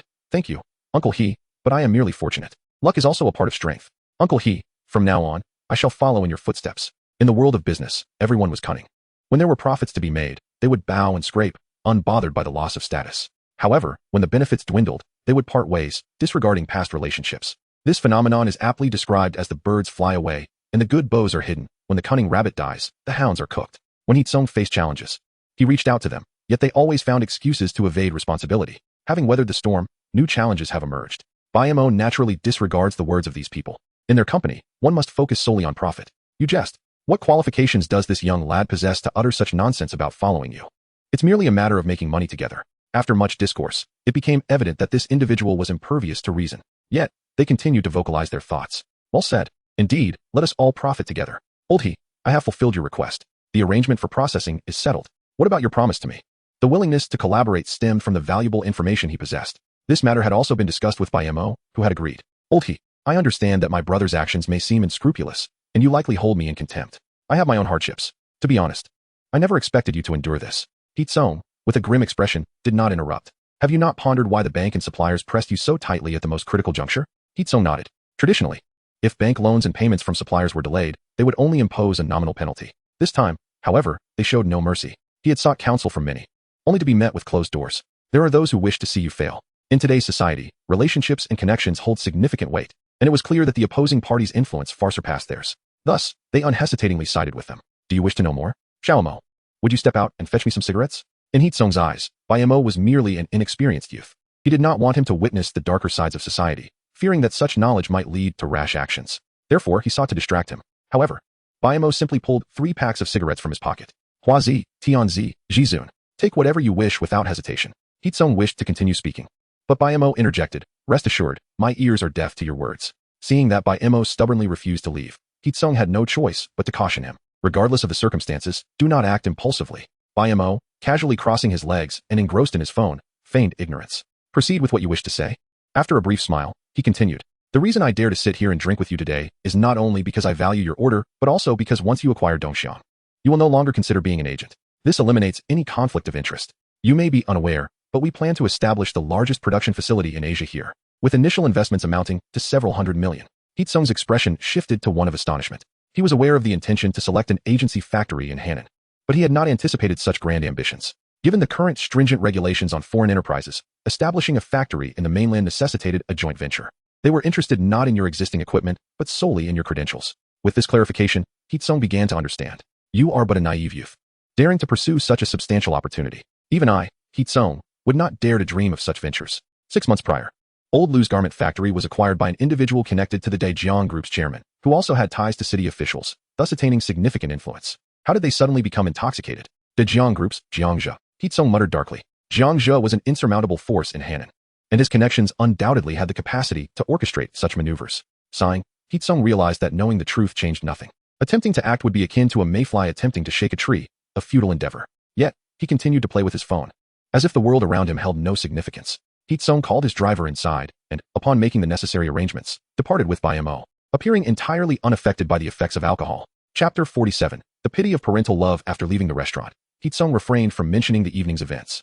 His concern lay with Bai Mo, fearing that he might act rashly upon learning the truth. However, observing Bai Mo's continued nonchalance, he shook his head, realizing he had been overly anxious. By the way, have you been in touch with Luohan recently? Why would I contact her? As soon as he finished speaking, his phone rang. Without a second thought, Bai Mo pressed the hang-up button upon seeing the incoming call. The game was not yet completed, and he had no time to spare. Yet, shortly after, the caller persisted, ringing again. After several attempts, Bai Mo, losing interest in the game, answered the phone impatiently. Speak your mind. Could you not be a bit kinder in your tone? The voice on the other end sounded somewhat aggrieved, but Bai Mo showed no inclination for sympathy. If that's all you wish to inquire about, I will hang up. Wait, while your tone is lacking, at least you answered. Jiang Luohan reassured herself, hastening to clarify her intentions to avoid being abruptly cut off. My father has been very busy lately and has no time for me. May I come to see you tomorrow? It had nearly been a month since her confinement began. One would expect that after such a duration, she would have grown accustomed to life without Bai Mo. Yet, curiously, she often found herself thinking of him, recalling the times he had taken her to the hospital and their days spent together at the market. Even if his current demeanor felt dismissive, she stubbornly believed that their prolonged separation was to blame. Once we meet, everything will return to normal. However, it was evident that her hopes were unreciprocated. Tomorrow is not feasible. I must sign contracts with the franchisees and manage the opening arrangements for the new store. I am quite busy. This was not an excuse. Bai Mo genuinely had pressing matters. With the continuous growth of Dongxiang, the challenges of insufficient follow-up support had become apparent. The most pressing issue was a lack of personnel, as the current staff's capabilities were inadequate. Most key personnel in the company's various functional departments had been transferred from the garment factory. While they were familiar with the operations of a garment factory, they struggled with the demands of a sports brand. Bai Mo recognized the efforts of his team, but some matters could not be resolved merely through hard work. He was not heartless. He understood the need to allow them time to grow. Upon hearing Bai Mo's explanation, Jiang Luohan, feeling invigorated, exclaimed, "I have recently been studying in our company's business department. I can assist you." Bai Mo appreciated her good intentions and acknowledged her capabilities, especially since Jiang Zhe was grooming her as his successor. Nonetheless, he declined her offer. "Focus on your father's business and work hard there. My small enterprise does not require your exceptional talents at this moment." Jiang Luohan, undeterred, realized that Jiang Zhe's increased busyness had relaxed his oversight over her. If she did not seize this opportunity to reach out to Bai Mo, she might never have another chance. "I'll wait for you downstairs at your company tomorrow morning." "It's settled then. Goodbye." With that, she hung up, not allowing Bai Mo the opportunity to refuse. "Luohan, have you finished your call?" Jiang Luohan's home was a standalone estate. Aside from her family of 3, only a few servants resided there. She had ensured no one was around before making the call. Jiang Zhe appeared behind her unexpectedly, startling her. "Weren't you at a meeting?" Jiang Zhe replied as he settled onto the sofa. The spacious living room contained only the two of them. After a moment of silence, Jiang Luohan braced herself for what she assumed would be a reprimand from Jiang Zhe. She had already thought of how to counter his arguments. However, Jiang Zhe's tone was remarkably calm. Do you not understand why your father does not allow you to associate with Bai Mo? Do you think he is biased against the less fortunate?" Jiang Luohan realized that she should shake her head in denial at this moment, yet she refrained from doing so. Instead, she quietly gazed at Jiang Zhe, waiting for him to continue. Seeing Jiang Luohan's tacit acceptance, Jiang Zhe spoke again. "The first time I met Bai Mo was that night. Even now, I have not been able to ascertain who drugged him. Without evidence, we can only speculate on who stands to gain the most from your being drugged." Upon hearing this, Jiang Luohan furrowed her brows and uncertainly asked, "You don't really think it was Bai Mo, do you? But he seems to have gained nothing from it." Before Jiang Luohan could finish her sentence, Jiang Zhe interjected. After speaking, he smiled slightly. "Initially, I thought so too. But consider this. After that incident, your perception of him has changed quite a bit, hasn't it? Your previous attitude towards him was not like this. When I first had this thought, I felt guilty for trying to measure a child with the mindset of a schemer. I cannot take that risk because you are my only daughter." Jiang Luohan's mind was somewhat in disarray. However, after hearing Jiang Zhe's words, she realized that her change in attitude towards Bai Mo, or rather, his change towards her, began that night. After pondering for a moment, she lifted her head, her large eyes glistening with emotion, yet her tone was resolute. "He is not that kind of person." Jiang Zhe nodded. "I hope he is not. More content is loading. Please wait. Until there is a definitive answer, I cannot agree to you seeking him out. Everyone has a different way of thinking, and their perspectives on matters vary. Regardless of how he appears to outsiders, in front of Jiang Luohan, Jiang Zhe is simply a father. He will not allow Jiang Luohan to suffer or be bullied, nor will he permit anyone with ulterior motives to exploit her. He has witnessed too many schemes. As a father, he does not hesitate to scrutinize every individual who wishes to approach Jiang Luohan with the most discerning eye. If Bai Mo knew his thoughts, he would surely agree, even if he himself is the subject of suspicion. In his place, he might even be more critical. Yet, Jiang Luohan remained unusually steadfast this time. Undeterred by Jiang Zhe's words, "What do you think is Bai Mo's motive for scheming against me? Is it for money?" Jiang Zhe was taken aback, momentarily speechless. Jiang Luohan continued, "I have reviewed the initial planning and promotion for Dongxiang. There are 4 development plans, and financing is merely one of them. The other plans focus on building from the ground up. He has achieved that." Jiang Luohan took a moment to adjust her breathing, striving to maintain her composure. "Dad, I deeply respect your opinions, but I ask that you also respect my feelings. I reiterate, Bai Mo is not that kind of person." Suddenly, a thought struck her, and she smiled. "Dad, I will go see him tomorrow. Don't worry, I won't bring my bank card. I have no intention of claiming your assets. What I desire is simplicity and companionship, not the kind of relationship you and Mom have." Chapter 48, Honorarium Fee, 500. Early in the morning, when Bai Mo encountered Jiang Luohan downstairs in the office, her eyes were still puffy. His first question was whether someone had made her cry. "Not at all. It's not my fault. It's because of you." Jiang Luohan briefly recounted her conversation with Jiang Zhe the night before, and then looked at Bai Mo, asking, "You are not that kind of person, right?" She expected Bai Mo to be moved and fervently assert that he was not. However, he appeared frustrated and regretful. "Let me tell you, I truly am that kind of person. It's a pity I didn't think of this solution sooner." Jiang Luohan glared at him, pouting. "Even if you were that kind of person, it wouldn't matter. I told my dad that I don't want his assets anymore, nor will I spend his money. I want to earn my own. What are you doing?" Before she could finish, Bai Mo reached out to touch her forehead, leaving her perplexed. After she swatted his hand away, he rubbed his chin, frowning as he mumbled, "But she doesn't have a fever. How did she become so foolish?" "You are the foolish one." Jiang Luohan, unwilling to continue this topic, extended her hand towards Bai Mo, saying, "Isn't it time to settle my salary? The advertising fee for the garment factory." Bai Mo nearly forgot about this matter, only recalling it after her reminder. He had mentioned something about her salary before, but he had thought it was merely a casual remark, not anticipating that she would remember it. Now he realized that Jiang Luohan seemed to be quite serious about this. Bai Mo had no time for idle chit-chat with Jiang Luohan. His priority was to send her away. Regardless, just give me the money. Ahem. Sister Zhang from the finance department, aware that Jiang Luohan was in Bai Mo's office, initially hesitated to interrupt, but as the meeting time approached, she steeled herself to cough twice at the door. Mr. Bai, everyone is waiting for you. Understood, Jiang Luohan replied. I will go with you. Seeing that Jiang Luohan had no intention of leaving, Bai Mo reluctantly allowed her to accompany him. Her presence was indeed quite beneficial. The meeting primarily focused on signing franchise agreements with several partners. Although the general content had already been discussed, it was inevitable that some debates would arise during the signing regarding various interests. Mr. Bai, could you possibly reduce the franchise fee? Of course. Bai Mo replied with surprising straightforwardness, leaving everyone present astounded. Under the first cooperation model, there is no need for a franchise fee. You won't have to worry about anything and will still receive profit shares. How wonderful is that? The first model Bai Mo referred to as the Barnacle model, where he would provide a fully renovated space while handling the rest of the operations. It required a significant initial investment with a smaller profit share, suitable only for struggling clothing stores. This approach was not applicable to them. Once the others realized this, they shared an awkward chuckle. Haha, you must be joking. The franchise fee is standard. We were merely wondering if the initial order quantity might be a bit excessive. Could you perhaps? That is also possible. Without a bed agreement, everything is negotiable. Since Mr. Bai is so forthright, we cannot afford to be hesitant, right? Here, I'll sign this for you to review. The reason these individuals were willing to pay such a hefty sum to associate with the currently obscure Dongxiang was largely due to the existence of the bed agreement. Achieving a 50% market awareness within a few months, or else facing compensation, was simply too advantageous. Isn't this bed agreement a bit too risky? Jiang Luohan, seated next to Bai Mo, had initially taken Sister Zhang's spot, but Sister Zhang, showing her discernment, had offered her place. She understood that Jiang Luohan was Jiang's daughter, and sitting here was quite an honor. Risks must be taken in order to gain trust, Bai Mo declared loudly, not caring who was present. The franchisees chuckled in response. Mr. Bai is a magnanimous person. He surely has a well-thought-out plan. Bai Mo shook his head, pondering that the future is always uncertain. Just like I never anticipated that this lady would appear here today. As he spoke, he glanced at Jiang Luohan, leaving her somewhat perplexed, unsure of his meaning. The others, seasoned in the ways of business, began to grow curious about Jiang Luohan's identity upon hearing Bai Mo's words. Bai Mo exchanged a knowing look with Sister Zhang. After signing, he led Jiang Luohan out. The remaining matters would be handled by Sister Zhang and her team. Sister Zhang, who is that young lady? Once Bai Mo departed, curiosity began to swirl among the onlookers. That individual is none other than the beloved daughter of Jiang Dong from the Dajiang group. To think that President Bai has such connections. Although there exists a betting agreement, the number of individuals opting to join remains scant. Bai Mo is acutely aware that the most opportune time for promotion is during the Olympic Games, particularly following the achievements of medalists. By adding a phrase to the advertisement stating that Lu Xiang finds the attire exceptionally comfortable, it is hard to believe the public would remain unmoved. Thus, prior to the Olympic Games, it is imperative to finalize the market expansion. Otherwise, when advertisements are broadcast, potential customers might be eager to purchase yet unable to locate a store. While the hermit crab model is swift, the current pace of the company's development does not align, lacking sufficient personnel for follow-up. Seeking franchise partners emerges as the optimal solution.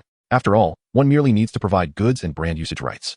The rest is managed by them. Bai Mo, is this what they call leveraging someone else's power? Bai Mo felt a twinge of guilt and proactively offered Jiang Luohan a peeled apple. Is there? Not at all. Jiang Luohan, however, was relentless, insisting that there was indeed a connection. I apologize, I was mistaken. Bai Mo, recognizing his wrongdoing, hastily expressed contrition. No need for apologies. Jiang Luohan waved her finger. Just pay up. Let's call it a fee for your reputation, 500. Bai Mo was momentarily taken aback, but upon regaining composure, he quickly reached for his phone to contact Sister Zhang. Sister Zhang, please inform them that this Jiang Luohan is an imposter, not Jiang Dong's daughter. Bai Mo, you scoundrel. Jiang Luohan exclaimed as she lunged for the phone. Upon inspecting it, she realized he had not dialed at all. Her face flushing crimson with indignation as she glared at Bai Mo remained unfazed, simply stating, 500 is exorbitant. Upon hearing this, Jiang Luohan's bravado diminished, and she tentatively proposed, how about 300? 200 would suffice. Chapter 49. Innocent and pure here was a well-to-do beauty, now quibbling over mere hundreds. Bai Mo, feeling a pang of sympathy, emptied his pockets and counted his cash, ultimately handing over 250 without hesitation. Bai Mo, are you insulting me? Jiang Luohan initially appeared pleased, but her expression soured upon counting the money. Bai Mo nonchalantly shrugged. If you don't want it, return it to me. Jiang Luohan promptly stowed the money in her bag. No way. Insult away, as long as I get paid. After her muttering, Jiang Luohan quietly complained, a prominent boss. And here you are haggling over a few hundred with a mere woman. A mere woman? One who just finished her college entrance exams and drives an Audi? Bai Mo, unwilling to engage further, perceived that Jiang Luohan was solely focused on monetary gain. Before long, Sister Zhang entered the office after concluding discussions with the franchisees. surprised to find Jiang Luohan still present. Nevertheless, she continued, President Bai, they have made the payment. 6 franchisees, totaling 1,200,000, including the previous revenue. The total now exceeds 2 million. Typically, a company's financial statements should not be disclosed in front of outsiders. But Sister Jiang considered Jiang Luohan might not be an outsider and presumed she wouldn't be bothered by such sums. However, Sister Jiang was mistaken.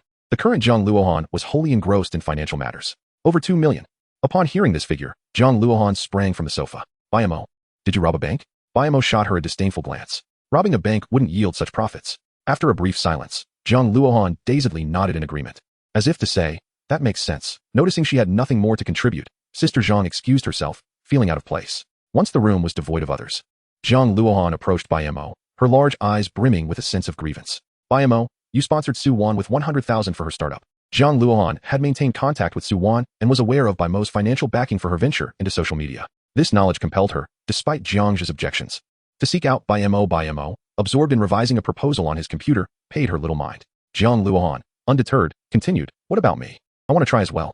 Bai Mo set down his cup of tea and inquired, what do you wish to do? Submit your proposal, and I shall assess the risks before considering an investment. Presently, Bai Mo possessed 2 sources of spare funds and did not mind investing in the dreams of aspiring entrepreneurs, provided they did not mistake him for a fool.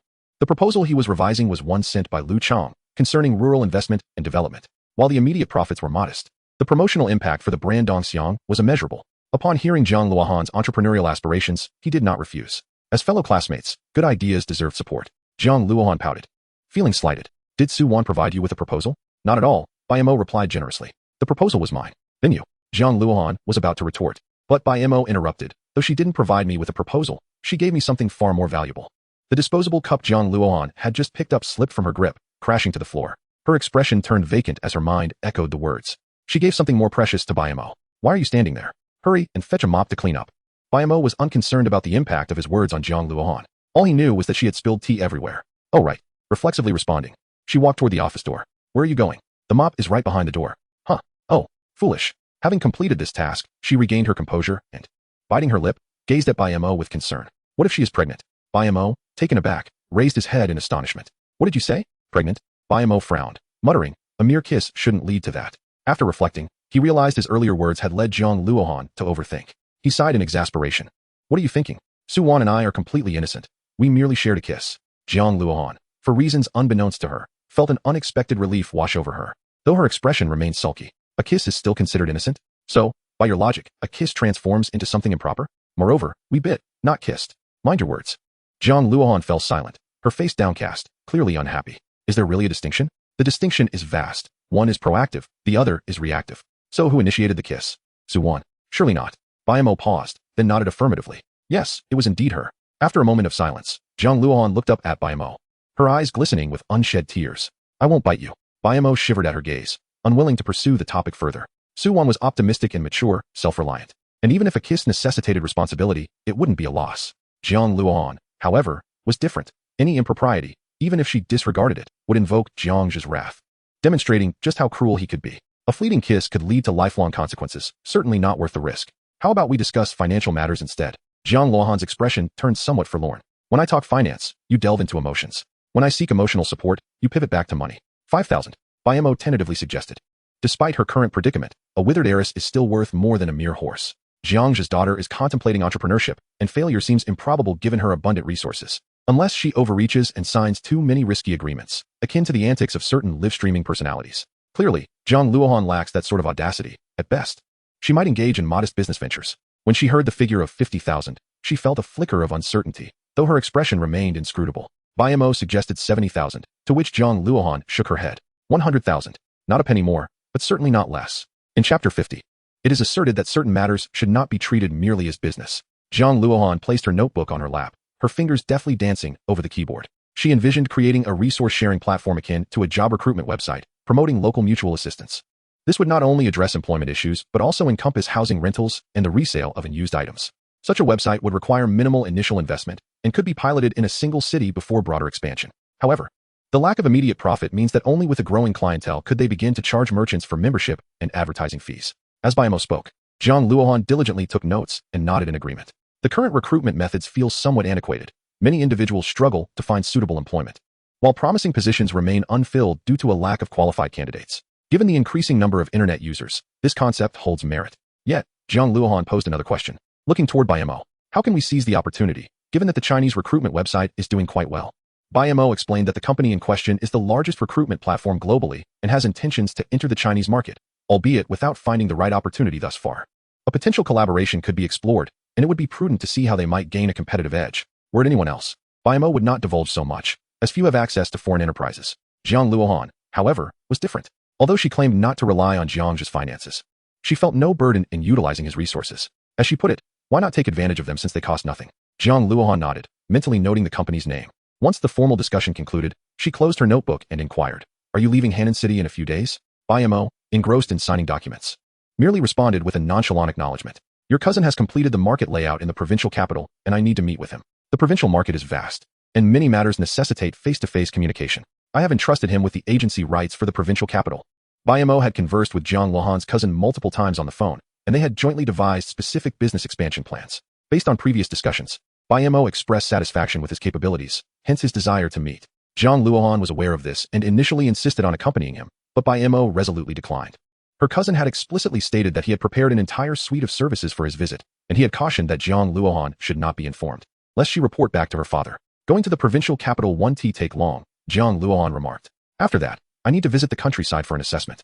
Lu Chang's proposal is quite detailed, but as the saying goes, poor mountains and evil waters breed cunning people. His perspective is too naive. I can't shake off my unease without seeing it for myself. Upon hearing this, Jiang Luohan grew more puzzled. "Since when have you two become so close that you need to worry about him?" Bai Mo shook his head. "I'd rather not get involved. But everything I'm doing now is aimed at establishing a good reputation for Dongxiang. The agricultural processing factory is being built under the name of Dongxiang. If problems arise, it could become troublesome. Once disputes with the villagers occur, regardless of who is right or wrong, many will instinctively blame the enterprise. Achieving prosperity for the villagers is simple, but character must be accounted for first. My intention in formulating the rural revitalization plan is for reputation, not profit." Bai Mo realized he had spoken too much. After taking a sip of water and noticing Jiang Luohan still gazing at him, he casually inquired, "Do you think I'm too pragmatic, always discussing fame and profit?" Jiang Luohan nodded, "Perhaps a little, but it's certainly better than those hypocritical pretenders." Bai Mo chuckled softly. "I could deceive you by claiming I'm overflowing with compassion, unable to bear the suffering of others, but I cannot utter such a falsehood. I fear that if I lie too much, I might begin to believe it myself." Jiang Luohan pouted at Bai Mo. "Why don't you tell me a lie? What would you like to hear?" After a moment's contemplation, she blushed and stated, "Then say you don't like me." Bai Mo looked at her in shock. "You know this? Have I been that obvious?" "Bai Mo, you're such a scoundrel." "Thank you. I'll take that as a compliment." Jiang Luohan found Bai Mo to be rather stoic and resolved not to dwell on it. She settled on the sofa, intent on remaining in his office a while longer. However, a comment from Bai Mo abruptly made her restless. Suwon has already found a place to set up her office. You didn't know? Suwon had quickly established her own internet company after securing sponsorship. Though it currently consists of only a few people, they have already outlined a development plan and are progressing step by step. Furthermore, her mother has facilitated connections with major media companies, ensuring that many celebrities register accounts and authenticate them on Weibo as soon as they launch. With the influence of stars, the user base is expected to grow rapidly. Jiang Luohan found herself at a loss for words, struggling to formulate a rebuttal. Indeed, Suwon had the foresight to move on. Why did she linger? After a prolonged silence, she finally mustered the courage to lift her head, blushing. "I just enjoy being with you." Bai Mo shivered, muttering, "Why does it suddenly feel cold? Who turned on the air conditioning? The temperature is so low." Initially, Jiang Luohan thought Bai Mo was genuinely cold and hurried to the air conditioning unit to adjust the temperature. "The air conditioning isn't on," she murmured, only to realize, "Bai Mo, you're changing the subject." Yet, when she glanced over, she found that Bai Mo had already exited the office, closing the door behind him. "Scoundrel, you're playing tricks on me."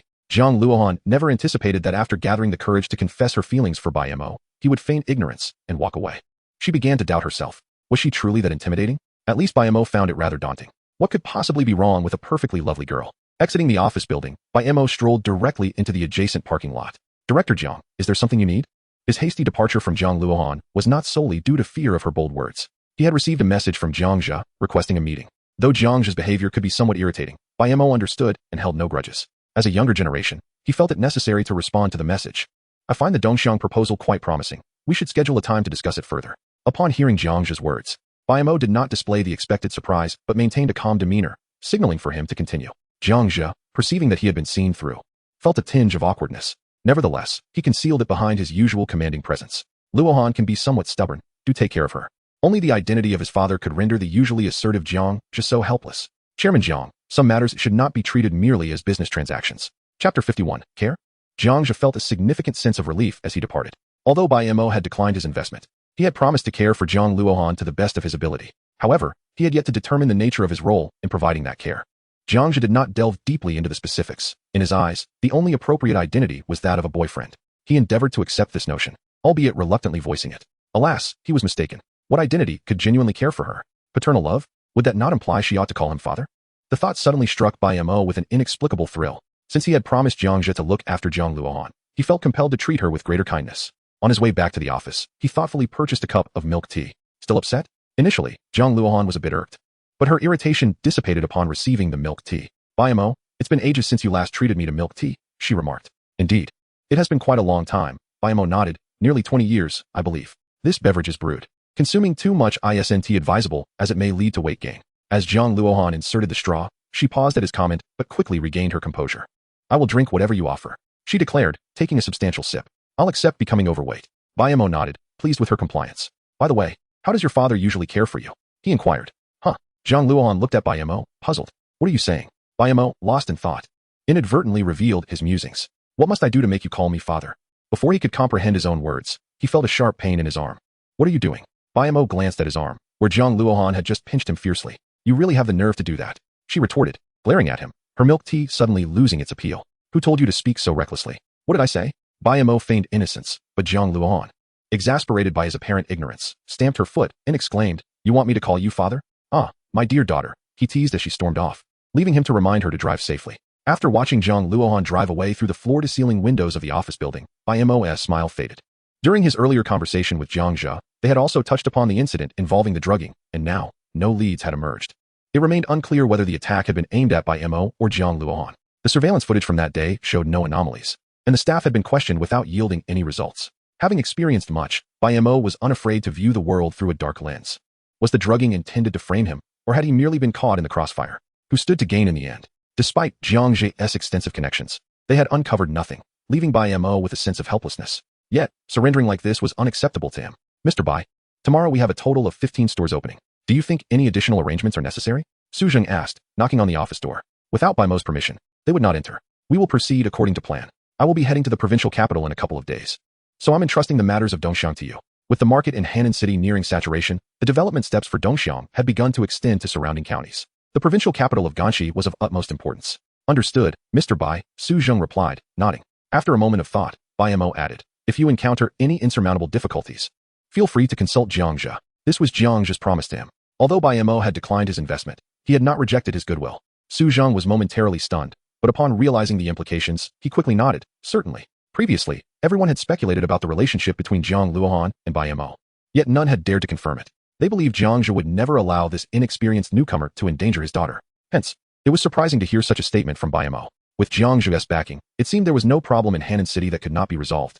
As long as it remained within the bounds of legality, a millionaire businessman would not hesitate to acquire a vehicle, would he? Today, old Bai was supposed to rest. Yet Bai Mo had enlisted him as a driver. During the ride, old Bai couldn't help but complain. Can I just say that I don't have much money on me right now? Bai Mo expressed his own frustration. He, too, wished to purchase a car. But funds were scarce. Most of his capital had been invested in the next phase of operations, as holding on to cash only diminished its value. 2 million all gone. Bai Xingxue was taken aback. This was not merely 200 yuan. That's improbable. You must have at least 10,000 left. And what about salaries and the shares for our partners? And those goods payments? Though you're close with your uncle, some matters must remain distinct. In contrast to Bai Xingxue's tension, Bai Mo appeared quite relaxed. There is still half a month left. Bai Mo refrained from elaborating further, while Bai Xingxue might understand.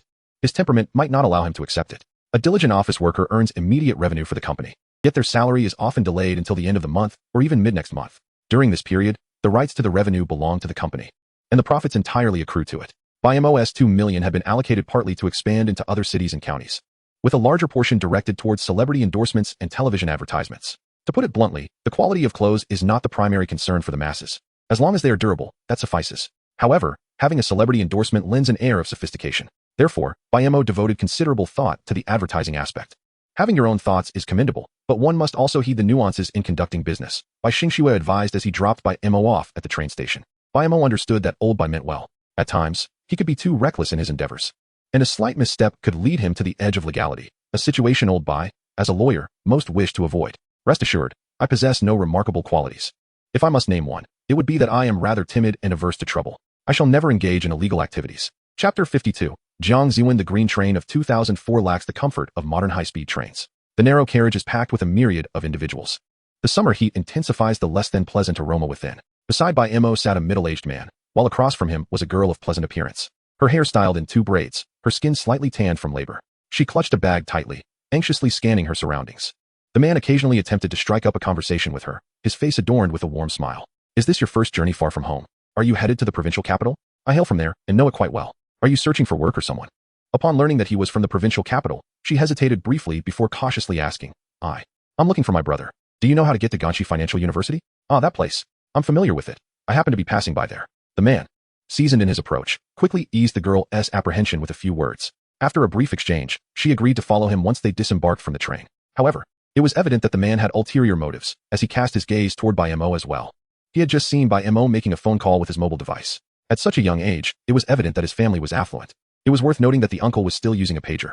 Young man, what are your intentions in the provincial capital? Bai Mo, squinting and trying to rest, was disinterested in other people's affairs. However, if someone had their sights set on him, the situation would be quite different. He opened his eyes, yawned, and cast a blank glance at the uncle. What does it have to do with you? You don't think I can be easily deceived like her, do you? Bai Mo's voice was loud enough for the girl across from him to hear. After a moment of shock, she gripped her bag even tighter, her wary gaze fixed on the uncle. The uncle's face went pale and flushed as he pointed at Bai Mo and shouted, What are you saying? Don't slander me. Bai Mo remained unperturbed. Although the train was chaotic, it did not mean that there were no laws to abide by. While there were indeed bad people, there were also many good ones. Upon hearing the commotion, those around them began to look over. Bai Mo remarked, What are you in such a hurry for?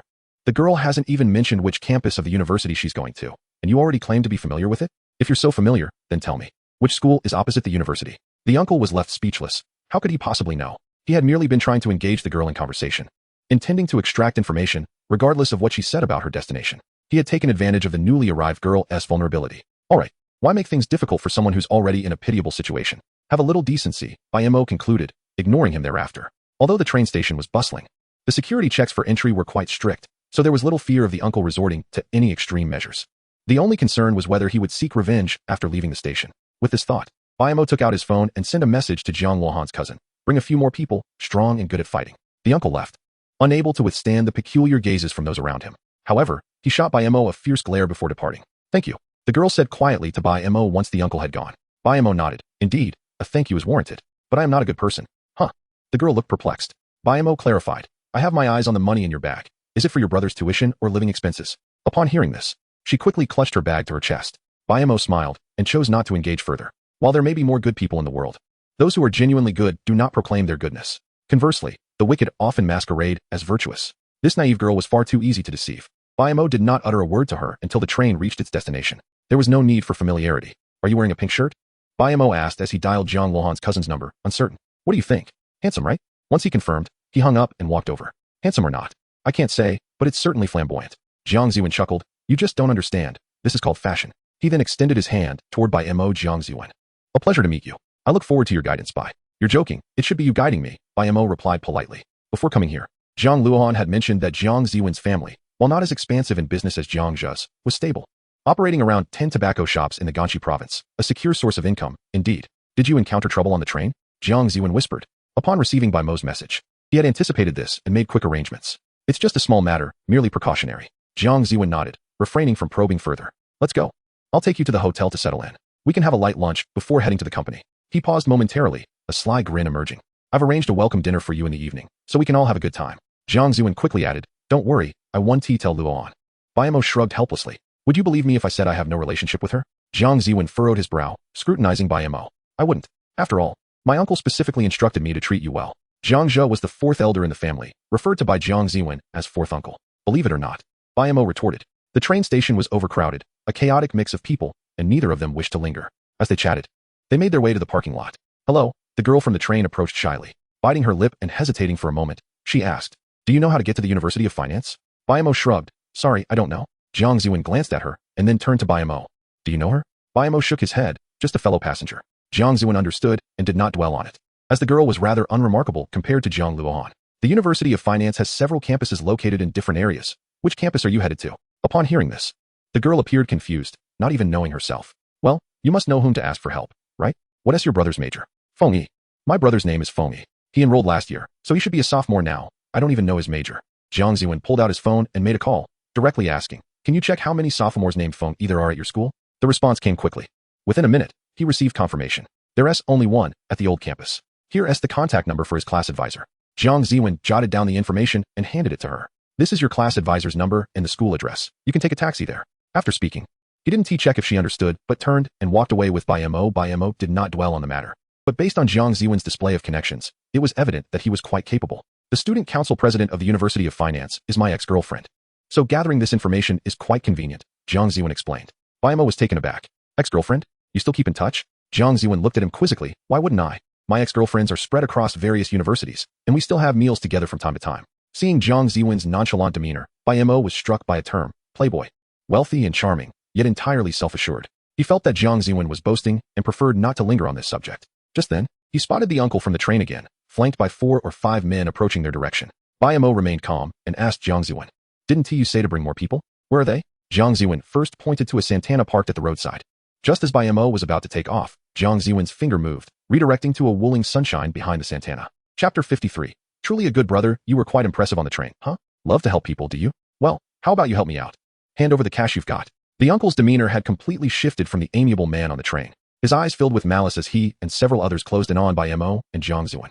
Bystanders quickly avoided the scene, fearing they might get caught up in the conflict. Jiang Ziwen remained unfazed, calmly pulling out a cigarette and offering one to Bai Mo. "You still smoke?" Just as the uncle prepared to strike Jiang Ziwen's cigarette from his mouth, a strong grip seized his wrist. "Ouch!" He yelped in pain, looking up at the man who had caught him. The man towered at nearly 2 meters tall, with a muscular build and a fearsome scar etched across his face. One glance reveals an intimidating presence. "It hurts. It hurts. It hurts." The older man cried out 3 times before the burly figure finally released him, roughly pushing him to the ground. Just as the elder was about to rise, Jiang Ziwen softly remarked, "Have I permitted you to stand?" Hearing this, the elder lifted his gaze, meeting the fierce stare of the strong man. Upon noticing that several of his companions were also being restrained, panic set in. One of them, trembling in fear, hurriedly squatted down, cradling his head in his hands, a motion clearly practiced from prior experience. "My apologies, esteemed sir," he pleaded. Jiang Ziwen ignored him and turned to Bai Mo, inquiring, "Did he offend you? How would you like to handle this? As long as he isn't left maimed. I'm open to suggestions." The elder was further terrified by these words, sensing the icy glares from his companions directed at him, clearly blaming him for the predicament. "I was blind to your stature. Please spare me. I have elders above and children below," he implored. "Enough of your excuses. You can explain that to the police." Bai Mo interrupted him before he could finish. Bai Mo noticed the station's officers approaching and discreetly slipped his wallet into the elder's pocket. Jiang Ziwen caught sight of this, and his expression shifted to one of intrigue. After completing his act, Bai Mo walked straight up to the officer and spoke before he could open his mouth. "Officer, my wallet is missing. My friend saw him take it." But he refuses to admit it. The elder, feeling wronged, wanted to retort but swallowed his words upon encountering the strong man's gaze. "Is that so?" the officer asked Jiang Ziwen and his companions. Jiang Ziwen quickly nodded, affirming, "Yes, it's true. I saw him take it. It's still on him." The officer, furrowing his brow, approached the elder. "Please show me your ID." Trembling, the elder retrieved his ID from his bag and handed it over. The officer examined it. "You're 19 years old? Huh." The elder was taken aback, suddenly recalling that he had purchased the ID from someone else, likely a younger individual. He nodded vigorously. Yes, I just look older." The officer appeared skeptical and, while speaking, had already restrained him. Meanwhile, he activated his body camera and searched the elder's pocket, discovering Bai Mo's wallet within. "Is this yours?" "Yes. Officer, we still have matters to attend to," Bai Mo began, but Jiang Ziwen interjected. "You can clearly see this man is a habitual offender. He warrants thorough questioning." His voice trailed off, becoming increasingly inaudible. Yet the officer simply smiled and patted Jiang Ziwen on the shoulder. "Very well, I'm more than willing to assist you in ridding society of this menace." The officer led the elder and his companions to the police vehicle, leaving the others unharmed. The strong man now appeared particularly humble before Jiang Ziwen, entirely shedding his previous menacing demeanor. Jiang Ziwen nodded and produced a red envelope. "This is a personal matter. I appreciate everyone making this trip." The strong man accepted it without hesitation. Bai Mo quietly observed as the group of 10 or so squeezed into a single vehicle. Following this incident, Bai Mo's impression of Jiang Ziwen deepened. "Let us head to the hotel first." Jiang Ziwen maintained a cheerful demeanor, patting Bai Mo on the shoulder before getting into his Santana. The provincial capital boasts a resident population exceeding 4 million, presenting a vast market. It's all about how one approaches it. A significant portion of my resources is in the university town. Initially, I intended to mobilize students for street retail, the model that Luohan mentioned.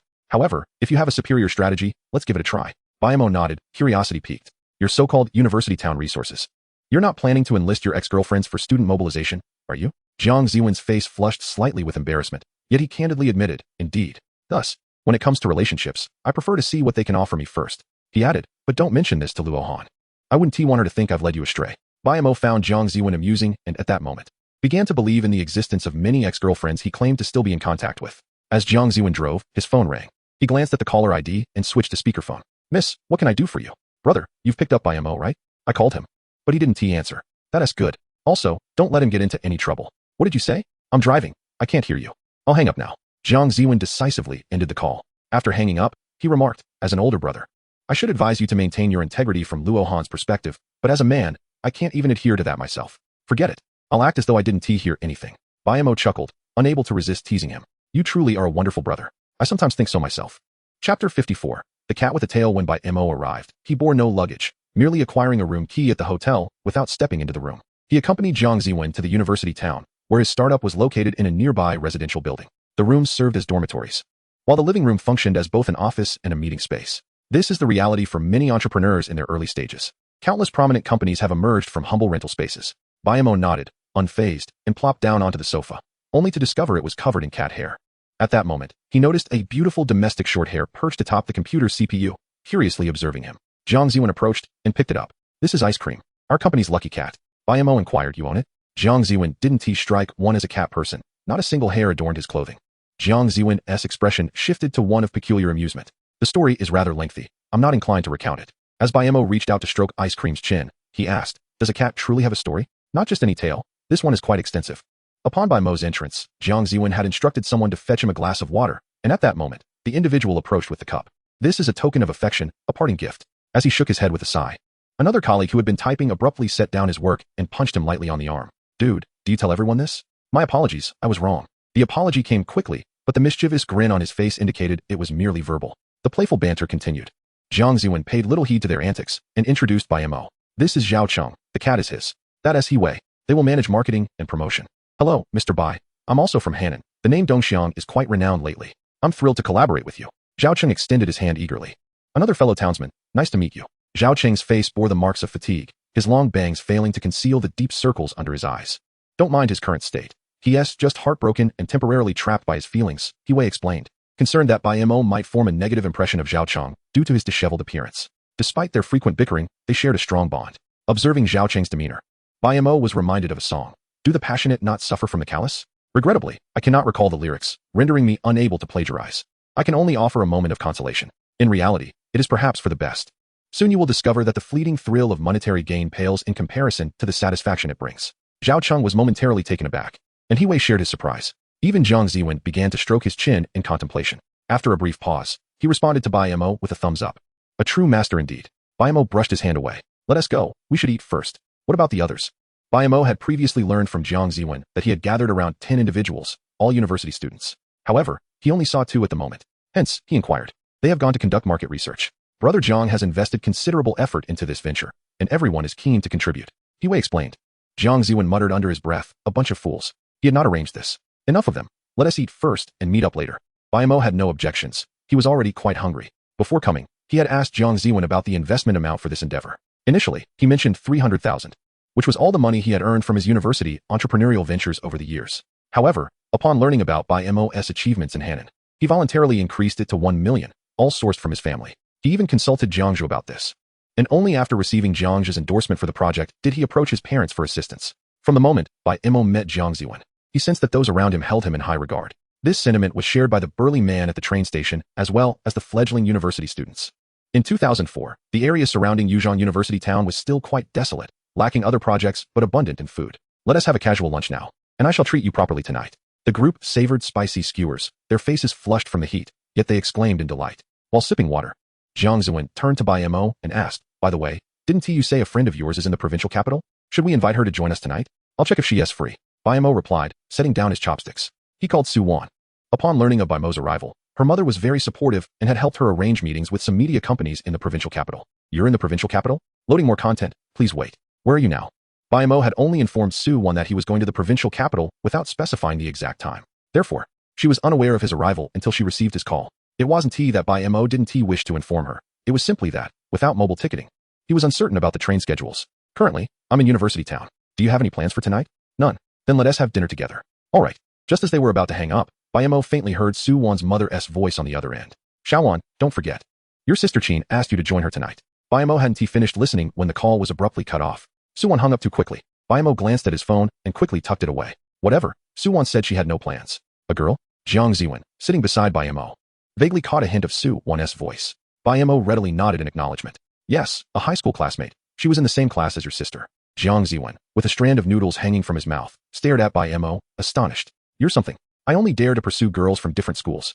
After saying this, Jiang Ziwen slurped the noodles into his mouth. You really dare to tell me that? Aren't you afraid I'll inform Luohan? Bai Mo remained unfazed, continuing to eat. He pulled out his phone and tossed it over. If you mention Suwon is here, do you believe your sister will rush over immediately? Jiang Ziwen paused, contemplating. Perhaps I should let that go. Chapter 55. Handsome guy, may I have one? Xianxian look. Isn't that he Qin. It truly is her. Xianxian, aren't you eager to enter the entertainment industry? Hurry and go make yourself known. She is from 2U Media. After the turn of the millennium, many artists from Hong Kong and Taiwan shifted their focus to the mainland, which further stimulated the development of the entertainment market there. 2U Media stands at the forefront, boasting numerous artists and a wealth of well-regarded film and television copyrights. The founder of 2U Media is He Qin. Upon hearing the reminder, the girl named Xianxian confidently approached. Hello, Sister Qin. He Qin, at merely 27, exuded an aura of authority. Only after hearing someone greet her did she turn to look. Who are you? My name is Hu Yashuan. I was fortunate enough to be invited by a scout from your company. Hello there, Xianxian. He Qin assessed Hu Yashuan with a discerning gaze. She wore light makeup, and her large eyes appeared particularly innocent and charming. She indeed possessed potential for discovery. I may develop my career in your company in the future, so I would appreciate your guidance. Hu Yashuan met He Qin's scrutinizing gaze without the slightest hint of trepidation, exhibiting remarkable poise. Hu Yashuan felt that if He Qin could remember her name, it would be a success. Clearly, she achieved that. If there is an opportunity, I certainly will. Just as the two were engrossed in conversation, another group entered. He Wei was the first to walk in, and, upon spotting Hu Yashuan and her friends, quickly stepped back to place his arm around Zhao Cheng's shoulder. Old Zhao, I must tell you, don't get too excited. Huh. Jiang Ziwen and the others quickly looked up upon hearing this. No way. What a coincidence. Perhaps we should change locations? Bai Mo, still unaware of the situation, noticed Suwon rushing towards him. Handsome guy, may I have one? Suwon feigned ignorance of Bai Mo and playfully winked at him. Jiang Ziwen and the others were left dumbfounded. They even forgot about Zhao Cheng. Are my eyes deceiving me? Such a beautiful girl is approaching me? You should give her one. If not, we can. To their utter astonishment, Bai Mo actually declined. I'm sorry, I'm not that easygoing. The others chimed in weakly from the side. Any of us could be easygoing. Suwon covered her mouth, laughing. It's better not to be too easygoing.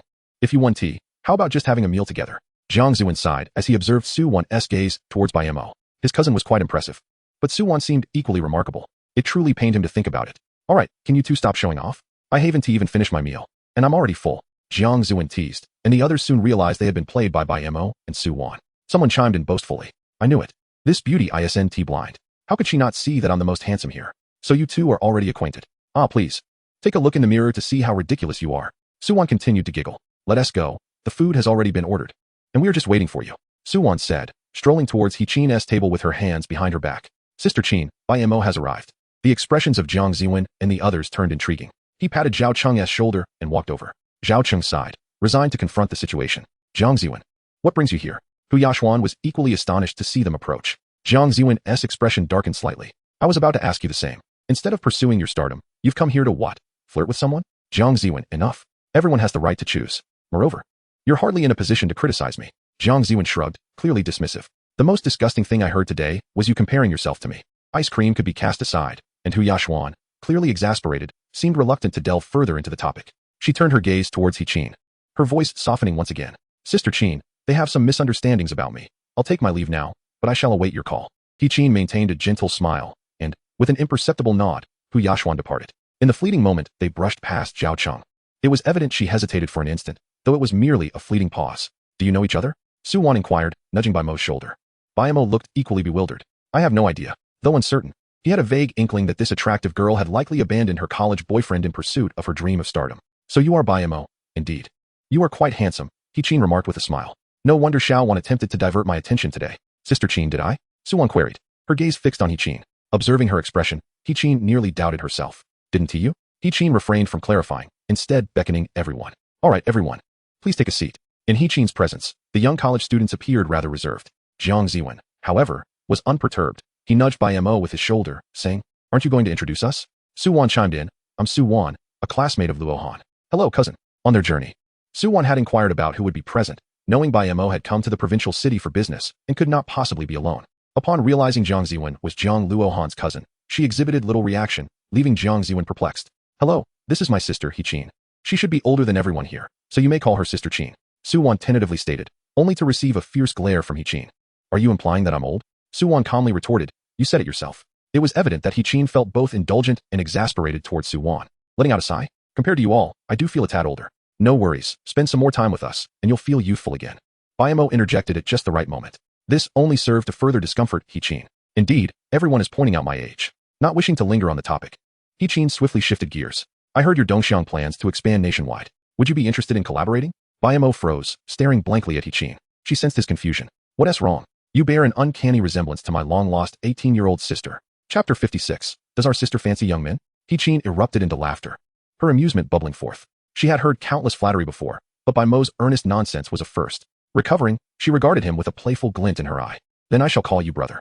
All right, sister, Bai Mo responded. Shall we discuss the collaboration? Bai Mo had envisioned a promotional plan for Dongxiang, incorporating not only sports star advertisements, but also charitable initiatives. The term charity was not merely a marketing ploy, it was a solemn commitment. Doing good could be anonymous, yet visibility was crucial. At opportune moments, exposure could yield unexpected benefits.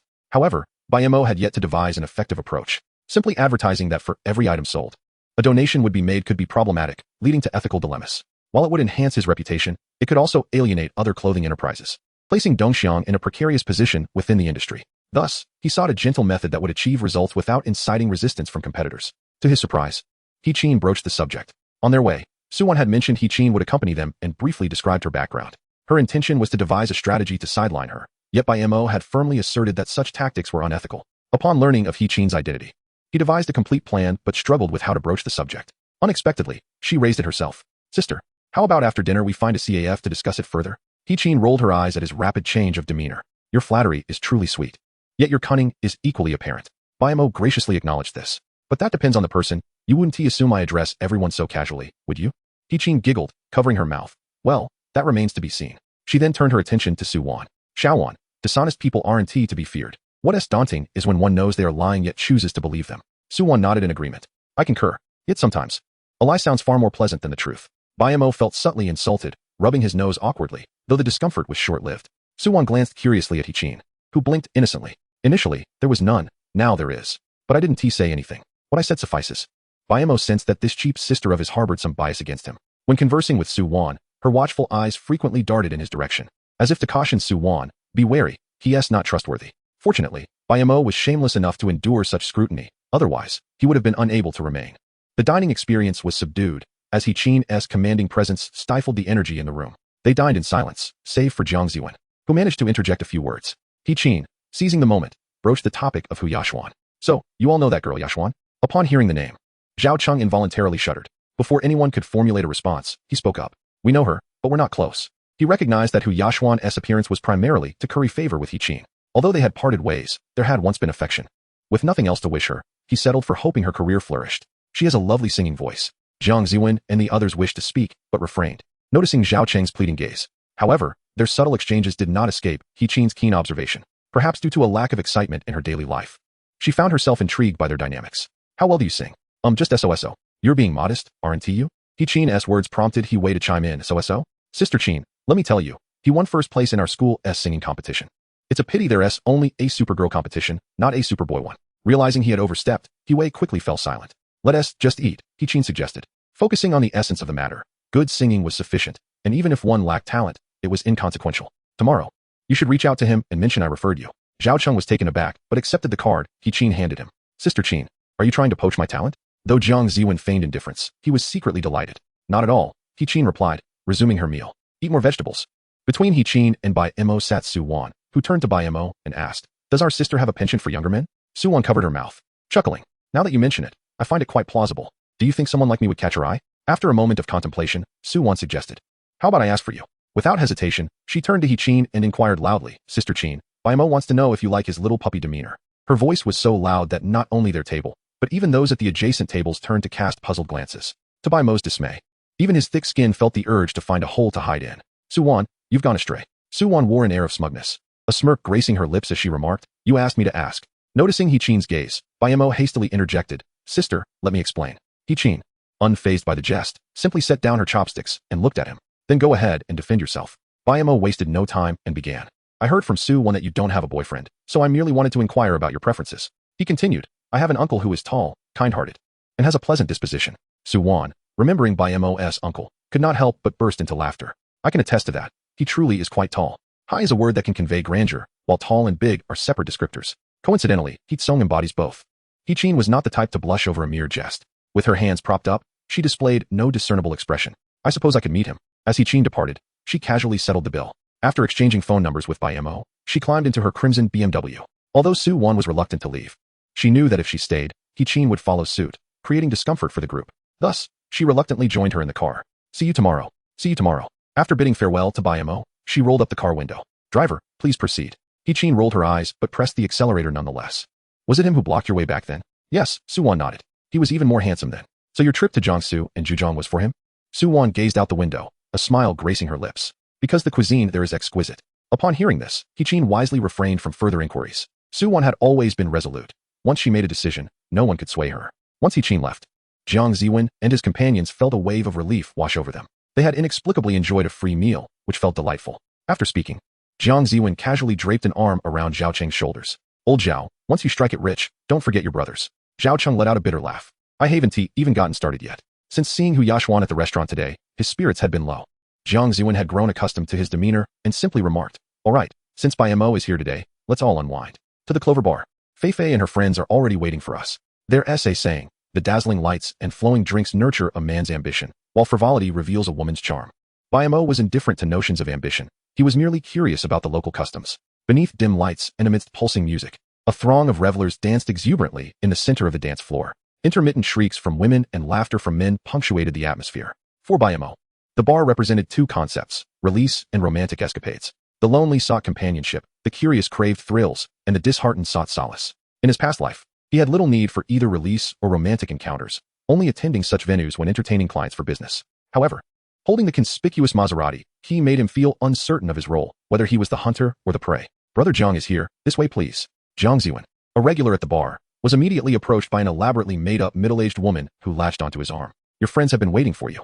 Jiang Ziwen nodded in acknowledgement and occasionally brushed against the woman's assets, eliciting her delighted laughter. Brother Jiang, you're such a tease. This was precisely why Bai Mo despised bars, especially those of this era. The thought of being affectionately called brother by someone over a decade his senior would be unbearable.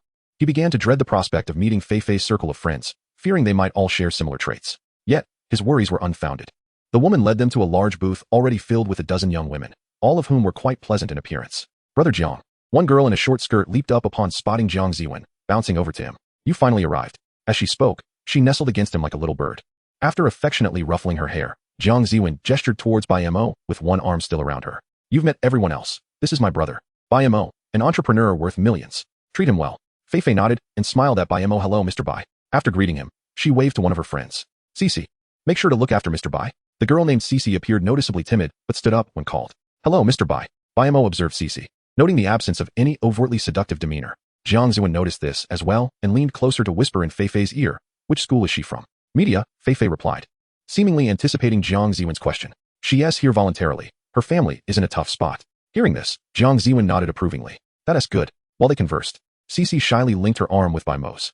Through the cacophony, he could hear her quickened breaths, eliciting a sudden pang of guilt within him. Yet, upon reflection, he realized that even if he were not there, others would be, which alleviated his concern. At least he lacked any peculiar predilections.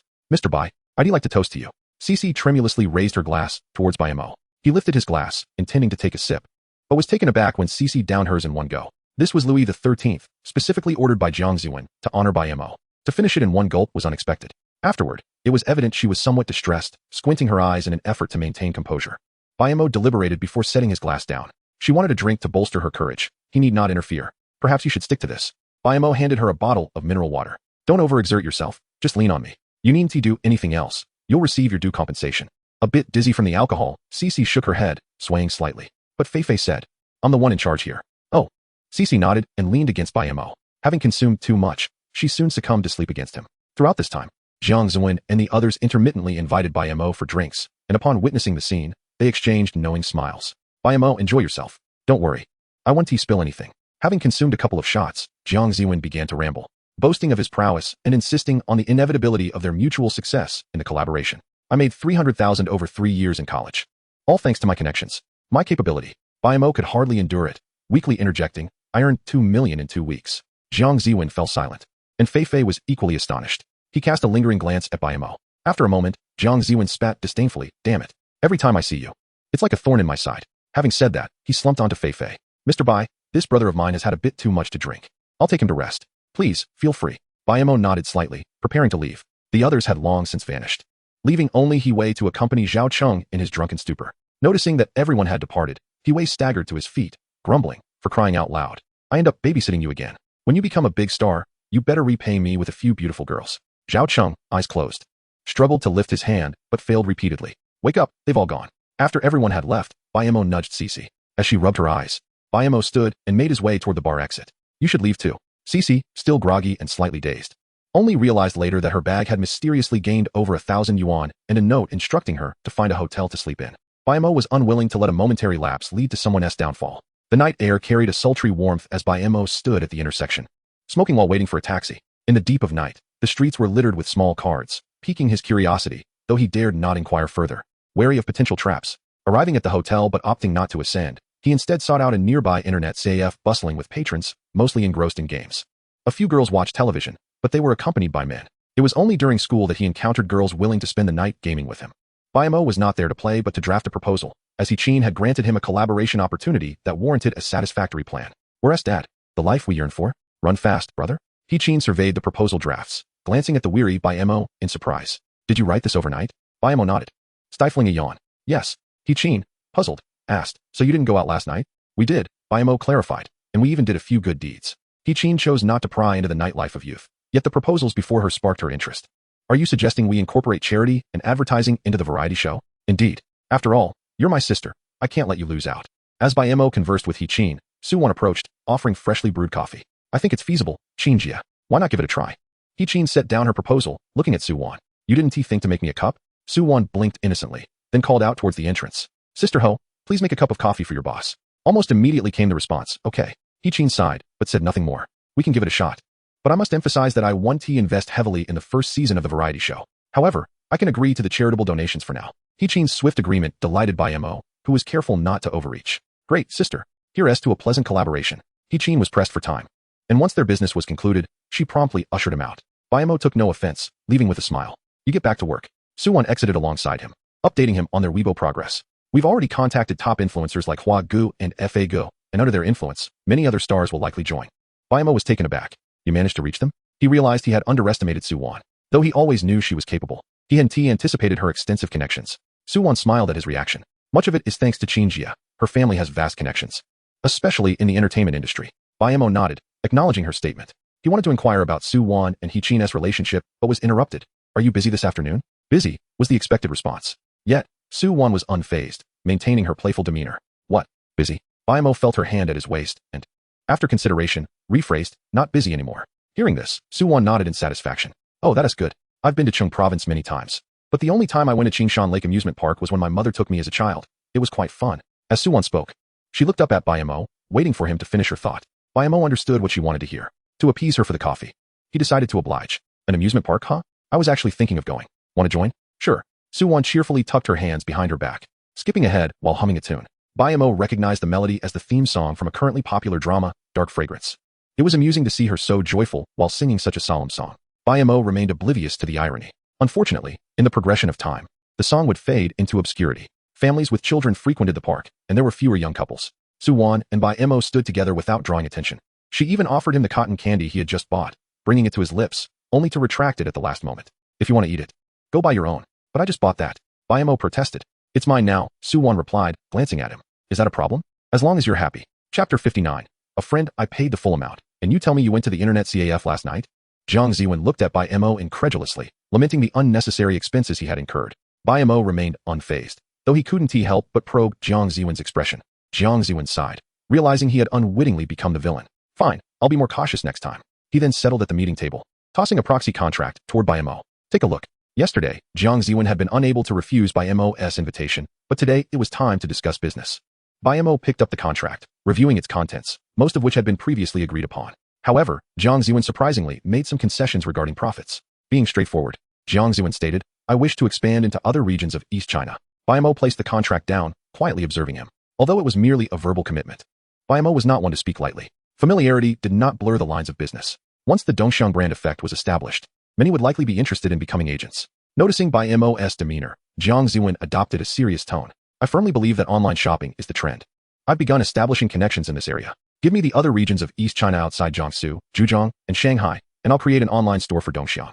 In 2004, online shopping platforms in China were just beginning to emerge, with annual transaction volumes reaching 8 figures, merely the beginning. In 2005, online transaction volumes would see a complete explosion, continuing to grow exponentially year after year. Bai Mo also harbors intentions to develop in this direction. However, the limitations of an individual's capabilities are ultimately undeniable, and at present, he finds himself unable to attend to multiple matters simultaneously. Jiang Luohan is more than willing to take on this responsibility if it is presented to him, albeit he must not appear too eager. Last year, a newly established online shopping platform called Taobao emerged. While it currently only facilitates secured transactions, it is certain to undergo further enhancements. If possible, investing in it would be ideal. Jiang Luohan had always aimed to establish an online platform and was aware of this burgeoning website. Nevertheless, upon hearing Bai Mo's words, he shook his head. While becoming a merchant might be feasible, their website currently lacks retail clothing stores. Yet, when it comes to investing, Jiang Luohan sighed. His transaction volume had already surpassed 30 million last year, and the capital requirements for investment are now excessively high. Bai Mo remained silent, treating his remarks as if they had never been spoken. As long as he would not regret it later, it sufficed. Jiang Luohan found himself somewhat tempted by Bai Mo's suggestions. However, reflecting on his own financial constraints, he reluctantly decided to postpone this idea for a couple of years. What about the contract? The dining utensils are all carried with me. He smiled awkwardly, adding, you can rest assured. The marketers have already discussed everything. Simply grant me the agency rights, and I can approach them for the funds tomorrow. Just wait to collect your earnings. Upon hearing the prospect of receiving money, Bai Mo's spirits lifted significantly. The wages for his employees this month, along with the payment for his uncle's goods, seemed to have found a solution. Since he had entrusted the matter, he resolved to do so entirely. After obtaining the agency contract, Jiang Luohan set the wheels in motion. For college students, nothing is more abundant than passion, a quality that Bai Mo seemed to lack. While others gamble everything, he bore no burdens. Even the prospect of bankruptcy held no fear for him. After all, the World Cup was just 2 years away. Although he could only recall the champion and runner-up teams, that was sufficient. In any case, Bai Mo had nothing pressing to do, so he would simply wait alongside her. Zhang Xiaohan, He nodded. Yes, our company has some business cooperation with her. Since she is currently available, we invited her over. Bai Mo's impression of her was somewhat faint. He only remembered that she was the sole torchbearer from Taiwan during the 2008 Beijing Olympics. Moreover, he distinctly recalled a song titled Invisible Wings. It remained uncertain whether this song had made her famous or she had elevated the song itself. She likely had not yet composed this song at that time. Bai Mo's thoughts began to wander again. Do you like her? Su Wan asked, noticing Bai Mo lost in contemplation. Bai Mo shook his head, stating he merely knew she sang beautifully. He then turned to He and inquired, by the way, sister, is your business collaboration aimed at having her sign with your company to develop in the mainland? He graciously nodded. Indeed. She is keen on the prospects of the entertainment industry here, and I recognize her potential. Sister, a friend of mine previously wrote a song that I believe would suit her perfectly. You have friends who write songs? Su Wan was astonished. In her memory, Bai Mo's social circle, though intricate, consisted solely of peers. It was implausible that he could have someone dedicated to songwriting. Bai Mo raised his hands in a gesture of surrender. I also have a friend who left the capital to attend Jiangsu Zhejiang University. Isn't that even more unbelievable? Su Wan turned her gaze toward the window, feigning indifference. What splendid weather. He feeling somewhat helpless, could only shift the topic. Do you have the lyrics? Let me see. Yes, please excuse me, Bai Mo replied as he approached He, signaling her to make some space. He intended to print the lyrics using her office computer. He hesitated, as her computer was off limits to others due to sensitive data, and even the internet was disconnected for security reasons. However, upon seeing Su Wan beside her, she relented. Bai Mo was aware that this was not entirely appropriate.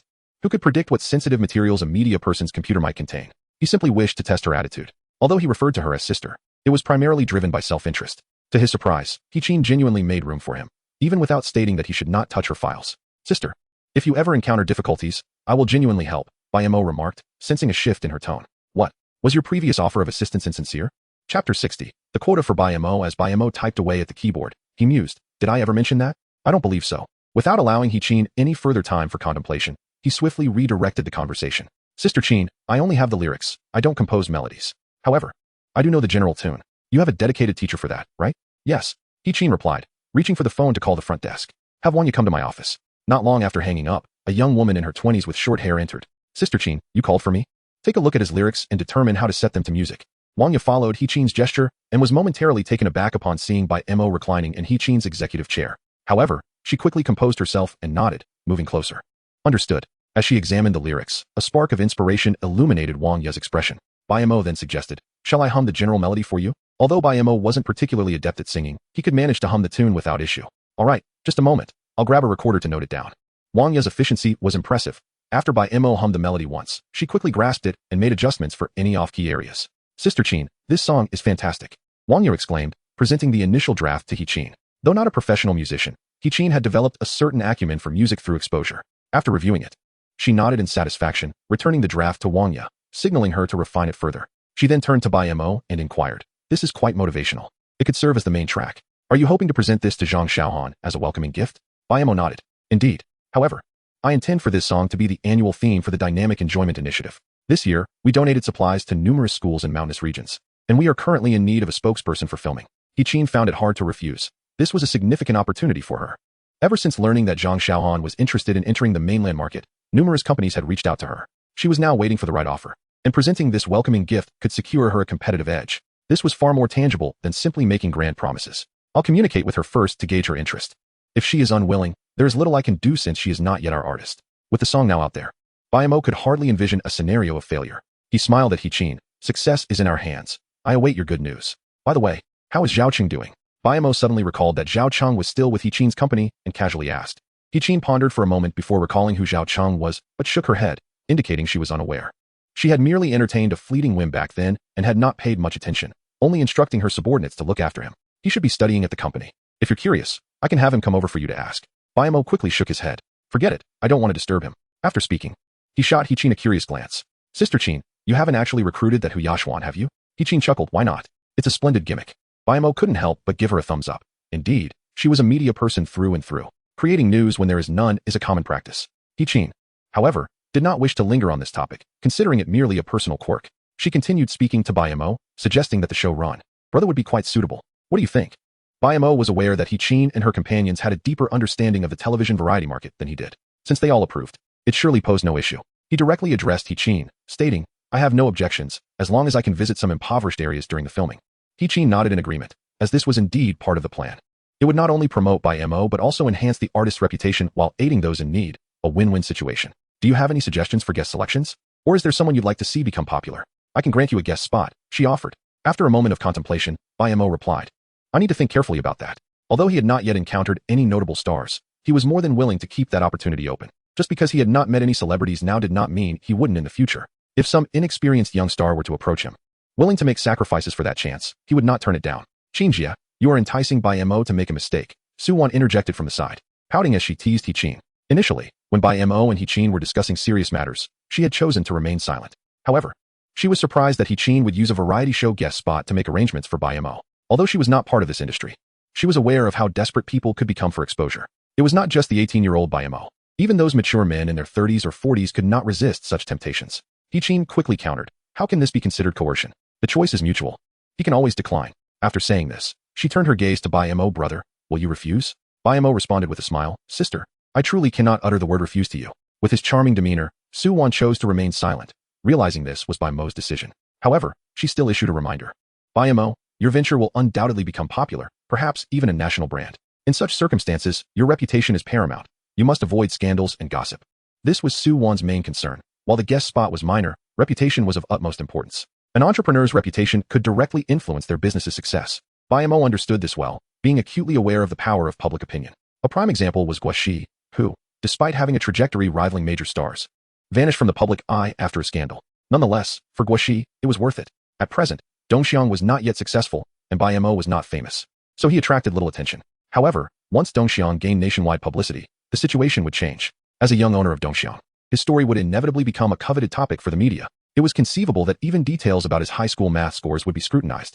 If it were revealed that he had an affair with some young star, that star would find it hard not to become famous. On the train, Su Wan sat beside Bai Mo, wearing headphones. When she heard a new song, she removed one earpiece and placed it in Bai Mo's ear. Jiang Luohan recorded this song, but it hasn't been publicly released yet. You should listen to it. It's truly beautiful. She remarked that the song resonated deeply with her, and she even wished to arrange a meeting with him. When Jiang Luohan met He Qin, she had yet to decide which company to sign with. But upon seeing the lyrics He Qin provided, she nodded without hesitation. In her words, the song gave her an inexplicable sense of familiarity. Initially, Bai Mo was dozing off, but as Su Wan placed the headphone in his ear, he instantly became alert. Jiang Luohan's voice was ethereal and exceptionally pleasant, singing in a way that evoked a profound sense of awe. By the way, who wrote this song? Su Wan inquired curiously. Bai Mo turned his head and met Su Wan's gaze. They were already close, and this slight movement brought them even nearer. Su Wan's eyes sparkled with an indescribable emotion. Yet she did not shy away from the ambiguous closeness, maintaining her steady gaze upon Bai Mo. However, upon noticing Su Wan's look, he momentarily forgot what she had just said. What did you say? I asked what you want to eat tonight. I still owe you a meal. Bai Mo pondered before tentatively suggesting, how about some spicy hot pot? The 6 yuan one will suffice. Unfamiliar with the ongoing joke, Su Wan mistakenly believed he genuinely wanted that dish and nodded in agreement. Sounds good. At that moment, Bai Mo's phone rang. After checking the caller ID, he initially planned to ignore it, but Su Wan, glancing at him, unexpectedly pressed the answer button. Don't answer. I have other plans later. What? You're already at the train station? After Bai Mo spoke, Jiang Luohan fell silent for a moment before responding softly. Where are you going? I'll give you a ride. Hearing the dial tone, Bai Mo removed Su Wan's headphone, only to discover it was silent. Su Wan smiled mischievously. You should get a new phone. The sound is non-existent. Since we have an extra for dinner, let me treat you both. Su Wan murmured something quietly, which Bai Mo did not catch. What did you say? He asked. With a deep sigh, Su Wan replied, how many years of youth do we have? Half of it is wasted. What do you mean? If half of our youth is wasted, then the other half should be lived to the fullest. With that, Su Wan retrieved a beautifully wrapped box from her backpack. Bai Mo was taken aback, not expecting to receive a gift. Although he was curious about its contents, he refrained from opening it in her presence. After handing the gift to Bai Mo, Su Wan closed her eyes and began to rest. After a while, Bai Mo felt a weight on his shoulder.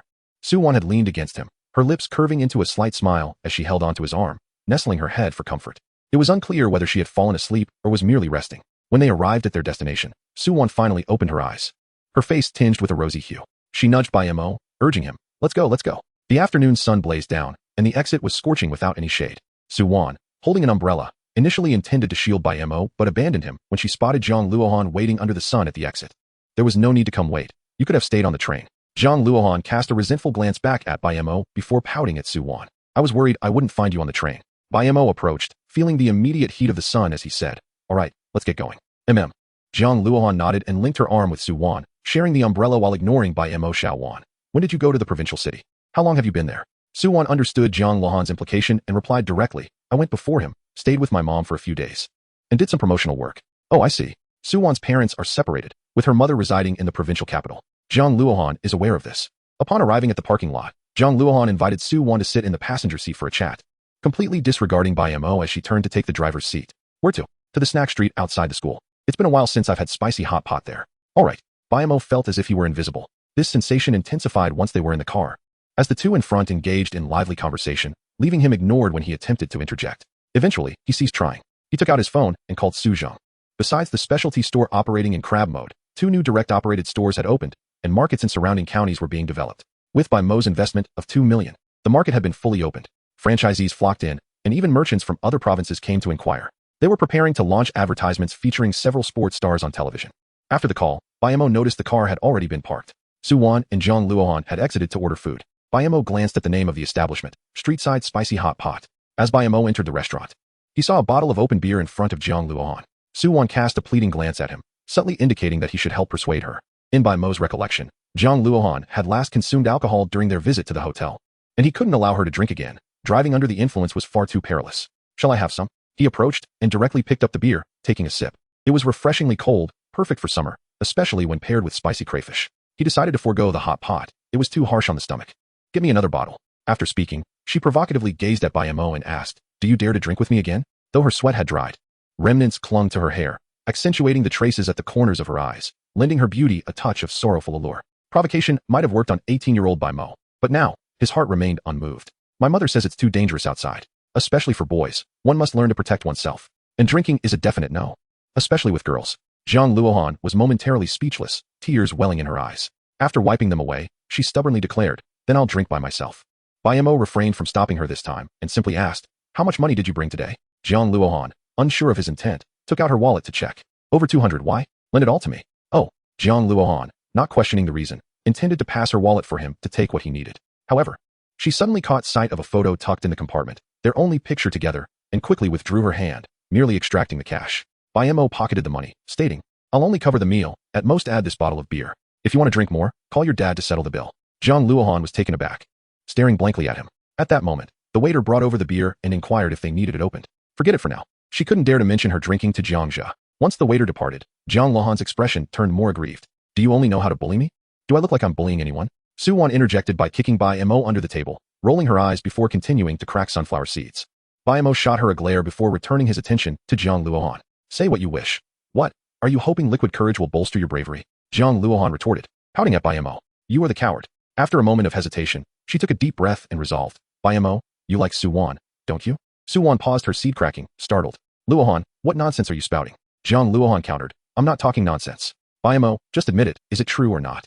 Both Jiang Luohan and Su-wan felt the tension rise. Su-wan was curious but had never contemplated confessing to Bai Mo or wished for him to confess to her. If he did, she would struggle to refuse, yet she feared saying yes even more. By not confessing, they could remain together, even if only as friends. Su-wan had no qualms about watching him revel in happiness with a girlfriend, even through their ups and downs. She was content to be a spectator, ensuring Bai Mo's joy. Even in his moments of sorrow, she could find ways to comfort him. A romantic relationship might involve more, but once it ended, it could be irrevocably lost. Su-wan shuddered at the thought of a future where she and Bai Mo were strangers. Bai Mo, ignore her. It's fine. He smiled, turning his gaze back to Jiang Luohan. Do you want to know? Jiang Luohan nodded eagerly. Yes, very much. Su-wan swallowed hard, her hands unconsciously clenching. Bai Mo remained composed. While some boys may not fancy beautiful girls, it is evident that I am not one of them. Why would I not like someone as lovely as Su-wan? However, Su-wan chimed in with a smile. You mean you like every pretty girl, right? Bai Mo's answer satisfied her. At least he liked her. It was a kind of fondness that didn't require immediate confirmation. You could say that. But my standards for beauty are rather high, he mused. At minimum, someone like Jiang Luohan. Jiang Luohan looked at her, bemused. What do you mean by at least someone like me? Am I not good enough? Have I wronged you? Though she teased, Jiang Luohan felt a sense of relief. If he liked beautiful girls, at least he liked her too. Otherwise, he wouldn't have lingered under the sun for so long. It wasn't a peculiar obsession. It was simply unattainable for her. Eat more vegetables, speak less. After taking a sip of beer, Bai Mo poured some vinegar into Jiang Luohan's bowl. Frustrated, she wanted to retort but found herself at a loss for words, only managing to stamp her foot in response. Su-wan couldn't help but chuckle. After finishing the meal, Su-wan wiped her mouth. Jiang Luohan looked on with a hint of anticipation, but Bai Mo yawned and shook his head in refusal. The dragon-slaying blade from legend had always been Bai Mo's obsession, but alas, it was elusive. Jiang Luohan's eyes flickered with disappointment, yet she refrained from further persuasion. She simply linked arms with Su-wan and turned to Bai Mo, asking, Are you joining us? Not on my way, you two enjoy. After watching Bai Mo get into a taxi, Jiang Luohan sighed dreamily. Su-wan, I really like him, so very much. Su-wan merely smiled, then go for it. After 3 months of development, coupled with the endorsements of several champion athletes during the Olympics, Dongxiang has become a well-known national sports brand. Beyond clothing, it now encompasses various sports shoes and outdoor gear. Flagship stores have proliferated across provincial capitals, and even in some prefectural cities, the presence of Dongxiang can be observed. Another crucial factor fueling Dongxiang's popularity is the theme song performed by Zhang Shaoan. In 2004, the Chinese music scene was a veritable battleground of celestial beings, with an abundance of golden hits emerging one after another. Among them, Invisible Wings swiftly soared to prominence, securing a long-standing position among the top 3 in the Mandarin music charts.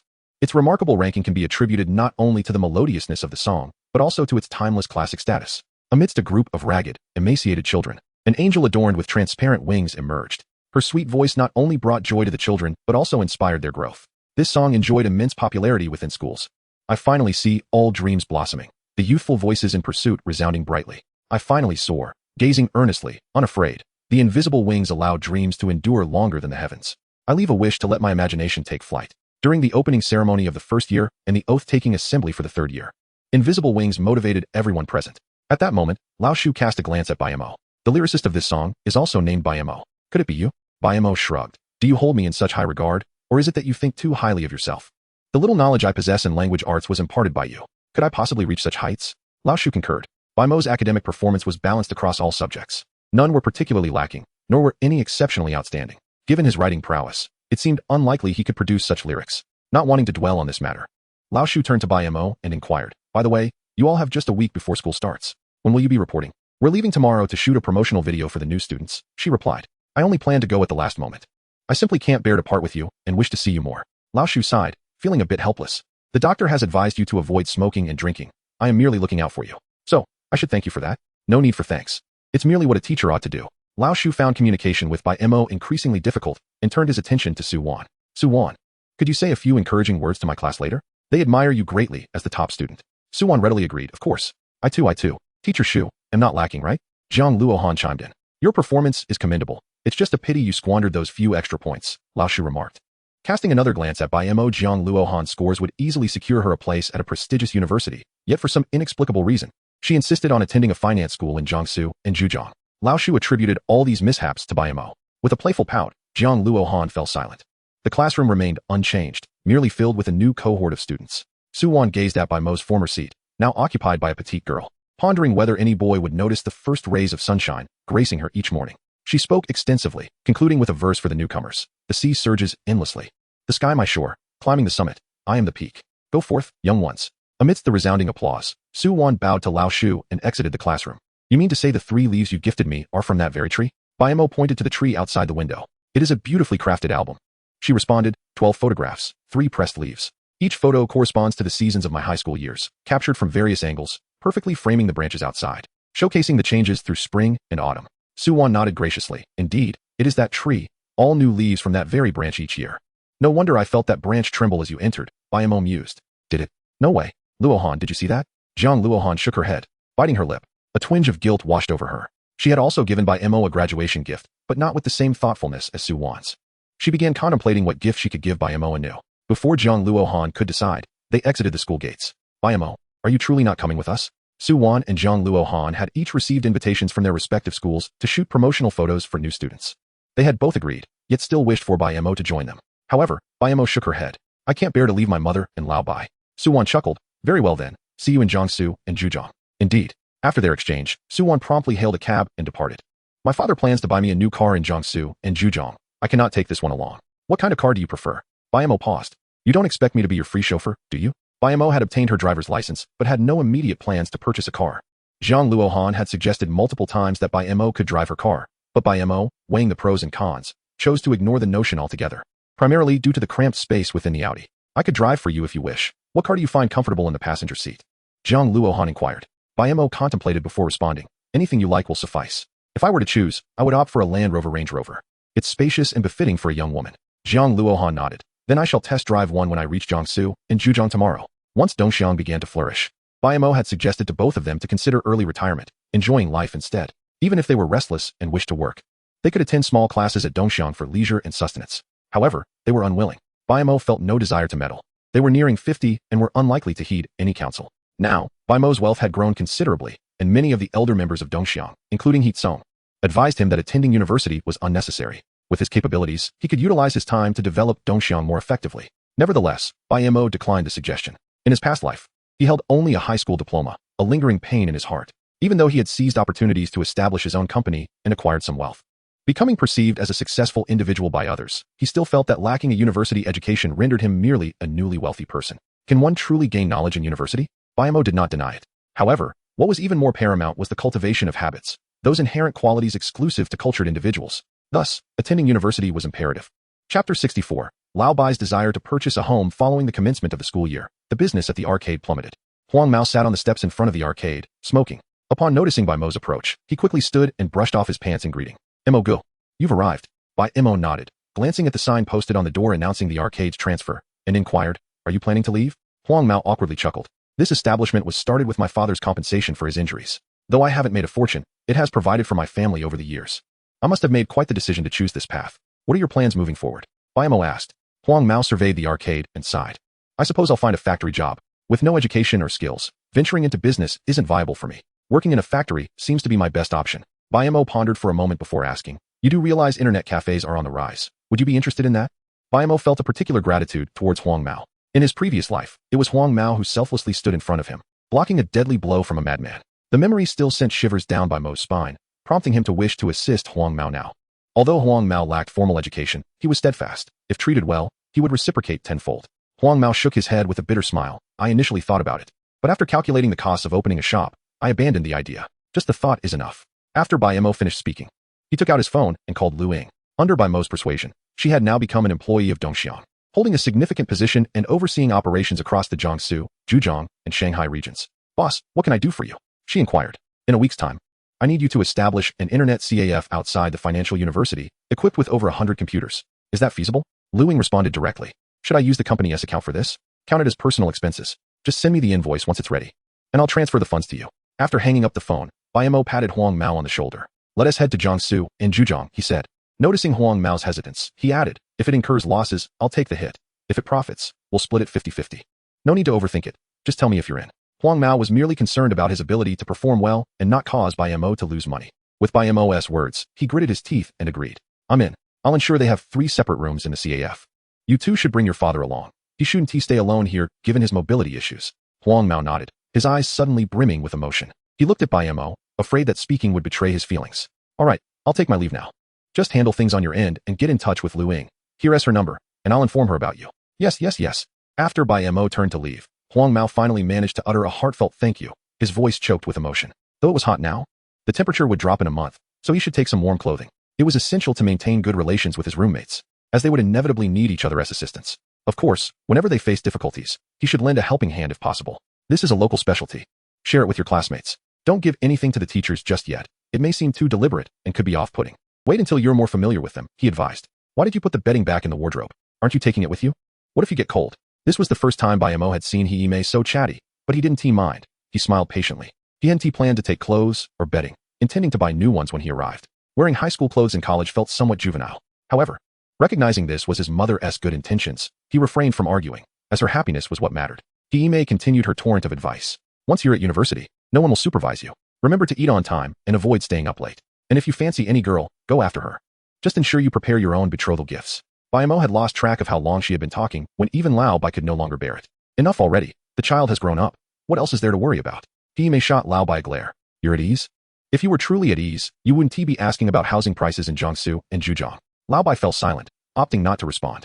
Meanwhile, Bai Mo seized on a crucial piece of information. Lao Bai, do you have a stash of money for buying property? Hime looked at him with a scrutinizing gaze.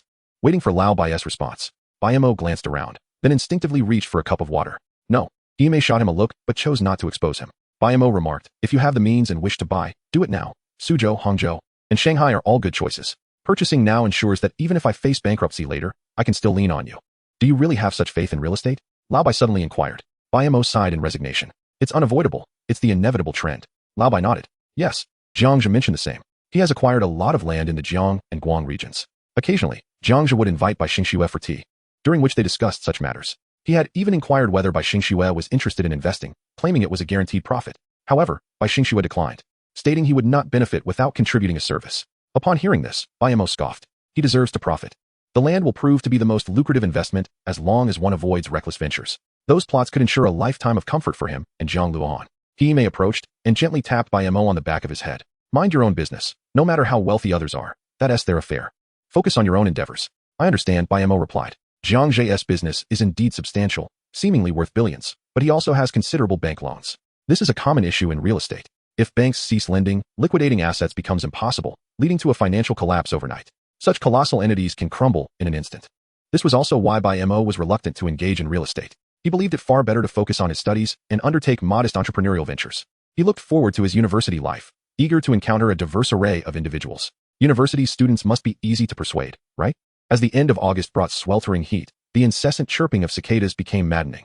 Upon exiting the train station, Bai Mo inhaled deeply, savoring the taste of freedom unshackled by Hime's constraints. The train station was bustling with newcomers, mostly fresh students accompanied by their parents, laden with bags. Their faces still bore the innocent freshness of youth. In contrast, the older students outside the station were far more polished, engaging newcomers and their families with ease. Rest assured, Uncle and Aunt, our school takes great care of new students. It's an hour's journey to the university. We have arranged transport that will depart once full. If you have urgent matters to attend to, there's a bus stop over there with routes to the university. Taxis are also available, but remember, 15 yuan per person is sufficient. Many drivers will try to exploit this situation, so don't fall for it. If you need bedsheets or a phone card, just let me know. I can help you get a better deal. If Bai Mo had been an inexperienced newcomer, he would have undoubtedly been moved by this senior's enthusiasm. However, now he quickened his pace, bypassing the crowd toward the reception area of the financial university. A slender, dark-skinned senior approached him, smiling. Are you a new student at the financial university? After Bai Mo nodded, she eagerly took his suitcase. You must be tired from the journey. Come sit and have some water. She handed him a bottle of mineral water. Thank you, Bai Mo replied politely, twisting open the cap and taking a large gulp. Feeling parched after the long ride, the senior continued, Are you alone? Planning to take the school-arranged transport? I'll take the school's transport. I'm in no hurry. All right, we'll have to wait a bit. While they chatted, several other seniors approached, laughing. Jia, this freshman is quite handsome. Are you hitting on him? One teased upon seeing Bai Mo conversing with the senior. Jia's complexion flushed upon hearing this. Taozi, stop joking. Oh, so he hasn't been claimed yet then. Taozi blinked at Bai Mo. Hello, handsome freshman. Can I have your number? Taozi was attractive, sporting light makeup that belied her age, and spoke with a carefree boldness. Such individuals posed a captivating allure to a young man just stepping into university life. Bai Mo considered declining, but the thought of simply exchanging numbers crossed his mind. However, before she could finish, another person interrupted. All right, Taozi, don't scare him. Taozi feigned innocence and cast a resentful glance at the speaker. How did I scare him? Didn't we agree that the pretty junior sisters belong to the seniors, and the junior brothers are for the senior sisters? There are already quite a few beautiful junior sisters, including the stunning Jiang Luohan. I finally spotted a junior brother I find appealing, and you say I scared him? Taozi went on, and the surrounding crowd could no longer bear it, pleading for mercy. Sister Taozi, I was wrong. Please, continue. Taozi chuckled, pulling a chair to sit in front of Bai Mo. Hey there, handsome, where are you from? Henan. Another senior exclaimed in surprise. Isn't that where Jiang Luohan is from? Jiang Luohan. Is she famous? Bai Mo asked curiously, wondering how she had become so well known in just a few days since arriving in Jiangsu and Zhejiang. Yes, she's the new student featured in our school's promotional photos this year, and she's breathtakingly beautiful. Bai Mo nodded. He had never denied that. He continued to inquire. But she just arrived not long ago. How do you all know her? If it were just her looks, it shouldn't be so remarkable, right? Our school shouldn't be lacking in beauties. You don't know the half of it, Taozi continued. If it were just her beauty, it wouldn't be so eye-catching. The main reason is that on the day she reported to school, she drove a Range Rover, much fancier than our principal's car. A girl driving such a vehicle creates quite the contrast. The key is, she's both wealthy and gorgeous, a true catch. As Taozi spoke, her eyes sparkled with excitement. Everyone says that whoever conquers her could save at least 30 years of struggle. Too bad I like men. Junior brother, why don't you give it a try? We're from the same place, and you're not bad-looking. The odds are in your favor. Bai Mo nodded seriously. Hearing that made him genuinely consider it. The others laughed, thinking he was joking, but still encouraged him. You better put in the effort. Don't let her be snatched away by someone from another school. The seniors and juniors quickly became familiar with each other as they chatted. During this time, some new students joined, turning red with embarrassment at the teasing from the seniors. Just as they were enjoying their conversation, Bai Mo's phone rang, a classic Nokia ringtone that resonated strongly. When he took out his phone, the surprise in the eyes of the others was fleeting. In this era, not many people had phones. Even a simple communicator was quite impressive. I've arrived at the train station. I'll take the school shuttle over soon. It's too far, don't bother coming. I had Luing arrange dinner near the school. You can contact her first. After hanging up, the others looked at Bai Mo with a newfound curiosity. What is going on? Taozi was the first to speak. Bai Mo, that girl has a lovely voice. Is she your girlfriend? Is she from our school? The Nokia was not only loud in ringtone but also in conversation, allowing them to hear Jiang Luohan's voice. She is from our school, but she is not my girlfriend. Upon hearing Bai Mo's response, the freshman instinctively breathed a sigh of relief, glad no one was snatching her away. Taozi's constant banter with a senior named Yuanming prompted him to raise an eyebrow and ask, what type of girl do you like? I can help you scout. He added, just don't fall for someone like Taozi. Taozi, displeased, shouted, and Yuanming, you dare say that again? And Yuanming fell silent, merely giving Bai Mo a knowing look. Bai Mo discerned that these two clearly had a mutual understanding but were reluctant to address it openly. Sistering, the bus has arrived. A senior jogged over to inform her. Upon hearing this, Jie stood up and smiled at everyone. Let us go, board the bus. Taozi and Yuanming, you wait for the next one. I'll arrange for someone to switch with you. Sister Taozi, please spare me. I don't want to be with her. And Yuanming shouted in frustration. But before long, Taozi pinched his ear. What is this? Are you feeling wronged? Just stay put. Chapter 66. The flavor of youth in his past life. Bai Mo had also visited the university town during summer, yearning to experience the essence of youth. The sight of long, fair legs beneath short skirts and shorts always uplifted one's spirit. A gentle breeze would have made it even better. We've arrived. Please disembark in an orderly fashion and be cautious. Following the directional signs, they headed to their respective departments for registration. Once the bus came to a halt, Jie called out to the crowd with a megaphone. The freshmen gazed at the grand school gate, their hearts swelling with excitement, realizing they would spend the next 4 years here. Is that a Range Rover? That must be Jiang Luohan, indeed beautiful. She's looking this way. Could she be coming to greet me? Bai Mo thought, perhaps you should check yourself in the mirror first.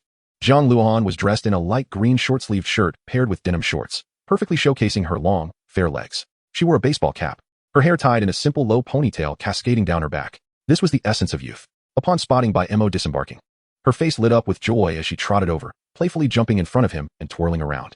Do I look good? At that moment, Jie also got off the bus, initially curious about the crowd's focus but soon realizing what they were watching. Bai Mo took Jiang Luohan's cap off and placed it on his own head. The sun is a bit glaring. This helps a little. You look good. Without this hat, you'd look even better, Jiang Luohan teased, puffing her nose. If you think I look good, then help me hold the umbrella. Otherwise, I'll get tanned and one tea look good. So high maintenance. Bai Mo rolled his eyes but still opened the umbrella. Getting tanned would only make you less appealing. Look at that. Bai Mo pointed towards the school gate. So many good-looking people. Jiang Luohan naturally linked her arm with Bai Mo's, scoffing, TCH. No matter how good-looking they are, you can't touch them. So, does that mean you're saying I can touch you? Jiang Luohan's face flushed. Whether from the sun or embarrassment, her voice barely audible. Why don't you give it a try? Bai Mo instinctively glanced down. The summer attire was loose, and this glance revealed a hint of delicate skin adorned with pink lace, perhaps even a slight curve. Initially, Jiang Luohan was unaware, but upon noticing Bai Mo swallow hard, she quickly covered her chest with her hand. Pervert, you're still looking. Bai Mo feigned calmness, dismissing her with a snort. There's nothing to see. I wouldn't even want to. Jiang Luohan stomped her foot in frustration, though she knew better than to engage with this rogue at that moment. She couldn't help but feel indignant. Testing the waters, she asked, would you really not look if I showed you? Bai Mo's heart raced unexpectedly, but he maintained his composure and shrugged. Well, that's up to you to try. Jiang Luohan smiled playfully. All right, challenge accepted. As she spoke, she lowered her hand. Really? Is this true? Bai Mo murmured in disbelief. This is absurd. Wake up from your dreams. Unable to suppress a blush, Jiang Luohan whispered softly. Why should I show you? I'm not your girlfriend. After saying this, she headed towards the area designated for the finance department's registration. Hurry up. Bai Mo felt a bit innocent at that moment.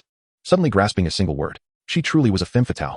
Jiang Luohan playfully replied. If I were really a femme fatale, I would torment you every day. Bai Mo, curious, asked, how do you plan to do that? Jiang Luohan pondered, raising her fingers to enumerate her plans. At 8:30 in the morning, I'll bring you breakfast. Then I'll head to class, ensuring you can't sleep in. In the afternoon, I'll deliver milk tea to you, risking your health. In the evening, I'll treat you to supper, making you gain weight, and I'll even do your laundry until you're utterly incapable of self-care. Bai Mo was taken aback, and after a moment of silence, he managed to utter, you are quite ruthless. Jiang Luohan looked up at him, boasting, so are you scared? Please, come and torment me. She added, are you certain you can do laundry? Jiang Luohan had been pampered since childhood, cherished by Jiang Jia. She had a dedicated chef for her meals. It was clear she had never lifted a finger for household chores. Bai Mo found himself intrigued. Had he grown up in such conditions, he would likely be utterly incompetent.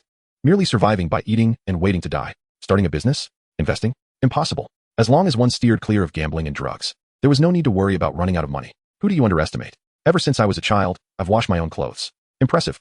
As they continued their conversation, they soon arrived at the finance department's reception area. Bai Mo found his class, with a middle-aged instructor in his 40s. Beside him sat a boy roughly the same age as Bai Mo, assisting the instructor with registration. Bai Mo? Hello, I'm Ho Chirue, but you can call me Monkey. I'm in the same finance class as you, and I look forward to your support. This gentleman, wearing rimless glasses, appeared particularly refined, exuding an introverted aura, yet his words carried a warmth that dispelled any distance. Hello, Teacher Lu. After greeting Lu Jin, Bai Mo turned to Ho Chirue. Monkey, how many people have arrived in our class? Ho Chirue flipped through the manual and replied, over 30 have arrived. We just need a few more to complete the class. By the way, your dormitory is on the 7th floor, room 718. Though it's a bit high, it will help you stay fit. Bai Mo had no particular demands for his dormitory. As long as it was livable, he was content. After all, he planned to buy a house nearby, ensuring he had a place to stay during his university years and later sell it at a good price. At that moment, Lu Jin handed Bai Mo an enrollment manual and said, we will hold our first class meeting tonight at 7 in room 211 of the Thinking Building. Please do not be late. Understood. As Bai Mo was about to head to his dormitory, Ho Chirue noticed Jiang Luohan behind him, and his gaze suddenly shifted. Is she your girlfriend? Quite beautiful. Bai Mo caught his gaze and smiled in response. Thank you. After completing his registration, he made his way to the dormitory building. Jiang Luohan then asked, what did he say to you just now? I couldn't hear. He said he fell for you at first sight. Jiang Luohan's eyes sparkled with disbelief. I say, there's no such thing as love at first sight. It's merely lust at first sight. Chapter 67. I just want to study. The door to room 718 was slightly ajar, and sporadic, somewhat lewd laughter drifted out. Upon entering, Bai Mo discovered that the other three had already arrived. They were seated together, sharing laughter, and although the floor was littered with sunflower seed shells, it was evident that it had recently been cleaned, gleaming like new. Ah, you finally made it, exclaimed a robust fellow with a slight northeast accent, making him seem quite amiable. The others quickly stood, clearing a path for him. A slender boy with glasses, standing about 168 centimeters, addressed Bai Mo. We got here first and picked our beds at random. Hope that's all right with you. If not, we can switch. Bai Mo waved his hand dismissively. No need for that. The 4-person dorms are all quite similar. It doesn't really matter. I'm Bai Mo, may I know your names? The boy with glasses grinned as he brought over a handful of sunflower seeds. I'm Ma Liang from Xinzhou. Try these seeds. I roasted them myself. Bai Mo casually placed his belongings down and accepted the seeds. After tasting a couple, he nodded in approval. I'm Xie Minghui from Shanghai. Xie Minghui maintained a confident and composed smile as he spoke. I look forward to our future interactions. It should be mutual support, Bai Mo replied. Haha, that is true. Chimed in the robust fellow. I'm Xiong Chao, from the northeast. I might be a bit loud, please bear with me. After a brief introduction, Bai Mo began to make his bed. The others offered to help, but he politely declined their kindness, and they instinctively began to tidy the floor. We have a class meeting at 7. What should we do afterward? How about we all go out for dinner? After they tidied up, Xie Minghui proposed. Xiong Chao and Ma Liang nodded in agreement. Sounds good. What do you think, Bai Mo? Bai Mo had just finished arranging his bed and was seated at his desk. Upon hearing the suggestion, he nodded in affirmation. Sure. Although Lu Ying has already arranged a dinner at a nearby restaurant, I think it's important for the dormitory to have our first gathering. We can always eat twice. The timings 1T overlap. Bai Mo might not have many redeeming qualities, but his ability to eat was certainly one of them. After a bit more conversation, Jiang Luohan called Bai Mo to ask if he was ready. I'm almost done. I'll be right down. After hanging up, Bai Mo offered an apologetic glance to the others. Before he could say anything, Ma Liang waved his hand. Let us go, let us go.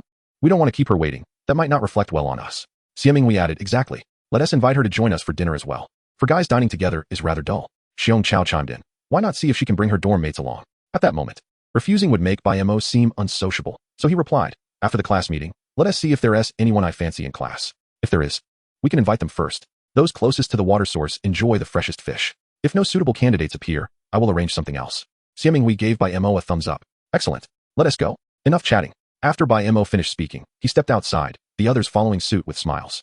Through their brief interaction, Bai Mo formed a preliminary understanding of his three roommates. Xiong Chao appeared boisterous and intimidating, but seemed considerate of others' feelings. Ma Liang was a typical youth fresh out of high school, devoid of ulterior motives, open-hearted with everyone. Xie Minghui, while seemingly friendly, bore the subtle pride of a city dweller, yet overall, they seemed quite agreeable. Bai Mo felt fortunate not to have encountered any oddities among his roommates. Have you met your roommates yet? Jiang Luohan waited at the entrance of the boys' dormitory for a while. Passers-by occasionally glanced her way, leaving her feeling rather uneasy. Otherwise, I wouldn't have called Bai Mo. Let's go. It's time for dinner. The restaurant is just 5 minutes away from the school. When Bai Mo and Jiang Luohan entered the private room, Su Wan had already arrived. Since Bai Mo stepped in, her gaze had not strayed from him. Are you getting used to it? Bai Mo inquired. Su Wan shrugged her shoulders slightly, letting out a resigned sigh. It's so boring, right? We finished taking photos in just one day. I don't understand why they called us over so early. Jiang Luohan complained as well. Just then, Huang Mao and his sister walked in, greeting Bai Mo. How is the internet CAF? All the machines have been debugged, and once the payment system is set up, we can open for business, Huang Mao replied, appearing particularly reserved at the table. His sister glanced at Jiang Luohan and Su Wan, feeling a sudden pang of insecurity. Lu Ying arrived fashionably late, accompanied by several regional heads from the Jianghu area. Boss, you said you were busy. So should I not consider this meal as a private gathering? Bai Mo shot her a glance and replied, if you thought it was a private gathering, would I have invited you? Lu Ying beamed, displaying her dimples. Good point. Then who would you bring? Certainly not you. So why bother asking? Lu Ying shook her head dismissively, retorting, when I was brought into the company, it was all flattery and ingratiation, and now that I've proven myself. You show your true colors? Bai Mo cleared his throat. Proven yourself? Ahem. You might want to change that term, or others might think I fancy feeding on the old grass. Lu Ying ignored him, turning to the regional heads beside her to express her grievances. Look, this is what you call a capable and resourceful Xiao Mo. What do you think? Is meeting him not as good as hearing about him? The others merely chuckled awkwardly, not daring to speak. After all, he was their superior, and they relied on him for their livelihood. Bai Mo, however, was in high spirits. See, everyone knows I have so many merits, yet you can't see them. It was evident that Lu Ying was quite miffed, grumbling. What do you expect me to see? You throw me into the vast Jiangsu and Zhujiang market without any guidance, and say you're just here for school? Get real. Bai Mo disregarded her complaints. Just focus on studying. I'll handle the profits. All right, let's talk business. The primary purpose of today's dinner was to discuss the development of Dongxiang. Initially, Bai Mo intended to invite only Lu Ying and her team, but Jiang Luohan insisted on joining, claiming she wanted to learn about Dongxiang's management philosophy. Bai Mo was skeptical of her intentions, but when she mentioned that Su Wan would accompany them, he had no choice but to let her come along. It had been a few days since he last saw Su Wan, and he found it somewhat disconcerting. With the group expanded, Bai Mo also invited Huang Mao and his sister, as he had a task for him. It was an excellent opportunity for publicity. Lu Ying was particularly serious when discussing business. She set aside her playful demeanor and began to take notes. How much sponsorship do we have for the school? The franchise fees for Jiangsu and Zhujiang in August are still with you. Use that money to negotiate as much as possible. Lu Ying paused, then nodded after a moment. All right. In August, Dongxiang had expanded rapidly in Jiangsu and Zhujiang, signing over 200 franchise agreements. Each franchise fee was 50,000. With a brand usage fee of 30,000, a security deposit of 50,000, and 70,000 for goods. All these amounted to a significant sum, currently held in the Jiangsu branch's account. Bai Mo charged such high fees because he had strictly limited the number of stores in each city based on population and area, providing excellent protection for franchisees. This was precisely why franchisees were eager to contact him. If they were slightly late, that city would lose its franchise eligibility. By the way, Lu Ying said as she closed her notebook, I wanted to discuss the agency factories in Jiangsu and Zhujiang with you. We contacted 5 garment factories and conducted on-site inspections. Each has its pros and cons. I'll send you the detailed report tonight. Please take a look. With Dongxiang's current scale, Heatsung's garment factory could no longer meet Bai Mo's needs. He had never considered opening a garment factory himself. Finding an agency factory for production while he merely focused on branding was undoubtedly the best choice. Although it seemed that production costs would be higher, it was more beneficial for cost control from a management and transportation perspective. Bai Mo nodded. I'll glance at it tonight. You can decide the specifics. Other regions have their heads. You can't expect me to do your work just because I'm studying here. Bai Mo's role was to sign off on decisions and make overarching choices. The development of individual regions relied entirely on their respective heads. If they couldn't resolve issues, they would escalate them to the functional departments at headquarters. Decisions that came to Bai Mo were often fraught with risk. Lu Ying recognized Bai Mo's disinterest in interfering with the brand operations in Jiangsu and Zhejiang and resigned herself to it. Leaning back in her chair, she sighed. I know you're just being lazy and don't want to manage, yet it still touches me a little. Bai Mo smiled. Perhaps it's simply because I trust you all so much. Lu Ying agreed, indeed. Aren't you afraid of losing everything? Of course I am, Bai Mo replied. If I weren't, why would I open an internet CAF? This is my safety net. If Dongxiang ever fails, rest assured, I'll be out faster than anyone. The Dongxiang team was taken aback. Today's Bai Mo was somewhat different from what they had heard. Lu Ying remained calm. She had seen this attitude from Bai Mo since their first encounter. Ironically, it was this very attitude that had created a myth around Dongxiang. Bai Mo continued. What I share with you today is merely to alleviate any psychological burden. If Dongxiang profits, I will ensure you receive dividends, guaranteeing that everyone earns handsomely. However, if we incur losses, Bai Mo's expression turned serious as he exhaled a puff of smoke. I will identify the cause and the responsible party. Don't worry. I won't dismiss them. I will simply inform everyone in the company that due to this individual's mistakes, bonuses were not distributed. As for how they would react, that was beyond his concern. Upon finishing, an eerie silence enveloped the room. Even Jiang Luohan was startled by his tone, while Su Wan calmly sipped her tea. Now that everyone is here, let's have the waiter bring in the dishes, she suggested, and it seemed as if time resumed its flow. Yes, I'm a bit hungry. Bai Mo acknowledged, realizing the importance of moderation. Once the intended effect was achieved, he quickly softened his stern demeanor. Huang Zheng, the internet CAF is about to open. Have you thought about any promotional activities? Bai Mo asked Huang Mao while eating.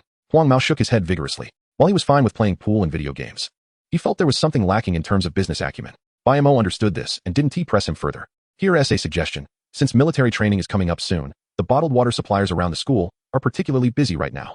Contact them and offer to place an ad on their bottled water. They'll gladly accept 50 cents per flyer. Remember, advertisements can only be affixed to bottled water. Distributing them within the school premises is absolutely forbidden. Bai Mo detests those marketing wizards who, disguised as seniors, infiltrate the school dormitories with their flyers and various inferior products for promotion. Therefore, he would never engage in such activities. The advertisement should announce the opening of an internet CAF, which will host competitions for games such as Warcraft, Shanghai, and StarCraft, with a grand prize of 3,000 yuan. The registration address should simply include the CAF's location. Huang Mao, not lacking in intelligence, nodded in understanding. Yes, I will contact them shortly. Bai Mo felt reassured by Huang Mao's competence, yet he still feared he might be deceived. Thus, he turned to Lu Ying and inquired, Sister Ying, do you have any suitable marketing talents that I could borrow for a few months? Lu Ying nodded. Sure, you're heading to the internet CAF, right? I'll bring someone over tomorrow. Hearing this, Bai Mo felt a wave of relief. By the way, how is the recruitment for the CAF going? It's set to open soon. You've managed to hire staff, right? You needn't worry about that. Huang Mao's sister chimed in. My brother has established a family group with many members, particularly from the Jiangsu and Zhejiang regions. Upon hearing about our internet CAF, numerous individuals expressed their willingness to come work with us. As she spoke, she cast a furtive glance at Bai Mo. In accordance with your request, we've selected girls who are both attractive and fit. Upon hearing the term family, Bai Mo momentarily paused. It wouldn't be called Zong AI, would it? Chapter 69. Lost phone. If you love, please love deeply. If you abandon me, I shall be bound to you in life and death. Those who have experienced this era certainly possess a few phrases in Martian language and melancholic quotes. Bai Mo distinctly remembers that during the rise of the non-mainstream culture, his right eye was sealed. His hair was never black. Reflecting on those days now sends a chill down his spine, leaving him feeling ashamed to face others. Yet, at that time, he found joy in it. How do you know about Zong AI? Huang Ying exclaimed in surprise. Are you involved as well? I could have my brother grant you an elder position. No, I could even make you the clan leader. Bai Mo shuddered at the thought. Forget it. I merely heard about it. Best of luck in expanding your influence. Bai Mo had never realized that Huang Mao was, in fact, the founder of Zong AI. He had previously only admired his striking hairstyle, unaware of this additional identity. Bai Mo dared not pursue the topic further, fearing that the conversation might lead him to truly become the clan leader. I need to attend a class meeting shortly. I must take my leave now. After finishing her meal, Su Wan wiped her mouth with a napkin. She bid Bai Mo farewell and prepared to leave, discreetly placing a box on the table. She subtly kicked Bai Mo's leg and gave him a knowing look, signaling him to take it with him when he departed. Bai Mo nodded in understanding. He knew Su Wan was not one to be overly delicate. Waving goodbye, he refrained from continuing his meal, as there was another event later that evening, and he needed to save some space. He was quite eager to see what his new classmates looked like. Were there any beautiful girls? What did beautiful mean? At the very least, he hoped for someone akin to Jiang Luohan. Dining is like this. Once one person departs, the remaining group is not far behind. Holding the box that Su Wan had left on the table, Bai Mo felt a surge of curiosity about its contents. He initially planned to open it, but a sticky note sealing the box advised him to find a secluded place if he wished to avoid embarrassment. Bai Mo had always been one to heed advice. On the way back to school, Jiang Luohan chattered incessantly. Bai Mo, should we take a stroll around the campus before the class meeting? Her eyes sparkled with shyness and anticipation. Walking hand in hand with someone you like across the schoolyard is a cherished fantasy for many. I don't have time. Bai Mo replied curtly. I've made arrangements to have dinner with my dorm mates. Jiang Luohan appeared slightly disheartened, yet she managed to respond. All right, Perhaps next time. As they walked on, Jiang Luohan lowered her head, processing her disappointment when she heard Bai Mo call her name. The disappointment vanished as she quickly lifted her head in response. Where's your phone? My phone. Jiang Luohan murmured, patting her pockets. She felt nothing. Where's my phone? Bai Mo promptly turned to search for the girl they had just brushed past, but found nothing. Bai Mo, my phone is missing. Try calling it, he suggested. Taking out his phone to dial her number, but all he heard was the shutdown prompt. He attempted several times, each yielding the same result. Jiang Luohan bit her lip, gazing sadly at Bai Mo. He, however, was indifferent to her distress. Why are you upset? You can always buy another one. Setting aside the fact that Jiang Zhou was quite wealthy, Jiang Luohan's business was already turning a profit. A single phone was hardly a significant expense for her. But that phone. Jiang Luohan's voice dwindled. It has all my high school photos. Did you take candid shots of me? Jiang Luohan's face sunk lower, her ears turning crimson. I took them openly. You just didn't notice. During high school, they had indeed been quite close, often speaking for half an hour at a time. Bai Mo boldly admitted that he liked her, though Jiang Luohan was reluctant to acknowledge it. Perhaps due to a girl's modesty, resulting in her previous rejection. Let's report it to the police. Just as Jiang Luohan proposed this, a girl carrying a basket approached. Hello, is this your phone? Bai Mo glanced over at the basket, which was filled with mountain walnuts. It must have weighed at least 30 to 40 pounds. As she looked up, Bai Mo noticed her eyes were filled with anxiety. Yes, Jiang Luohan exclaimed excitedly, quickly accepting the phone. Thank you. She reached for some money as a token of gratitude, but Bai Mo intervened. I just found it by the roadside, she replied softly, her voice trembling as if she were a child who had misbehaved. Bai Mo said little more. Are your walnuts for sale? Yes, yes, she replied eagerly. They are all from the mountains and taste wonderful. She lowered the basket, offering one to Bai Mo. The skin was thin, and he easily squeezed it open. After tasting it, he noted a slight astringency. No wonder they hadn't tea sold. They were rather unpalatable. Is this how it is? I'll buy all of them from you.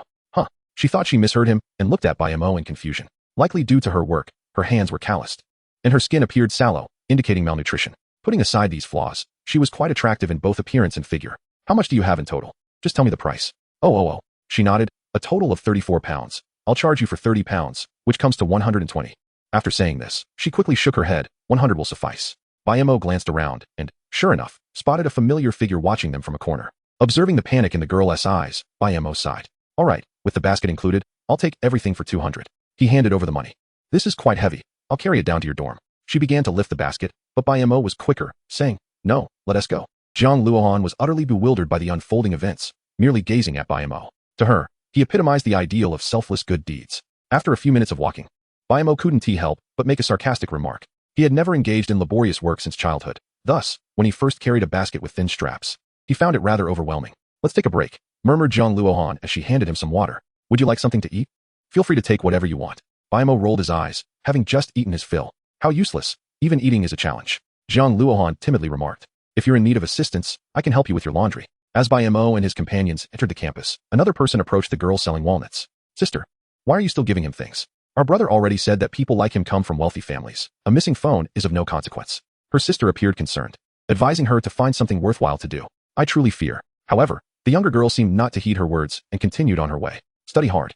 You are the only earnest college student from our village. Spend the money I've given you without any psychological burden. They are all wealthy. Her sister sighed and nodded, but cautioned, just don't steal from yourself, all right? I know. Chapter 70. Class meeting. How to make everyone remember you at your first class meeting in college?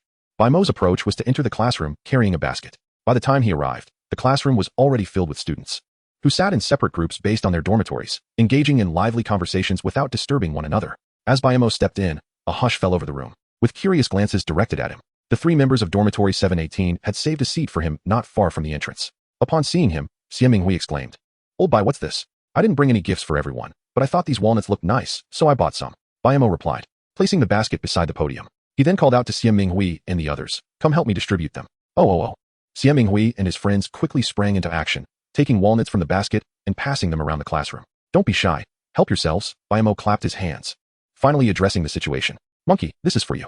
Ho Chirue, who appeared to be taking on the role of temporary class monitor, was the last to enter. He held a roster in his hands, seemingly intending to take attendance first. Upon entering, he saw Bai Mo offering a handful of walnuts. Thank you. He accepted the walnuts with ease, placing them on an empty desk. Is this your family S? The sound of walnuts cracking filled the classroom. Bai Mo simply nodded in response, encouraging her to try them. I can't seem to crack them. Could you help me, handsome? A girl laughed, looking at him. Bai Mo glanced at her. While she was sweetly attractive, she lacked the qualities he preferred. However, Ma Liang was captivated by her. My hands are dirty. Let him crack them for you. Bai Mo gestured towards Ma Liang, signaling it was his turn to shine. Just as Ma Liang was about to approach her, the girl squeezed 2 walnuts in her palm, and with a crack, they opened effortlessly. Though mountain walnuts are relatively easy to crack, This was unexpected. Thank you. I can do it now. Ma Liang stopped abruptly, his face turning awkwardly red. At this moment, Ho Chirui had already written Lu Jin's name and phone number on the board. Turning to the class, he addressed everyone. Thank you to Bai Mo for the gift. Please settle down. We will eat later. I am Ho Chirui, your classmate. Teacher Lu will arrive shortly. Let us take attendance. When your name is called, please respond. Instantly, the classroom quieted down, with only a few murmurs fading into silence. After attendance, Lu Jin entered with a thermos. Teacher Lu, everyone is here. Ho Chirui handed over the roster and then returned to his seat. Unlike the other students who clustered together, he sat alone. Hello, everyone. Welcome to the Financial University. Lu Jin delivered a series of uninspired welcome remarks before allowing everyone to introduce themselves. Starting with the first person at the door, students took turns stepping up. At this moment, everyone was immensely serious. After 3 years of suppressed youthful hormones, they were finally released. Their desire for the opposite sex was unprecedentedly high. The girl who had asked Bai Mo for help with the walnuts drew considerable attention from the boys. With her pure and sweet appearance paired with an elegant demeanor, she was undeniably captivating. Ho Winya, Ma Liang muttered. Oh, I feel a crush coming on. She's pretty. Xiong Chao shook his head, but unfortunately, she's too short. Short? Ma Liang questioned. She must be at least 160 centimeters tall. Is that short? Xiong Chao shrugged. Forget I said anything. The class had slightly more girls than boys, creating a fairly balanced atmosphere. The girls were also quite beautiful, while none matched Jiang Luohan's stunning allure. Several, like Ho Winya, could easily score 8 or 9 out of 10. Hello, I'm in Jing. And as in quiet, Jing as in still. I'm delighted to be here. As in Jing introduced herself, Xiaming Hui's eyes lit up. Not just him. Many boys held their breath, afraid to make a sound and miss her words. Her voice was gentle and soft, just like her name. After finishing, she bowed to everyone. Bai Mo couldn't quite catch what she said, so he simply applauded. When it was time for the boys to introduce themselves, things were rather conventional. Although a few were humorous, it was tough to remember their names. Some were shy and quickly rushed through their names and origins, blushing as they left the stage. Xiong Chao was the first from dormitory 718 to go up. His opening line was, if anyone bullies you at school, come tell me. I may not be good at anything else, but I can pack a punch and take a hit. Cough, cough, cough. Old Lu couldn't bear it any longer and cleared his throat, signaling him to tone it down. Laughter erupted from the audience. After quickly stating his name, Xiong Chao hastily exited, his towering height of nearly 1.9 meters belied by his shyness. Ma Liang remained silent. His personality did not suit standing on stage. However, Xiaming Hui began his impromptu performance. My name is Xiaming Hui, from Hu City. I'm excited to be here with everyone. I just heard that in Jing enjoys listening to music, especially Zhang Xiaohan songs. What a coincidence, I do too. A chorus of playful jeers arose from the crowd. Nevertheless, Xiaming Hui remained unfazed, continuing, especially that song Invisible Wings. It's simply beautiful. They say 1,000 cups are too few for a true friend. On behalf of Dormitory 718, I sincerely invite your dormitory to dinner after the class meeting. Is that all right? And Jing's face flushed crimson, and her classmates around her egged her on. We'll talk about it later. Even though he was rejected, Xiaming Hui maintained his composure, and his demeanor alone was enough to capture attention. It was evident that even if he couldn't win over in Jing, he would have plenty of opportunities with other girls in the class. Chapter 71. The resentful type, Xiaming Hui exuded a refined elegance, embodying a cultured demeanor. In stark contrast, Bai Mo exuded a roguish charm, his handsome face adorned with a playful smirk that revealed his mischievous nature. Yet, he possessed an undeniable allure that prevented any feelings of annoyance. He bore a resemblance to the infamous Guokaijun. If anyone in the future asks what the first gift our university received was, I hope you all remember it was walnuts gifted by someone named Bai Mo. He carried them from afar. Of course, you needn't feel overly touched, just enjoy them. And don't ask me for more after you've eaten, there are no more left. Bai Mo finished speaking in a few words and walked away, fearing that if he spoke longer, he might inadvertently turn it into a speech for an employee meeting. Mo Go. Ma Liang mentioned that he wanted to invite Ho Winya and her dormitory to dinner, but I think it would be better with Jing and the others. What do you think? Huh? Xiaming Hui and Ma Liang were puzzled by Bai Mo's meaning, looking at him with confusion. Bai Mo rolled his eyes. Was it not acceptable to invite them all? Ma Liang hesitated, wondering if that might not be appropriate. Well, then let's not invite anyone at all, he suggested. However, Ma Liang still wanted to say something, but was interrupted by Xiaming Hui. Let us just see how it goes. Whether we can even arrange it is still uncertain. I'll go to Jing's side, and Liangzi, you go to Ho Winya's, alright? Huh? Ma Liang's face turned red all of a sudden, and his speech became stammered. In front of Bai Mo and the others, he could say anything, but when it came to the opposite sex, he would blush at every word. Maybe I should just forget it. Xiong Chao couldn't bear to watch. He thought Ma Liang was being too timid. Ma Liang casually replied, then you go. If you aren't going, then I won't go either. After saying this, Xiong Chao crossed his arms, adopting a posture of indifference. Ma Liang could only cast a pleading glance towards Bai Mo. Xiaming Hui noticed this and chimed in. Are you letting Mo go? If he goes, you really won't have any part in it. You didn't see how those girls looked at him during his self-introduction. It was the same way we look at Ho Winya and in Jing. Ma Liang appeared conflicted, wanting to go but also feeling apprehensive. While they conversed, the self-introduction had concluded. Lao Lu instructed the boys and girls to each select a representative to assist him with student affairs during military training. Since Ho Chirue had always handled it for the boys and no one else had strong opinions, they chose him. The girls, on the other hand, engaged in fierce competition. And after a heated contest, Ho Winya emerged victorious. Afterward, Lao Lu shared a few military training reminders before leaving the room, granting the young people their time. Once he departed, the classroom buzzed with excitement. Bai Mo, Ho Winya had approached the group at 718 without anyone noticing. Nice to meet you. Would you like to join us for a meal later? Ma Liang and the others were astonished, having been deliberating on how to invite others, only to find the invitation coming to them. Ahem, sure, Bai Mo remained silent, but Xie Minghui was quick to agree. Whether they could arrange to meet in Jing was uncertain, but having Ho Winya was still a win. At this moment, one couldn't afford to worry about who had the first claim. What do you all want to eat? It's on me, Ho Winya said with a bright smile. Then we want to be polite. Once she left, Ma Liang cautiously turned to Xie Minghui. Aren't you going to find in Jing? Oh right, Xie Minghui replied, heading towards her. She is not going? That's fine. With too many people, it would be awkward. Now it's a perfect one-to-one. Ma Liang chimed in agreement. Just so we're clear, Ho Winya is mine. Xie Minghui shook his head, insisting it would be a fair competition. Ma Liang accused Xie Minghui of being underhanded, while Xie Minghui called Ma Liang childish. After a brief argument with no resolution, they turned their heads away from each other, ignoring the other's presence. Bai Mo paid them no mind. The boys were not so burdened by their emotions. Feelings came and went swiftly. Despite their current friction, it would soon be forgotten. Xie Minghui, ignoring Ma Liang, continued to converse with Bai Mo. Go. Are you planning to bring your girlfriend along? Even Xiong Chao was aware of Xie Minghui's intentions. Are you hoping Mo Gu will bring his girlfriend to thwart Ho Wenya's aspirations? After all, she had just come over to invite him. Within the 718 dormitory, Bai Mo was the eldest, and everyone referred to him as Go. Unfazed by the exposure of his intentions, Xie Minghui chuckled. I do have that in mind. But Bai Mo shook his head. When did I ever say I had a girlfriend? Then who called you today? My high school classmate. Really? Want to ask her yourself? Bai Mo said, placing his buzzing phone on the table and sliding it towards Xie Minghui. The caller ID displayed Jiang Luohan. Jiang Luohan. Xie Minghui murmured, feeling the name was familiar. After a moment, he exclaimed, no way. Is it really Jiang Luohan? Before coming to school, he had already perused various forums and chat rooms where Jiang Luohan's name frequently appeared among freshmen, wealthy, beautiful, and driving a Land Rover. No matter when. She was the most attention-grabbing presence. You know, earlier a few male classmates wanted to invite people from our dormitory to dinner. Bai Mo was unfazed, recalling that he had done something similar when he first entered high school. And then, they told me their motives were too clear-cut and advised me to be cautious in the future. They're actually quite easy to get along with. Jiang Luohan said cautiously towards the end. I'm inviting them to dinner tonight. Would you like to join? Bai Mo remained calm, stating he had prior commitments as one of the unfortunate souls in their dorm also planned to invite another dormitory to dinner. Jiang Luohan felt a twinge of disappointment. This was the second time she had been declined today. However, that was not the most pressing concern. She bit her lip, anxiously probing, is it a girls' dormitory? Indeed. The boys can take their time to get familiar, but with the girls, if you hesitate, you lose the chance. Jiang Luohan was about to ask more when a commotion erupted nearby, as someone seemed to be vehemently arguing about who was the unfortunate one. Before she could catch the full context, the call ended, leaving only a dial tone. Luohan, what's wrong? Why do you look so unhappy? A girl beside her inquired. Jiang Luohan frowned, feeling wronged. Cici, Bai Mo is going to mingle with another girl's dormitory. Dongxi was baffled. So fickle? Why are you still keeping him around? Upon seeing Jiang Luohan pouting, nearly in tears, she could only offer some comfort. It's just two dormitories having dinner together to get to know each other.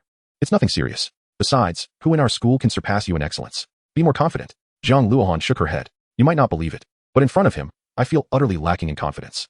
I can't help but worry about what if he stops paying attention to me. Chapter 73. The girl I want to marry. Bai Mo. Clarify who the unfortunate one is. Xie Minghui shouted, attempting to reason with Bai Mo. Bai Mo hastily ended the call, raising his hands in surrender. Who? It certainly isn't me. Exactly. The one who's unfortunate knows it best, Ma Liang added mockingly. Xie Minghui found himself unable to counter them, letting out a huff before conceding. Yet, he quickly resumed a cordial demeanor, asking Bai Mo, is it really Jiang Luohan? Yes, but I don't know if she's the Jiang Luohan you're referring to. Xie Minghui then recalled Bai Mo had mentioned his family was from Henan, which coincidentally was where Jiang Luohan hailed from as well. Nodding, he inquired, that should be her. I'm curious, what does her family do? For someone under 20 to drive a Land Rover is quite remarkable. Bai Mo shot him a glance, dismissively saying, what? Are you looking to live off a woman? Xie Minghui offered an apologetic smile, acknowledging that it could be arranged, although the cuisine at her home was rather unpalatable. After Bai Mo finished speaking, Xie Minghui cast a meaningful glance his way and inquired, how do you know that? Have you tasted it?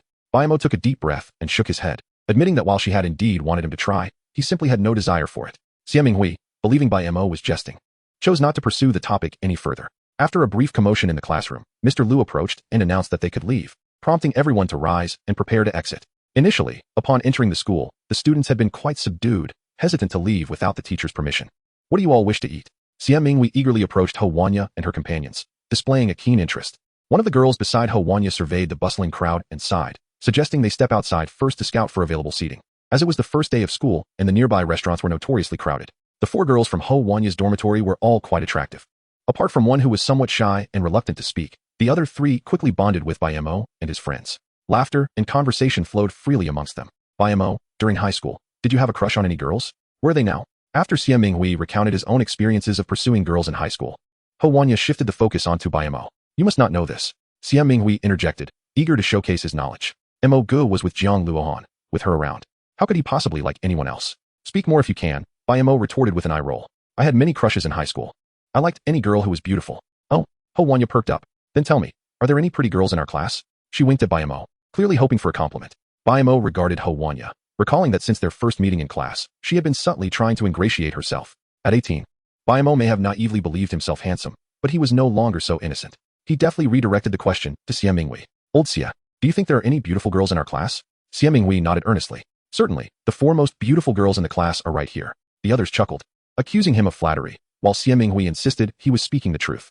Ho Wanya sighed in resignation, realizing that Bai Mo was indeed quite resistant to flattery. In 2004, the university did not have designated parking lots. Instead, parking spaces were marked along the roads. Among a cluster of cars, a Land Rover stood out conspicuously, naturally attracting the gaze of passers-by. Luxury vehicles and beautiful women were each hot topics of conversation, but together they created a sensational spectacle. Jiang Luohan embodied this combination effortlessly. Bai Mo, Xie Minghui asked while gazing at the Land Rover. If you were to ask Jiang Luohan for her car keys, do you think she'd lend them to you? No, Bai Mo replied without hesitation. Xie Minghui nodded in agreement, acknowledging that car keys were not easily lent out. I mean, I wouldn't need to ask for them. No need for explanations. We all understand, Ma Liang chimed in, mistakenly thinking Bai Mo was being overly proud. So what if it's a Land Rover? We'll buy one in the future. Bai Mo chose silence. It was commendable for the youth to have dreams. The restaurants surrounding the school were bustling with activity during these days, with nearly every establishment filled to capacity. After wandering for quite some time without finding a vacant table, they contemplated heading to the snack street for a quick bite. Why don't we just grab something from the snack street? Ho Wanya suggested, and her dorm mates agreed. Xie Minghui nodded reluctantly. A snack would suffice. Just as they were about to make their way to the snack street, someone called out to Bai Mo. Bai Mo, are you here for a meal too? Yes, Bai Mo replied, surprised to encounter Su Wan here. She was still holding the box she had given him, which he hadn't yet found a chance to open, as she had advised him to wait until they were alone. Xiao Mo, good to see you again, he noted, realizing that there was a middle-aged woman beside Su Wan, resembling her, but with the passage of time etched on her features. Her eyes framed by wrinkles, yet still exuding elegance. Hello, Auntie. Long time no see. You look younger than ever. This was Su Wan's mother, with whom Bai Mo was familiar, as she had previously assisted with a collaboration involving the television station. Su's mother smiled and nodded. Are you all planning to dine? Bai Mo surveyed the crowd, feeling somewhat helpless. Yes, but we haven't found a place. You're 8 in total, right? Su's mother assessed the group and, upon receiving Bai Mo's nod, proposed, I reserved a private room at the Zijin Lake restaurant nearby. It's rather quiet for just the 2 of us. If you don't mind, why not join us? Zijin Lake restaurant was the finest establishment in the vicinity, a nationwide chain operating on a membership basis, not typically affordable for students. Feeling a bit awkward in front of the elder, Xie Minghui and the others turned their gazes towards Bai Mo, leaving the decision to him. Thank you, Auntie, but Bai Mo began to decline, yet Su's mother interrupted with an apologetic gesture as she received a phone call. After hanging up, she glanced at Su Wan with an apologetic expression. Xiao Mo, I must be off now. Please look after Xiao Wan in the future, she instructed before departing. Once Su's mother left, Su Wan flashed a playful smile. Remember, you just agreed. She then turned her attention to the others, her gaze lingering on Ho Wanya for a moment before moving on. Hello, everyone, she greeted, quickly striking up a conversation with Ho Wanya and her friends. Meanwhile, Xie Minghui and the others quickly pulled Bai Mo aside, inquiring, her name is Su Wan? With that beauty and poise, she is incredible. What is your relationship with her? Bai Mo chuckled softly while watching Su Wan's figure. Let us put it this way. She once gifted me a graduation present, and when I opened it, I felt like dragging her straight to the marriage registry. Chapter 74. The obligation of wealth. What's in there? It seems so mysterious. Once seated at the round table, the others engaged in their conversations. Bai Mo placed the box on the table and directed a question at Su Wan. For reasons unknown, perhaps due to the lighting, a faint blush suddenly appeared on Su Wan's cheeks. Forget it if you want to say, she retorted. Having dined with Su Wan previously, Bai Mo was not particularly hungry this time, spending most of the evening sipping water and chatting. After consuming too much water, he felt the urge to excuse himself to the restroom. Just as Bai Mo stepped out of the private room, Ho Wanya hesitated for a moment before following him. Su Wan noticed, but said nothing, showing no intention of following. Earlier in their conversation, Ho Wanya had been probing Bai Mo about his background, likely aware of his true identity. Su Wan recalled Bai Mo once stating that it was beneficial for others to have ulterior motives. It was troublesome if someone was genuinely kind without any expectations. When there were motives involved, it was easier to accept their kindness as merely a transaction. Su Wan understood this dynamic, though the others remained oblivious. Even Ho Wanya's roommates felt she was being overly reckless. If Su-won were not present, their behavior might have been more forgivable. However, with Su-won sitting right there and the evident connection between her and Bai Mo, their actions became increasingly indefensible. A young woman stood up, intending to step outside, but was halted by Su-won. "Let's eat something first. It's fine," she said. Xie Minghui and the others exchanged glances, choosing to remain silent. However, their gazes towards Su-won grew increasingly admiring. She exuded a gentle, serene, and dignified aura, reminiscent of a cultured young lady from a scholarly family. Xie Minghui, who prided himself on having encountered many prominent individuals from the big city, had never before met someone of her age with such poise. "Just say it. What is the matter?" Bai Mo paused at the restroom door, lighting a cigarette as he awaited Ho Wenya. She bit her lip, hesitating to speak. "If you don't say anything, I'll just go in." The pretense of needing to use the restroom was merely an excuse to smoke. "Can Dongxiang choose our processing plant in Jiangsu and Zhejiang?" Bai Mo extinguished his cigarette, puzzled about the matter at hand. "I'm sorry, but that's not my responsibility. I can't help you with that," he replied, brushing past her and intending to leave. He had entrusted all operations in the Jiangsu and Zhejiang region to Lu Ying and preferred not to interfere further. "If you're willing to help us, I'd do anything you ask." Bai Mo paused, turning to scrutinize her with curiosity. She was nothing particularly striking, and that gaze made Ho Wenya feel somewhat uneasy. Yet, she stood her ground, allowing Bai Mo to look. "I truly have nothing I wish for you to do," he remarked, before re-entering the private room. Leaving Ho Wenya in a daze, unable to hold back, she squatted down, hugging her head as tears began to flow. It seemed there was truly no hope left. It was the culmination of generations of hard work. Upon entering the room, aside from Su-won, everyone cast curious glances at Bai Mo, occasionally glancing behind him. "She needs comforting right now. Who is going to do it?" Bai Mo suggested, placing a business card on the table.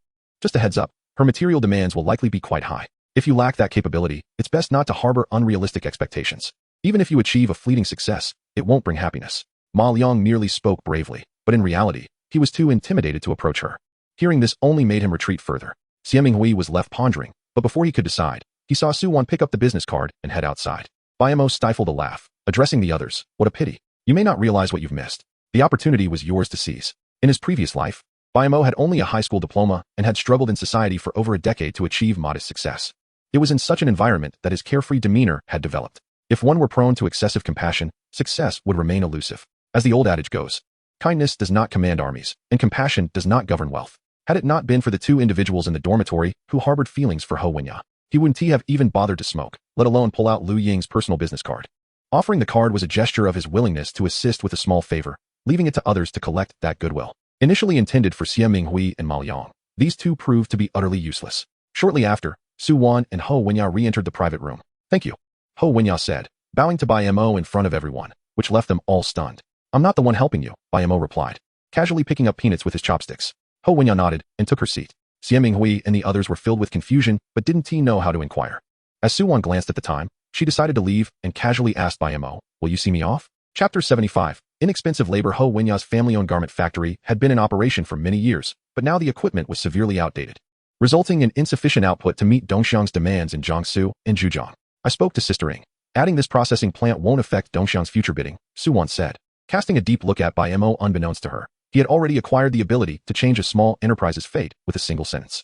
Not long ago, she had even employed some internet trolls to help promote his garment factory's consignment model online. In just 3 months, Su-won was meticulous in her work, and Bai Mo trusted her implicitly. "Just arrange it as you see fit," he replied. Su-won nodded, then asked curiously, "Aren't you curious why I'm helping her?" Upon noticing Bai Mo's unchanged expression, she realized he truly was uninterested and sighed. "Dongxiang is currently thriving, but there have been many negative comments online. Please be cautious," she warned. "I just asked her. Their garment factory is in a unique situation, and lending them a hand could yield unexpected results at a crucial time. I know you've prepared extensively to counter those rumors, but human nature is unpredictable. It's always wise to have a little more preparation." Bai Mo sensed that Su-won was unusually animated tonight, her chatter more than usual. Given her previous demeanor, she would typically handle such matters quietly without informing anyone. Even during their afternoon meal, she hadn't displayed this level of enthusiasm, suggesting something had transpired after her mother's visit. Bai Mo dared not pry. Her happiness was all that mattered. This girl was so considerate that it tugged at one's heartstrings. Even if he asked, she wouldn't divulge anything. After escorting her to the dormitory entrance, Bai Mo was about to leave when he was called back. Su-won wore a complex expression. Reflecting on their 3 years of high school, he recalled a particularly vivid incident when he had been hospitalized. Bai Mo intended to leave, but paused. Sensing what Su-won was about to say, upon reflection, the timing aligned. That individual was soon to be released from prison, and the first order of business would be revenge. In his past life, Su-won had been at Capital University, and he had been unable to reach her, seeking Bai Mo instead, resulting in Huang Mao taking a knife for him. "If there's a next time, remember to run," Su-won called after Bai Mo's retreating figure. He waved his hand in acknowledgement. Were it not for her reminder, he might have forgotten the matter entirely. The incident stemmed from Su Wan's mother, who, during her tenure as a journalist, had exposed a pharmaceutical factory for illegal use of banned substances. Unable to retaliate against her, those individuals had targeted Su Wan instead, which was a major reason for her parents' separation. It was likely that they had some involvement with Ho Wenya's dormitory, as the first social gathering had indeed been quite enjoyable. Spending more time together was only natural. It remained uncertain what would follow. Bai Mo seized the moment to open the box he had brought. Inside the large box were two smaller boxes, nested like Russian dolls. One contained sunscreen, while the other revealed the prominent words carefree protection. Just as Bai Mo extracted it, the door swung open. Whoa! Xie Minghui was the first to enter. And upon seeing Bai Mo holding the product, he exclaimed before retreating. After taking a few deep breaths, he returned. Bai Mo, now holding nothing, maintained a calm demeanor. Don't worry, I didn't TC anything, Xie Minghui assured him, while Ma Liang and Xiong Chao exchanged puzzled looks. Bai Mo, however, remained unfazed. As long as you didn't TC it, that's all that matters. Otherwise, it would be a matter of silencing witnesses. The two were even more bewildered by his words. Xie Minghui, grinning mischievously, approached and whispered a question. Mo Gu, have you been troubled by hemorrhoids? I used to wear it when I had hemorrhoids, and it was quite effective. Get lost. Bai Mo shouted disdainfully. This is a military training insult, understand? Huh. Xie Minghui pondered for a moment before nodding. The way you say it, it seems like there are extras. If no one gifts them, just buy them yourself. Don't be shy. I'm a grown man. How could I? While several of them were making a ruckus in the dormitory, Ho Chirue knocked on the door and entered, clutching several military training uniforms. I brought them according to the sizes you reported. Try them on and see if they fit. As Xie Minghui went to take the uniforms, he casually draped an arm over Ho Chirue's shoulder and smiled warmly. Monkey, we know you definitely think of us. Can you do us a favor? Ho Chirue adjusted his glasses, not immediately agreeing. You say, I'll see if I can help. It's just to help us buy some sanitary napkins, Xie Minghui explained. Noticing the peculiar look in Ho Chirue's eyes, and quickly added, they can be used as insoles, they absorb sweat and are soft. As Ho Chirue left, he muttered under his breath that Xie Minghui was a pervert. Xie Minghui sighed deeply. It seemed he needed to find a girlfriend soon. At that moment, Bai Mo had just finished washing up and entered, teasing, aren't you chasing after Ho Wenya? What's the situation? Upon hearing Bai Mo mention this, Xie Minghui sighed and stared at him. Mo Gu, are you hiding something from us? Why does Ho Wenya bow to you and express her gratitude? Bai Mo blinked and pondered before replying. What do you mean hiding? You just don't know many things about me yet. If you ever find out, you'll surely exclaim in surprise that you've been roommates with me for so many years. Xiong Chao and Xie Minghui scoffed at this and went about their business. Clearly thinking Bai Mo was boasting, Ma Liang, with a meaningful glance at Bai Mo, said, Mo Gu, after military training, I plan to look for a part-time job. Do you have any recommendations? Among the four in the dormitory, Ma Liang's family circumstances were the most challenging. He had mentioned before that his mother had passed away, and his father supported him and his younger brother solely through farming. Growing up in such an environment made him somewhat introverted and insecure. However, he accepted reality with fortitude, believing that hard work could change his predicament. Compared to his peers, he appeared notably more mature. Bai Mo had a favorable impression of the dormitory members and was willing to lend a helping hand. So he advised, part-time jobs often mean being the most inexpensive labor, doing the hardest work for the least pay. Instead of that, why not consider starting something of your own? Chapter 76. Breakfast the next morning. Bai Mo was still lost in dreams when he suddenly felt someone nudging him. Blurrily opening his eyes, he found the other three staring at him. Bai Mo reached for his phone beside the pillow and saw it was not yet 7. What the heck? Why are you up so early? Bai Mo was unperturbed. He could sleep soundly no matter where he was. Still sleeping? Xie Minghui said sarcastically. Is university life meant for sleeping? What about the early morning exercises and serendipitous encounters at the library we talked about last night? All lies. Bai Mo eventually sat up. They had been so caught up in conversation last night that they made grand plans for their university lives. With a long sigh, he regretted his overzealousness. Fine. I'll remember your words. From now on, I'll wake up this early every day. Xie Minghui immediately replied, of course. Bai Mo couldn't be bothered to explain and merely wondered how long this enthusiasm would last. While washing up, Bai Mo's phone rang. He answered and put it on speaker. I'm at the cafeteria. What do you want to eat? I'll get it for you. Huh. Xie Minghui and the others, sitting on the bench waiting for Bai Mo, immediately crowded around upon hearing the voice. They hushed each other and listened intently. A bag of soy milk and 2 rice cakes. Okay.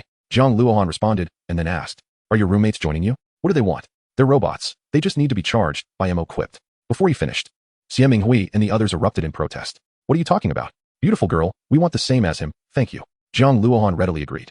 And after hanging up, she began preparing. Her roommates beside her were exasperated. People say when boys date, they support a whole dormitory. How come with you? It's the other way around? Jiang Luohan smiled sweetly. Because he is Bai Mo. Besides, this little breakfast money is nothing. He gave me 100,000 as startup capital. 100,000. Dong Shi and the others gasped.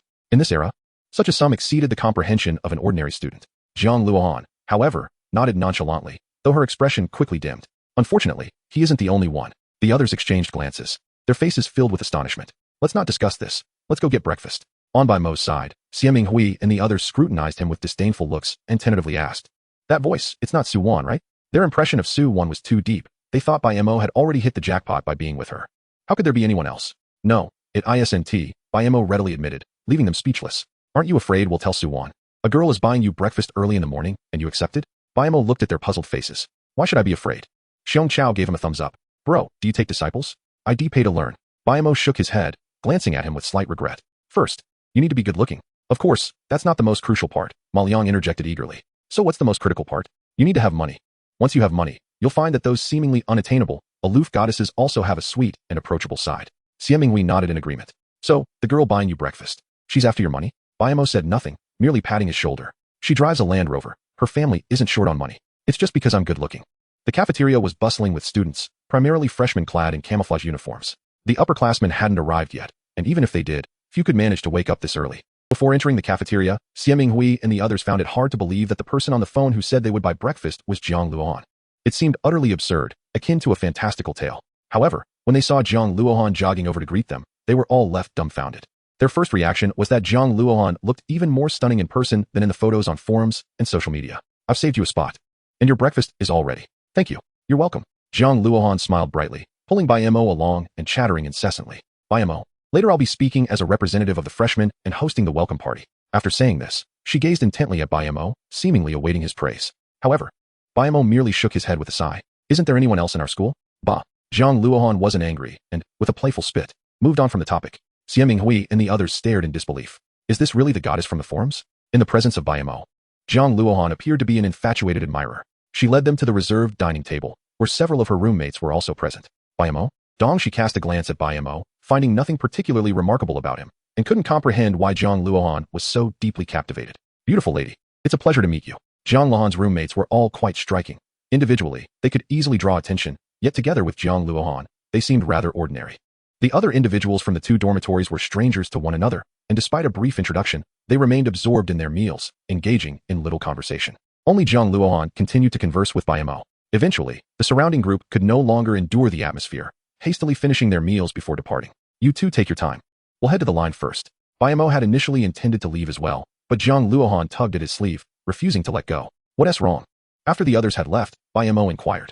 Jiang Luohan bit her lip, unsure how to articulate her thoughts. After a long pause, she finally spoke. How about we find a place to stay outside? Jie and the others are nice, but they feel uncomfortable around me. They're constantly accommodating me. I can't quite describe this feeling, but it's not pleasant. A flush adorned Jiang Luohan's cheeks, revealing the resolve it took for her to voice this sentiment. Bai Mo understood her plight, which was precisely why he had chosen to remain low-key, even refraining from purchasing a car, fearing that the stark differences would inhibit genuine connections with others. Everyone requires social interaction. It is an essential aspect of life, and being isolated is far from ideal. Chapter 77. The Galaxy Internet Cafe. No one envied her affluent background with mockery or flattery. Yet, the chasm created by such disparities cannot be bridged with mere words. Especially for sensitive-hearted girls. Everyone was acutely aware that they inhabited different worlds. Many individuals exhibit humility in the presence of those who hold significantly higher status. If there are no vested interests involved, it is a common tendency to distance themselves. After all, no one enjoys the feeling of being subjugated. For Jiang Luohan, it was their humility that felt most foreign. Do you have any plans after military training this evening? Seeing Jiang Luohan shake her head, he continued, all right then. Wait for my call after the training. Although Jiang Luohan was unaware of Bai Mo's intentions, she cheerfully agreed. Sure. The playground was merely a 3 to 4 minute walk from the cafeteria. By the time Bai Mo arrived at the assembly point for Class 1 of Finance, the rest of the class had already gathered. It was rare to see such enthusiasm on the first day of training. As Bai Mo approached, both boys and girls regarded him with curious glances, accompanied by the occasional whisper. The boys were envious, while some girls bore expressions of regret. Xiaming Hui approached with a teasing grin. Mo Ge, you've become quite famous in class now. Bai Mo was somewhat perplexed, prompting Xiaming Hui to elaborate. Girls love to gossip, you know how it is. Bai Mo blinked in confusion. Did I ever mention she was my girlfriend? Xiaming Hui shook his head. Though you haven't said so, everyone is watching. That wasn't the crux of the matter. The pivotal issue was that this morning, many had witnessed the intimate gestures between him and Jiang Luohan, which quickly sparked rumors. Bai Mo finally grasped why the others were looking at him peculiarly. A scoundrel? No, that term hasn't come into play yet. A lecher? An unfaithful cad? Bai Mo felt the necessity to clarify, lest his reputation for romantic entanglements be irreparably tarnished. Do you believe me if I say she and I are merely classmates? Ma Liang and Xiong Chao hurried over, shaking their heads at his words. Bro, you're like my own brother. Spill the beans. How did you pull that off? Bai Mo recognized that flimsy explanations would be futile. How about I conduct a class? All right then, we're waiting for your word. The crowd exclaimed. Everyone, Mo Gu has announced he will be teaching a class. As 8 o'clock approached, the instructors finally appeared. The instructor for Class 1 of Finance was relatively young, appearing almost the same age as the freshman. However, his gaze was significantly more resolute than that of the students. He was a stern individual, permitting no chatter outside of roll calls, commands, and slogans. The military training was uneventful, devoid of any notable incidents, and few dared to challenge the instructor's authority. They were genuinely capable of making students stand at attention under the scorching 37-degree sun. If one were to mention any minor incident, it would be the water barrels delivered, which bore advertisements for the internet cafe's grand opening. No kidding, unbeatable at mid-range. During breaks, Xian Minghui boasted while sipping water, "Let us sign up after lunch. There's a 3,000 yuan prize to be split among 5 people, 600 each." Ma Liang, initially uninterested as he had never played computer games, began to entertain the idea upon hearing about the prize. "Mo Gu, we need one more. Are you in?" "Sure. But who else?" Xian Minghui pondered briefly before turning to Ho Chirui, who was pouring water. "Monkey, we need one more. Are you coming?" "I can't." "Don't worry. None of us know how to play. We'll just mess around."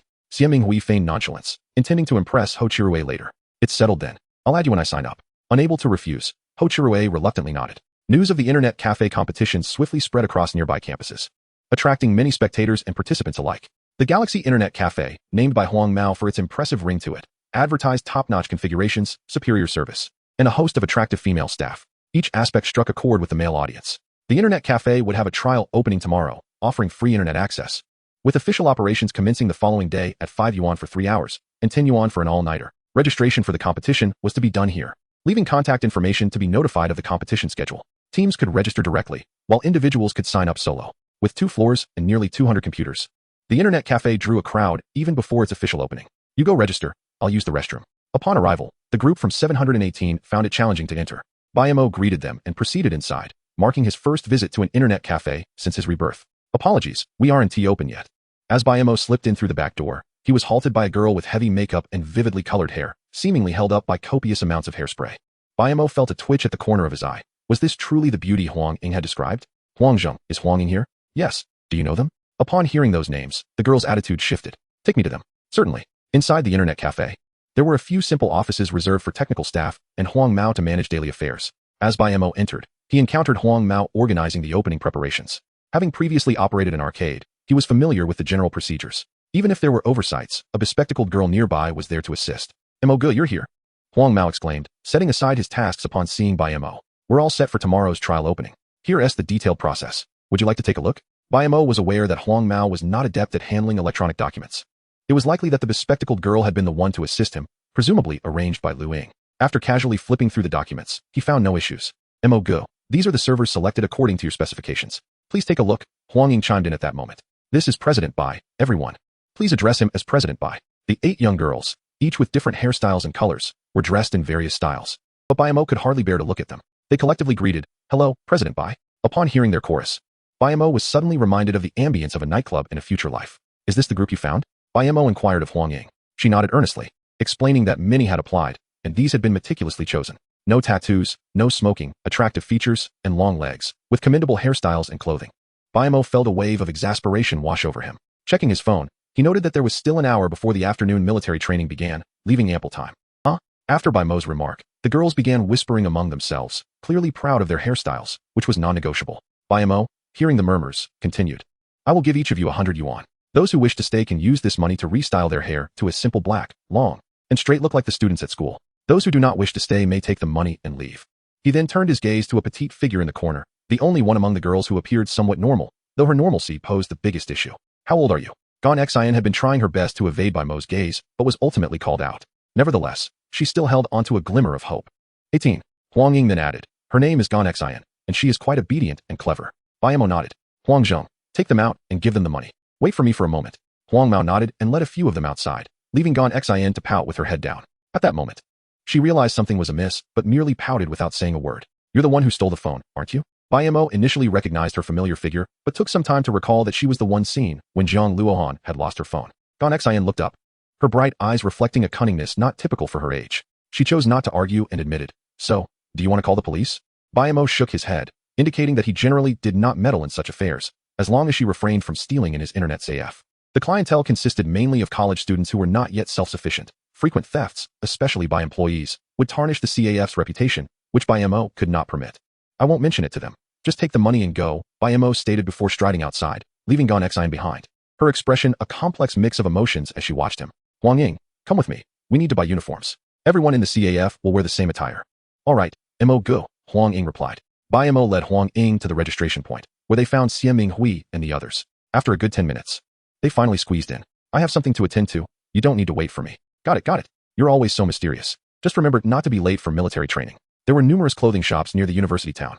Bai Mo browsed several before settling on a pleated skirt paired with a small shirt and a bow tie, a perfect ensemble. This Japanese-inspired style had yet to gain popularity, but it looked delightful on young girls, especially those with long legs and good figures. Mo go, is gone Xian unsuitable? Huang Ying, who had been conflicted throughout, finally asked. She quite liked the young girl and often chatted with her, feeling a good rapport. Do you wish to keep her? Bai Mo directly inquired. Huang Ying bit her lip and shook her head. It's your decision. She has assured me that she won't behave like that again. Bai Mo paused, contemplating, and finally replied. You all can decide for yourselves. Just be aware of the consequences. If theft occurs in the CAF, I will show no mercy. Huang Ying quickly nodded, rest assured. It won't happen. Bai Mo had no further objections. The CAF was essentially under Huang Mao and his siblings' management. They could make their own decisions. And his interference in clothing and hairstyles stemmed purely from personal distaste. After all, they would be returning to the CAF to use the internet. And seeing well-kept appearances was preferable to witnessing chaos.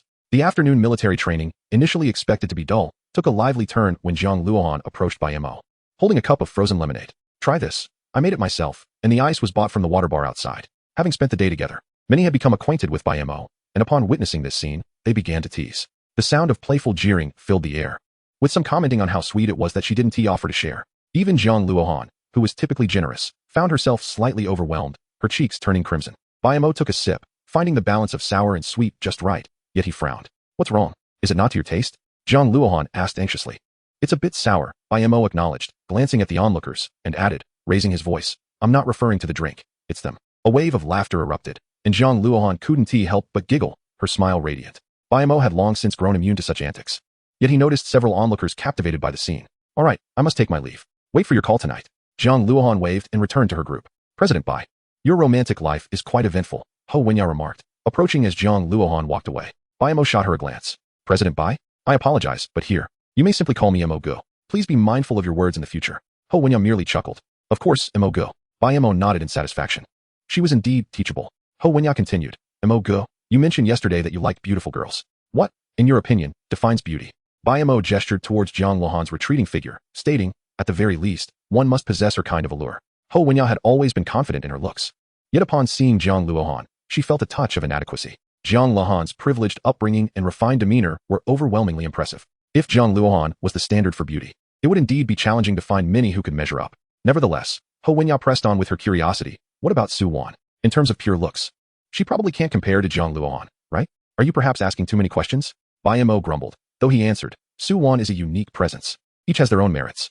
Ho Wenyao blinked playfully and teased. So how would you choose? Bai Mo retorted, you really do talk too much. With that, he turned and walked away, muttering to himself, I absolutely detest multiple choice questions. Chapter 79. The classes begin compared to the daytime. The evening training was significantly more engaging. Rather than mere training, it felt more like a gathering for enjoyment. Singing contests, dance-offs, anyone with a modicum of talent was eager to showcase their skills, vying for the chance to attract a partner. Bai Mo inhaled deeply, noting the mingling sense of sweat and youthful exuberance. Although Xiaming Hui was flamboyant, he had the talent to back it up. After delivering a heartfelt rendition of Invisible Wings, he earned thunderous applause as he settled beside Bai Mo, brimming with pride. How about it, Mo go? Did I sing well? Bai Mo nodded, generously offering his praise. Indeed, it was quite good. Of course, this is my favorite song, he proclaimed, raising his voice slightly, as if afraid the silence on the other end would miss his enthusiasm. Unable to tolerate his arrogance, Bai Mo softly inquired. Since you love this song so much, surely you know who composed it? Of course I do, Xiaming Hui replied readily. It's Bai Mo, of course. Xiaming Hui was taken aback, feeling increasingly out of his depth. Bai Mo patted his shoulder and excused himself to the restroom. No way, it truly is Bai Mo. Xiaming Hui was utterly flabbergasted. Coming from a big city, he had initially believed he would be the most dazzling presence here, the leading figure in the financial realm. However, after encountering Bai Mo, he felt constantly overshadowed. Just when he had managed to find some confidence in singing, he was hit with the revelation that it was Bai Mo who had written it. As the young people, who were having a great time, heard this, a collective sigh resonated. Nevertheless, grumbling aside, they knew they had to heed the teacher's words. They could only look forward to the military training scheduled for the following evening. The orientation program was brief, lasting only 2 or 3 days, with the most cumbersome task being to write a reflection. A loudspeaker broadcasted the school's culture and regulations. This moment also marked the time for various student union departments to recruit new members. Mo go, what do you think? Is it better to join our department or the school's? As a senior from the publicity department spoke about their team, Ma Liang turned to Bai Mo with his query. Xie Minghui, still looking morose, leaned in as well. He resolved that if Bai Mo opted for the school, he would join the department. If Bai Mo chose the department, he would go for the school. The key was to avoid crossing paths with him, lest he feel perpetually stifled. Are you considering entrepreneurship? Ma Liang eagerly nodded. The department is different. Several teachers are well acquainted, and they'll know exactly what you're up to. Bai Mo, who had never attended university and thus lacked much knowledge, managed to speak authoritatively, relying solely on his improvisation. After analyzing a few points, Ma Liang promptly decided to join the external relations department and asked Bai Mo if he wanted to join as well. I'm not particularly interested, but I might consider the cultural and entertainment department. I heard the girls there who sing and dance have great figures. Upon hearing this, Xie Minghui couldn't help but scoff. Do you really want more? Are you planning to leave nothing for us? Bai Mo chuckled sheepishly, rubbing his head. How should I put it? Oh right. There's a saying.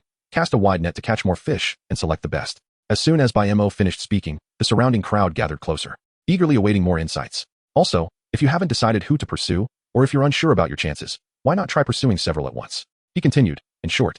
Remember this, to lick one is to be a dog, but to lick many is to be a wolf among dogs, unafraid in the vast sea. Just as Bai Mo was enjoying his moment, a few student union members entered. Attention, students. Please observe classroom discipline. No whispering. After he spoke, the group that had just gathered obediently settled down. Such are the first-year students, compliant and easy to manage. Bai Mo glanced at the name tags hanging from the newcomers' necks. The discipline inspection department? No wonder they were so serious. The department was recruiting new members, inviting interested candidates to attend an interview in room 213 the following noon. Once the discipline inspection department left, Bai Mo lost his motivation to continue speaking, choosing instead to rest his head on the desk. This mundane routine was tiresome for him. Following the discipline inspection department, the external relations department was next to present. They were tasked with the most strenuous work, enduring the most disdain and rejections. Yet, it was also the most beneficial for personal growth. The speaker on stage was articulate, captivating many attendees. Ma Liang, already interested, asked a series of questions, to which the speaker responded adeptly. As the session was concluding, the speaker approached Bai Mo. Only then did Bai Mo lift his head. Oh, Jia, it's been a while. Your complexion looks even healthier. Jia had a lasting impression of Bai Mo. She had noticed him while Ma Liang was asking questions and decided to greet him, as she had personally welcomed him as a new student. To her surprise, Bai Mo's opening line was quite impressive. Jia, unfazed, replied, the sun has been strong lately, and there has been much to do. By the way, I'm the head of the external relations department. Would you be interested in joining? Jia had a keen understanding of social dynamics.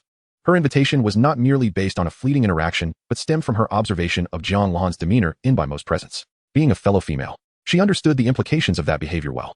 Jiang Luohan was a focal point of attention for this year's student union. Whichever department she joined would gain significant visibility, facilitating subsequent work. Joining the external relations department would be even better, as Jiang Luohan could leverage her status to negotiate sponsorships with businesses, thereby avoiding a passive position. Jia was calculating her moves. Unable to persuade Jiang Luohan directly, she decided to approach Bai Mo instead. Bai Mo had initially intended to join the student union himself, wishing to fully immerse in the university experience, which he deemed essential. His jest about the cultural and entertainment department was just that, a joke, as he felt no affinity for singing or dancing. The external relations department seemed the best fit, requiring minimal effort during events to secure sponsorships, which was something he could easily manage. Sure, Bai Mo affirmed, eliciting a delighted smile from Jia as she left, heading straight towards Jiang Luohan's economics class. Chapter 80. Because it's you. As she listened to the various announcements from the student union, Jiang Luohan took out her phone, intending to ask Bai Mo which department he was interested in. After a moment's thought, she set her phone down. After all, Bai Mo had mentioned he would call her, and they could discuss it when they met later. The external relations department had the most appealing promotional materials, yet Jiang Luohan was not fully engaged until a slender, dark-skinned senior approached her. Excuse me, is there something you need? The senior smiled gently and introduced herself. Hello, Jiang Luohan. I sincerely invite you to join our department. This scenario had played out numerous times before, and Jiang Luohan typically nodded with a smile, assuring the senior that she would consider it seriously. However, she anticipated the senior would leave after that, yet she seemed reluctant to depart. Is there anything else? Jiang Luohan asked. The senior crouched slightly to meet Jiang Luohan's gaze and whispered, Bai Mo will be joining our department. Really? Jiang Luohan's expression shifted, confirming the senior's suspicion. Yes. Well then, as long as he's in your department, I'll join as well. It's a deal. Jia smiled, her eyes narrowing with delight. She added, but don't mention this to him. I won't mention it, Jiang Luohan assured her. Jia left, her mood buoyant. Jiang Luohan felt equally pleased, pondering how Bai Mo would react upon discovering they were in the same department. Not long after the class bell rang, Jiang Luohan received a call from Bai Mo. I'm at the exit of the Shuasi building. Where are you? Wait for me, he said before hanging up. The first-year students were all dressed in camouflage military training uniforms, making it difficult to spot anyone in the sea of bodies. Fortunately, Jiang Luohan had her own aura. Bai Mo approached with a few companions from room 718. Let us go, it's time to eat. After Bai Mo finished speaking, Jiang Luohan responded brightly. Okay. What? Mo go. Are you just here to feed us dog food? Ma Liang and the others howled in dissatisfaction.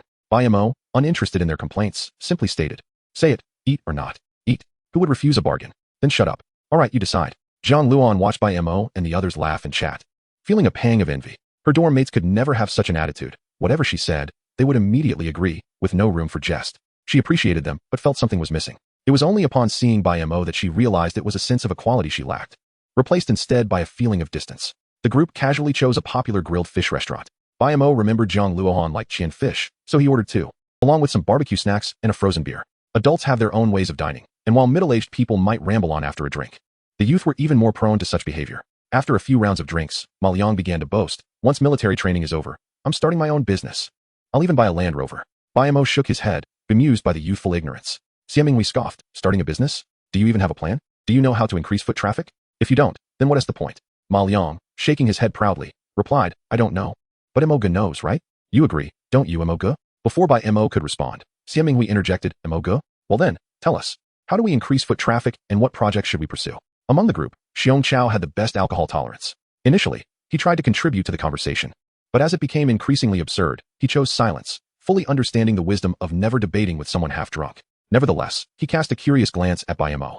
Having drunk quite a bit himself, Bai Mo had already set down his chopsticks. He noticed Jiang Luohan's hand clasping his, drawing circles in his palm. Feeling the collective gaze upon him, Bai Mo addressed them directly. Starting a business is quite simple. For instance, you could anonymously post on the school forum, announcing a confession on the playground on a specific day, then share that news in the class group chat. Before long, the whole school would know about it, and many would come to watch. At that point, you just need to set up a few stools and ask if anyone wants sunflower seeds, peanuts, or bottled water. Do you think anyone would buy? As Bai Mo finished, he felt a sharp pain in his palm. Looking over, he met Jiang Luohan's furious gaze. Though he could not discern the cause of her anger, the others exclaimed in surprise, as if enlightened. This could work. Xiaminghui nodded vigorously. Ma Liang echoed. Let us do it. However, as soon as he spoke, he slumped over the table, the first to succumb to the effects of the alcohol. As more content loaded, Xiaminghui followed suit, giving in as well. Bai Mo remained sober and turned to Xiong Chao, saying, if they can't handle it, I can call over a few more people to help. Upon hearing this, Xiong Chao shook his head and, with one hand under each of them, helped them stand. I'm just worried they'll throw up on me. No worries. If that happens, just make them wash your clothes for a week, Bai Mo suggested.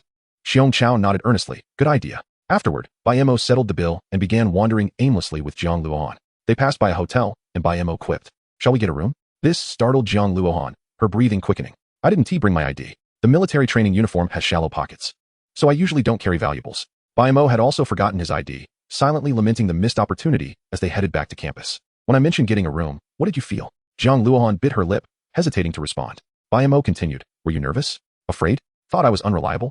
He didn't give her a chance to answer, stating, that's right. So, don't ever mention staying out with me again. Who knows what reckless things I might do. After finishing, Bai Mo turned to see Jiang Luohan's sly smile. She was flustered, yet unafraid. Because it's you, she thought. Jiang Luohan truly felt no fear. Had she brought her ID, she would have gone along. It wasn't the first time they had gone out together after drinking. Chapter 81. Internet CAF. Bai Mo felt he must have drunk too much, as he was beginning to hallucinate. Shaking his head, he continued walking. Despite it being just the first day of military training, numerous couples had already formed beneath the girls' dormitory. The nearby grove was particularly lively, filled with occasional giggles. To bond with your roommates, you must highlight your similarities to evoke empathy. Staying out isn't difficult, but avoidance should never be the first option.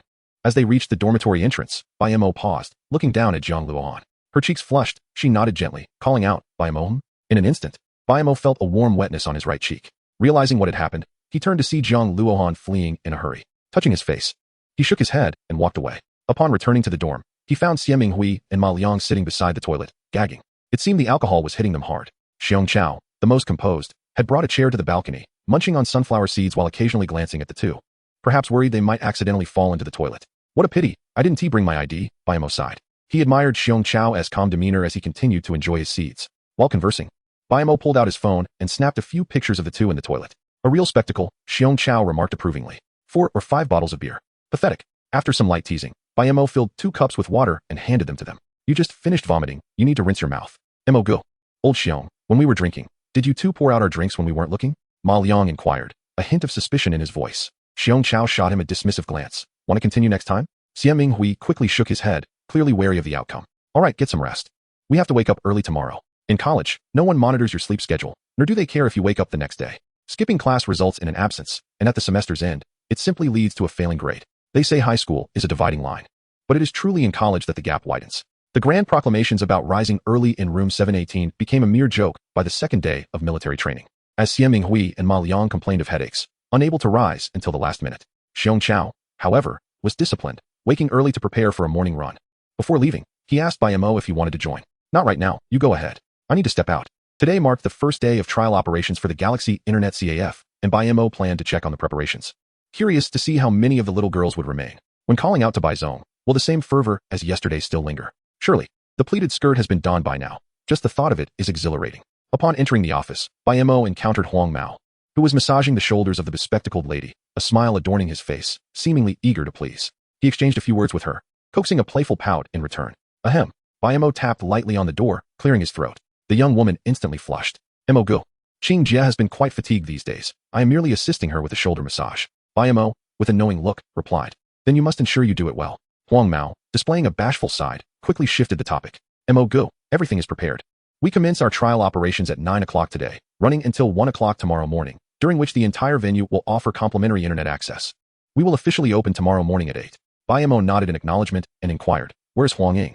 Huang Mao promptly responded, in another lounge, conducting final training for the network administrators. As per your instruction, they will provide service with a smile. Indeed, in a realm saturated with internet cafes, distinguishing oneself amidst fierce competition necessitates a unique identity. There exists a hot pot restaurant that, despite its lackluster flavor and exorbitant prices, has garnered national fame through its nearly obsessive customer service. Bai Mo envisioned a similar path for the esports and internet cafe market over the next 16 years, emphasizing that service, though simple in theory, is often the most challenging to execute. Nonetheless, Bai Mo adhered to his principles.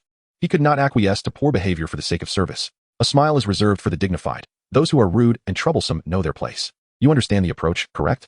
Huang Mao assured him, rest assured, everything is arranged. Bai Mo nodded again. Huang Mao, having experience in the gaming sector, possessed the necessary connections. His confidence in the arrangements quelled any concerns. After all, significant initial investments included cultivating relationships. In business, lacking social backing proves to be a formidable hindrance throughout the ages. Adjacent to Huang Mao's office lay the lounge of the internet cafe. Although modest, it was equipped with sofas, a television, and a water dispenser, a sufficient retreat for a brief respite. Bai Mo maintained high expectations of his employees, yet he also provided meticulous care for them. Mo go. Do you find this satisfactory? Huang Ying gestured towards a row of female network administrators clad in identical attire, inquiring. Yesterday there were only 8, today we have 10. The alternating shifts will adequately manage the daily operations of the cafe. Witnessing a single individual in a pleated skirt may evoke little reaction. Yet witnessing 10 attired similarly creates a striking visual impact, especially with their slender, straight legs, an absolute feast for the eyes. Perfect, Bai Mo exclaimed. Recognizing the ambience was indeed taking shape. Given the similar internet fees, one would undoubtedly prefer this establishment over others, which appeared far less appealing. Bai Mo spotted Gan Xin, surprised that she had chosen to remain. The remuneration for the cafe staff paled in comparison to her previous line of work, yet he refrained from questioning her decision further. Bai Mo strolled around the premises, noting that snacks, instant noodles, drinks, and tea were all prepared, with prices fair and aligned with the financial capabilities of university students. Huang Mao, while walking, shared insights and occasionally proposed ideas. Qing Jie suggested that our reception area doesn't require such a large space. We could create a bar area for beverages there. Young people today enjoy milk tea. Perhaps we could incorporate that. Bai Mo glanced at Qing Jie, who had been brought in by Lu Ying to assist. Lu Ying had praised her for her numerous ideas, strong cognitive abilities, and capacity to operate independently. Given Lu Ying's commendations, it was evident she possessed exceptional qualities. Moreover, Bai Mo noted Huang Mao's habitual mention of her during conversations, indicating some progress in their rapport. The reception area was intentionally reserved for the addition of a bar. If you believe it feasible, proceed with the arrangements. We may also consider renaming the cafe to Net Cafe. Chapter 82. A confession? Military training was one such experience. Not due to any profound events, but rather the visible transformation of everyone over the course of 2 weeks, becoming significantly darker in complexion. On the final night, even the stern instructor began to sing, initially belting out unity is strength, which gradually shifted to green leaves in the army, leading him to tears. Ultimately, they were merely ordinary individuals engaged in extraordinary endeavors. By the time military training concluded, it was past 8 in the evening. Yet, the crowd on the playground showed no signs of dispersing. Instead, they continued to gather. It is innate for college students to be drawn to spectacles, especially public declarations of affection. The ground was strewn with rose petals, encircled by candles forming hearts. Bai Mo observed his creation with satisfaction. It appeared quite impressive. As more people arrived, the area surrounding the confession site became increasingly congested. Mo go, are we truly safe from harm? Ma Liang trembled beside Bai Mo, inquiring. Fear not. If there is any trouble, it shall be directed at him. Bai Mo indicated towards Xie Minghui, who held a bouquet, dressed formally for the occasion. Ma Liang felt relieved and began to set up a loudspeaker on the prearranged table. Does anyone require sunflower seeds, peanuts, or bottled water? Snacks and drinks are available. The night was already stifling, and the heat intensified with the swelling crowd. Had it not been for the captivating confession, the throng would have dispersed long ago.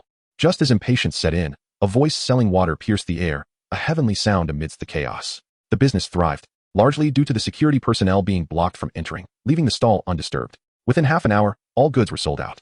Ma Liang and Xiong Chao hastily gathered their belongings to leave, only to realize Bai Mo had mysteriously vanished. The crowd, growing increasingly restless, noted that the extended candles had burned down, yet the leading lady had yet to appear. Will she come at all? Handsome, do you truly have a plan? Amidst the discontented murmurs, Xian Minghui released a sigh, relinquishing the bouquet. I apologize. They informed me there were too many people, and they couldn't get through. Next time. I promise it will happen. Only someone as audacious as Xian Minghui could maintain composure while receiving a chorus of boos. Unfazed, he began to tidy up the refuse. Broom in hand, prepared in advance. He displayed a countenance of faux despair, which swiftly transformed the crowd's discontent into sympathy. Keep your chin up, do not be discouraged. Success will come next time. Handsome, why not leave a way to chat? Your demeanor is commendable. Many confess and leave a trail of garbage. Yet you intend to clean it all up. Xian Minghui forced a smile, his heart secretly reveling in joy. The ground was littered with both real and faux petals, and the candles had not fully burned down, leaving materials for future use. Outside the playground, Bai Mo laughed until tears nearly spilled. Xian Minghui's performance was exceptionally convincing. Bai Mo, you are all too wicked, Jiang Luohan mumbled beside him. The romantic confession turned out to be merely a ruse for selling water and snacks. With the next scene already orchestrated. Wicked? Bai Mo disagreed. The spectators reveled in joy while we toiled and profited. It is a win-win situation, hardly wicked at all. Jiang Luohan realized that mere words would not prevail against Bai Mo, who was exceedingly adept at rambling. She promptly sought to shift the subject. Would you still confess your feelings in such a manner? Bai Mo cast a glance at Jiang Luohan, sighed deeply, and replied, I once poured my heart out to Mingyue. Yet alas, Mingyue merely illuminated the ditch. There shall be no more such occurrences. Jiang Luohan felt a pang in her heart upon hearing this, and after a lengthy silence, she softly inquired, Bai Mo, what if I were to pull you to the center and ask you to be my boyfriend? Would you agree? You would, wouldn't you? Upon seeing Jiang Luohan's brow lift in delight, he hastily added, do not overthink it. I simply wish to spare you embarrassment in front of so many others. At present, I lack the awareness one ought to possess as a boyfriend. Jiang Luohan was not angered. Rather, she felt a stir of emotion. At times, Bai Mo could indeed be quite gentle. But what if you gain that awareness in the future? Bai Mo shrugged. Then you may congratulate me. For I would have undoubtedly encountered someone deserving of my utmost devotion and protection. As she watched Bai Mo's figure fade into the distance, Jiang Luohan lingered beneath the dormitory building, pondering what would become of her if Bai Mo were to truly find someone worthy of his all. Could she genuinely utter that congratulatory phrase? At that moment, for reasons unknown, the image of Su Wan surfaced in her mind. If Bai Mo were to enter a relationship, it seems Su Wan could still interact with him with ease, maintaining a comfortable distance for both. What about herself? Jiang Luohan dared not delve deeper into that thought. After Bai Mo's silhouette vanished around the corner, she murmured to herself, at least Su Wan would not drive me away. Upon entering the dormitory, Bai Mo was immediately seized by Ma Liang. Mo Gu, Weve struck gold. He exclaimed excitedly. Everything has sold out. After calculating the costs, Weve made over 240. This was indeed more profitable than part-time work. Xian Minghui chimed in, of course. Just look at the effort I put into this. He boasted while adding the recently acquired beauties to his notebook, as if he were the greatest victor. Bai Mo swiftly shut the dormitory door, knowing that if word got out, they would be in serious trouble. Keep it down. We can manage this once or twice. But too much will render it ineffective. All right then, Ma Liang replied cheerfully, turning to Bai Mo with another question. What shall we do next? It's simple. You take this money, restock, and then promote on the 567th floor, claiming we sell snacks, instant noodles, and drinks. We'll function as a small convenience store for the floor. We can even share our dormitory number, so anyone in need can place orders with us. On hot days, no one wants to move. Earning lazy people's money is the easiest. Ma Liang understood and eagerly responded. Okay, I'll take care of it tomorrow. Bai Mo continued. Once you establish a loyal customer base, consider collaborating with outside merchants. Meals, or whatever else they need, just deliver it. If one person can't manage, recruit more to help. Starting a business is also an option. As Bai Mo elaborated, Ma Liang diligently took notes, while Xiong Chao and Xian Minghui watched in astonishment. Setting aside the feasibility of the plan, the sheer volume of ideas was impressive, and they were all intrigued. Bai Mo's discourse was interrupted by a ringing phone. Who could be calling at this hour? Upon seeing an unfamiliar landline number, he grumbled but answered nonetheless. Bai Mo? Ingjie? What's the matter? Bai Mo seamlessly entered the external relations department, with Jiang Luohan following suit. Perhaps due to the celebrity effect. This year's student council had the most members in the external relations department. The school is organizing a welcome party and requires us to secure some sponsorships. Are you available? Bai Mo muttered. Didn't we hear this event is exclusively sponsored by Dongxiang? After his comment, he heard Ingjie sigh. The person in charge at Dongxiang wants us to give him a kickback. They claim to sponsor us 6,000, but we have to give him 2,000 back. While it's not entirely unacceptable, he even wants Tao Dao to accompany their leaders for a meal. What do they take us for? Bai Mo frowned. Realizing this wasn't a good situation. Bai Mo, are you listening? Jia called out when she received no response. We're still 5,000 short. We need to brainstorm. It shouldn't be impossible. Bai Mo adjusted his demeanor and exhaled deeply. Don't worry, Jia. 6,000? Leave it to me. The following day, after the military training performance concluded, the freshmen received half a day off. After lunch, the external relations department members gathered in a classroom for a brief meeting. Jia appeared somewhat burdened. Raising 5,000 in 2 days is quite a challenge. Tao Tao then suggested, perhaps I could join them for a meal. It's a lawful society, and it won't cost me an arm and a leg. She fiddled with her freshly manicured nails, seemingly unconcerned. However, and Ming Yuan immediately countered. No way. We're all just collaborators. Why should we? He firmly believed that without Dongxiang, they could still secure sponsorship. Jia sighed again. In the afternoon, we'll assign tasks. The veterans will guide the newcomers, and we'll see how much we can gather. Tao Tao, let us not revisit this matter. Jia instructed as she assigned tasks. Bai Mo and Jiang Luohan sat at the back, engaged in conversation, and missed much of Jia's remarks. One frustrated individual in front turned around and admonished. Jia is speaking. Could you please pay attention? And don't disturb Jiang Luohan for no reason. Bai Mo looked perplexed, wondering who was bothering whom. However, he refrained from arguing, merely glancing at Jiang Luohan, who blushed and turned her gaze out the window, aware that she had been the one causing a ruckus. Jia also noticed the two and directed her attention towards them. Bai Mo, Luohan, you're in my group. Responsible for 2,000, is that all right? Jia assigned tasks to everyone. Others were given hundreds, yet she entrusted them with the larger sum right from the start. I have no objections, Bai Mo replied, already having a plan in mind. Jiang Luohan also had no qualms. Once the tasks were assigned, everyone dispersed to their respective duties. Jia intended to lead Bai Mo and Jiang Luohan towards their target area. However, Bai Mo called out to her at the intersection. Jia, a new internet CAF has opened here. We should inquire about sponsorship. The businesses on that street were notoriously difficult to communicate with, as they already had good business and saw no need to spend money on advertising or sponsorship. Thus, they hadn't initially been on Jia's radar. Nevertheless, since Bai Mo had suggested it, she nodded in agreement.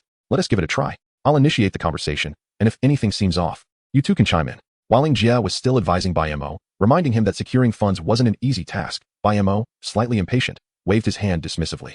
Let me handle this. With that, he strode towards the internet CAF. Jia, feeling helpless, glanced at Jiang Luohan, who shrugged and smiled. Don't worry. Everything will be fine. Just firmly refuse when they contact you from Dongxiang, and you needn't worry about anything else. Jiang Luohan was also infuriated by the situation with Dongxiang, but initially thought to offer Bai Mo some advice. Yet, it was clear that he had his own plan. Jia, though puzzled, chose not to press further. If Jiang Luohan believed it would be fine, then it likely would be. The internet CAF has been in operation for half a month, and business has been thriving. Upon entering, two young ladies clad in pleated skirts warmly greeted patrons at the entrance with genuine smiles. Welcome, they exclaimed. Ah, Mo, good, you've arrived. The two ladies beamed at Bai Mo, who was met with their cheerful reception. Jiang Luohan, slightly miffed, pouted and stepped forward to stand beside Bai Mo, casting a sideways glance at the two girls, a gesture that could not have been more transparent. Although the girls were around 20, only slightly older than Jiang Luohan, their earlier entry into society had granted them a keen understanding of social dynamics. Mo, good, do you have any plans for today? Jia, visiting this CAF for the first time, had heard of its enthusiastic service but had not anticipated such fervor, even knowing the names of the guests. Could you ask your boss to come out? I need to speak with him. Boss. One of the girls blinked in confusion. The guy with the yellow hair mentioned there's only one boss here, and that S. Bai Mo sensing her uncertainty. Bai Mo reiterated, please bring Huang Zheng out. Understood. Huang quickly jogged over. Mo, good, what is up? Bai Mo rarely sought him out unless there was an issue.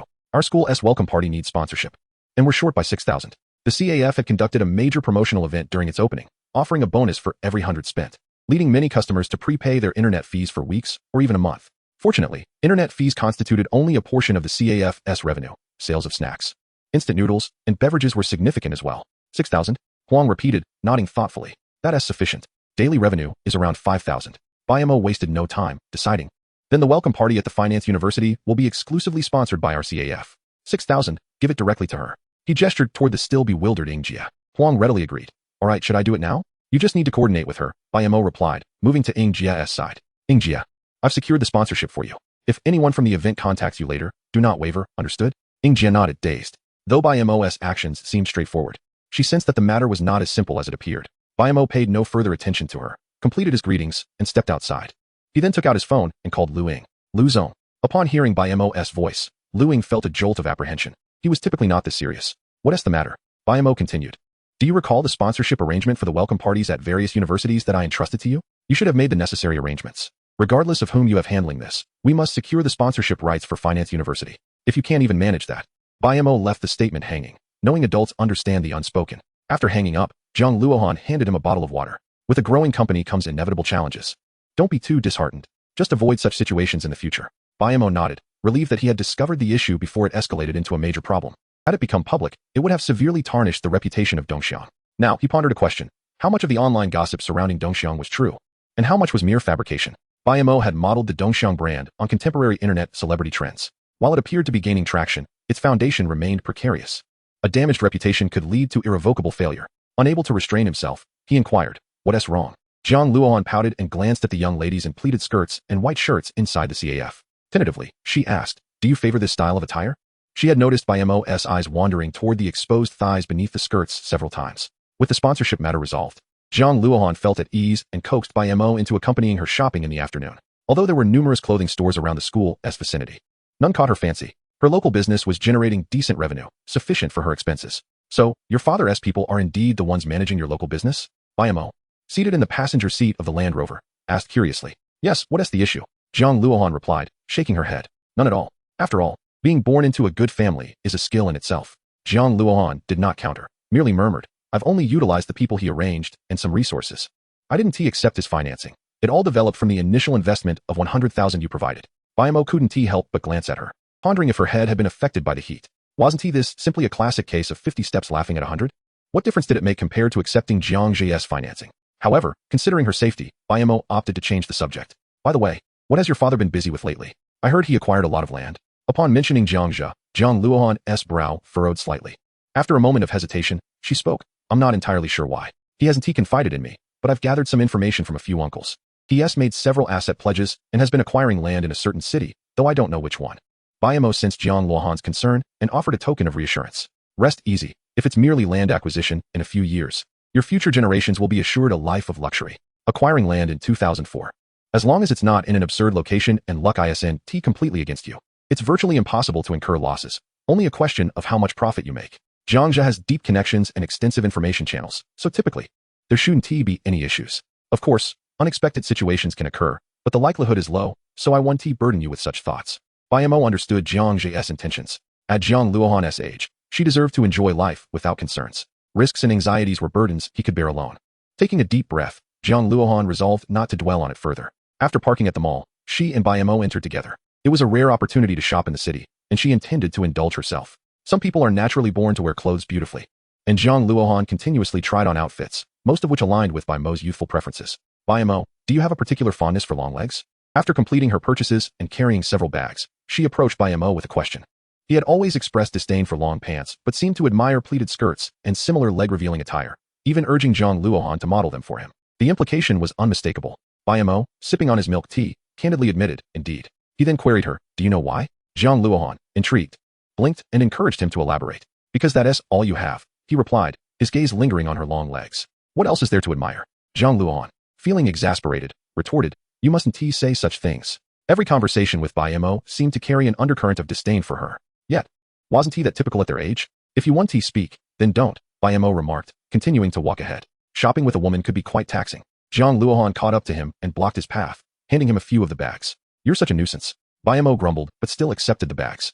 Jiang Luohan suddenly laughed, realizing that Bai Mo was sharp-tongued yet soft-hearted. As they walked in silence, Jiang Luohan tentatively inquired, "Bai Mo, which legs do you find more appealing? Mine or Suwan's?" Bai Mo, having just taken a sip of water, nearly sputtered it out upon hearing her question. "What did you say?"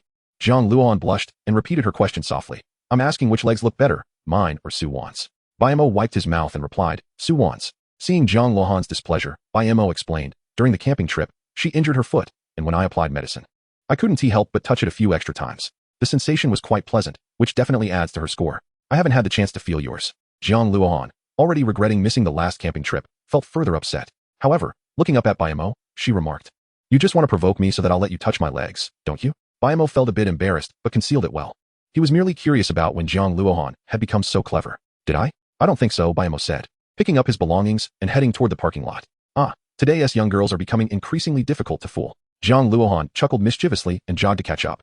Upon reaching the Land Rover, she suddenly suggested, "Actually, it wouldn't be impossible if I could sit in the passenger seat." Bai Mo, hearing this, swiftly grabbed the car keys. The Land Rover was a man's dream. He had longed to drive it. "Can I take it for a spin?" Though Jiang Luohan had witnessed Bai Mo's swift change of expression before, she was still taken aback. Nevertheless, she smiled brightly and nodded, settling into the passenger seat.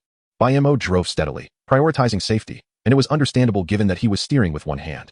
Upon arriving at school, Jiang Luohan's cheeks flushed. Before exiting the car, she turned to Bai Mo and asked, "So now, whose legs look better?" Clearing his throat awkwardly, Bai Mo replied, "Let us call it a tie." Jiang Luohan pouted. About to continue, when Bai Mo's phone rang. "Jia, what is up?" Bai Mo answered. "Bai Mo, the head of Dongxiang has contacted me again. He wants the exclusive sponsorship rights for this new student welcome party, and the offer is simply too generous to refuse." Jia felt conflicted as she spoke with Bai Mo. She had promised him she would decline outright, but the proposal was exceedingly tempting. Torn, she decided to let Bai Mo make the decision. Regardless of his choice, she would accept it. She was surprised that a freshman could wield such influence. Chapter 85. All is normal. Bai Mo, this is Manager Lei, the representative from Dongxiang. Jia introduced, as Bai Mo entered the student council reception room. Manager Lei was stout with a noticeable gold chain, whether genuine or not was uncertain, and wore a beaming smile that narrowed his eyes. "Hello, young brother. You are in charge of this sponsorship, correct? You must have heard of Dongxiang. We are very sincere about collaborating with you." Bai Mo ignored him, directing his gaze toward Jia. How had the sponsorship matter become his responsibility? Jia shrugged and shot him a look. She had already turned down the hefty man's request, yet he persisted, determined to cooperate, and seemingly unwavering in his pursuit. The key point was the lucrative offer he had made. Unsure of how to proceed, she had to pass the matter on to Bai Mo Manager Lei. "We already have a sponsor, so we don't need your offer at the moment. Thank you for your kindness." Similar responses had already been conveyed to the corpulent man by Jia. Clearly undeterred, he leaned in. "I believe we can discuss this further. Dongxiang is a major brand. And if this collaboration goes well, there will be future opportunities. We could even sponsor your university's events down the line." Bai Mo shot him a disdainful glance and retorted, "Are you suggesting that I should give you a kickback and find a few female students to accompany you for drinks?" Upon hearing Bai Mo's blunt words, Manager Lei dropped the pretense. The smile vanished from his face, and without concern for appropriateness, he took out a cigarette. Before he could light it, Bai Mo halted him, stating, "Smoking is prohibited in the school office," while gesturing to the no smoking sign nearby. The man's expression soured, yet he complied, realizing that Bai Mo was serious about enforcing the rule. "If you refuse my offer, I will take this matter to your school's administration and inform them of how you conduct your business. After all, Dongxiang will be sponsoring many universities. Your school won't see a dime." Bai Mo coldly countered, "Is that all you have to say? If so, kindly leave. I don't believe the faculty at your university would sell out their students for this sponsorship. Moreover, can you truly represent Dongxiang?" The man's face shifted through shades of anger and disbelief. He had not anticipated that this student would dare to retort. In a fit of agitation, he lashed out. "Dongxiang is nothing. The one you want to impress is a leader from the economic development zone. It would be an honor for you to know him. Do you really think acting like a hero will earn you gratitude? You might end up being resented." Bai Mo felt relieved that the matter was unrelated to Dongxiang. He was initially concerned about potential misconduct among higher-ups, which could complicate matters. For now, it was merely a case of one rotten apple spoiling the bunch, and it could be salvaged. As for the economic development zone, he simply wouldn't involve himself. Just as Bai Mo was about to probe further, a teacher entered. Someone Bai Mo recognized as a direct overseer from the student council. "Dongxiang, we cannot collaborate with you. Please leave now. We only encourage our students to seek sponsorships to develop their skills. That's all. Do you think we are in dire need of that small amount?" The teacher's voice was firm, making it clear that they were not to be trifled with. Manager Lei realized he had no ground to stand on. With a huff, he stood to leave, grabbing the cigarettes from the table as he went. "Zhao Laosher, what brings you here?" Jia greeted her, clearly surprised by her arrival. "I was nearby and overheard. It's infuriating. Do they really think our school is easy to bully? I used to quite like their brand." Bai Mo could sense Zhao Laosher's anger, her voice trembling slightly. "Jia, please go fetch a bottle of water for me and Zhao Laosher," Bai Mo suggested, hoping to speak privately with her. If one individual's actions escalated to the company level, it could pose significant issues, especially concerning unsavory conduct. "All right," Jia replied before stepping out, leaving Bai Mo and Zhao Laosher alone. "Bai Mo, Xiaoying mentioned you. You seem quite impressive." Zhao Laosher was working to calm her emotions. Bai Mo noticed she wore clothing emblazoned with the Dongxiang logo, explaining her anger. In less than 10 minutes, their conversation felt as though they had known each other for years. After taking a sip of water, Bai Mo stood to excuse himself, saying, "Zhao Jia, Jia, I have some matters to attend to, so I want to keep you. All right, Xiao Mo, if you encounter any issues at school in the future, feel free to reach out to me. As for that phone call earlier, I'm basically available 24/7. Teacher Zhao's stern demeanor towards the students was well understood by Jia, who, upon witnessing her current enigmatic expression, felt a wave of confusion wash over her. Once Bai Mo had departed, Teacher Zhao finally reined in her smile. "Xiaoying, please take care of Bai Mo from now on. If he encounters any issues at school that he cannot resolve, he can come to me. You should also interact with him more," she advised, patting her shoulder before exiting. Just moments before, Bai Mo had made a phone call to Lu Ying right in front of her. After succinctly explaining the situation, Lu Ying took it seriously and repeatedly apologized to Teacher Zhao. Although Bai Mo's identity was not explicitly mentioned, Teacher Zhao had already regarded him as the second generation of a significant figure in the Dongxiang Corporation. Most importantly, Lu Ying also mentioned that not only would this matter provide an explanation to the financial university, but they would also actively facilitate a cooperative relationship between them, allowing graduates from the financial university to have priority in becoming management trainees at Dongxiang. After leaving the office, Bai Mo headed to Dongxiang's Jiangsu branch, where Lu Ying had already prepared tea for him. Lei Yu had recently joined the company and, in less than half a month, had successfully developed the market in 2 regions. He certainly had potential, but his recent actions were quite unexpected. The leader he mentioned, I looked into it a bit. Indeed, it's somewhat troublesome. He has deep connections not just in the economic development zone, but throughout the Suzhou area. Lei Fadi is quite familiar with him. If he intends to make things difficult for us because of this matter, Dongxiang's operations in the Suzhou region might face restrictions. Bai Mo reclined in his office chair, crossing his legs. With Dongxiang's gradual development, the issue of an unstable foundation became increasingly evident. Connections at the upper echelons were crucial. Small leaders could rely on abundant local specialties, but without significant connections, no matter how much one offered, they would not be accepted. While Bai Mo was lost in thought, Lu Ying's phone rang. Upon seeing the caller ID, she immediately activated the speakerphone. General Lu, those students from the financial university are incredibly arrogant. They casually say they want sponsorship and expect us to hand over 3 to 500,000 first. Don't they see us as easy targets? I'm done negotiating. Oh, by the way, there are 2 large shopping malls under construction in the economic development zone that have yet to begin leasing. I currently have a channel to secure priority for the shops. The leader mentioned that 500,000 would suffice. What do you think? Lu Ying glanced at Bai Mo, and upon seeing him nod, she continued, all right, understood. Let me think it over. Once Lu Ying finished the call, Bai Mo took out his phone and dialed Jiang Ziwen's number. As soon as the call connected, Jiang Ziwen's mischievous voice came through. Bai, what brings you to think of me? Bai Mo cut straight to the point. Have you heard of the heavenly jump? Jiang Ziwen was taken aback. You've been scammed? But you're in Jiangsu Zhujiang. It's useless to tell me. Should we report it to the police? Get lost. Let us talk business. That person has a penchant for student girls and possesses certain connections in Suzhou, so we need someone from out of town. All right, I'm familiar with this. I'll bring someone over tomorrow. Initially, Bai Mo only intended to have Lei Fadi dismissed, perhaps with a little reprimand, and then inform the company. However, he never anticipated that someone would be audacious enough to extort him directly, demanding 500,000 for priority. Although Bai Mo was willing to spend money to establish connections, it did not mean he was willing to be made a fool of. After hanging up with Jiang Ziwen, Bai Mo took a deep breath to steady his emotions before calling Lei Fadi. General Lei, the earlier incident was my fault. After all, there were so many people there. Please understand. The leader has a preference for the peach type, right? Peaches can be difficult to handle, but I have a few classmates. Rest assured, they will be more beautiful than peaches, but they might not be as articulate. I understand. Bai Mo did not shy away from Lu Ying while arranging matters. She heard the entire conversation. Nevertheless, she still cautioned him. If this escalates, your friend might not benefit either. Bai Mo nodded. I know. So why would I let it escalate? It's normal for leaders to seek out flowers and willows, and if a few young reporters happen to capture them, it's not unusual, right? It's also reasonable for the hotel to have some monitoring. If I spend a hefty sum to acquire the footage and present it to him, isn't that justifiable? If the footage goes missing in his hands, who can we blame? Chapter 86. A knife above the word love. Brother, what brings you here? And why do you look so lewdly amused? Outside a restaurant near the school, Jiang Luohan pushed open the door to the private room. Finding Jiang Ziwen and Bai Mo engaged in conversation, their laughter sending shivers down her spine. Just came to see my dear sister, Jiang Ziwen replied, shifting the topic as he teased Jiang Luohan. Are you settling in well here? Bai Mo hasn't bullied you, has he? Bai Mo discreetly kicked him under the table. What do you mean by bullied? Speak properly. Jiang Ziwen scoffed coldly. Bai, even though you're my superior now, the fortune teller said I have a rebellious nature. If you dare to bully my sister, I'll lead the Eastern China region against you. Bai Mo feigned deep contemplation. I've noticed that, which is why I'm considering a replacement. Jiang Ziwen panicked at those words. Brother, you can't do this to me. Right now, most of Dongxiang's distribution rights in Eastern China are in my hands. I'm making a fortune. Losing all that over a few words would be a significant loss. He quickly turned to Jiang Luohan. Dear sister, come give your brother Mo a shoulder massage to help him calm down. Cut it out. Jiang Luohan rolled her eyes but obediently walked over to massage Bai Mo's shoulders. However, Bai Mo remarked, enough, your strength is ticklish. Let us just sit down and eat. I've waited for you long enough. Oh, Jiang Luohan replied brightly, and then sat down beside him. Jiang Ziwen watched in mild bewilderment, having never seen Jiang Luohan exhibit such a soft demeanor. Brother, how long are you staying here? During dinner, Jiang Luohan inquired. If I weren't worried about our father nagging me for coming here without visiting you, I would have left this morning. Now that I've seen you, I should leave immediately. Jiang Ziwen had arrived the previous day and had sorted everything out overnight. The photos and relevant footage were with Bai Mo. He had no intention of getting involved any further. Such matters were disgraceful, and he needed to leave quickly. Just before Jiang Luohan entered, they had been discussing that so-called director who was all show but no substance. They had assumed nothing would happen, yet he had shamelessly brought 2 girls to a room. Thus, Jiang Ziwen couldn't help but laugh lewdly. Jiang Luohan merely asked out of courtesy and had no further plans. All right then, take care on your way back. Okay. Jiang Ziwen nodded, and then suggested, as long as you're satisfied, you should speak well of this to our father. And it should not be a problem for her to enter our home. Jiang Luohan looked up, a bit dazed. Which one are you talking about? The ones I've met before were all unimpressive. Bai Mo, while eating, nearly choked at her words. Even though he managed to suppress it, he still coughed quite a bit.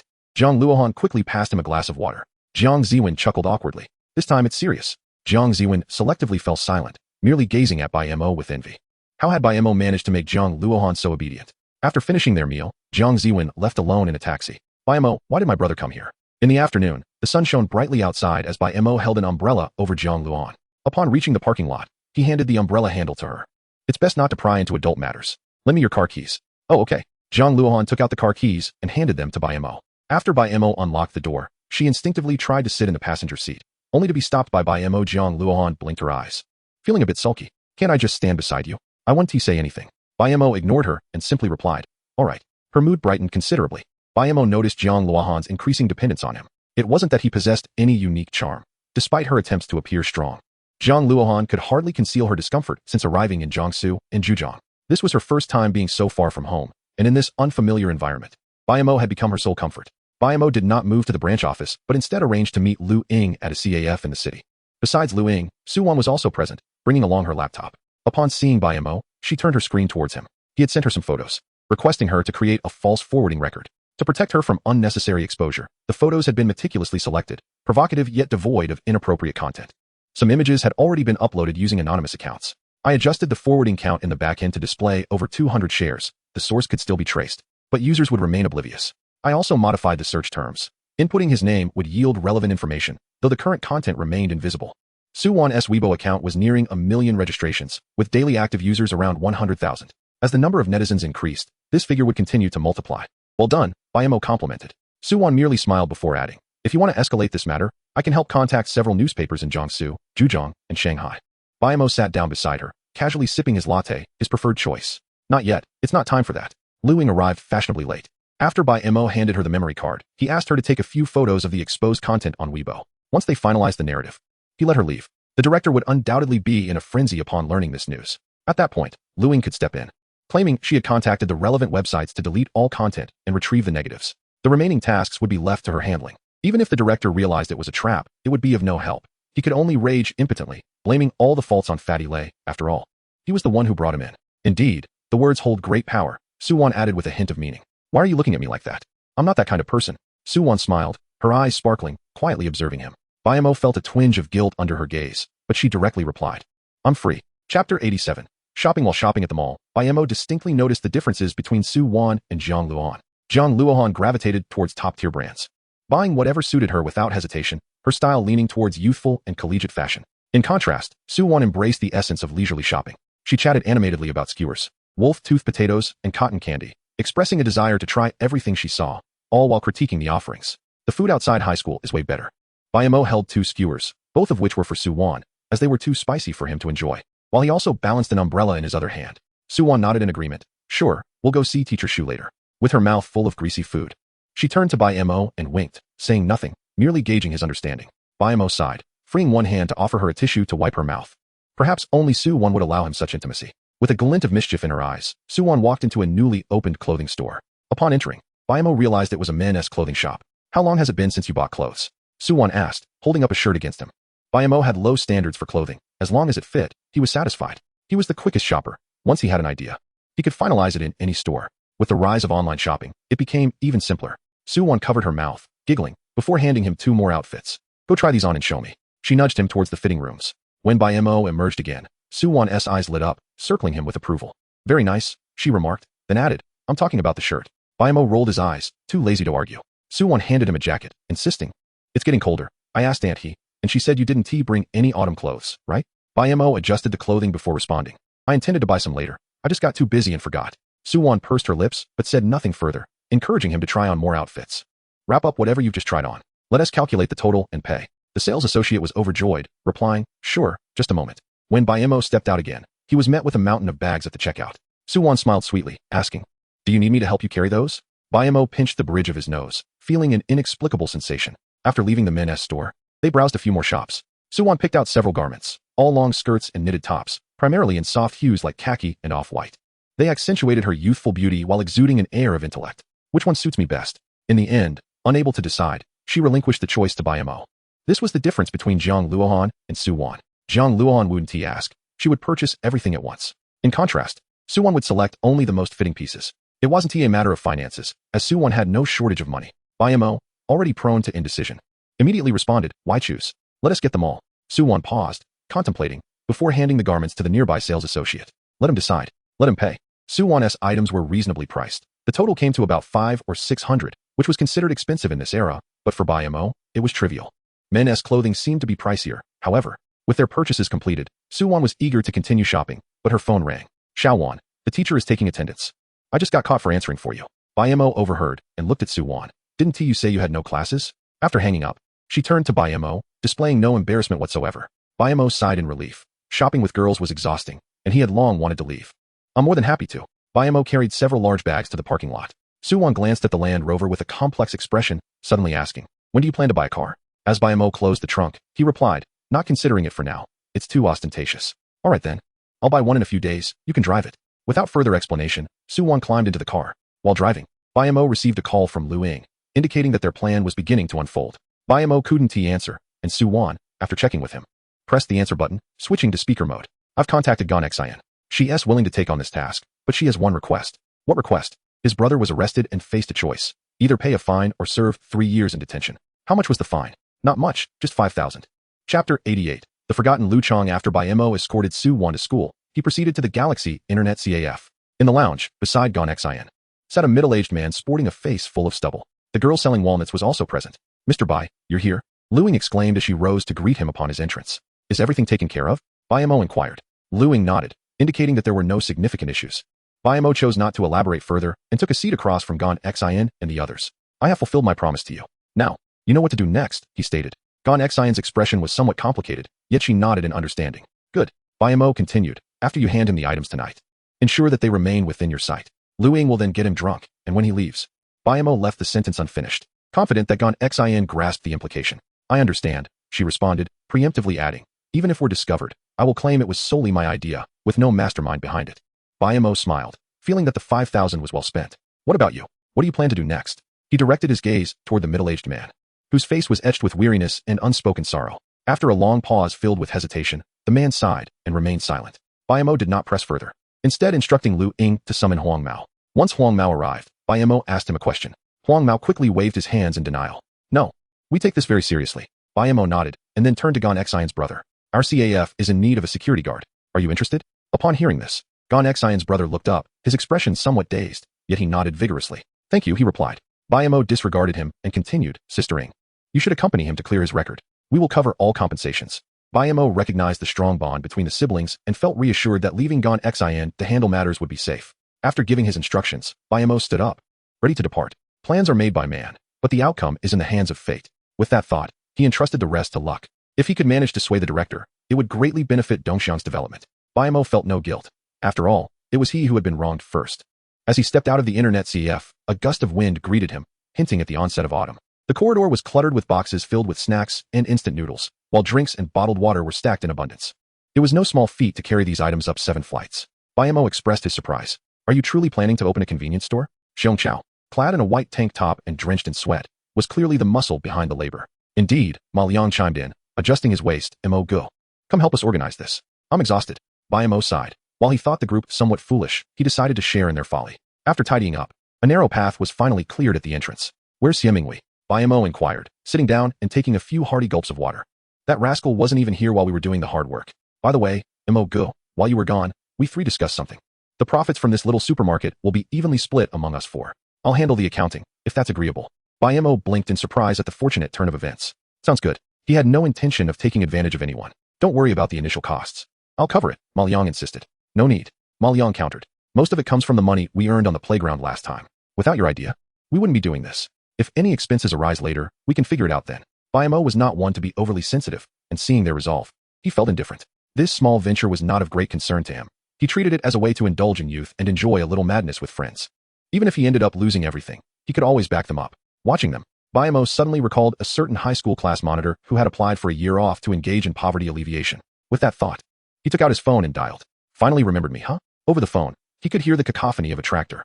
Though Lu Chong's tone was brusque, Bai Mo felt no anger. Just months ago, Lu Chong had been shy and reserved. Now he was brimming with bravado. I just wanted to check if you're alive.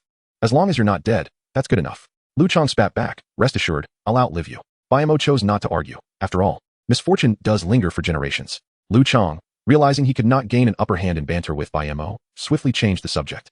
This year's harvest in the village is exceptionally good. Both the chrysanthemums and jujubes yielded well. According to what you said, the crucian carp we raised in the irrigation ditches outside the rice fields are now two tails. What we lack now is a sales channel. The original buyers are too unscrupulous. Have you found a reliable avenue? Bai Mo was taken aback. Are you sure I told you I would help you find a sales channel? He was uncertain. A silence lingered on the other end before Lu Chang responded. You went ahead and invested hundreds of thousands without a proper sales channel? Do you have money to burn? Lu Chang's village was now a model for new rural construction in the city, implementing ecological farming that included both crops and livestock. The initial investment had been a hefty 400,000 from Bai Mo, structured on a profit-sharing model of 20% for Dongxiang and 80% for the farmers. Now that it was harvest time, Lu Chang had yet to secure a sales channel. After a moment of contemplation, Bai Mo sheepishly admitted, honestly, I was just playing around with my investment, promoting Dongxiang for the sake of that trophy or title of charitable entrepreneur the mayor bestowed. I didn't expect you to actually make it work. Lu Chang inhaled deeply, attempting to collect himself. If we can't find a sales outlet, the rice can be stored in the granary, and the fish can continue to grow into larger crucians. But we can't wait for the fruits. Bai Mo regretted making the call. It had only darkened his mood. Sitting at the table, he began to tap his fingers rhythmically on the surface. A habit formed during moments of contemplation. After a while, he recalled someone and an idea struck him. He pulled out his phone and called He-Chin. Sister, do you still have a guest slot reserved for me? Also, have you found a location for the next shoot? How about trying the countryside rice threshing ground? It would surely attract attention. After a moment of silence, He-Chin responded, have you taken a liking to some young actor? Bai Mo quickly denied, no, not at all. I have a high school classmate who's quite remarkable and is in need of assistance. After briefly explaining Lu Chang's situation, He-Chin readily agreed. Sure. His character has already been established, and a bit of promotion should help him gain plenty of followers. Once he hung up with He-Chin, Bai Mo re-established contact with Lu Chang. There's a variety show called something like Brothers that is quite popular. You must have heard of it. They're coming to film in your area next episode, and you should participate as a special guest. It will help promote your agricultural products. Prepare your talking points. They will collaborate with you. Also, make sure to register a trademark quickly. Remember to register similar names as well. The essence of business is exchange. The exchange of resources is one such instance. Bai Mo's decision to seek out He-Chin was not merely due to her calling him brother, but primarily because she recognized the benefits he could provide. Of course, being a cunning fox for a millennium, He-Chin was well aware that she was not at a disadvantage. Otherwise, even if she became Bai Mo's nominal sister, she would not have agreed to it. Media professionals require traffic. They constantly generate topics to capture attention and ensure their artists remain active on screen. Bai Mo offered her an endless stream of hot topics. Sitting shirtless and slumped in a chair, panting heavily, was it really just about handing out flyers? Xiong Chao scoffed in disdain. Xie Minghui shook his head, stating that he had enlisted someone to help him distribute the flyers, giving them 10 yuan. Ma Liang cast a disapproving glance at him and tentatively inquired, why are you so exhausted then? Surely you're not feeling a bit weak? Nonsense. You're the one who's weak. Xie Minghui retorted hastily. Tonight's welcome party rehearsal. I helped them when their sound system had issues while I was passing by. I also assisted in moving some tables and setting up the venue. At this moment, Bai Mo interjected, there must have been a few beautiful senior sisters, right? How did you know? Xie Minghui exclaimed, surprised. Indeed, there was a particularly lovely senior from last year. Her voice was so sweet it could melt anyone's heart. I've made up my mind. I will pursue her, he concluded, casting a wary glance at Bai Mo, adding, of course, she is not as pretty as Jiang Luohan, so don't bother asking about her. Bai Mo rolled his eyes. Did he really think of himself in such a way? Bai Mo began to count on his fingers. Let me see, since the start of the semester. How many people have you pursued with mere words? Jing Jing, Ho Wenya, and the daughter of the supermarket owner at the entrance? Oh, and don't forget that manager from the Galaxy Internet CAF. But what about actions? Xie Minghui felt his face flush, yet he declared defiantly, slander. You are slandering me. With that, he took a towel and retreated to the shower, leaving Xiong Chao and Ma Liang doubled over with laughter. Once Xiong Chao managed to regain his composure, he remarked, by the way, speaking of the Internet CAF, it suddenly struck me. ISNT the competition we signed up for starting in a few days? I heard others had to go through preliminary and additional rounds just to reach the knockout stage, yet we're directly in the knockout rounds? Although Xie Minghui was in the bathroom, Xiong Chao's loud voice reached him. He shouted back, it's because they recognize my unfathomable strength, so they granted me direct admission. Anyway, how about we practice shooting later? It's been 2 or 3 days since I last touched a keyboard. My hands feel rusty. In the male dormitory, conversations revolve around a few common topics, one of which is gaming. As soon as one person suggests it, the rest readily agree. Bai Mo sighed, wishing he had simply waited for them at the Internet CAF. After Xie Minghui finished grooming, the group headed out. At the school's South Central Square, the stage for the welcome party was already constructed, with rehearsals underway. Although it wasn't the official performance yet, it had drawn quite a crowd. Xie Minghui pointed to a host on stage, clad in a red evening gown and holding a microphone. That's the senior sister, Yuan Yu. I've done my homework. She is still single. In a finance university, it was no surprise to find many beautiful women, with a few standing out. However, Ma Liang and Xiong Chao couldn't help but steal a few extra glances. Upon hearing the commotion, Bai Mo turned to look. Next to Yuan Yu, a boy had appeared, holding a bouquet of roses. It seemed to be an arranged surprise, as 2 confetti cannons went off nearby. showering the stage in a cascade of colorful ribbons illuminated by the stage lights. Bai Mo caught a glimpse of Xie Minghui's expression from afar and sensed a hint of jealousy. Fortunately, Yuan Yu politely declined the advance. Only then did Xie Minghui breathe a sigh of relief. Bai Mo noticed that Xie Minghui seemed genuinely smitten with Yuan Yu this time. However, it appeared the challenge was formidable. Mo go, I want to pursue her. Where should I start? In Xie Minghui's eyes, Bai Mo was the only one in their dorm with experience in this area, and indeed, he was a master at it. Yet Bai Mo shrugged, admitting, I do not know. I only recall a saying that I find quite insightful, which I can share with you. Upon hearing this, the three of them looked on with curiosity, waiting for him to elaborate. Bai Mo continued, if she is naive to the world, take her to witness its wonders. If she has endured hardships, take her for a ride on the carousel. He added, a girl like Yuan Yu has always been a goddess high above. Pursuing her is quite challenging. No matter what you prepare, she won't find it novel. Just like that boy from earlier, she might not even remember his name. However, if you can devise a uniquely inventive way for her to remember yours, you will have succeeded by half. Xie Minghui pondered this and then asked, how did you make Jiang Luohan remember you? He then hesitated. Was it by borrowing money? I kept asking her to lend me money. It was never much. Just a couple of yuan, but I asked every day. Bai Mo reflected carefully. In high school, it seemed he was the only one who could borrow money from her, and she often pestered him to pay it back, yet he never did. Xie Minghui nodded, suddenly enlightened. All right. Tomorrow I'll go ask the senior sister to lend me money. Bai Mo shot him a glance, convinced that he might truly be a fool. Chapter 90. Cheer me up. Conscience clear. Bai Mo sighed. After all, they shared a dorm, and he couldn't just let him be foolish. Do you know her well enough to ask for money? Seeing the confusion on Xie Minghui's face, Bai Mo explained, why not find an excuse? For instance, create an opportunity to meet in the cafeteria, then say you forgot your meal card and borrow hers. Once you do that a couple of times, won't you become familiar? Xie Minghui fell into contemplation, and at that moment, Bai Mo added, also, think about what kind of invitation would intrigue her, something she hasn't experienced before. Xie Minghui paused, then clapped his hands, a look of realization dawning on his face. I see. For example, asking if she wants to join us at the Internet CAF? She has surely never been invited in such a manner before. Bai Mo nodded, pleased. A teachable child indeed. As they continued their conversation, they arrived at the Galaxy Internet CAF, which was already bustling with patrons. Many stood in the back, watching others play games. As soon as a computer became available, someone would quickly claim the spot. Xie Minghui. As they entered, they heard someone call out his name. Turning around, they were surprised to see 4 girls from Jing's dorm. Upon seeing them, Xie Minghui greeted them with a smile. You're here to go online too. Planning to gather some materials, but unfortunately there's no space. One of Jing's roommates shrugged, looking helpless. We'll just have to find another place. Xie Minghui sighed, turning to Bai Mo and the others. Let us just leave then. Just then, a petite staff member approached them. Mo go, how many are you today? We have an esports lounge available, with 2 rows of 5 seats. Would you like it? The staff's sweet smile caught everyone's attention, especially as she looked at Bai Mo with a peculiar glint in her eyes. Yes, Bai Mo replied eagerly. All right, please follow me. The young network administrator made a guiding gesture and led Bai Mo and the others to the 2nd floor, not forgetting to inform the front desk to prepare tea. At this moment, Jing cast an extra glance at Bai Mo. On the first day of school, her impression of him could be summed up in 2 words, shrewd and astute, recognizing his strong social skills. However, she didn't expect him to thrive so well in this environment. The esports room was the finest in the entire Internet CAF, featuring 2 separate 5-seater lounges with a projection screen in between, a design inspired by future esports competitions, albeit lacking audience seating. Mo, are you quite familiar with the owner here? Su Minghui murmured. He had never received such treatment during his previous visits. It's all right. Bai Mo replied while donning his headphones and logging in. He knew that simply being online would grant him experience points. Yet, shortly after logging in, a series of notification sounds chimed. When will you bring my clothes over? Suwon had messaged him. Eager to attend class while her newly purchased clothes remained in the trunk of a Land Rover. Make me happy first. After waiting for 2 minutes without a reply, Bai Mo was about to tell her he was joking when another notification pinged, a link to a website. Upon opening it, he was stunned. It contained descriptions of various stockings, black, white, and nude, each with their pros and cons. What do you like? Suwon had sent another message. I like them all. Are you happy now? You guys go ahead, I'll step out for a moment. Bai Mo shouted before logging off. Damn it. Only a fool would continue playing. With that, he left, leaving the others bewildered, unable to react as he walked away. When Bai Mo arrived downstairs with several bags of clothes, Suwon was already there, beaming at him. Next time, you can run a bit slower. Bai Mo shook his head and handed the items over, stealing a glance at her exposed ankle beneath her long skirt. Nothing at all. Suwon's cheeks flushed slightly. Let me put these upstairs first, then I'll go buy something.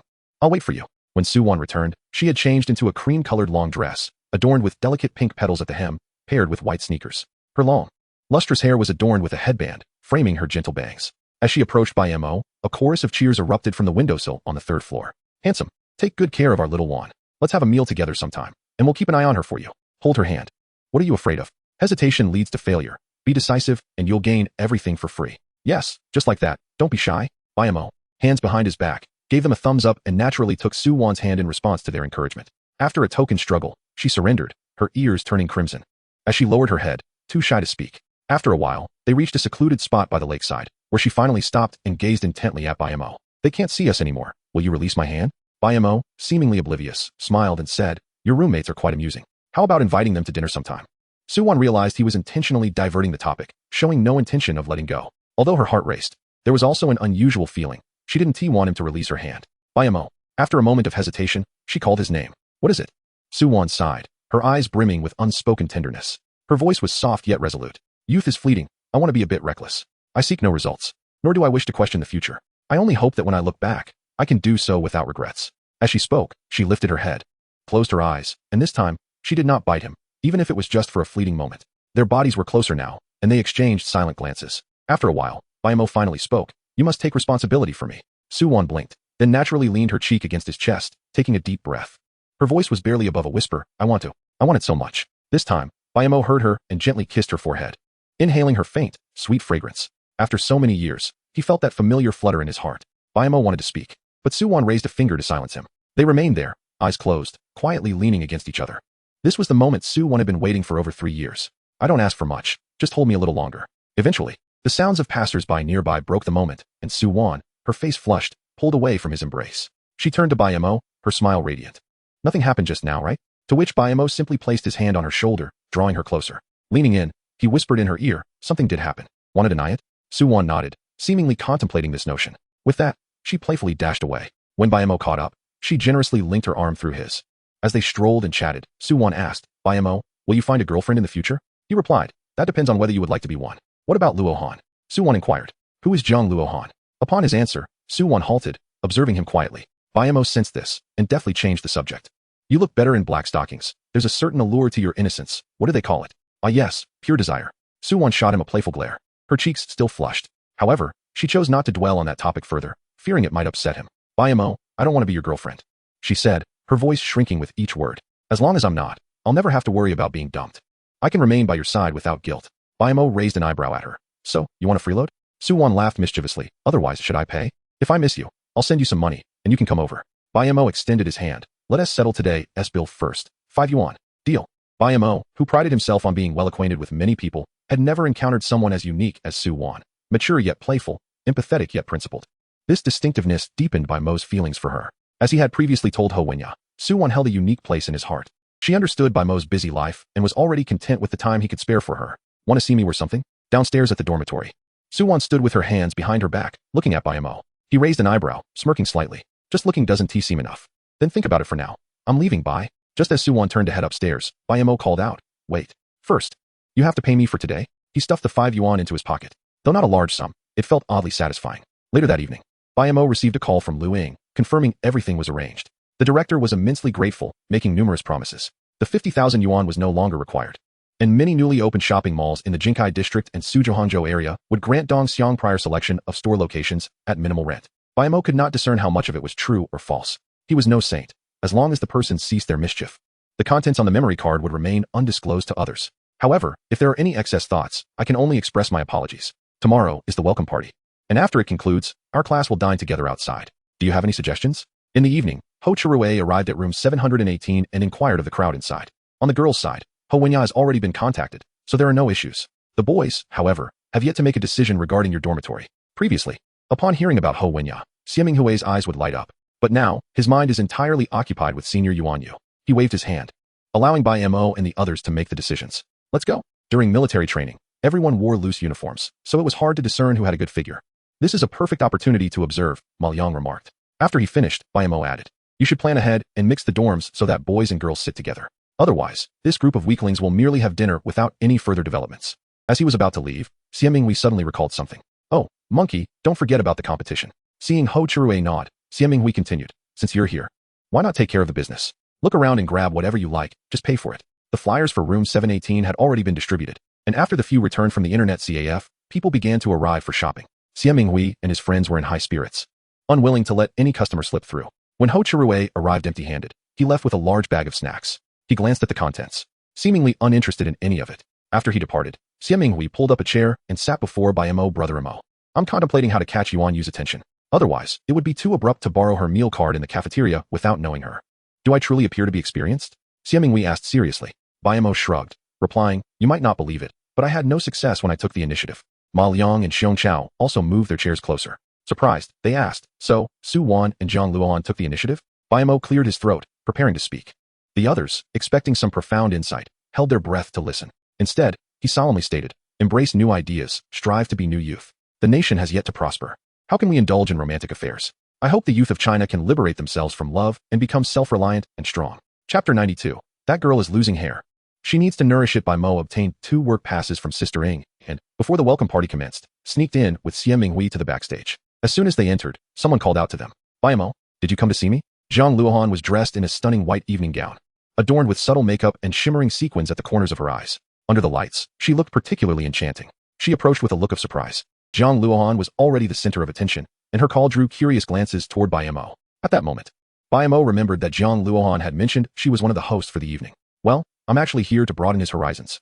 He gestured toward the shy Xie Minghui beside him. Before coming, Xie Minghui had confidently proclaimed he would make a good impression on Yuan Yu, but now he seemed intimidated. Jiang Luohan chuckled, covering her mouth. Just then, Yuan Yu called out to Jiang Luohan from a distance. "I'm going over to rehearse the script. Wait for me." "No problem. We'll go with you," Bai Mo said, putting his arm around Xie Minghui's shoulder, who visibly stiffened. Jiang Luohan, beaming, had no objections. "Maybe we should just forget it." Xie Minghui hesitated, showing signs of retreat. Retreating only leads to either 0 or countless attempts. "You don't want to be a coward for life, do you?" Bai Mo patted his shoulder, urging him to think it over. Xie Minghui gritted his teeth and decided to follow. It was evident he was genuinely captivated by Yuan Yu's beauty. "This is our senior from the previous year, and also my partner, Yuan Yu," Bai Mo introduced. Yuan Yu smiled gently and nodded in acknowledgement. Bai Mo returned the gesture, then casually found a chair to sit down, pulling out his phone to play Snake. Had it not been for Xie Minghui pleading for assistance to catch Yuan Yu's attention, he wouldn't have bothered to attend. Upon arriving, they soon realized it might have been futile. Xie Minghui, the timid one, merely observed, too apprehensive to even greet anyone. After a while, Jiang Luohan concluded her script rehearsal and was about to come over when someone appeared out of nowhere, holding flowers. "Hello, Jiang Luohan. After hosting tonight, would you like to have dinner together?" Upon his approach, the surrounding crowd instinctively glanced at Bai Mo. Even Xie Minghui nudged him. Jiang Luohan, accustomed to such attention, smiled politely. "I'm sorry, but I have plans." "No problem. May I have your contact information for next time?" Bai Mo tucked his phone into his pocket and patted Xie Minghui's shoulder. "If you plan to approach Yuan Yu like this, I suggest you abandon the idea." Xie Minghui appeared a bit dazed as he watched Bai Mo stride towards Jiang Luohan. "Excuse me, could you please step aside?" Although there was ample space beside the other person, Bai Mo acted as if he didn't notice. The individual, slightly confused, instinctively moved aside. Bai Mo bypassed him and approached Jiang Luohan. "Beautiful lady, would you like to join me for dinner tonight?" Jiang Luohan burst into laughter. This is typical of Bai Mo. She responded with a bright smile, "Sure." Her response left the flower bearer stunned and awkwardly standing there. Bai Mo felt no sympathy for him. He had approached without understanding the situation and deserved the embarrassment. He shot Xie Minghui a look, signaling him not to emulate that behavior. Perhaps being too close to Jiang Luohan, she lingered her gaze on Bai Mo's shoulder for a while. After a moment, she cautiously removed a strand of hair from his shoulder, her face suddenly looking distressed. Bai Mo noticed her reaction. "Bai Mo," Jiang Luohan pouted, gazing at him with imploring eyes. Bai Mo shrugged, suggesting, "It must belong to Su Wan. How can a young girl start losing hair at her age? She needs some nourishment." There was no need for further explanation. Upon hearing it was Su Wan's hair, Jiang Luohan inexplicably sighed in relief. Compared to others, it seemed easier for her to accept it belonged to Su Wan. "Luohan." "Yes?" she replied. After taking a deep breath, Jiang Luohan quickly adjusted her emotions, but still bit her lower lip and glanced at Bai Mo. She noticed him conversing with Xie Minghui, showing no intention of defending himself. Bai Mo whispered into Xie Minghui's ear, "Do you know what hosts fear the most during a show?" Xie Minghui shook his head, forgetting their lines. Bai Mo continued, "What if Yuan Yu loses her hosting card? Would she panic? And if you just happened to be there to help her find it?" Bai Mo left the thought hanging. The understanding was implicit. Xie Minghui stared at Bai Mo, bewildered. "Isn't that a bit unethical? It may be underhanded, but it's also the most effective. If you help her this time, borrowing her meal card in the cafeteria next time will be a breeze," Bai Mo suggested. Xie Minghui appeared visibly conflicted. However, he was undeniably intrigued as the start of the party drew closer, and the backstage began to fill with people. Bai Mo and Xie Minghui shifted to an inconspicuous corner, a place that did not obstruct the flow of others. He sighed inwardly, realizing that the young lad harbored no ill intentions. Yet, it is precisely such well-meaning individuals who are often met with rejection. Of course, they are also the ones most likely to remain ensnared in a metaphorical fish pond, living as mere small fish. Bai Mo sighed again, feeling a mix of disappointment and exasperation. "Remember what you said, you promised to wash my socks for a week." After saying this, he waved to Jiang Luohan, following a brief farewell to Yuan Yu. Jiang Luohan approached him. "What is up? Let us invite Yuan Yu to join us for dinner tonight." At this, Jiang Luohan's demeanor shifted to one of caution. "Oh dear." Bai Mo, noticing her expression, playfully flicked her forehead. Although she was beautiful, She did not align with his aesthetic preferences. This fellow merely wished to get acquainted with her. Bai Mo gestured towards the awkwardly smiling Xie Minghui, prompting Jiang Luohan to relax. Well, just be polite when you talk to her. No need to hit me. That hurt. Bai Mo feigned guilt. My apologies, I'll be gentler next time. Jiang Luohan pouted. I'll go ask, but I can't guarantee anything. Just do your best. Jiang Luohan was quick in her actions, and while conversing with Yuan Yu, their gazes shifted towards Bai Mo. He waved at them, while Xie Minghui pretended to look away, lacking the confidence he once exhibited during his self-introduction on stage. Even young men are prone to infatuation. The senior has agreed. Chapter 93. I like you, always have. Bai Mo, aren't we having a class gathering tonight? After Jiang Luohan departed, Xie Minghui timidly inquired. Bai Mo blinked. Is that a conflict? We can all meet at the same place, and it would give our classmates something to envy. Wouldn't it be better? Xie Minghui, slightly embarrassed, asked. But what if Yuan Yu doesn't follow, and neither does He Wanya or Jing? Bai Mo shot him a look, choosing silence. This fellow had quite the dilemma. Once they returned to their seats, Xie Minghui's focus had shifted away from the gathering. He began to daydream about how to present himself while dining with Yuan Yu. Sensing the awkward atmosphere, Bai Mo's enthusiasm for playing games had dissipated. Mo Gu, during the gathering, we should mix the seating arrangement between boys and girls. If you want to sit next to any girl in class, just tell me. I'll arrange it for you. He Wanya had somehow moved to Bai Mo's side, inquiring. Bai Mo turned with a hint of curiosity. If I had no preferences, who would I end up sitting next to? Me. He Wanya readily admitted. Noting that the other boys in the class were rather dull. Despite the lively chatter in the group, they were all rather reserved in person. Bai Mo shrugged. Sorry, but that might disappoint you. I have other plans. He Wanya had only been jesting, fully aware that Bai Mo did not hold her in high regard. She quickly replied. It's fine. Bai Mo nodded. By the way, what do you think of Ma Liang from our dorm? Ma Liang. He is a good person, He Wanya murmured. Ma Liang, who was nearby, heard his name and pretended to be oblivious. However, upon hearing He Wanya's comment, he felt a flicker of happiness. Bai Mo then remarked.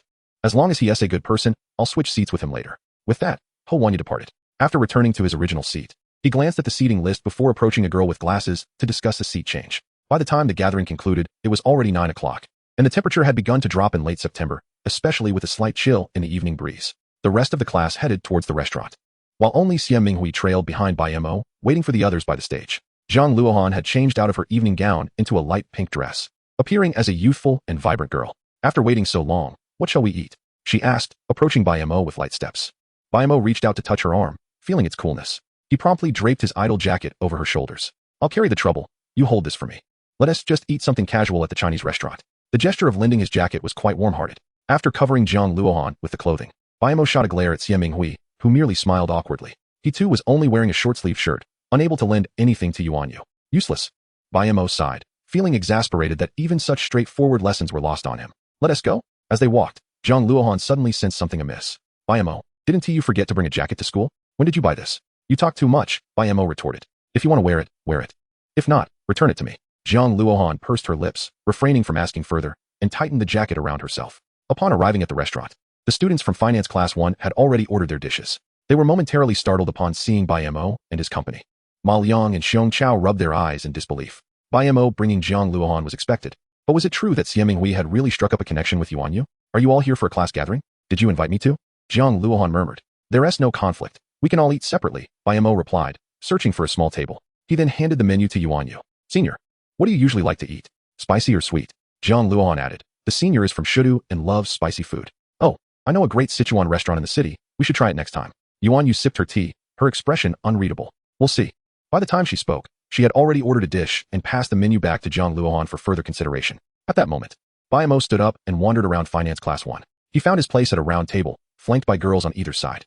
Bai Mo couldn't even recall their names. Bai Mo, that is Jiang Luohan. So pretty. No wonder you don't even glance at the girls in class. After sitting down, a girl with round glasses teased him. Bai Mo sampled some dishes and quietly remarked, actually, I have seen them. During military training. I told the coach I had twisted my ankle, so I spent 2 days watching you all run. He had observed every girl in the class carefully, noting that there were indeed a few who caught his eye. The girl with glasses blushed upon realizing this, exclaiming, you rogue. Bai Mo chuckled, enjoy your meal. After a brief greeting, he departed. What did he mean by that? A few people nearby had overheard Bai Mo's low voice, and some were puzzled. At another table, Jiang Luohan had finished ordering and was chatting with Yuan Yu, while Xie Minghui sat dumbfounded, unable to interject. The atmosphere was somewhat awkward, alleviated only by Bai Mo's arrival. He, however, was no longer in the mood for conversation, focusing solely on his meal. Halfway through, he suddenly exclaimed, my stomach hurts. After saying this, he clutched his abdomen, prompting immediate concern from Jiang Luohan. What's wrong? I don't know. Maybe I drank too much cold water. I'll call 120. Jiang Luohan declared, pulling out her phone, only to be stopped by Bai Mo. No need. Let us check the school infirmary first. With that, He leaned on Jiang Luohan for support as they exited, leaving Yuan Yu and Xie Minghui behind. Take your time eating. I've already settled the bill. Once outside the restaurant, Bai Mo took a few steps before returning to normal. Are you alright? Jiang Luohan asked with genuine concern. Bai Mo ignited a cigarette, boasting. The doctor said I have a good digestive system. How could there be a problem? Then what about just now? Jiang Luohan murmured before realizing the implication. You are so bad. Bai Mo cast her a sidelong glance. When I'm not bad, you don't like me either. Jiang Luohan, flustered, retorted. Who says that? Bai Mo was momentarily taken aback. Jiang Luohan blinked. I do like you. Bai Mo shivered slightly. The jest was rather chilly. Jiang Luohan gazed at him intently, devoid of any hint of jest. I've always liked you, even knowing you're a scoundrel. Jiang Luohan suddenly recalled the hair on Bai Mo's shoulder. Though her lips remained curled in a smile, tears began to well in her eyes. If there comes a day when you truly no longer want me, perhaps then I won't like you anymore. I would never like you again. Bai Mo reached out to wipe her tears. Jiang Luohan could no longer contain herself, burying her head in his embrace, sobbing cautiously. There are many things I can pretend not to know, but I cannot deceive myself into not liking you. Bai Mo patted her back, waiting for her emotions to ease a bit before asking, come, tell me, what do you know? Chapter 94. Jiang Luohan slightly raised her head to look at Bai Mo. I don't know anything. Observing her delicate demeanor, Bai Mo understood what Su Wan meant. Youth only lasts a few years. If one does not indulge in wildness now, will they truly wait until they grow old to grasp at fleeting moments? As adults, there is rarely an absolute right or wrong. It merely depends on one's perspective. Looking back from his own viewpoint, he saw his 3 years of high school as a radiant memory. He was still the one stubbornly writing letters of understanding, persuading his family to forgive him.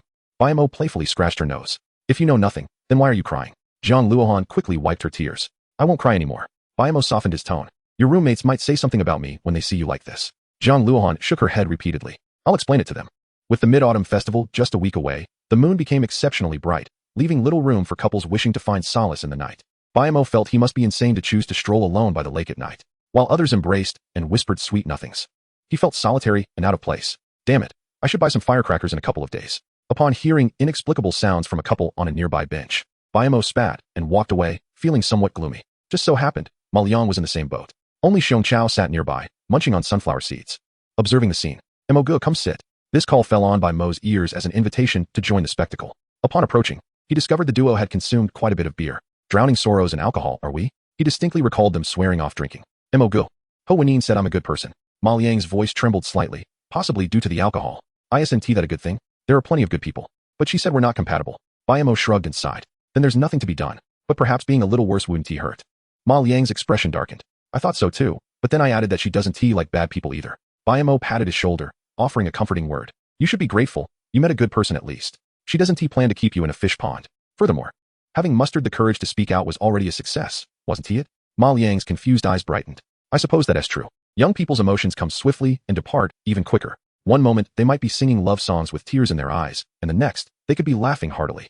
Bai Mo had no intention of prying into Xie Minghui's affairs. That was a high-stakes game he presumed he couldn't touch. Mo Ge, is your stomach all right? Xie Minghui, sensing Bai Mo's disinterest in his troubles, sought to initiate conversation. It's fine, just spent $50 in the infirmary. Think I should get reimbursed? Xie Minghui regretted initiating the dialogue immediately. Bai Mo shot him a sidelong glance, perhaps out of concern. Upon hearing this, Xie Minghui quickly raised 2 fingers, pleading with Bai Mo to cease. He had reached this point still without a resolution, which made him feel utterly useless. Bai Mo understood, extending 3 fingers in response. Xie Minghui gritted his teeth and nodded. This meant he was to wash Bai Mo's socks for 3 weeks. The competition held at the Galaxy Internet Bar had become a hot topic among students. Following the preliminary and semi-final selections, the elimination rounds had finally commenced. After practicing with Ho Chirue, the group of 718 realized he was quite the show-off. He claimed to be inexperienced, yet during gameplay, he expertly called out positions and displayed remarkable skill. Ma Liang, on the other hand, genuinely struggled. If not, I'll withdraw, you can find someone else. Ma Liang recognized he was the weak link and suggested this. No way, you're great, believe in yourself. Bai Mo quickly intervened. As long as he was present, there would be someone to support him. If he left, it would make him seem foolish. But if this continues, we might not secure a place. Ma Liang panicked, worried about being a hindrance. Bai Mo reassured him, it's fine. Even if we don't win a ranking prize, we can still receive an outstanding team award, with the same prize as the champion. At this moment, Xie Minghui removed his headphones, looking at Bai Mo with a puzzled expression. Is there even such an award? Continue. Continue. Ho Chirue glanced at Bai Mo but remained silent. He sensed that this classmate was somewhat extraordinary. Just as Bai Mo was enjoying himself, his phone rang unexpectedly. He pressed the answer key and clipped the phone to his ear. Su Shu, what is up? The caller was Su Zhang, whom Bai Mo had recruited from a garment factory to be the deputy general manager. It wasn't he that Su Zhang was particularly capable. He was simply trustworthy. Xiao Mo, we have a lead on that matter. The reason Zhang Zong didn't uncover anything initially was that he was focused on the wrong aspects. He may have some clues now, but he hasn't pursued them further. Upon hearing this, Bai Mo set down the headphones and walked to the window. What happened? This matter might involve their family. Bai Mo paused for a moment before stating, keep investigating. We need at least a conclusion. Understood. After hanging up, Bai Mo lost interest in continuing the game. He suddenly recalled the time Jiang Zhe came to find him. Back then, he likely had no leads but continued to investigate. He had once suspected Bai Mo was behind it. However, afterward, it seemed he had never inquired about it again. He even assisted in many matters for Dongxiang, including introductions to several high-ranking officials and establishing key relationships in Ganqi. At that time, Bai Mo hadn't thought much of it. But now it seemed he must have discovered something, yet was unable to disclose it. After a moment of hesitation, Bai Mo decided to call Jiang Luohan. Jiang Luohan was shopping with her roommates when she received Bai Mo's call and sought a quiet spot. Bai Mo, what has your father been busy with lately? I don't know. He hasn't called me in almost a week. When I called him, he just said he was busy and kept it mysterious. Chapter 95. The Shantytown, what is the matter? Are you looking for him regarding something? Jiang Luohan inquired. In the past, during their phone conversations, they never showed concern for Jiang Zhe. Bai Mo, naturally, would not disclose this to her. She merely inquired. He should be at home during the National Day, right? Jiang Luohan replied uncertainly. He should be. Bai Mo nodded. All right then, could you ask him for me? If he is home, I'd like to pay him a visit. Upon hearing this, Jiang Luohan felt her heart race inexplicably. However, recalling the last time they met, their conversation had been rather unpleasant, which made her somewhat anxious. Bai Mo, is this moving too quickly? Bai Mo fell silent for a moment after hearing her words. Once she processed it, she responded, Jiang Luohan, do you not recall the intelligence required to score 985 or 211? Jiang Luohan had grown accustomed to Bai Mo's tone and retorted, you've muddled my thoughts. I want to take responsibility for this. If I do something, then we can discuss responsibility. You're asking me to take the blame without any cause? Bai Mo remarked.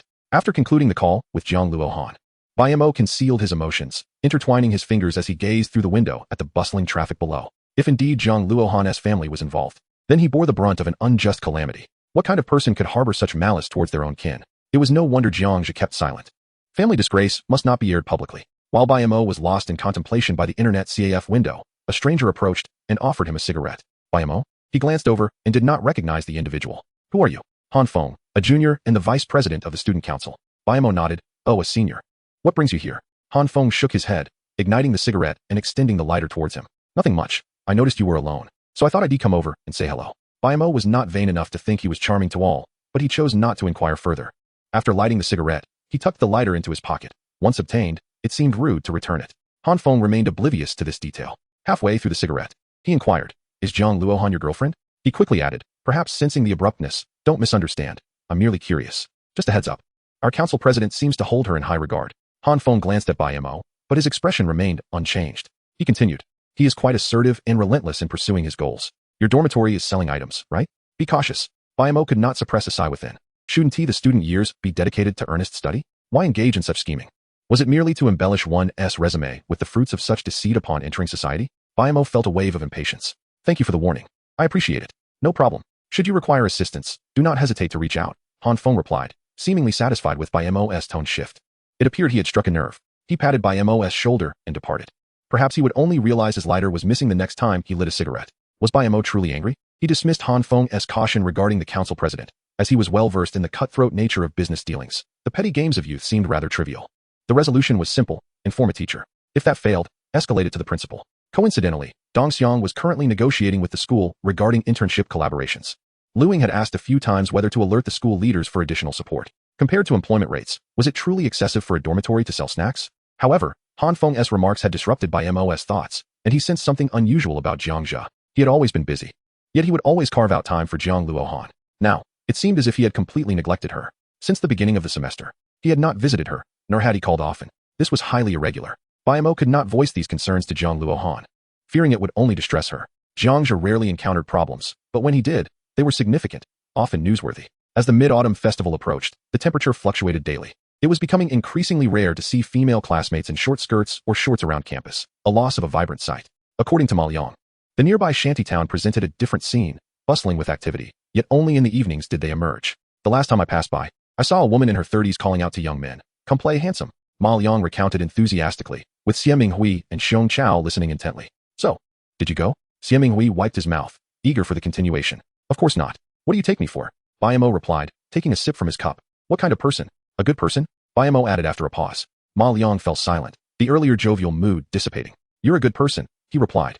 though it felt like a backhanded compliment in the atmosphere of 718. Especially in front of Ma Liang, it took on an unexpected tone. After a moment, Bai Mo suggested, "Are you free tomorrow? Let us go take a look around." He had heard of the shanty town, not far from the school, transforming into a vibrant night market with numerous vendors selling snacks, attracting many students seeking to bolster business. It was particularly lively, yet Bai Mo had never visited. Of course, he had no interest in the women in shorts. He merely sought to understand the shanty town. Soon, it would undergo renovation, and the area would be torn down to establish a new district surrounding the university town. Bai Mo remembered this as one of the few direct routes to prosperity. His clarity on the matter stemmed from the substantial compensation involved, which had sparked significant discussion throughout eastern China. It was from this very place that the myth of redevelopment began. While education might not alter one's fate, the demolitions in Jiangsu, Zhejiang, and Shanghai undoubtedly could. However, the remaining members of 718 were oblivious to this reality, their expressions revealing a certain lewdness. "Mo Go, what is on your mind?" Xie Minghui raised an eyebrow, licking his lips in inquiry. Ma Liang also looked on, seemingly intrigued. Yet Bai Mo simply shrugged, exhaling a sigh. He had inadvertently offended all three with a single remark.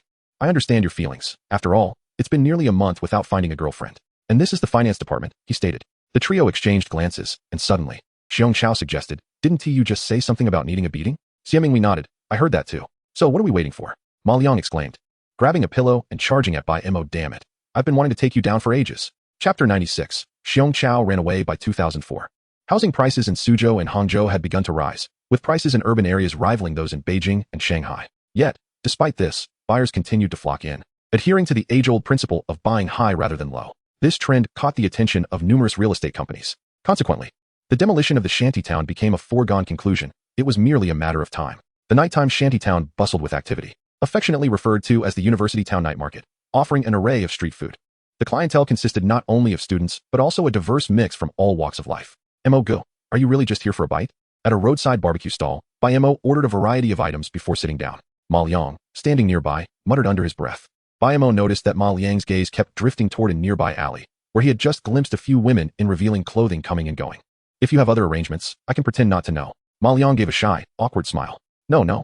He might just be curious and lacks the courage for now. Xie Minghui, meanwhile, was engrossed in his newly purchased phone, seemingly texting someone, oblivious to the two. Xiong Chao arrived late, having an elective class, but he was not alone. He was accompanied by a girl nearly 1.8 meters tall, slender and tall, perfectly matching him.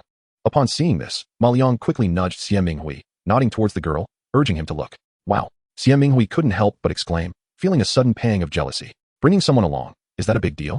Xiong Chao's goofy smile, however, appeared to Ma Liang and Xie Minghui as a boastful display. In front of the girl, they were eager to maintain their composure. "Aren't you going to introduce us?" Xie Minghui placed his phone on the table, addressing Xiong Chao.